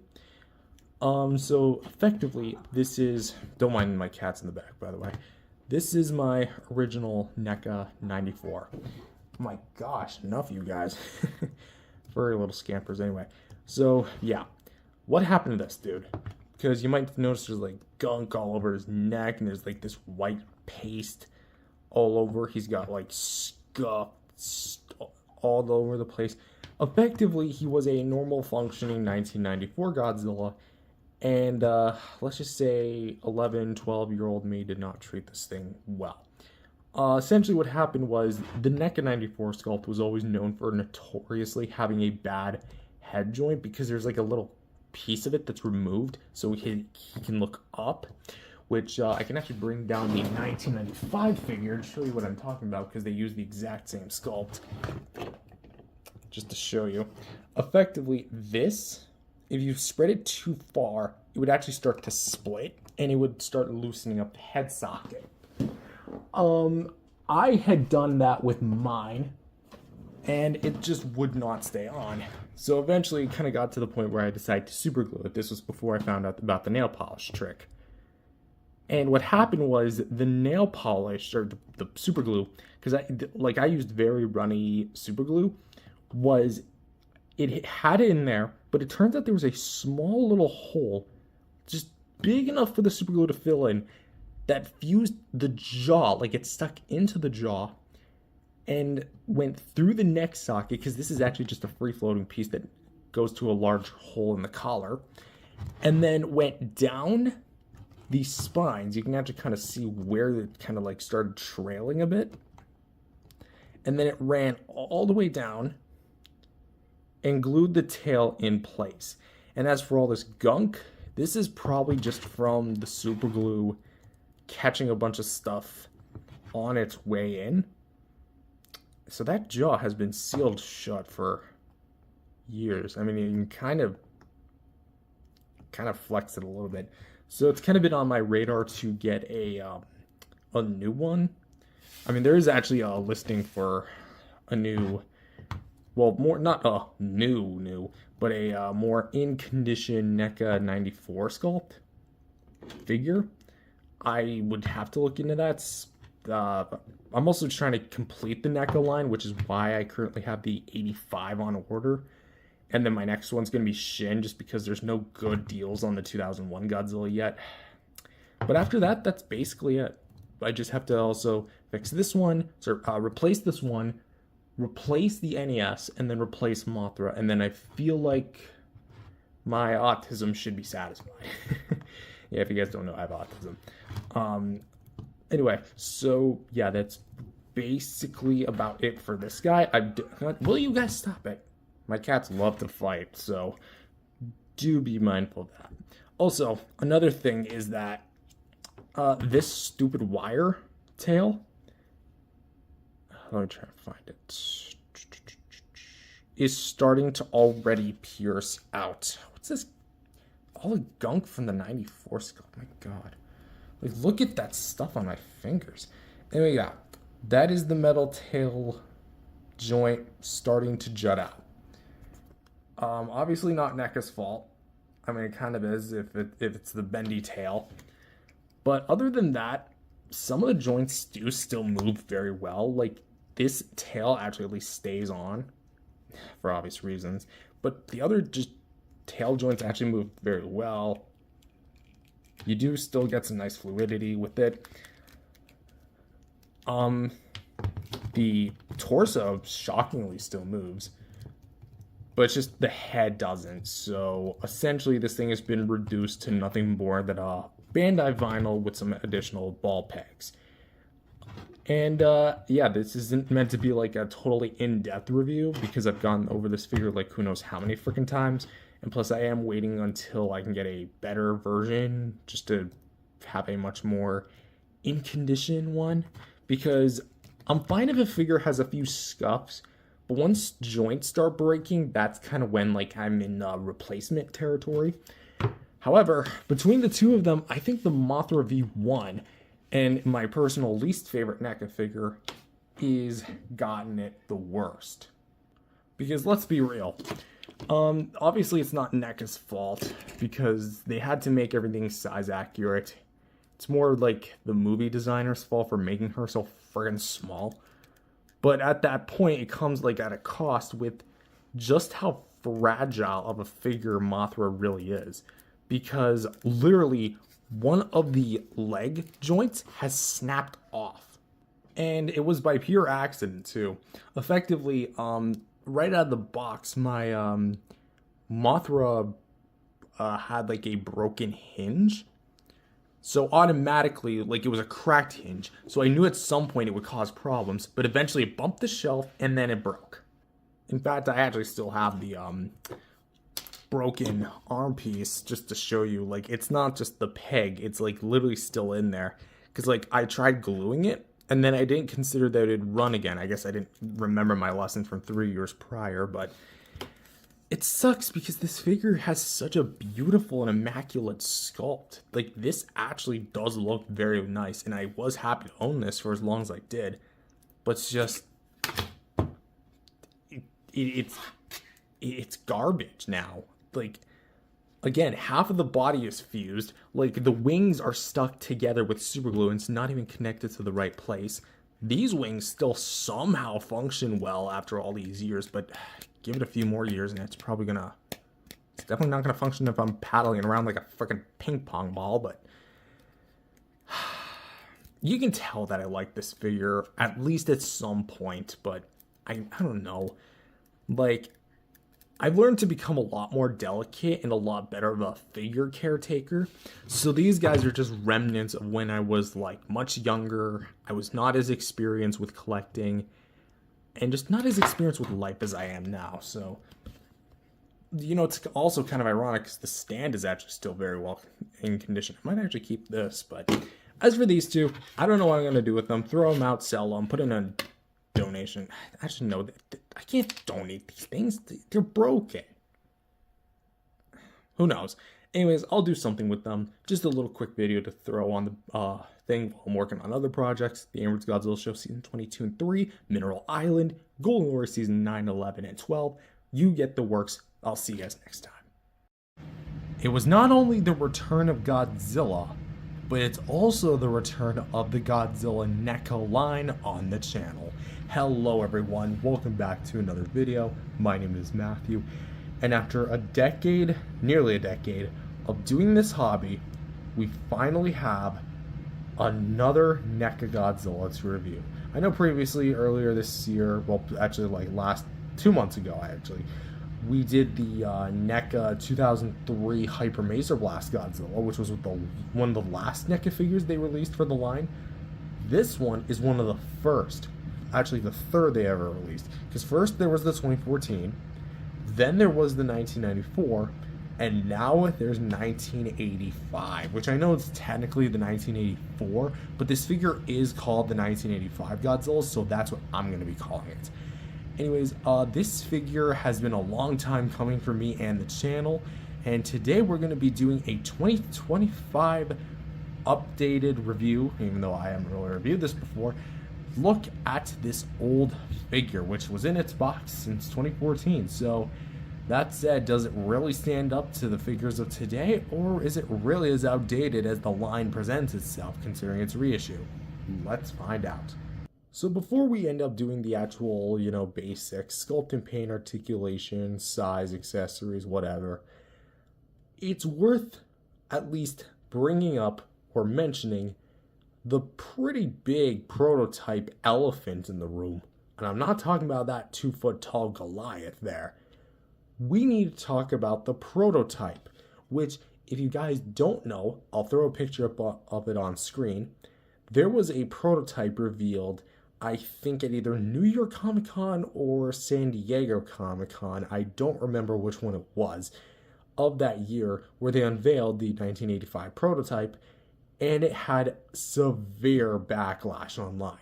NECA fans, collectors alike, they were not happy with that prototype. So NECA actually listened to the complaints and went back and did a whole new head sculpt, which, props to NECA for being one of the few companies out there that listen to fan feedback. They've always been this way, and this is proof of it. Now, despite the new head sculpt, there is a lot of things that we need to take a look at, so let's go ahead and take a look at them. Starting off with the sculpt and paint for the head, it's clear that the NECA artists and the sculptors decided to really lock in. And I know I'm using a modern day expression for a figure that's over a decade old, but I'm still going to do it. Anyway, so this head, of course, is based on the film version and not whatever they were trying to do with that previous head and make it look like Ghidorah mixed with Minya. This head looks severely better. For the eyes, we actually have a lot of nice detail work here for the eyes themselves, having a black pupil, kind of like a brown iris, and a more eggshell white kind of like eyeball, which just looks a lot better, and even still holds up to this day. They are a little bit bugged out like they were in the movie, so that's a plus, but they're also like a little bit more to the front like that, so they do have like an automated expression, which I do like. For the actual detail work, we can see a lot of the nice like overall like bumps and ridges, and it has a very nice like overall look to it, especially the new head sculpt they gave it. I mean, can I really call it new? I'm gonna call it new. The actual paint, however, that's where like some issues had initially arisen, because NECA at the time was known for giving their figures very glossy paint jobs or finishes, and this guy was the next victim of that. And as you can see, he definitely has the gloss all across, not only his face, but just the outright body. But the actual skin tone does utilize like kind of like a blue wash, which is very nicely done, especially on his eyebrows, which are very prominent. The actual top spines here are painted, and they do look very nice, and I'm very pleased with them. For the actual mouth, it's kind of like, get in there. The teeth are a little too yellow for my liking, because while they do look very nice as far as the teeth are concerned, like the actual teeth, the lining around it just looks a little too yellow. Almost looks like the color scheme of Bendy and the Ink Machine, even though that game wouldn't come out for another few years before this figure did. So there is that. However, what is very nice to say is that the mouth paint just looks really nice. You look at it and it's super detailed and like super like very flaky almost. I don't know, looks almost dry, which is weird to say because it is the mouth, but the tongue looks also very well done, and actually has a nice little outline of the kind of like a darker black to help separate the pink and the tongue from itself. So there you go. That's essentially the new head. For the jaw itself, there you go. A little bit of blue highlights and a lot of nice little texturing. That looks great. Coming down to the neck, we actually have like some folds in the skin, and actually makes it look more like the suit. What I like about that folds is that they're actually highlighted with the blue, so they do look very nice. The dorsal plates back here, there's only like one row, and they are painted pretty basically, not too much to write home about. I remember the reissue had like more dorsal plates, but this is the original variant, so it's not going to have that.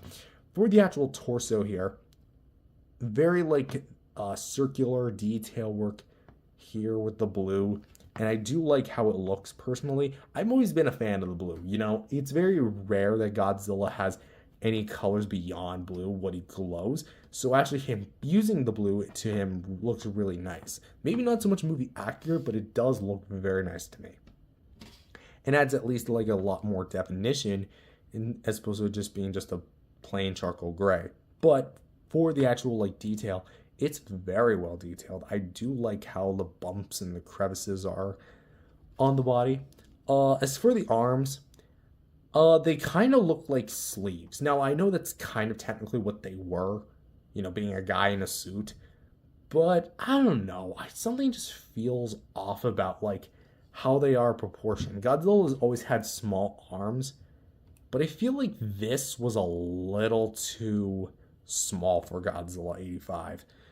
And but the blue itself here does lend itself at least the most that it can, minus all the bumps and ridges. The claw paint, however, it still does continue like that kind of like yellow to bone shell, like, or eggshell white, almost like a little bit of a duller yellow. So there is that. But as you can see, the finger positions, the middle finger here is actually like clumped with the pointer finger. I wonder if that's actually like perma-attached. Anyway, for the spines, very questionable here. I get it. It was their third time doing the spines. But I have to ask, what went wrong here? And I don't mean this in the sense of like, oh, well, this was just, again, their third time. But let me show you. This figure, the NECA 94, was released a little bit earlier than the 85 does. Now, my 94 has been severely destroyed by my younger self because I was an idiot and I didn't take good care of my action figures. But the overall core dorsal plate molds are still there. You see the black on the outline and the frosted white tips on the outside. This is how it should look. Not to mention, they're big, puffy dorsal plates like how they were in the film. The 85 didn't have the biggest fins, but I feel like this was not the way to do it. I know I'm critiquing a figure that they later improved, but this is the figure that I have. This is what I'm going to be critiquing. And a lot of it has to stem from really the fact that the paint just doesn't lend itself well. Because here, like, for example, there's a lot of the blue. Like, more than it should be. And it kind of overshadows the black base. Like, I don't know what's going on here. I mean, I'll admit the coloring on the exterior of the fins looks fine. But it's if the circular parts, like inside, looked a little better, then that would be fine. But it also doesn't help that the fins themselves are just so flimsy. Like, I always knew they were flimsy, but I didn't realize how flimsy. So I have to ask, what happened between this and this? Maybe I should have gotten the reissue, but I got this thing mainly for nostalgia's sake, but I'm putting like a more critical eyes on it. So yeah, not exactly a fan of the dorsal plates, but the actual thighs here, again, more or less feature the same thing as the body does, having the blue highlights here with all the folds in the skin, big meaty thighs, because 85 did have some very big meaty thighs in the film. So at least they kept that. The knees here, a little bit bent on this one, but you keep the blue going, and as well as the small feet, as you can see here, which actually do look very nice. I do like the way the feet look here. Very blue, very shiny finish. Almost looks like you came out of the water, honestly. And yeah, I just do appreciate the way that the claws are painted here, because they do have like the orange there, almost acting like extra detail work. That's something I have to commend NECA there for. And for the tail, it's nothing particularly long. It's actually like a little shorter than the 94. Yeah, it's a tad bit shorter than the 94, but still of serviceable length. Of course, we have the painted segments here for the spines, which were never really that great to begin with. My heater's about to turn back on. And yeah, it just has a little bit of a imbalance, because you see a little bit more white on this one than compared to this one, which almost looks like a crown. And then you get a little bit more, at least they're still painted. And of course you have the detail underneath, which still has the blue highlights. And yeah, that is basically about it as far as the sculpt and paint is concerned. Is it weird criticizing a 11-year-old figure for the way it looks, despite the fact that the same company would later reissue a better one? Yes, it is. But again, this is critiquing the figure through a modern eyes, not to mention just taking an upgrade look at this thing. That said, I do see how this could be considered the weakest, because in terms of the sculpt and paint overall, what do I think of it? I think that this sculpt and paint is actually pretty good for the most part. I do like the blue they used, mainly because that is just my personal bias, but actually speaking on behalf of the blue, it is spread out where the folds are, and I do appreciate that level of detail. I also do like the fact that they featured the new head sculpt, and I do like the fact that they also have pretty good sculpted details overall. However, it's things like the proportions that don't really seem to line up with me. For example, the dorsal plates. I don't understand what happened with them, even when the figure first released. The arms, a little too skinny and small, even for 85. The lower legs could be a little thicker, and I don't really have any complaints about the tail, aside from the paints of the dorsal plates that are on the tail. But even then, those are like really small, minute, and again, they'd fix all these. So in terms of sculpt and paint, I'm thinking 7.5 out of 10 is fair. Because, I'm kind of considering on that. You know what? I'm going to bump that out to a 7, just because I do feel like, again, this is one of the weaker ones. But it's still at least a serviceable 85 design. For articulation, we have a hinged jaw, so you can open up pretty far, close back up, although do keep in mind that the teeth may scrape up against each other. For the head, we can go up, down, a little up and down, I should probably clarify, and we can go left and right. We can turn pretty much all the way around. What's fun is that because there's a little bit of a gap between the jaw and the neck, you can actually open up the jaw to hide it. You can also do that with the NES Godzilla too, because the two do share the same mold. For the neck, we can also get a ball joint movement, so we can go full 360.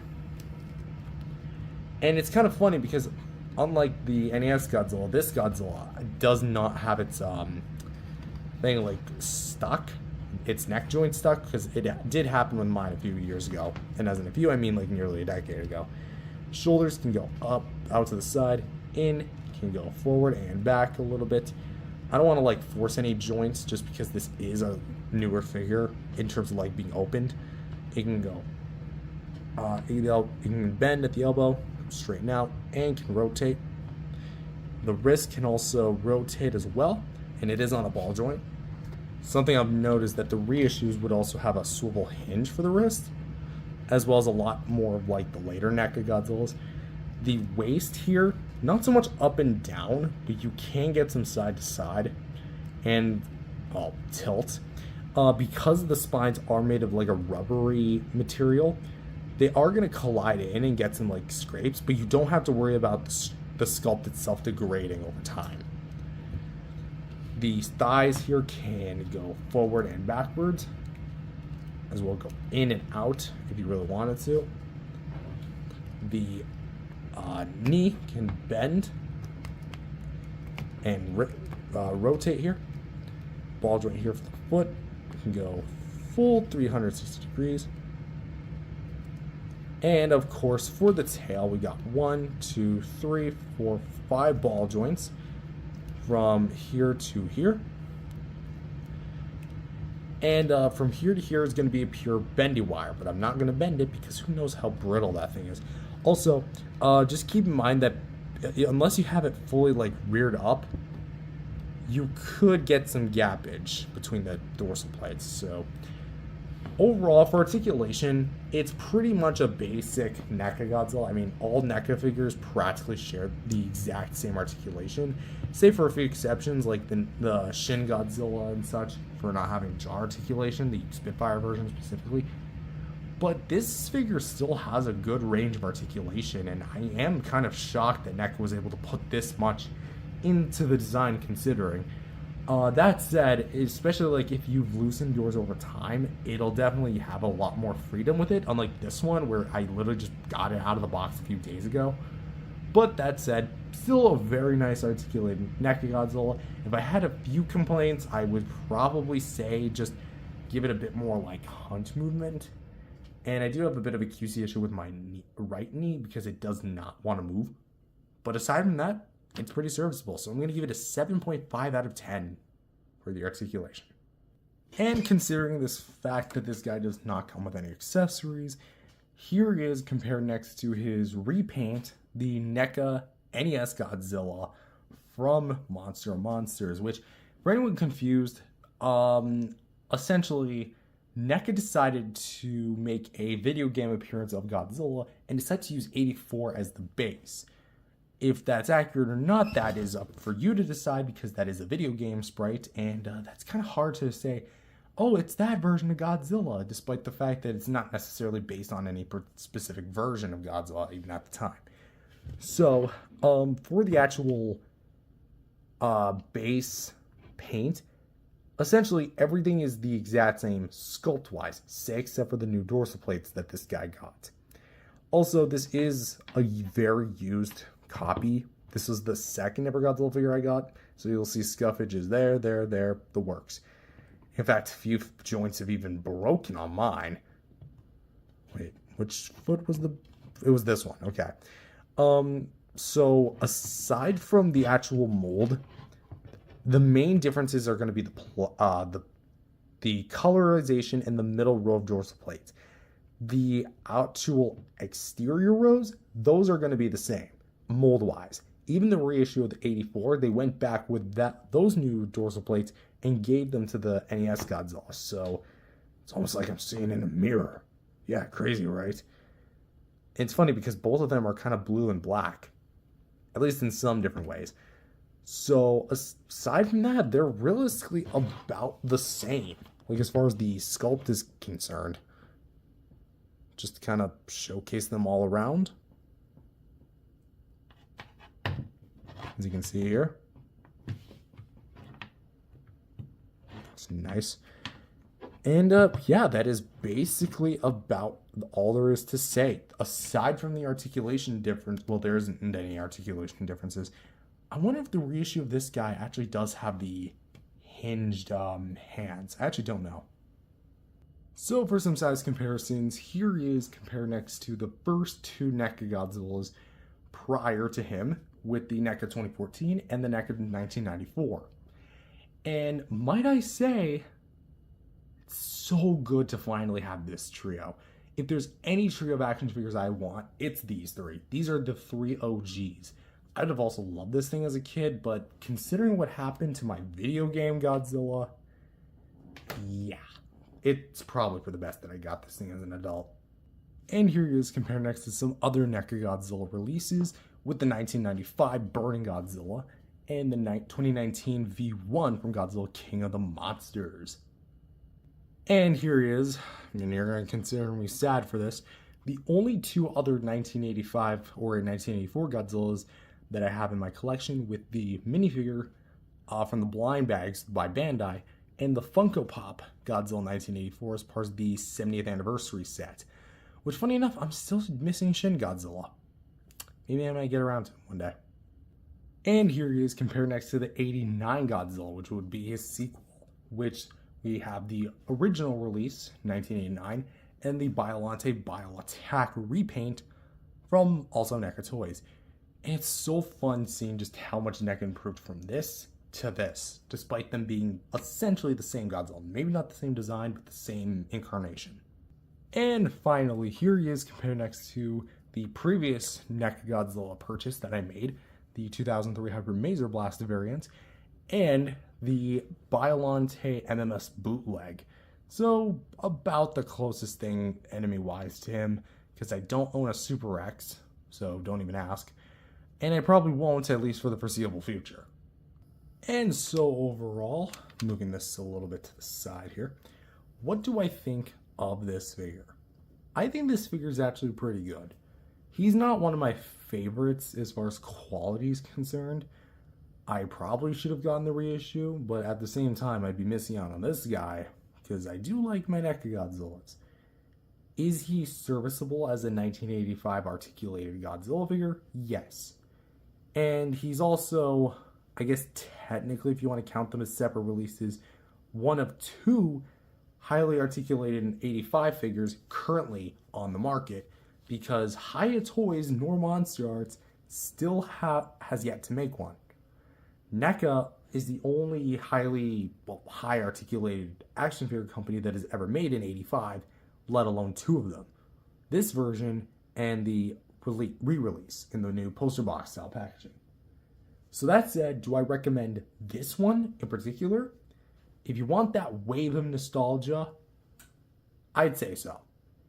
If you want a good quality 85, I'd recommend just sticking with the reissue. Even though the reissue can cost a lot of money these days, at this point, it's either that or nothing. That said, I personally give this NECA Godzilla a final score of 7 out of 10. It's the weaker side of the NECA Godzilla spectrum, but it's still a serviceable 85 nonetheless, and I do think that at the very bare minimum, my 10-year-old self would have loved this thing. Anyways, that's all I have for this video. If you enjoyed it, leave a like and subscribe. I will see you guys in the next video, and thank you for continuing to support me on my NECA Godzilla journey, completing what I started. We only have 2 more figures left to go, 2001 original variant and the Shin Godzilla variant. See you guys next time. You know how people online are campaigning to make 2026 the new 2016? Do you guys think I may have overdone it?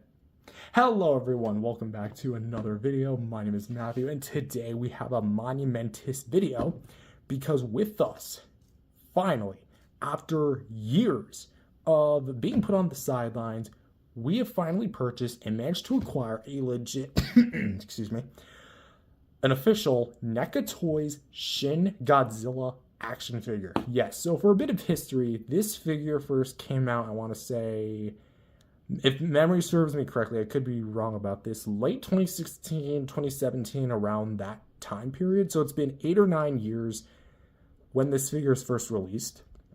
I want to say about 9 years. I remember this thing being a 2017 release.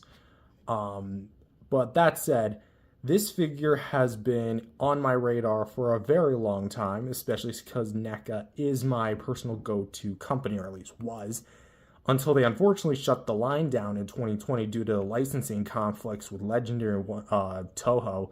Because it was licensing conflicts, they may have chose not to renew it, but they would have chose not to renew it for a specific reason, and that was most likely because of Playmates holding the master license. So, given of how much crap I know was going on with TMNT at that time, yeah. Anyway, so with that said, it all kind of, oh gosh. Don't worry, I'm not like sick or anything. I probably just caught some cat fur in my throat because We do have like 3 cats and they tend to run around the place, so it does get a bit fuzzy anyway. So yeah, this thing has been on my radar for a few years now, and finally I'm now able to own it. For the past few years, if you've been keeping up with the channel, I've been owning the bootleg Shin Godzilla, which I actually have right to me on the right hand side of your screen, which is also my screen, so thank God it's not flipped. With that said, this is, yeah, we're actually going to be taking a look at the NECA Shin Godzilla. So, with that said, is this thing worth going back to, or should we just let Monster Arts and Hiya Toys run around with the Shin license? Let's find out. For articulation, yes, we are doing the articulation first. Why? Because there are some things I want to talk about the sculpt and paint section, which might take up a large majority of the video because I do have some interesting things to say about that. So, let's start with the articulation here. For the jaw, it does open and close on a hinge. Let's try to get it in a position where we can. There you go. So it can open and close. It does kind of go a little far, but it does kind of like stop with the membrane, so open to your heart's content. For the head, for the head solo, we can look up about that far, down about this far. It is on a barbell style peg. To pretty much like recount what a barbell style peg is, it's mainly supposed to be like a singular stick. Like pretend my finger's the stick, and there's 2 ball joints on each side. So effectively they go in 2 sockets, and that allows you to get a maximum range of movement. So a lot of the joints on this figure are going to be made of that barbell style ball joint, so you're going to be seeing that a lot. As well as it can also go side to side and rotate quite a bit. Just trying to readjust the head. For the neck, we can go down actually very far, back up more or less here to the left and to the right, and can rotate. So you can see that. The shoulders can go back and forth and swivel up and down, and can also slightly rotate. It's very stiff because of the size. Here for the shoulder, or the elbow, sorry, we have a hinge, so we can go back and forth and rotate.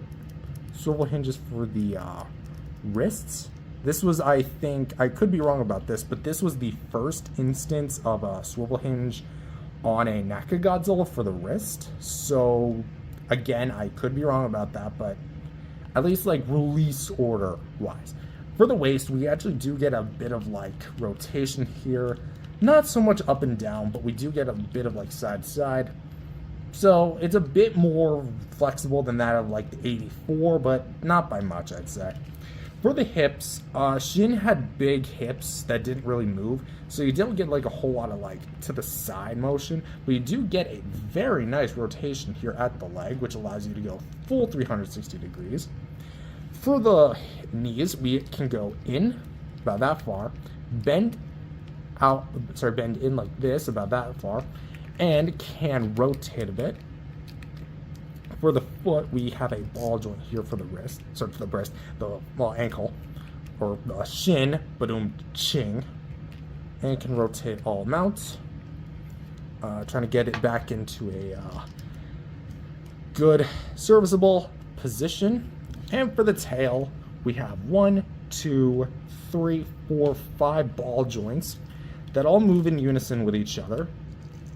And from here to here is a metal wire. However, given the age of this thing and how rare and delicate it is, I am not going to be using that because I don't trust that, and it's also why I want to talk about the sculpt in the next segment, which will also be grading alongside the articulation, because I feel like in this special case, they really go hand in hand. But if you want my general consensus on the articulation, I think that the articulation here is, well, for some part of it, serviceable. It has just about the same amount of articulation points as all previous NECA Godzillas did, having X amount in the tail, a bendable wire, ankle joints, knee joints, foot joint, waist, arm, elbow, wrist, 1 neck, 1 head, and a jaw. So effectively, it has all the right articulation points. However, I don't believe you're able to use a lot of it, which will segue into sculpt and paint just a minute. But a big problem with the NECA Shin Godzilla is that it seems to have been designed with a pre-posed look. And that's especially evident when you look at things like the tail and the head. See, the original prototype for this guy had a much larger head, which it was this mold specifically, but it was a bit bigger than this. And it was revealed at Comic-Con, I think. Toy Fair or Comic-Con, one of the two. And much like the 84, there was a bit of like backlash from various collectors around that time, so they shrunk down the head as a form of constructive criticism, thinking that it'd be okay. Little did NECA know that only caused more problems, because I don't think that because of the head size, it looked proportionally enough to the neck as far as like this top dorsal fin goes. However, it seems that the head, when posed up, it doesn't look right. You see what I'm saying? Because Shin Godzilla doesn't really move his head in the film. Okay, what a big babu. What's the problem here? Well, by having his head like this, it looks weird. Like the spine, there's no transition from like a smaller spine in between. I know the actual Shin Godzilla design was kind of like that, but if you'll excuse me for 1 minute. Here with me, I have the Blu-ray of Shin Godzilla, which was actually just released last year. And you can see what I mean by this is the head is big, but it's because of the size would be proportionally accurate to this top dorsal fin, which in retrospect would be this. There isn't another dorsal fin here, but it at least has a bit of like a stop to where it would look natural, and then the spines would start kicking in, if that makes any sort of sense. But even like when you have the head down on the NECA, or at least the final result, I'm gonna angle my camera up here a little bit, it doesn't really seem to have that. Well, at least in certain poses. Because when it's down like this, it looks fine, at least for the most part. When you have it like this, it just doesn't look that good. Another case in point is going to be, I'm moving my Shin Godzilla Blu-ray, is going to be the tail.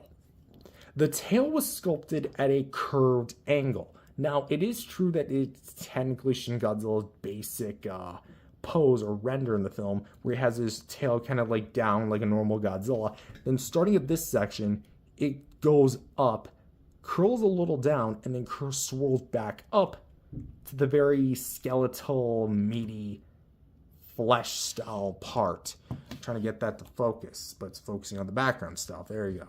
You're here to see the NECA Shin Godzilla, aren't you? And while it is cool that they kept that attention to detail, the articulation suffers from it because aside from this pose and maybe getting it to curl to the sides a little bit, there's really not a lot you can do with the tail, because if you try straightening it out, it's just going to look like this.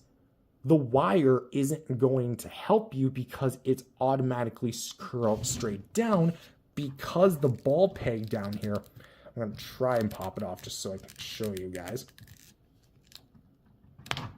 Right here, it's at an angle. Now, again, it's like that on Shin's design. I'm willing to admit that and credit that. They kept that attention to detail. But when it comes to making an articulated action figure, I don't think that's how you're supposed to do it. A pre-posed action figure, then you make cuts out of it and expect people to move it, that's not necessarily the best design. In my personal opinion, they should have just done a straight series of ball joints with the mold, not in a prefixed position, and allowed people to pose the tail in this way, not have it like this from the get-go. So overall, things like the torso and the legs and the arms don't really have much complaints. However, it's just things like the head and the tail, yeah, they obviously are pre-posed. So for articulation, while it's not bad, it's just about average for NECA Godzilla. The pre-posed sculpt doesn't really help it at all. So I'm going to give it a 7.5 out of 10 for the articulation. Up next is Sculpt and Paint, and finally we can take a look at the main meat and gravy of the video, quite literally, because this thing looks like it is essentially just gravy covered in a bunch of red. Anyway, so for the actual mold, the head sculpt on Shin here looks actually pretty nice for what we got. Is it 100% accurate? No, because I don't think NECA had access to the CG files or model for Shin Godzilla at the time, because remember, this was underneath Warner Brothers, who was basically like the communicator for NECA at the time, because they had to go through WB, and then they had to go through Toho, and then basically WB was like at the center of it all. So anyway, so for the mold, it is very mushy, as Shin Godzilla tends to be. A lot of the bumps and crevices are very exaggerated, obviously, you know, from the actual design. Not trying to like fault NECA on that. They did a really nice job at capturing that. And in fact, they went a step further by giving him the beady little eyes that Shin has, as well as the blood red accents throughout his body that really cover him and just look really gross. And it looks very, it looks very wounded. And the teeth actually are very well sculpted and painted. Like, I'm impressed. Even for NECA's heyday at the time, this was really well done. Also, by the way, it was just worth noting that this is the original release, not the boxed version. I can tell because after looking photos of the boxed version and this, yeah, this is clearly the first run. Anywho, and even for like the jaw here, this looks very well painted, very gross again. It very much captures Shin Godzilla's like overall aesthetic. However, I do have a personal problem with the mouth, and that comes in when we open up his jaw. See, in the mouth, Shin Godzilla had a very particular jaw with membranes at the sides and no tongue. It was very spacious in there, and I'm trying to like, this will be the way I'm showing it. Sorry, folks. But my biggest problem with the mouth here on this Shin Godzilla is that I feel like they really botched this. What I mean by that is the throat itself, well, specifically like the mouth hole, it isn't, this is gonna sound so weird, but if you want to be technical with the actual movie design, it's not that big. It's not big enough to actually like be what was on screen. And I feel like part of that is because the membranes are too pushed back in and too thick. What I mean by that is we basically have like two sets of membranes here. We have this and then like the interior piece. Like, like you can see two pieces that are attached to the top part of the jaw.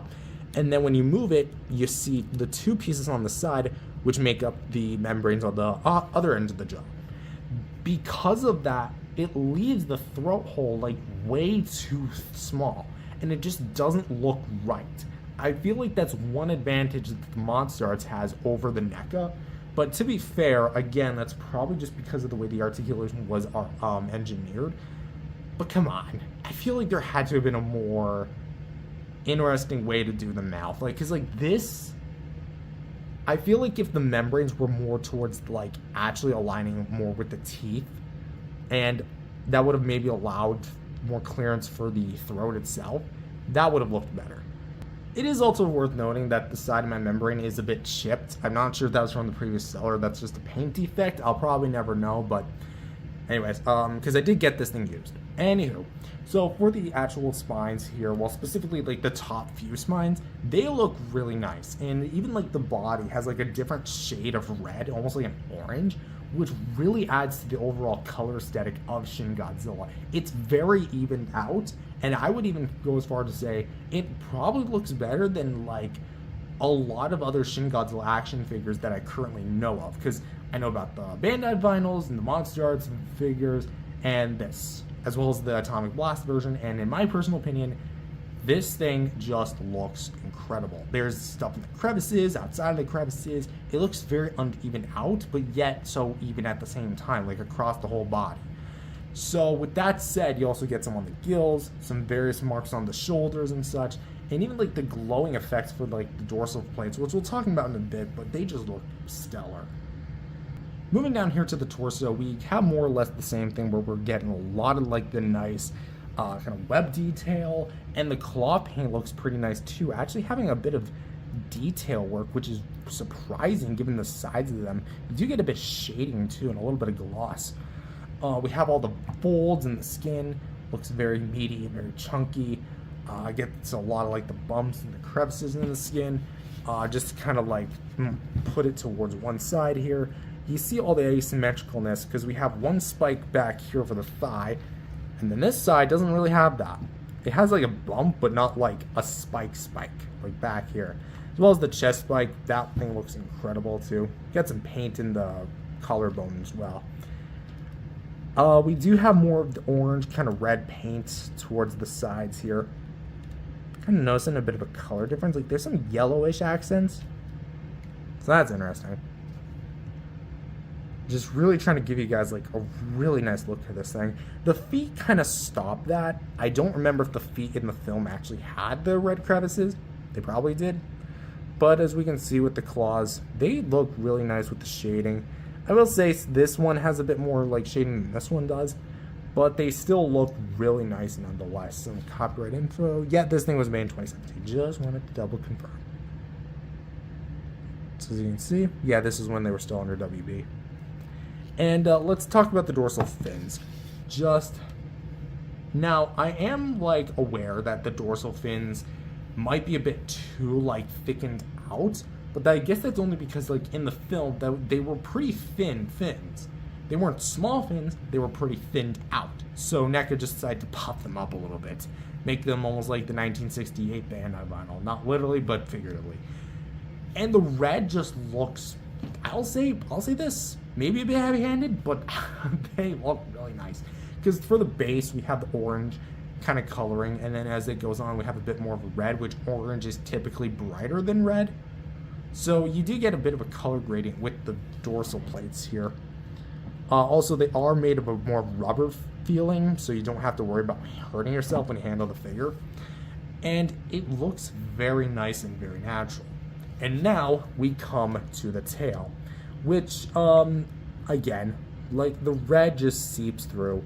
I will say that there's a bit of like a transition where it kind of gets a lot of it and then kind of fades out until you get to like the skeletal end.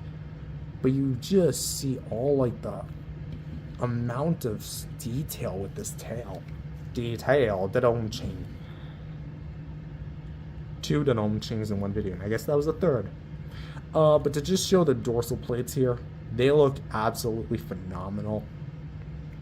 Just straight up amazing.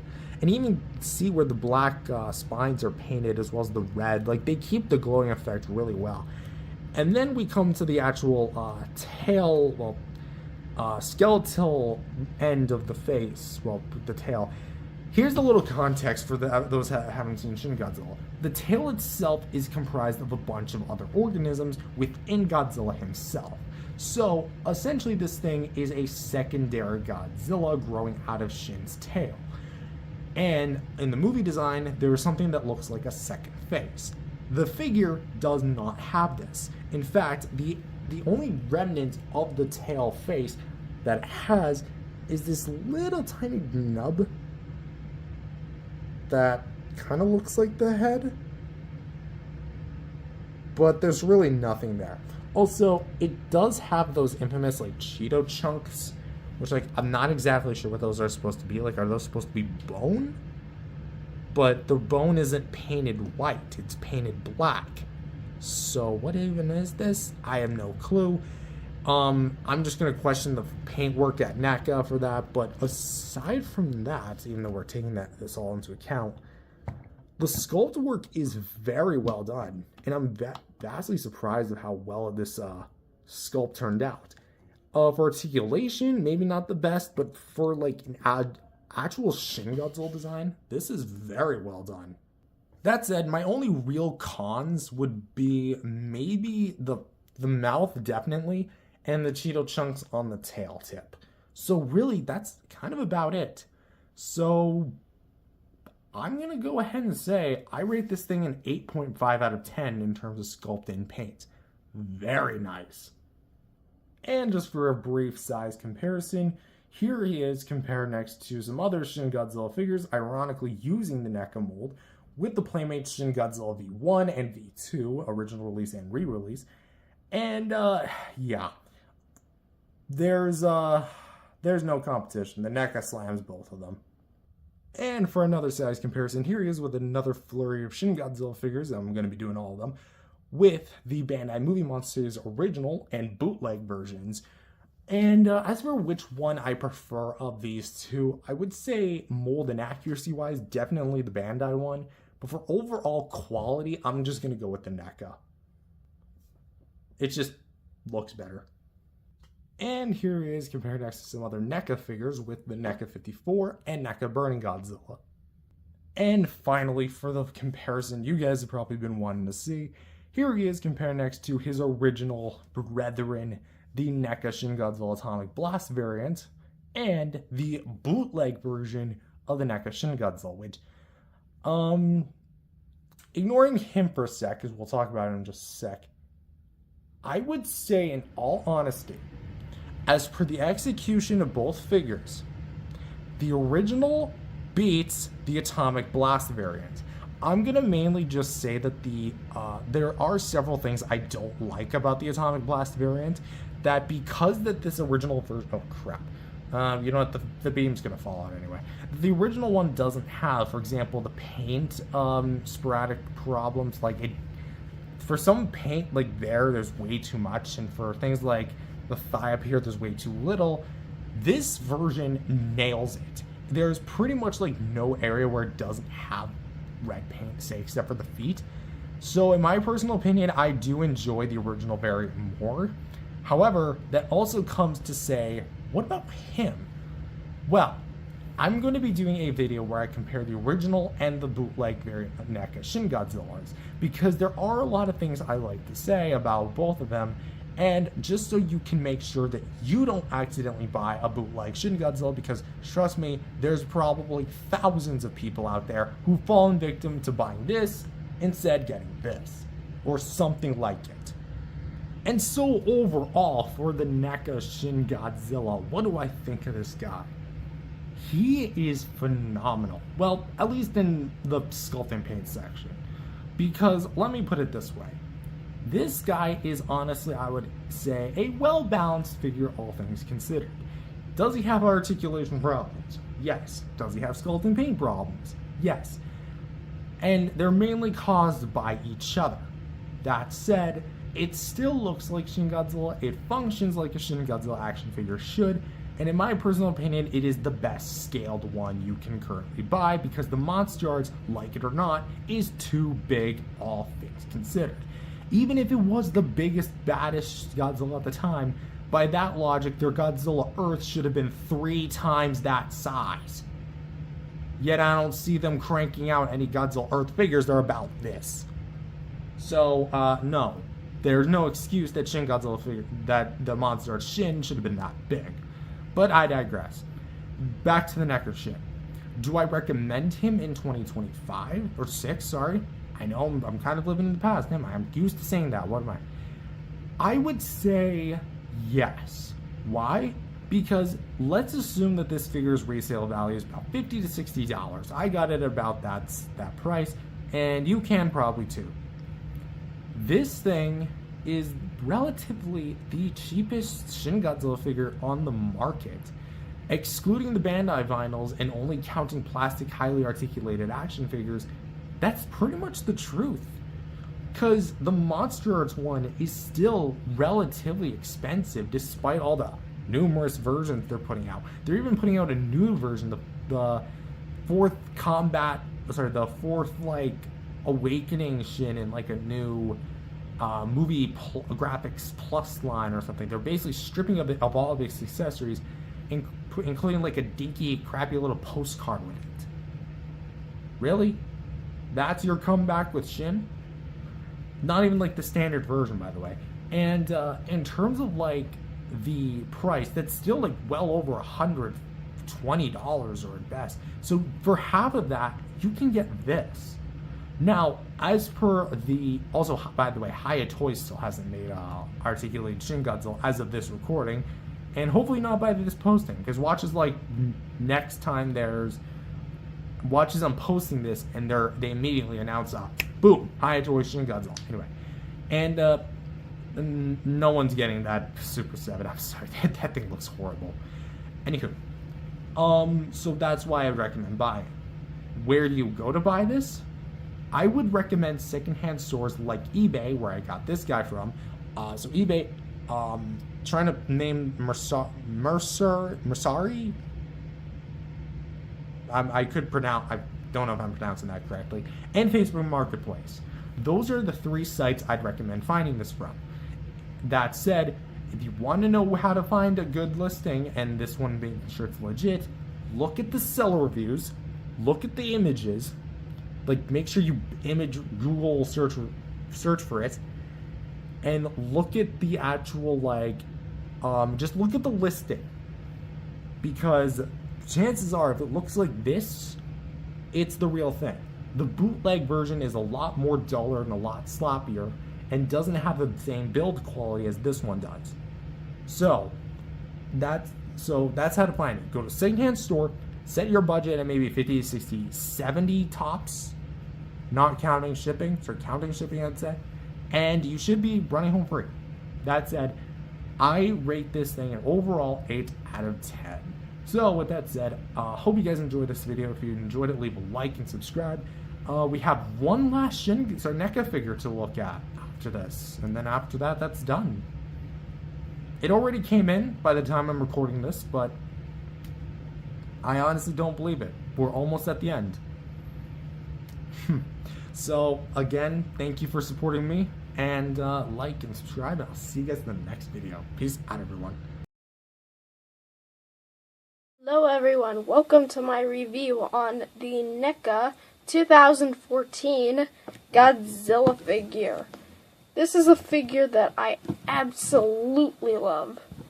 So, for detailing... Hello everyone, welcome back to another video. My name is Matthew, and today we have made it. The end of the NECA Godzilla line on the channel. Let's shed a little bit of light. For a little bit of history, I guess, for lack of a better term, for the past 10 years, over so, it was Christmas of 2015 that kick-started my entire Godzilla collecting journey, and has basically shaped me into the person who I am now. I am obsessed with this frickin' lizard, and have been for over the past 11 incoming on 12 years. That said, the NECA Godzilla line was the thing that started it all, and was the thing that had pretty much not only provided me with hours of nostalgia, but also the line that has been with me through it all. My very first figures were the 1954 and the NES Godzilla. And then eventually got the 94 and the 2014. Took a little bit of a break, went back to NECA, took a little bit of a break, went back to NECA. And every new release I was anticipated for, knew of, and eventually got at some point in time. But after they lost the license, unfortunately I went a bit of a detour after I got the 89 biollante Godzilla. And went a little bit of a route, Playmates, that big guy. But eventually, I gained the courage to return to the world of NECA Godzillas last year and vowed to collect the last 4, which were the Hyper Maser Blast, the 85, the 2016 Shin, and the 2001 GMK. And now we're here. The last of the core 4 that we were missing through all those years, and it's finally here in review form. But that's just my personal connection with the line. We'll talk about that in a future video more so, as if it already hasn't been addressed. Anyway, so, yes, the final NECA Godzilla 6-inch figure is officially here. And with that comes with a whole sorts of different things, like the GMK Hiya Toys one just came out recently, not that long ago. And it might be a little weird for me to go back to actually get this one, but again, I'm just picking up what I left off, and this is the last one I need. So with that said, is this guy worth going back to? Is he a great figure even after all these years? Or should he just remain a figment of the past? Let's find out. So seeing as how this was one of NECA's earlier releases, well, I guess to technically put it precisely, this would be the more like early to mid release of sense, because while this was NECA's earlier Gojis, this was like when they were at least a few years into the Godzilla line, so at this point they had the skills necessary to make some cool Godzilla figures. I mean, they already made some cool figures right off the hop. So this is going to be, obviously, for a little bit of context, based on the 2001 movie, Godzilla, Mothra, King Ghidorah, Giant Monsters, All-Out Attack. As for my opinion on the movie, I think it's actually a really cool, unique take, because it kind of like flips the scales, quite literally scales here, and gives Godzilla a whole new, like, display of raw power, and actually brings back Baragon. Was supposed to bring back Anguirus and Varan, but instead Toho replaced him with Mothra and King Ghidorah and made King Ghidorah the good guy, which I was really surprised to see. Which I think it's the only time in the series where they made Ghidorah the good guy? I don't know. But in that sense, let's go ahead and talk about the sculpt and paint, because noteworthy, this guy does not come with any accessories, unlike his Spitfire counterpart. Now, for the actual sculpting and paint, the obvious thing that would jut out at you first glance is going to be the abundance of green here, which I remember from earlier, like, promo pics this guy did have a bit of green, but I feel like the figure definitely has a lot more green than what would be shown on the actual promo pics. But for the eyes here, they're entirely glossed out with white, and they look really good. They give the nice pissed off looking expression that GMK is known for having, and it looks really nice. For the actual mold here, we have a really nice semblance of things like the scales looking really nice. The snarl here looks really cool. The nose here looks really well done, as well as the scales back here, all detailed. Essentially, it has a nice green wash to everything. And I'll say this, green might not be the most appropriate usage of the GMK design. But my only guess as to why they would include the green is because NECA did kind of utilize green in a lot of their earlier Godzillas, because 2014 had a green wash, 94 had a primarily green wash, 84 had a somewhat blue wash, same with 54. So it seems like NECA really wanted to go for the greens and blues on their early releases. Imagine what the 62 Goji would have looked like with like green or blue wash. Interesting. Anyway, so for the continuing with the actual design here, for the mouth, the teeth are individually sculpted and painted with a little bit of a gray. So I'm colorblind apparently. Like a kind of like a peach color, very bone color. I don't know. It looks very dirty. Of course, the gums here look really nice, and of course the wash looks really just incredible. We have the peg hole actually from the Spitfire edition, which I guess is actually from this one. I guess they were planning a heat ray version with this thing all along. Interesting. But for the tongue here, has a nice little itty bitty sculpt, and of course the squared off jaw, which looks very nice, and actually has a lot more detail work and like washed dirty. In fact, you're gonna have to forgive the fur. I have 3 cats, so it's bound to happen. One of them actually was just standing up here before I started rolling, so some of it did make its way onto the tongue, which kind of looks like he ate something he shouldn't have, but knowing this Godzilla, he probably does not give a crap of what he eats. Anyway, you see the ears, they look nice. And for the bottom of the jaw, which is noteworthy because you might notice that it's all in pink. And I have to ask why. Because part of me doesn't understand why they would go from a green to a pink.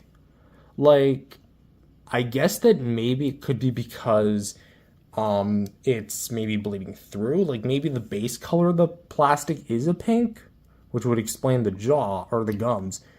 But this is like this on all units that I've seen. And even the reissue, which actually has a worse paint job than this one, it's interesting. Which I should also clarify, this is the original release, not the poster box reissue. So there is that worth pointing out. What's also noteworthy is going to be the way the rest of the body is done, because it seems like they held a lot of the green here for the head and didn't really give it towards the rest of the body here, which does have a bit of green, but it's not as like predominant as the head here. Another thing to point out is going to be that nasty snarl that they gave GMK here. Because in the film, Godzilla here does like to snarl, and there's even like that one render of him like really just giving the snarl, which I have to wonder if this figure was based on that original like render. But that said, it does look really cool. I really like it on this side because it looks a bit more angular. Like the gum here looks kind of like more basic on this side, and then they have a little bit more shown here. Versus this one where it's primarily like a little less dominant, but it still has the snarl. Anyway, down to the neck, because we're spending way too much time on the head. Here we have the individual like little flaps of skin here for the neck. They look nice, little wavy patterns, scale bits by bits, and the 3 rows of fins with a little bit more fins like kind of jutting out as you go. And of course it shows off the green as per usual, which looks, I'll admit, I don't think green is the right choice for GMK Godzilla, but I do like the execution of the green if it was like this throughout the whole figure. However, I also believe that if it was more like this, then I think it'd look a little bit more consistent, which I do like consistency in my figures, and sadly this figure does not seem to deliver that, at least when it comes to the head versus the rest of the body. For the rest of the body here, for the torso, we have the more like, what shape is that? Like, oh, frick, I don't know my shapes. I run an animated show with shapes. What am I saying?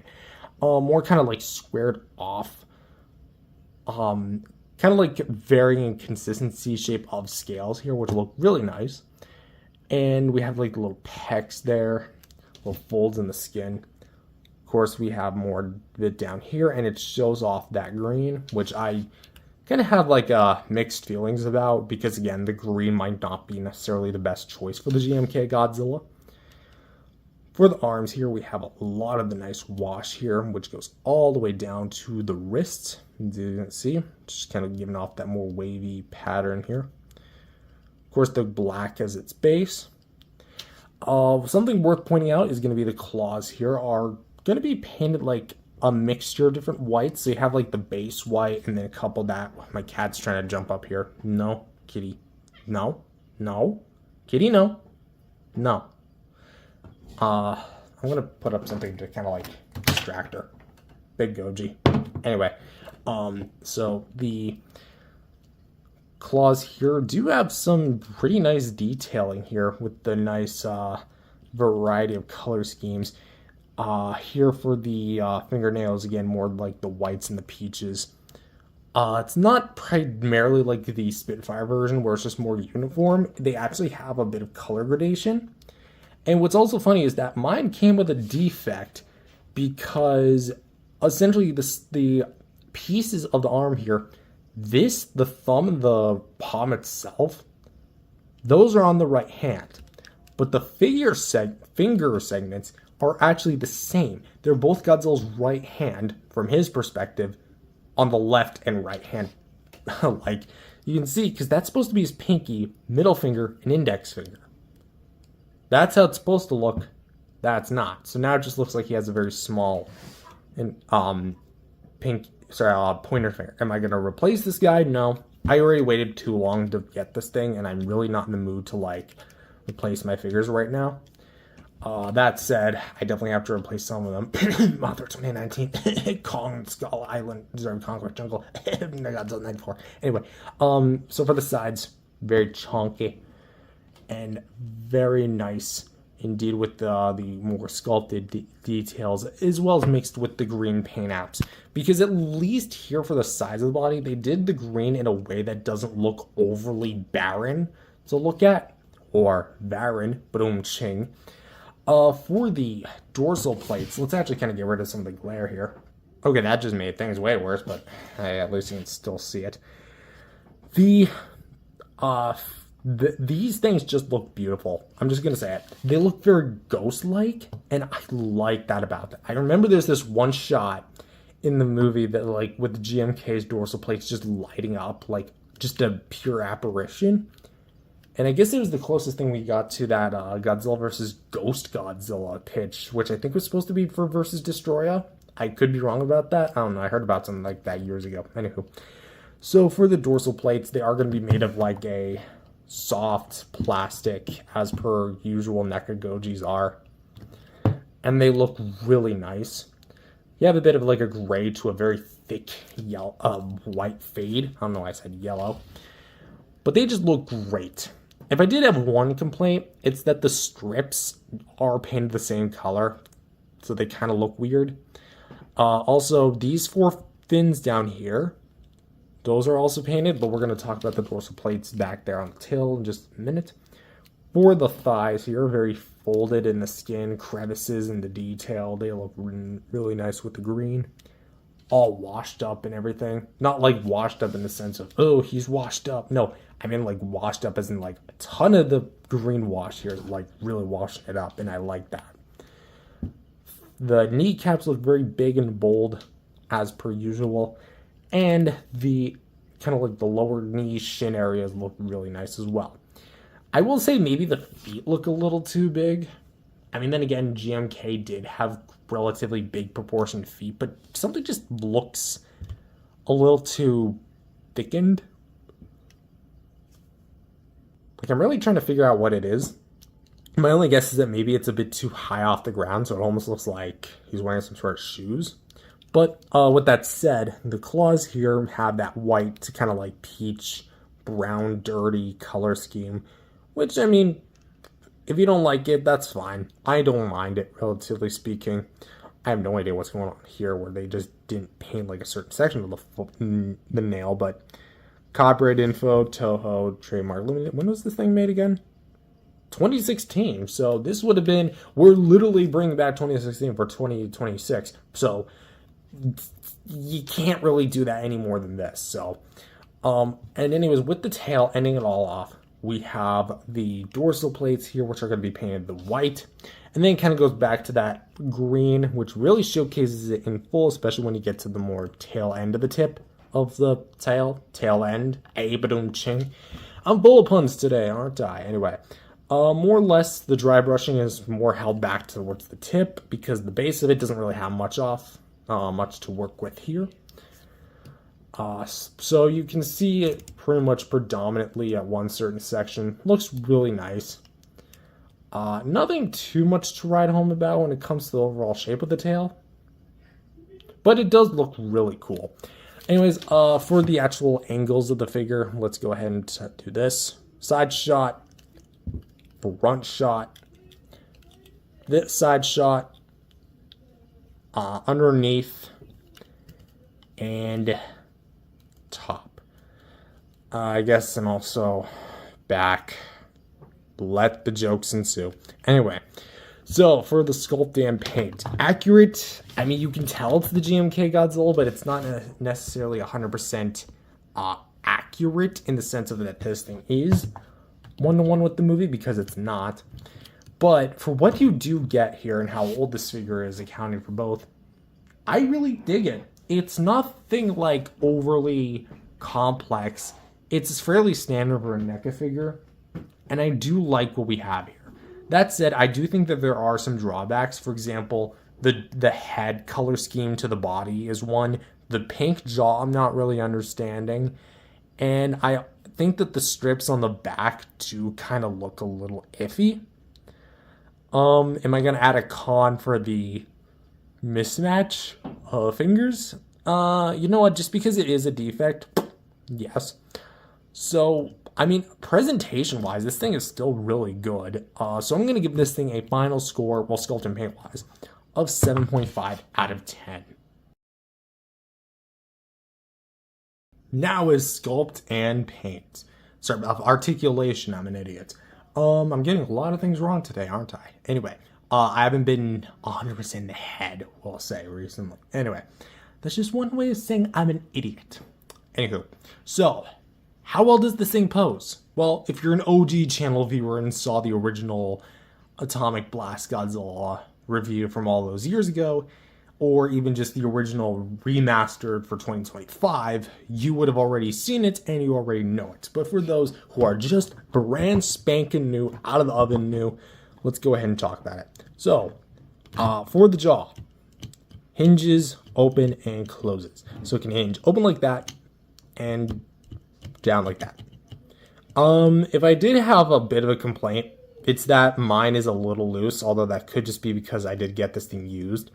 But another thing to worth pointing out is that I don't think that the figure was designed with the intention of actually like opening his mouth open, like while he's doing the snarl.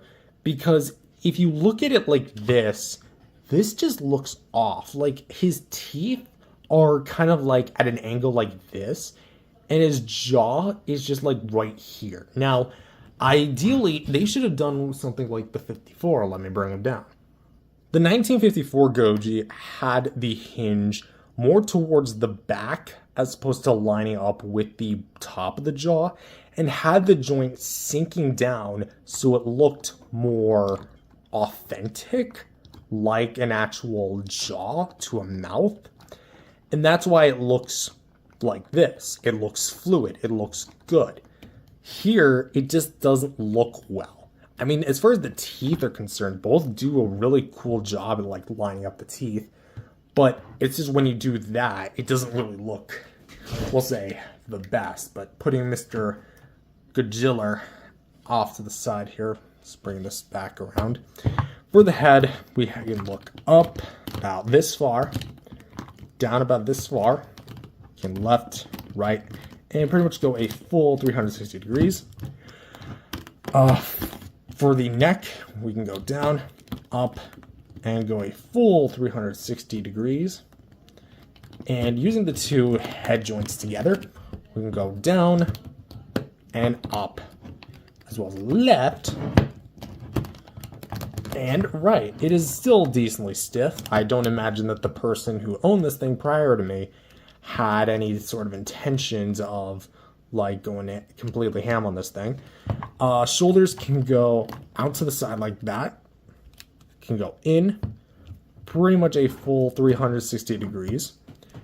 Elbow hinge, which can go well, let me push it down, in like that, out like that, twist like that, pretty much go full 360. Don't mind the background noise, that's just the cats.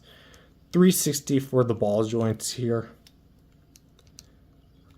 and I can go a little up and down. And as per mentioned, the swivel hinge for the fingers, so you can make it look like he's grabbing something, or like, well, how much of that did I get on camera? I'm not even viewing my camera screen. So just to recap, elbow, wrist, fingers here for the hinge, hinge for the fingers. They also do work on the other side, but they are a little stiff because of the way that they are placed. Waist can get a little bit of a rocker, side to side, up and down, but it's primarily going to be a rotation. So you can spin that freely as much as you want. Thighs, don't like quote me of this, but the thighs are really good because they can spread out like this. Probably one of the only times I'm going to be able to say someone's thighs are good because they can spread anyway. But they can spread out to the side very far like this. They can come in. They can do a, can they do a full 360? I haven't tried a 360 on a NECA Godzilla 2001 sculpt in a while. I think just for safekeeping, I'm going to go and say no, because it doesn't look like there's that much clearance to fit a leg that far like the 94 is. Hinge for the knees here, so you can bend and swivel like that, and 360 for the ankle, as well as a side to side, and one very stiff 1, 2, 3, 4 ball joints here for the tail. My thumb on the left is getting a little sore. So we can go just like that, just like this, go up like this, and straighten out. Now, from here to here, it's going to be pure wire, and you can actually take this, or well, out of the package, it's going to be disassembled. So literally just, if you're having difficulties, use a blow dryer or dip this thing in hot water. Don't leave it in for too long because it'll start to warp the plastic. That said, it's a wire, so you can like bend it and etch what you want. I'm not going to show it because I am scared of the structural integrity of this thing nearly 10 years later. But with that said, it is worth noting that the reissue does have some differences when it comes to the overall details. I want to say that this turned into a swivel hinge. I could be wrong. I'd have to fact check that. And this is actually kind of cool, is that they got rid of this ball joint segment and instead made this whole piece the bendy wire, which is interesting because you think they would get rid of the bendy wire tail, but no. But with that said, for articulation, he is fairly average. There is one major flaw with this figure, and you can kind of start to notice it. If you haven't noticed it, allow me to place the 54 one right beside him. It's not the jaw, it's the posture. And the big problem with the posture is that the GMK Godzilla was mainly designed to be in a hunched stance, and there's really no way to get him to look upright. In fact, if you try and do that, the closest he can really get to it is about like this. And even so, he still has a very awkward hunch with a very curled back neck and a very front forward face lean.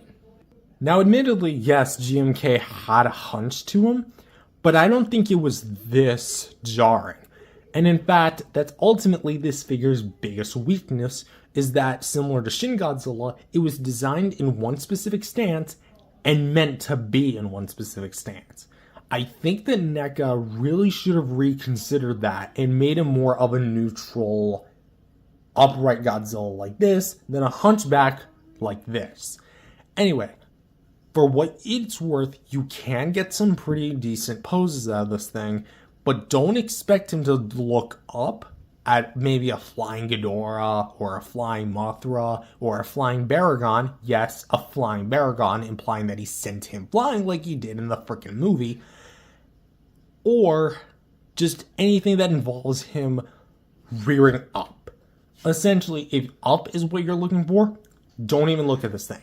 Go with the monsters or Haya. But that said, on his own, he still looks really cool and does do a lot of cool poses and has some to potentially pose off some really cool, well, poses. I should probably start saying that.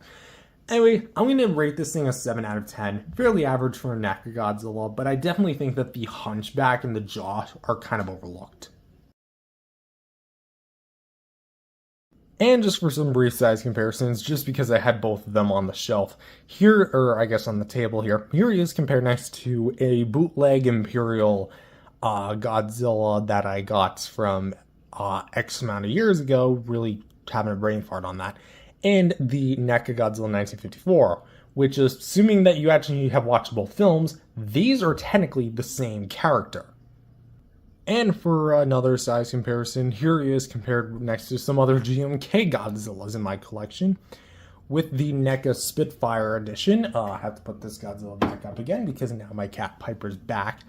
The NECA Spitfire Godzilla from 2001, and the SH Monsters Godzilla 2001 original release, because I know that there's a Spitfire edition of this guy, but given the fact I already have this one and his Spitfire version doesn't even come with an actual atomic blast effect, there's really no point to that one. Anywho, just to kind of briefly showcase here what I meant by the color scheme difference is that they really seem to have like maybe listened to the criticism a little bit, because things like the claws here, they're a lot more grayed on this one than there are here, and the green has basically been abolished and replaced with a nice blueberry burst of blue. And also, for those wondering, yes, the beam effect can fit into this guy's mouth. This is a bit tricky, but it can be done.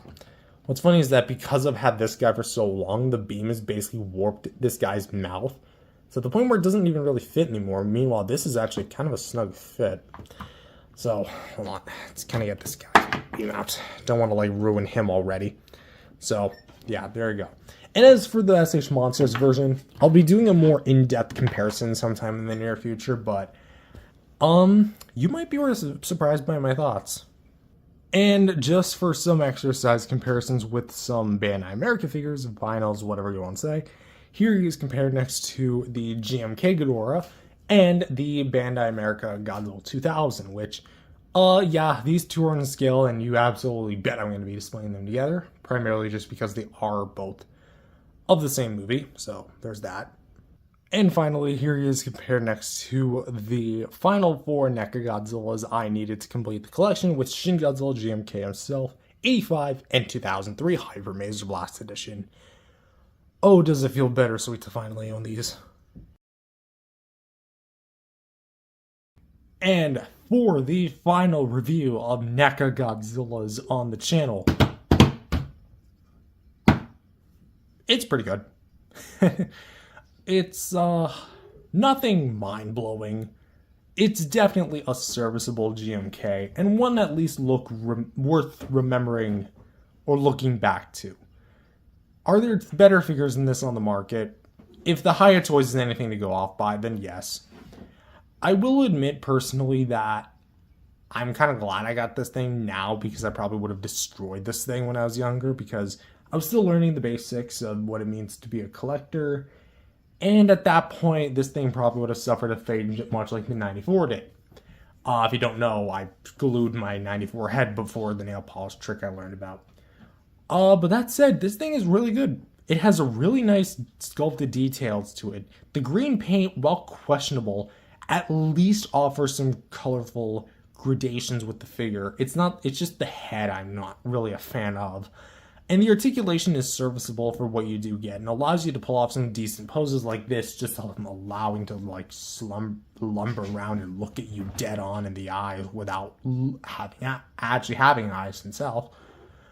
But overall, this is a wonderful way to send off the line, in my opinion, on the channel. Now, let's get something clear. NECA Godzillas are always going to be on the channel. They're what started my collection. Some of my earliest videos, if you go back, literally hit the oldest option, my first 4 figure reviews were the NECA Godzilla lines. The 2014, 94, 85, or 88 NES, and the, not 54. Yeah, 54, 94, NES, and 2014. Those were the first 4. And now we're ending it off with another 4. I think that is the perfect way to cap off the NECA line as far as new reviews go. Because now, as of this year, all the NECA Godzillas have been reviewed. Every one of them. Now, I know technically we did Matthew 2000 back in 2022. But on that note, is the review done? Yes, I rate this thing at a final score of 7.5 out of 10, just to actually add a critic review. But let's give an announcement here. But sometime this year, and this is going to be a big project, I am going to be filming from the ground up, not a compilation, not a would be like, oh, it's just another rehash. No. My own fan-made, almost like a documentary, kind of, it's a retrospect, a remastered remake of Matthew 2000, every NECA Godzilla reviewed. And in the video, I'm going to be going through all 24 figures in the 6-inch line, and some point in time, the 24-inch long 2014 Godzilla. Because now I do have a way of getting it. I have scraped up the money, and that'll be my next purchase. Aside from another Godzilla that I'm aiming to get. But that is a story for another day. But right as of now, you heard it from me, folks. Sometime late this year, in either October or December, for the channel's 11th year anniversary, for Godzilla's 72nd anniversary, and the line's 12th year anniversary. That is going to be my dedication to all 3 of those things. Because I believe that this line does deserve its final swan song of send-offs, I guess. If you don't know what that scratching is, my cats are fighting in the back. But that is my big project announcement. This line has meant a lot to me, and I'm so happy that we're finally capping it off. But with that said, we still technically have one more figure to go, but this is the end of the 6-inch range, which is what NECA really classifies as the Godzilla line. I don't know why they just pretended like the 24-inch long didn't exist, but this is it. Every Godzilla figure has at least been reviewed to some capacity. Anyway, that's been me. My name is Matthew, and this has been Matthew T.O.S.G. Thank you for watching. And thank you, NECA. No, really, thank you. You guys really have no idea what this line meant to me. I really hope that someday you guys do return. Maybe starting out with -1 or the New Empire. Because that just screams you. I know you guys like repaints. And you could literally crank out like 3 repaints per sculpt with that. Playmates did it, so you guys can too. But with that said, that's your choice. You guys don't want to return, fine. I'm okay with that. I have them all. But as for what comes next, we'll see. Thank you guys for watching, and I'll see you guys next time. Peace out, everyone.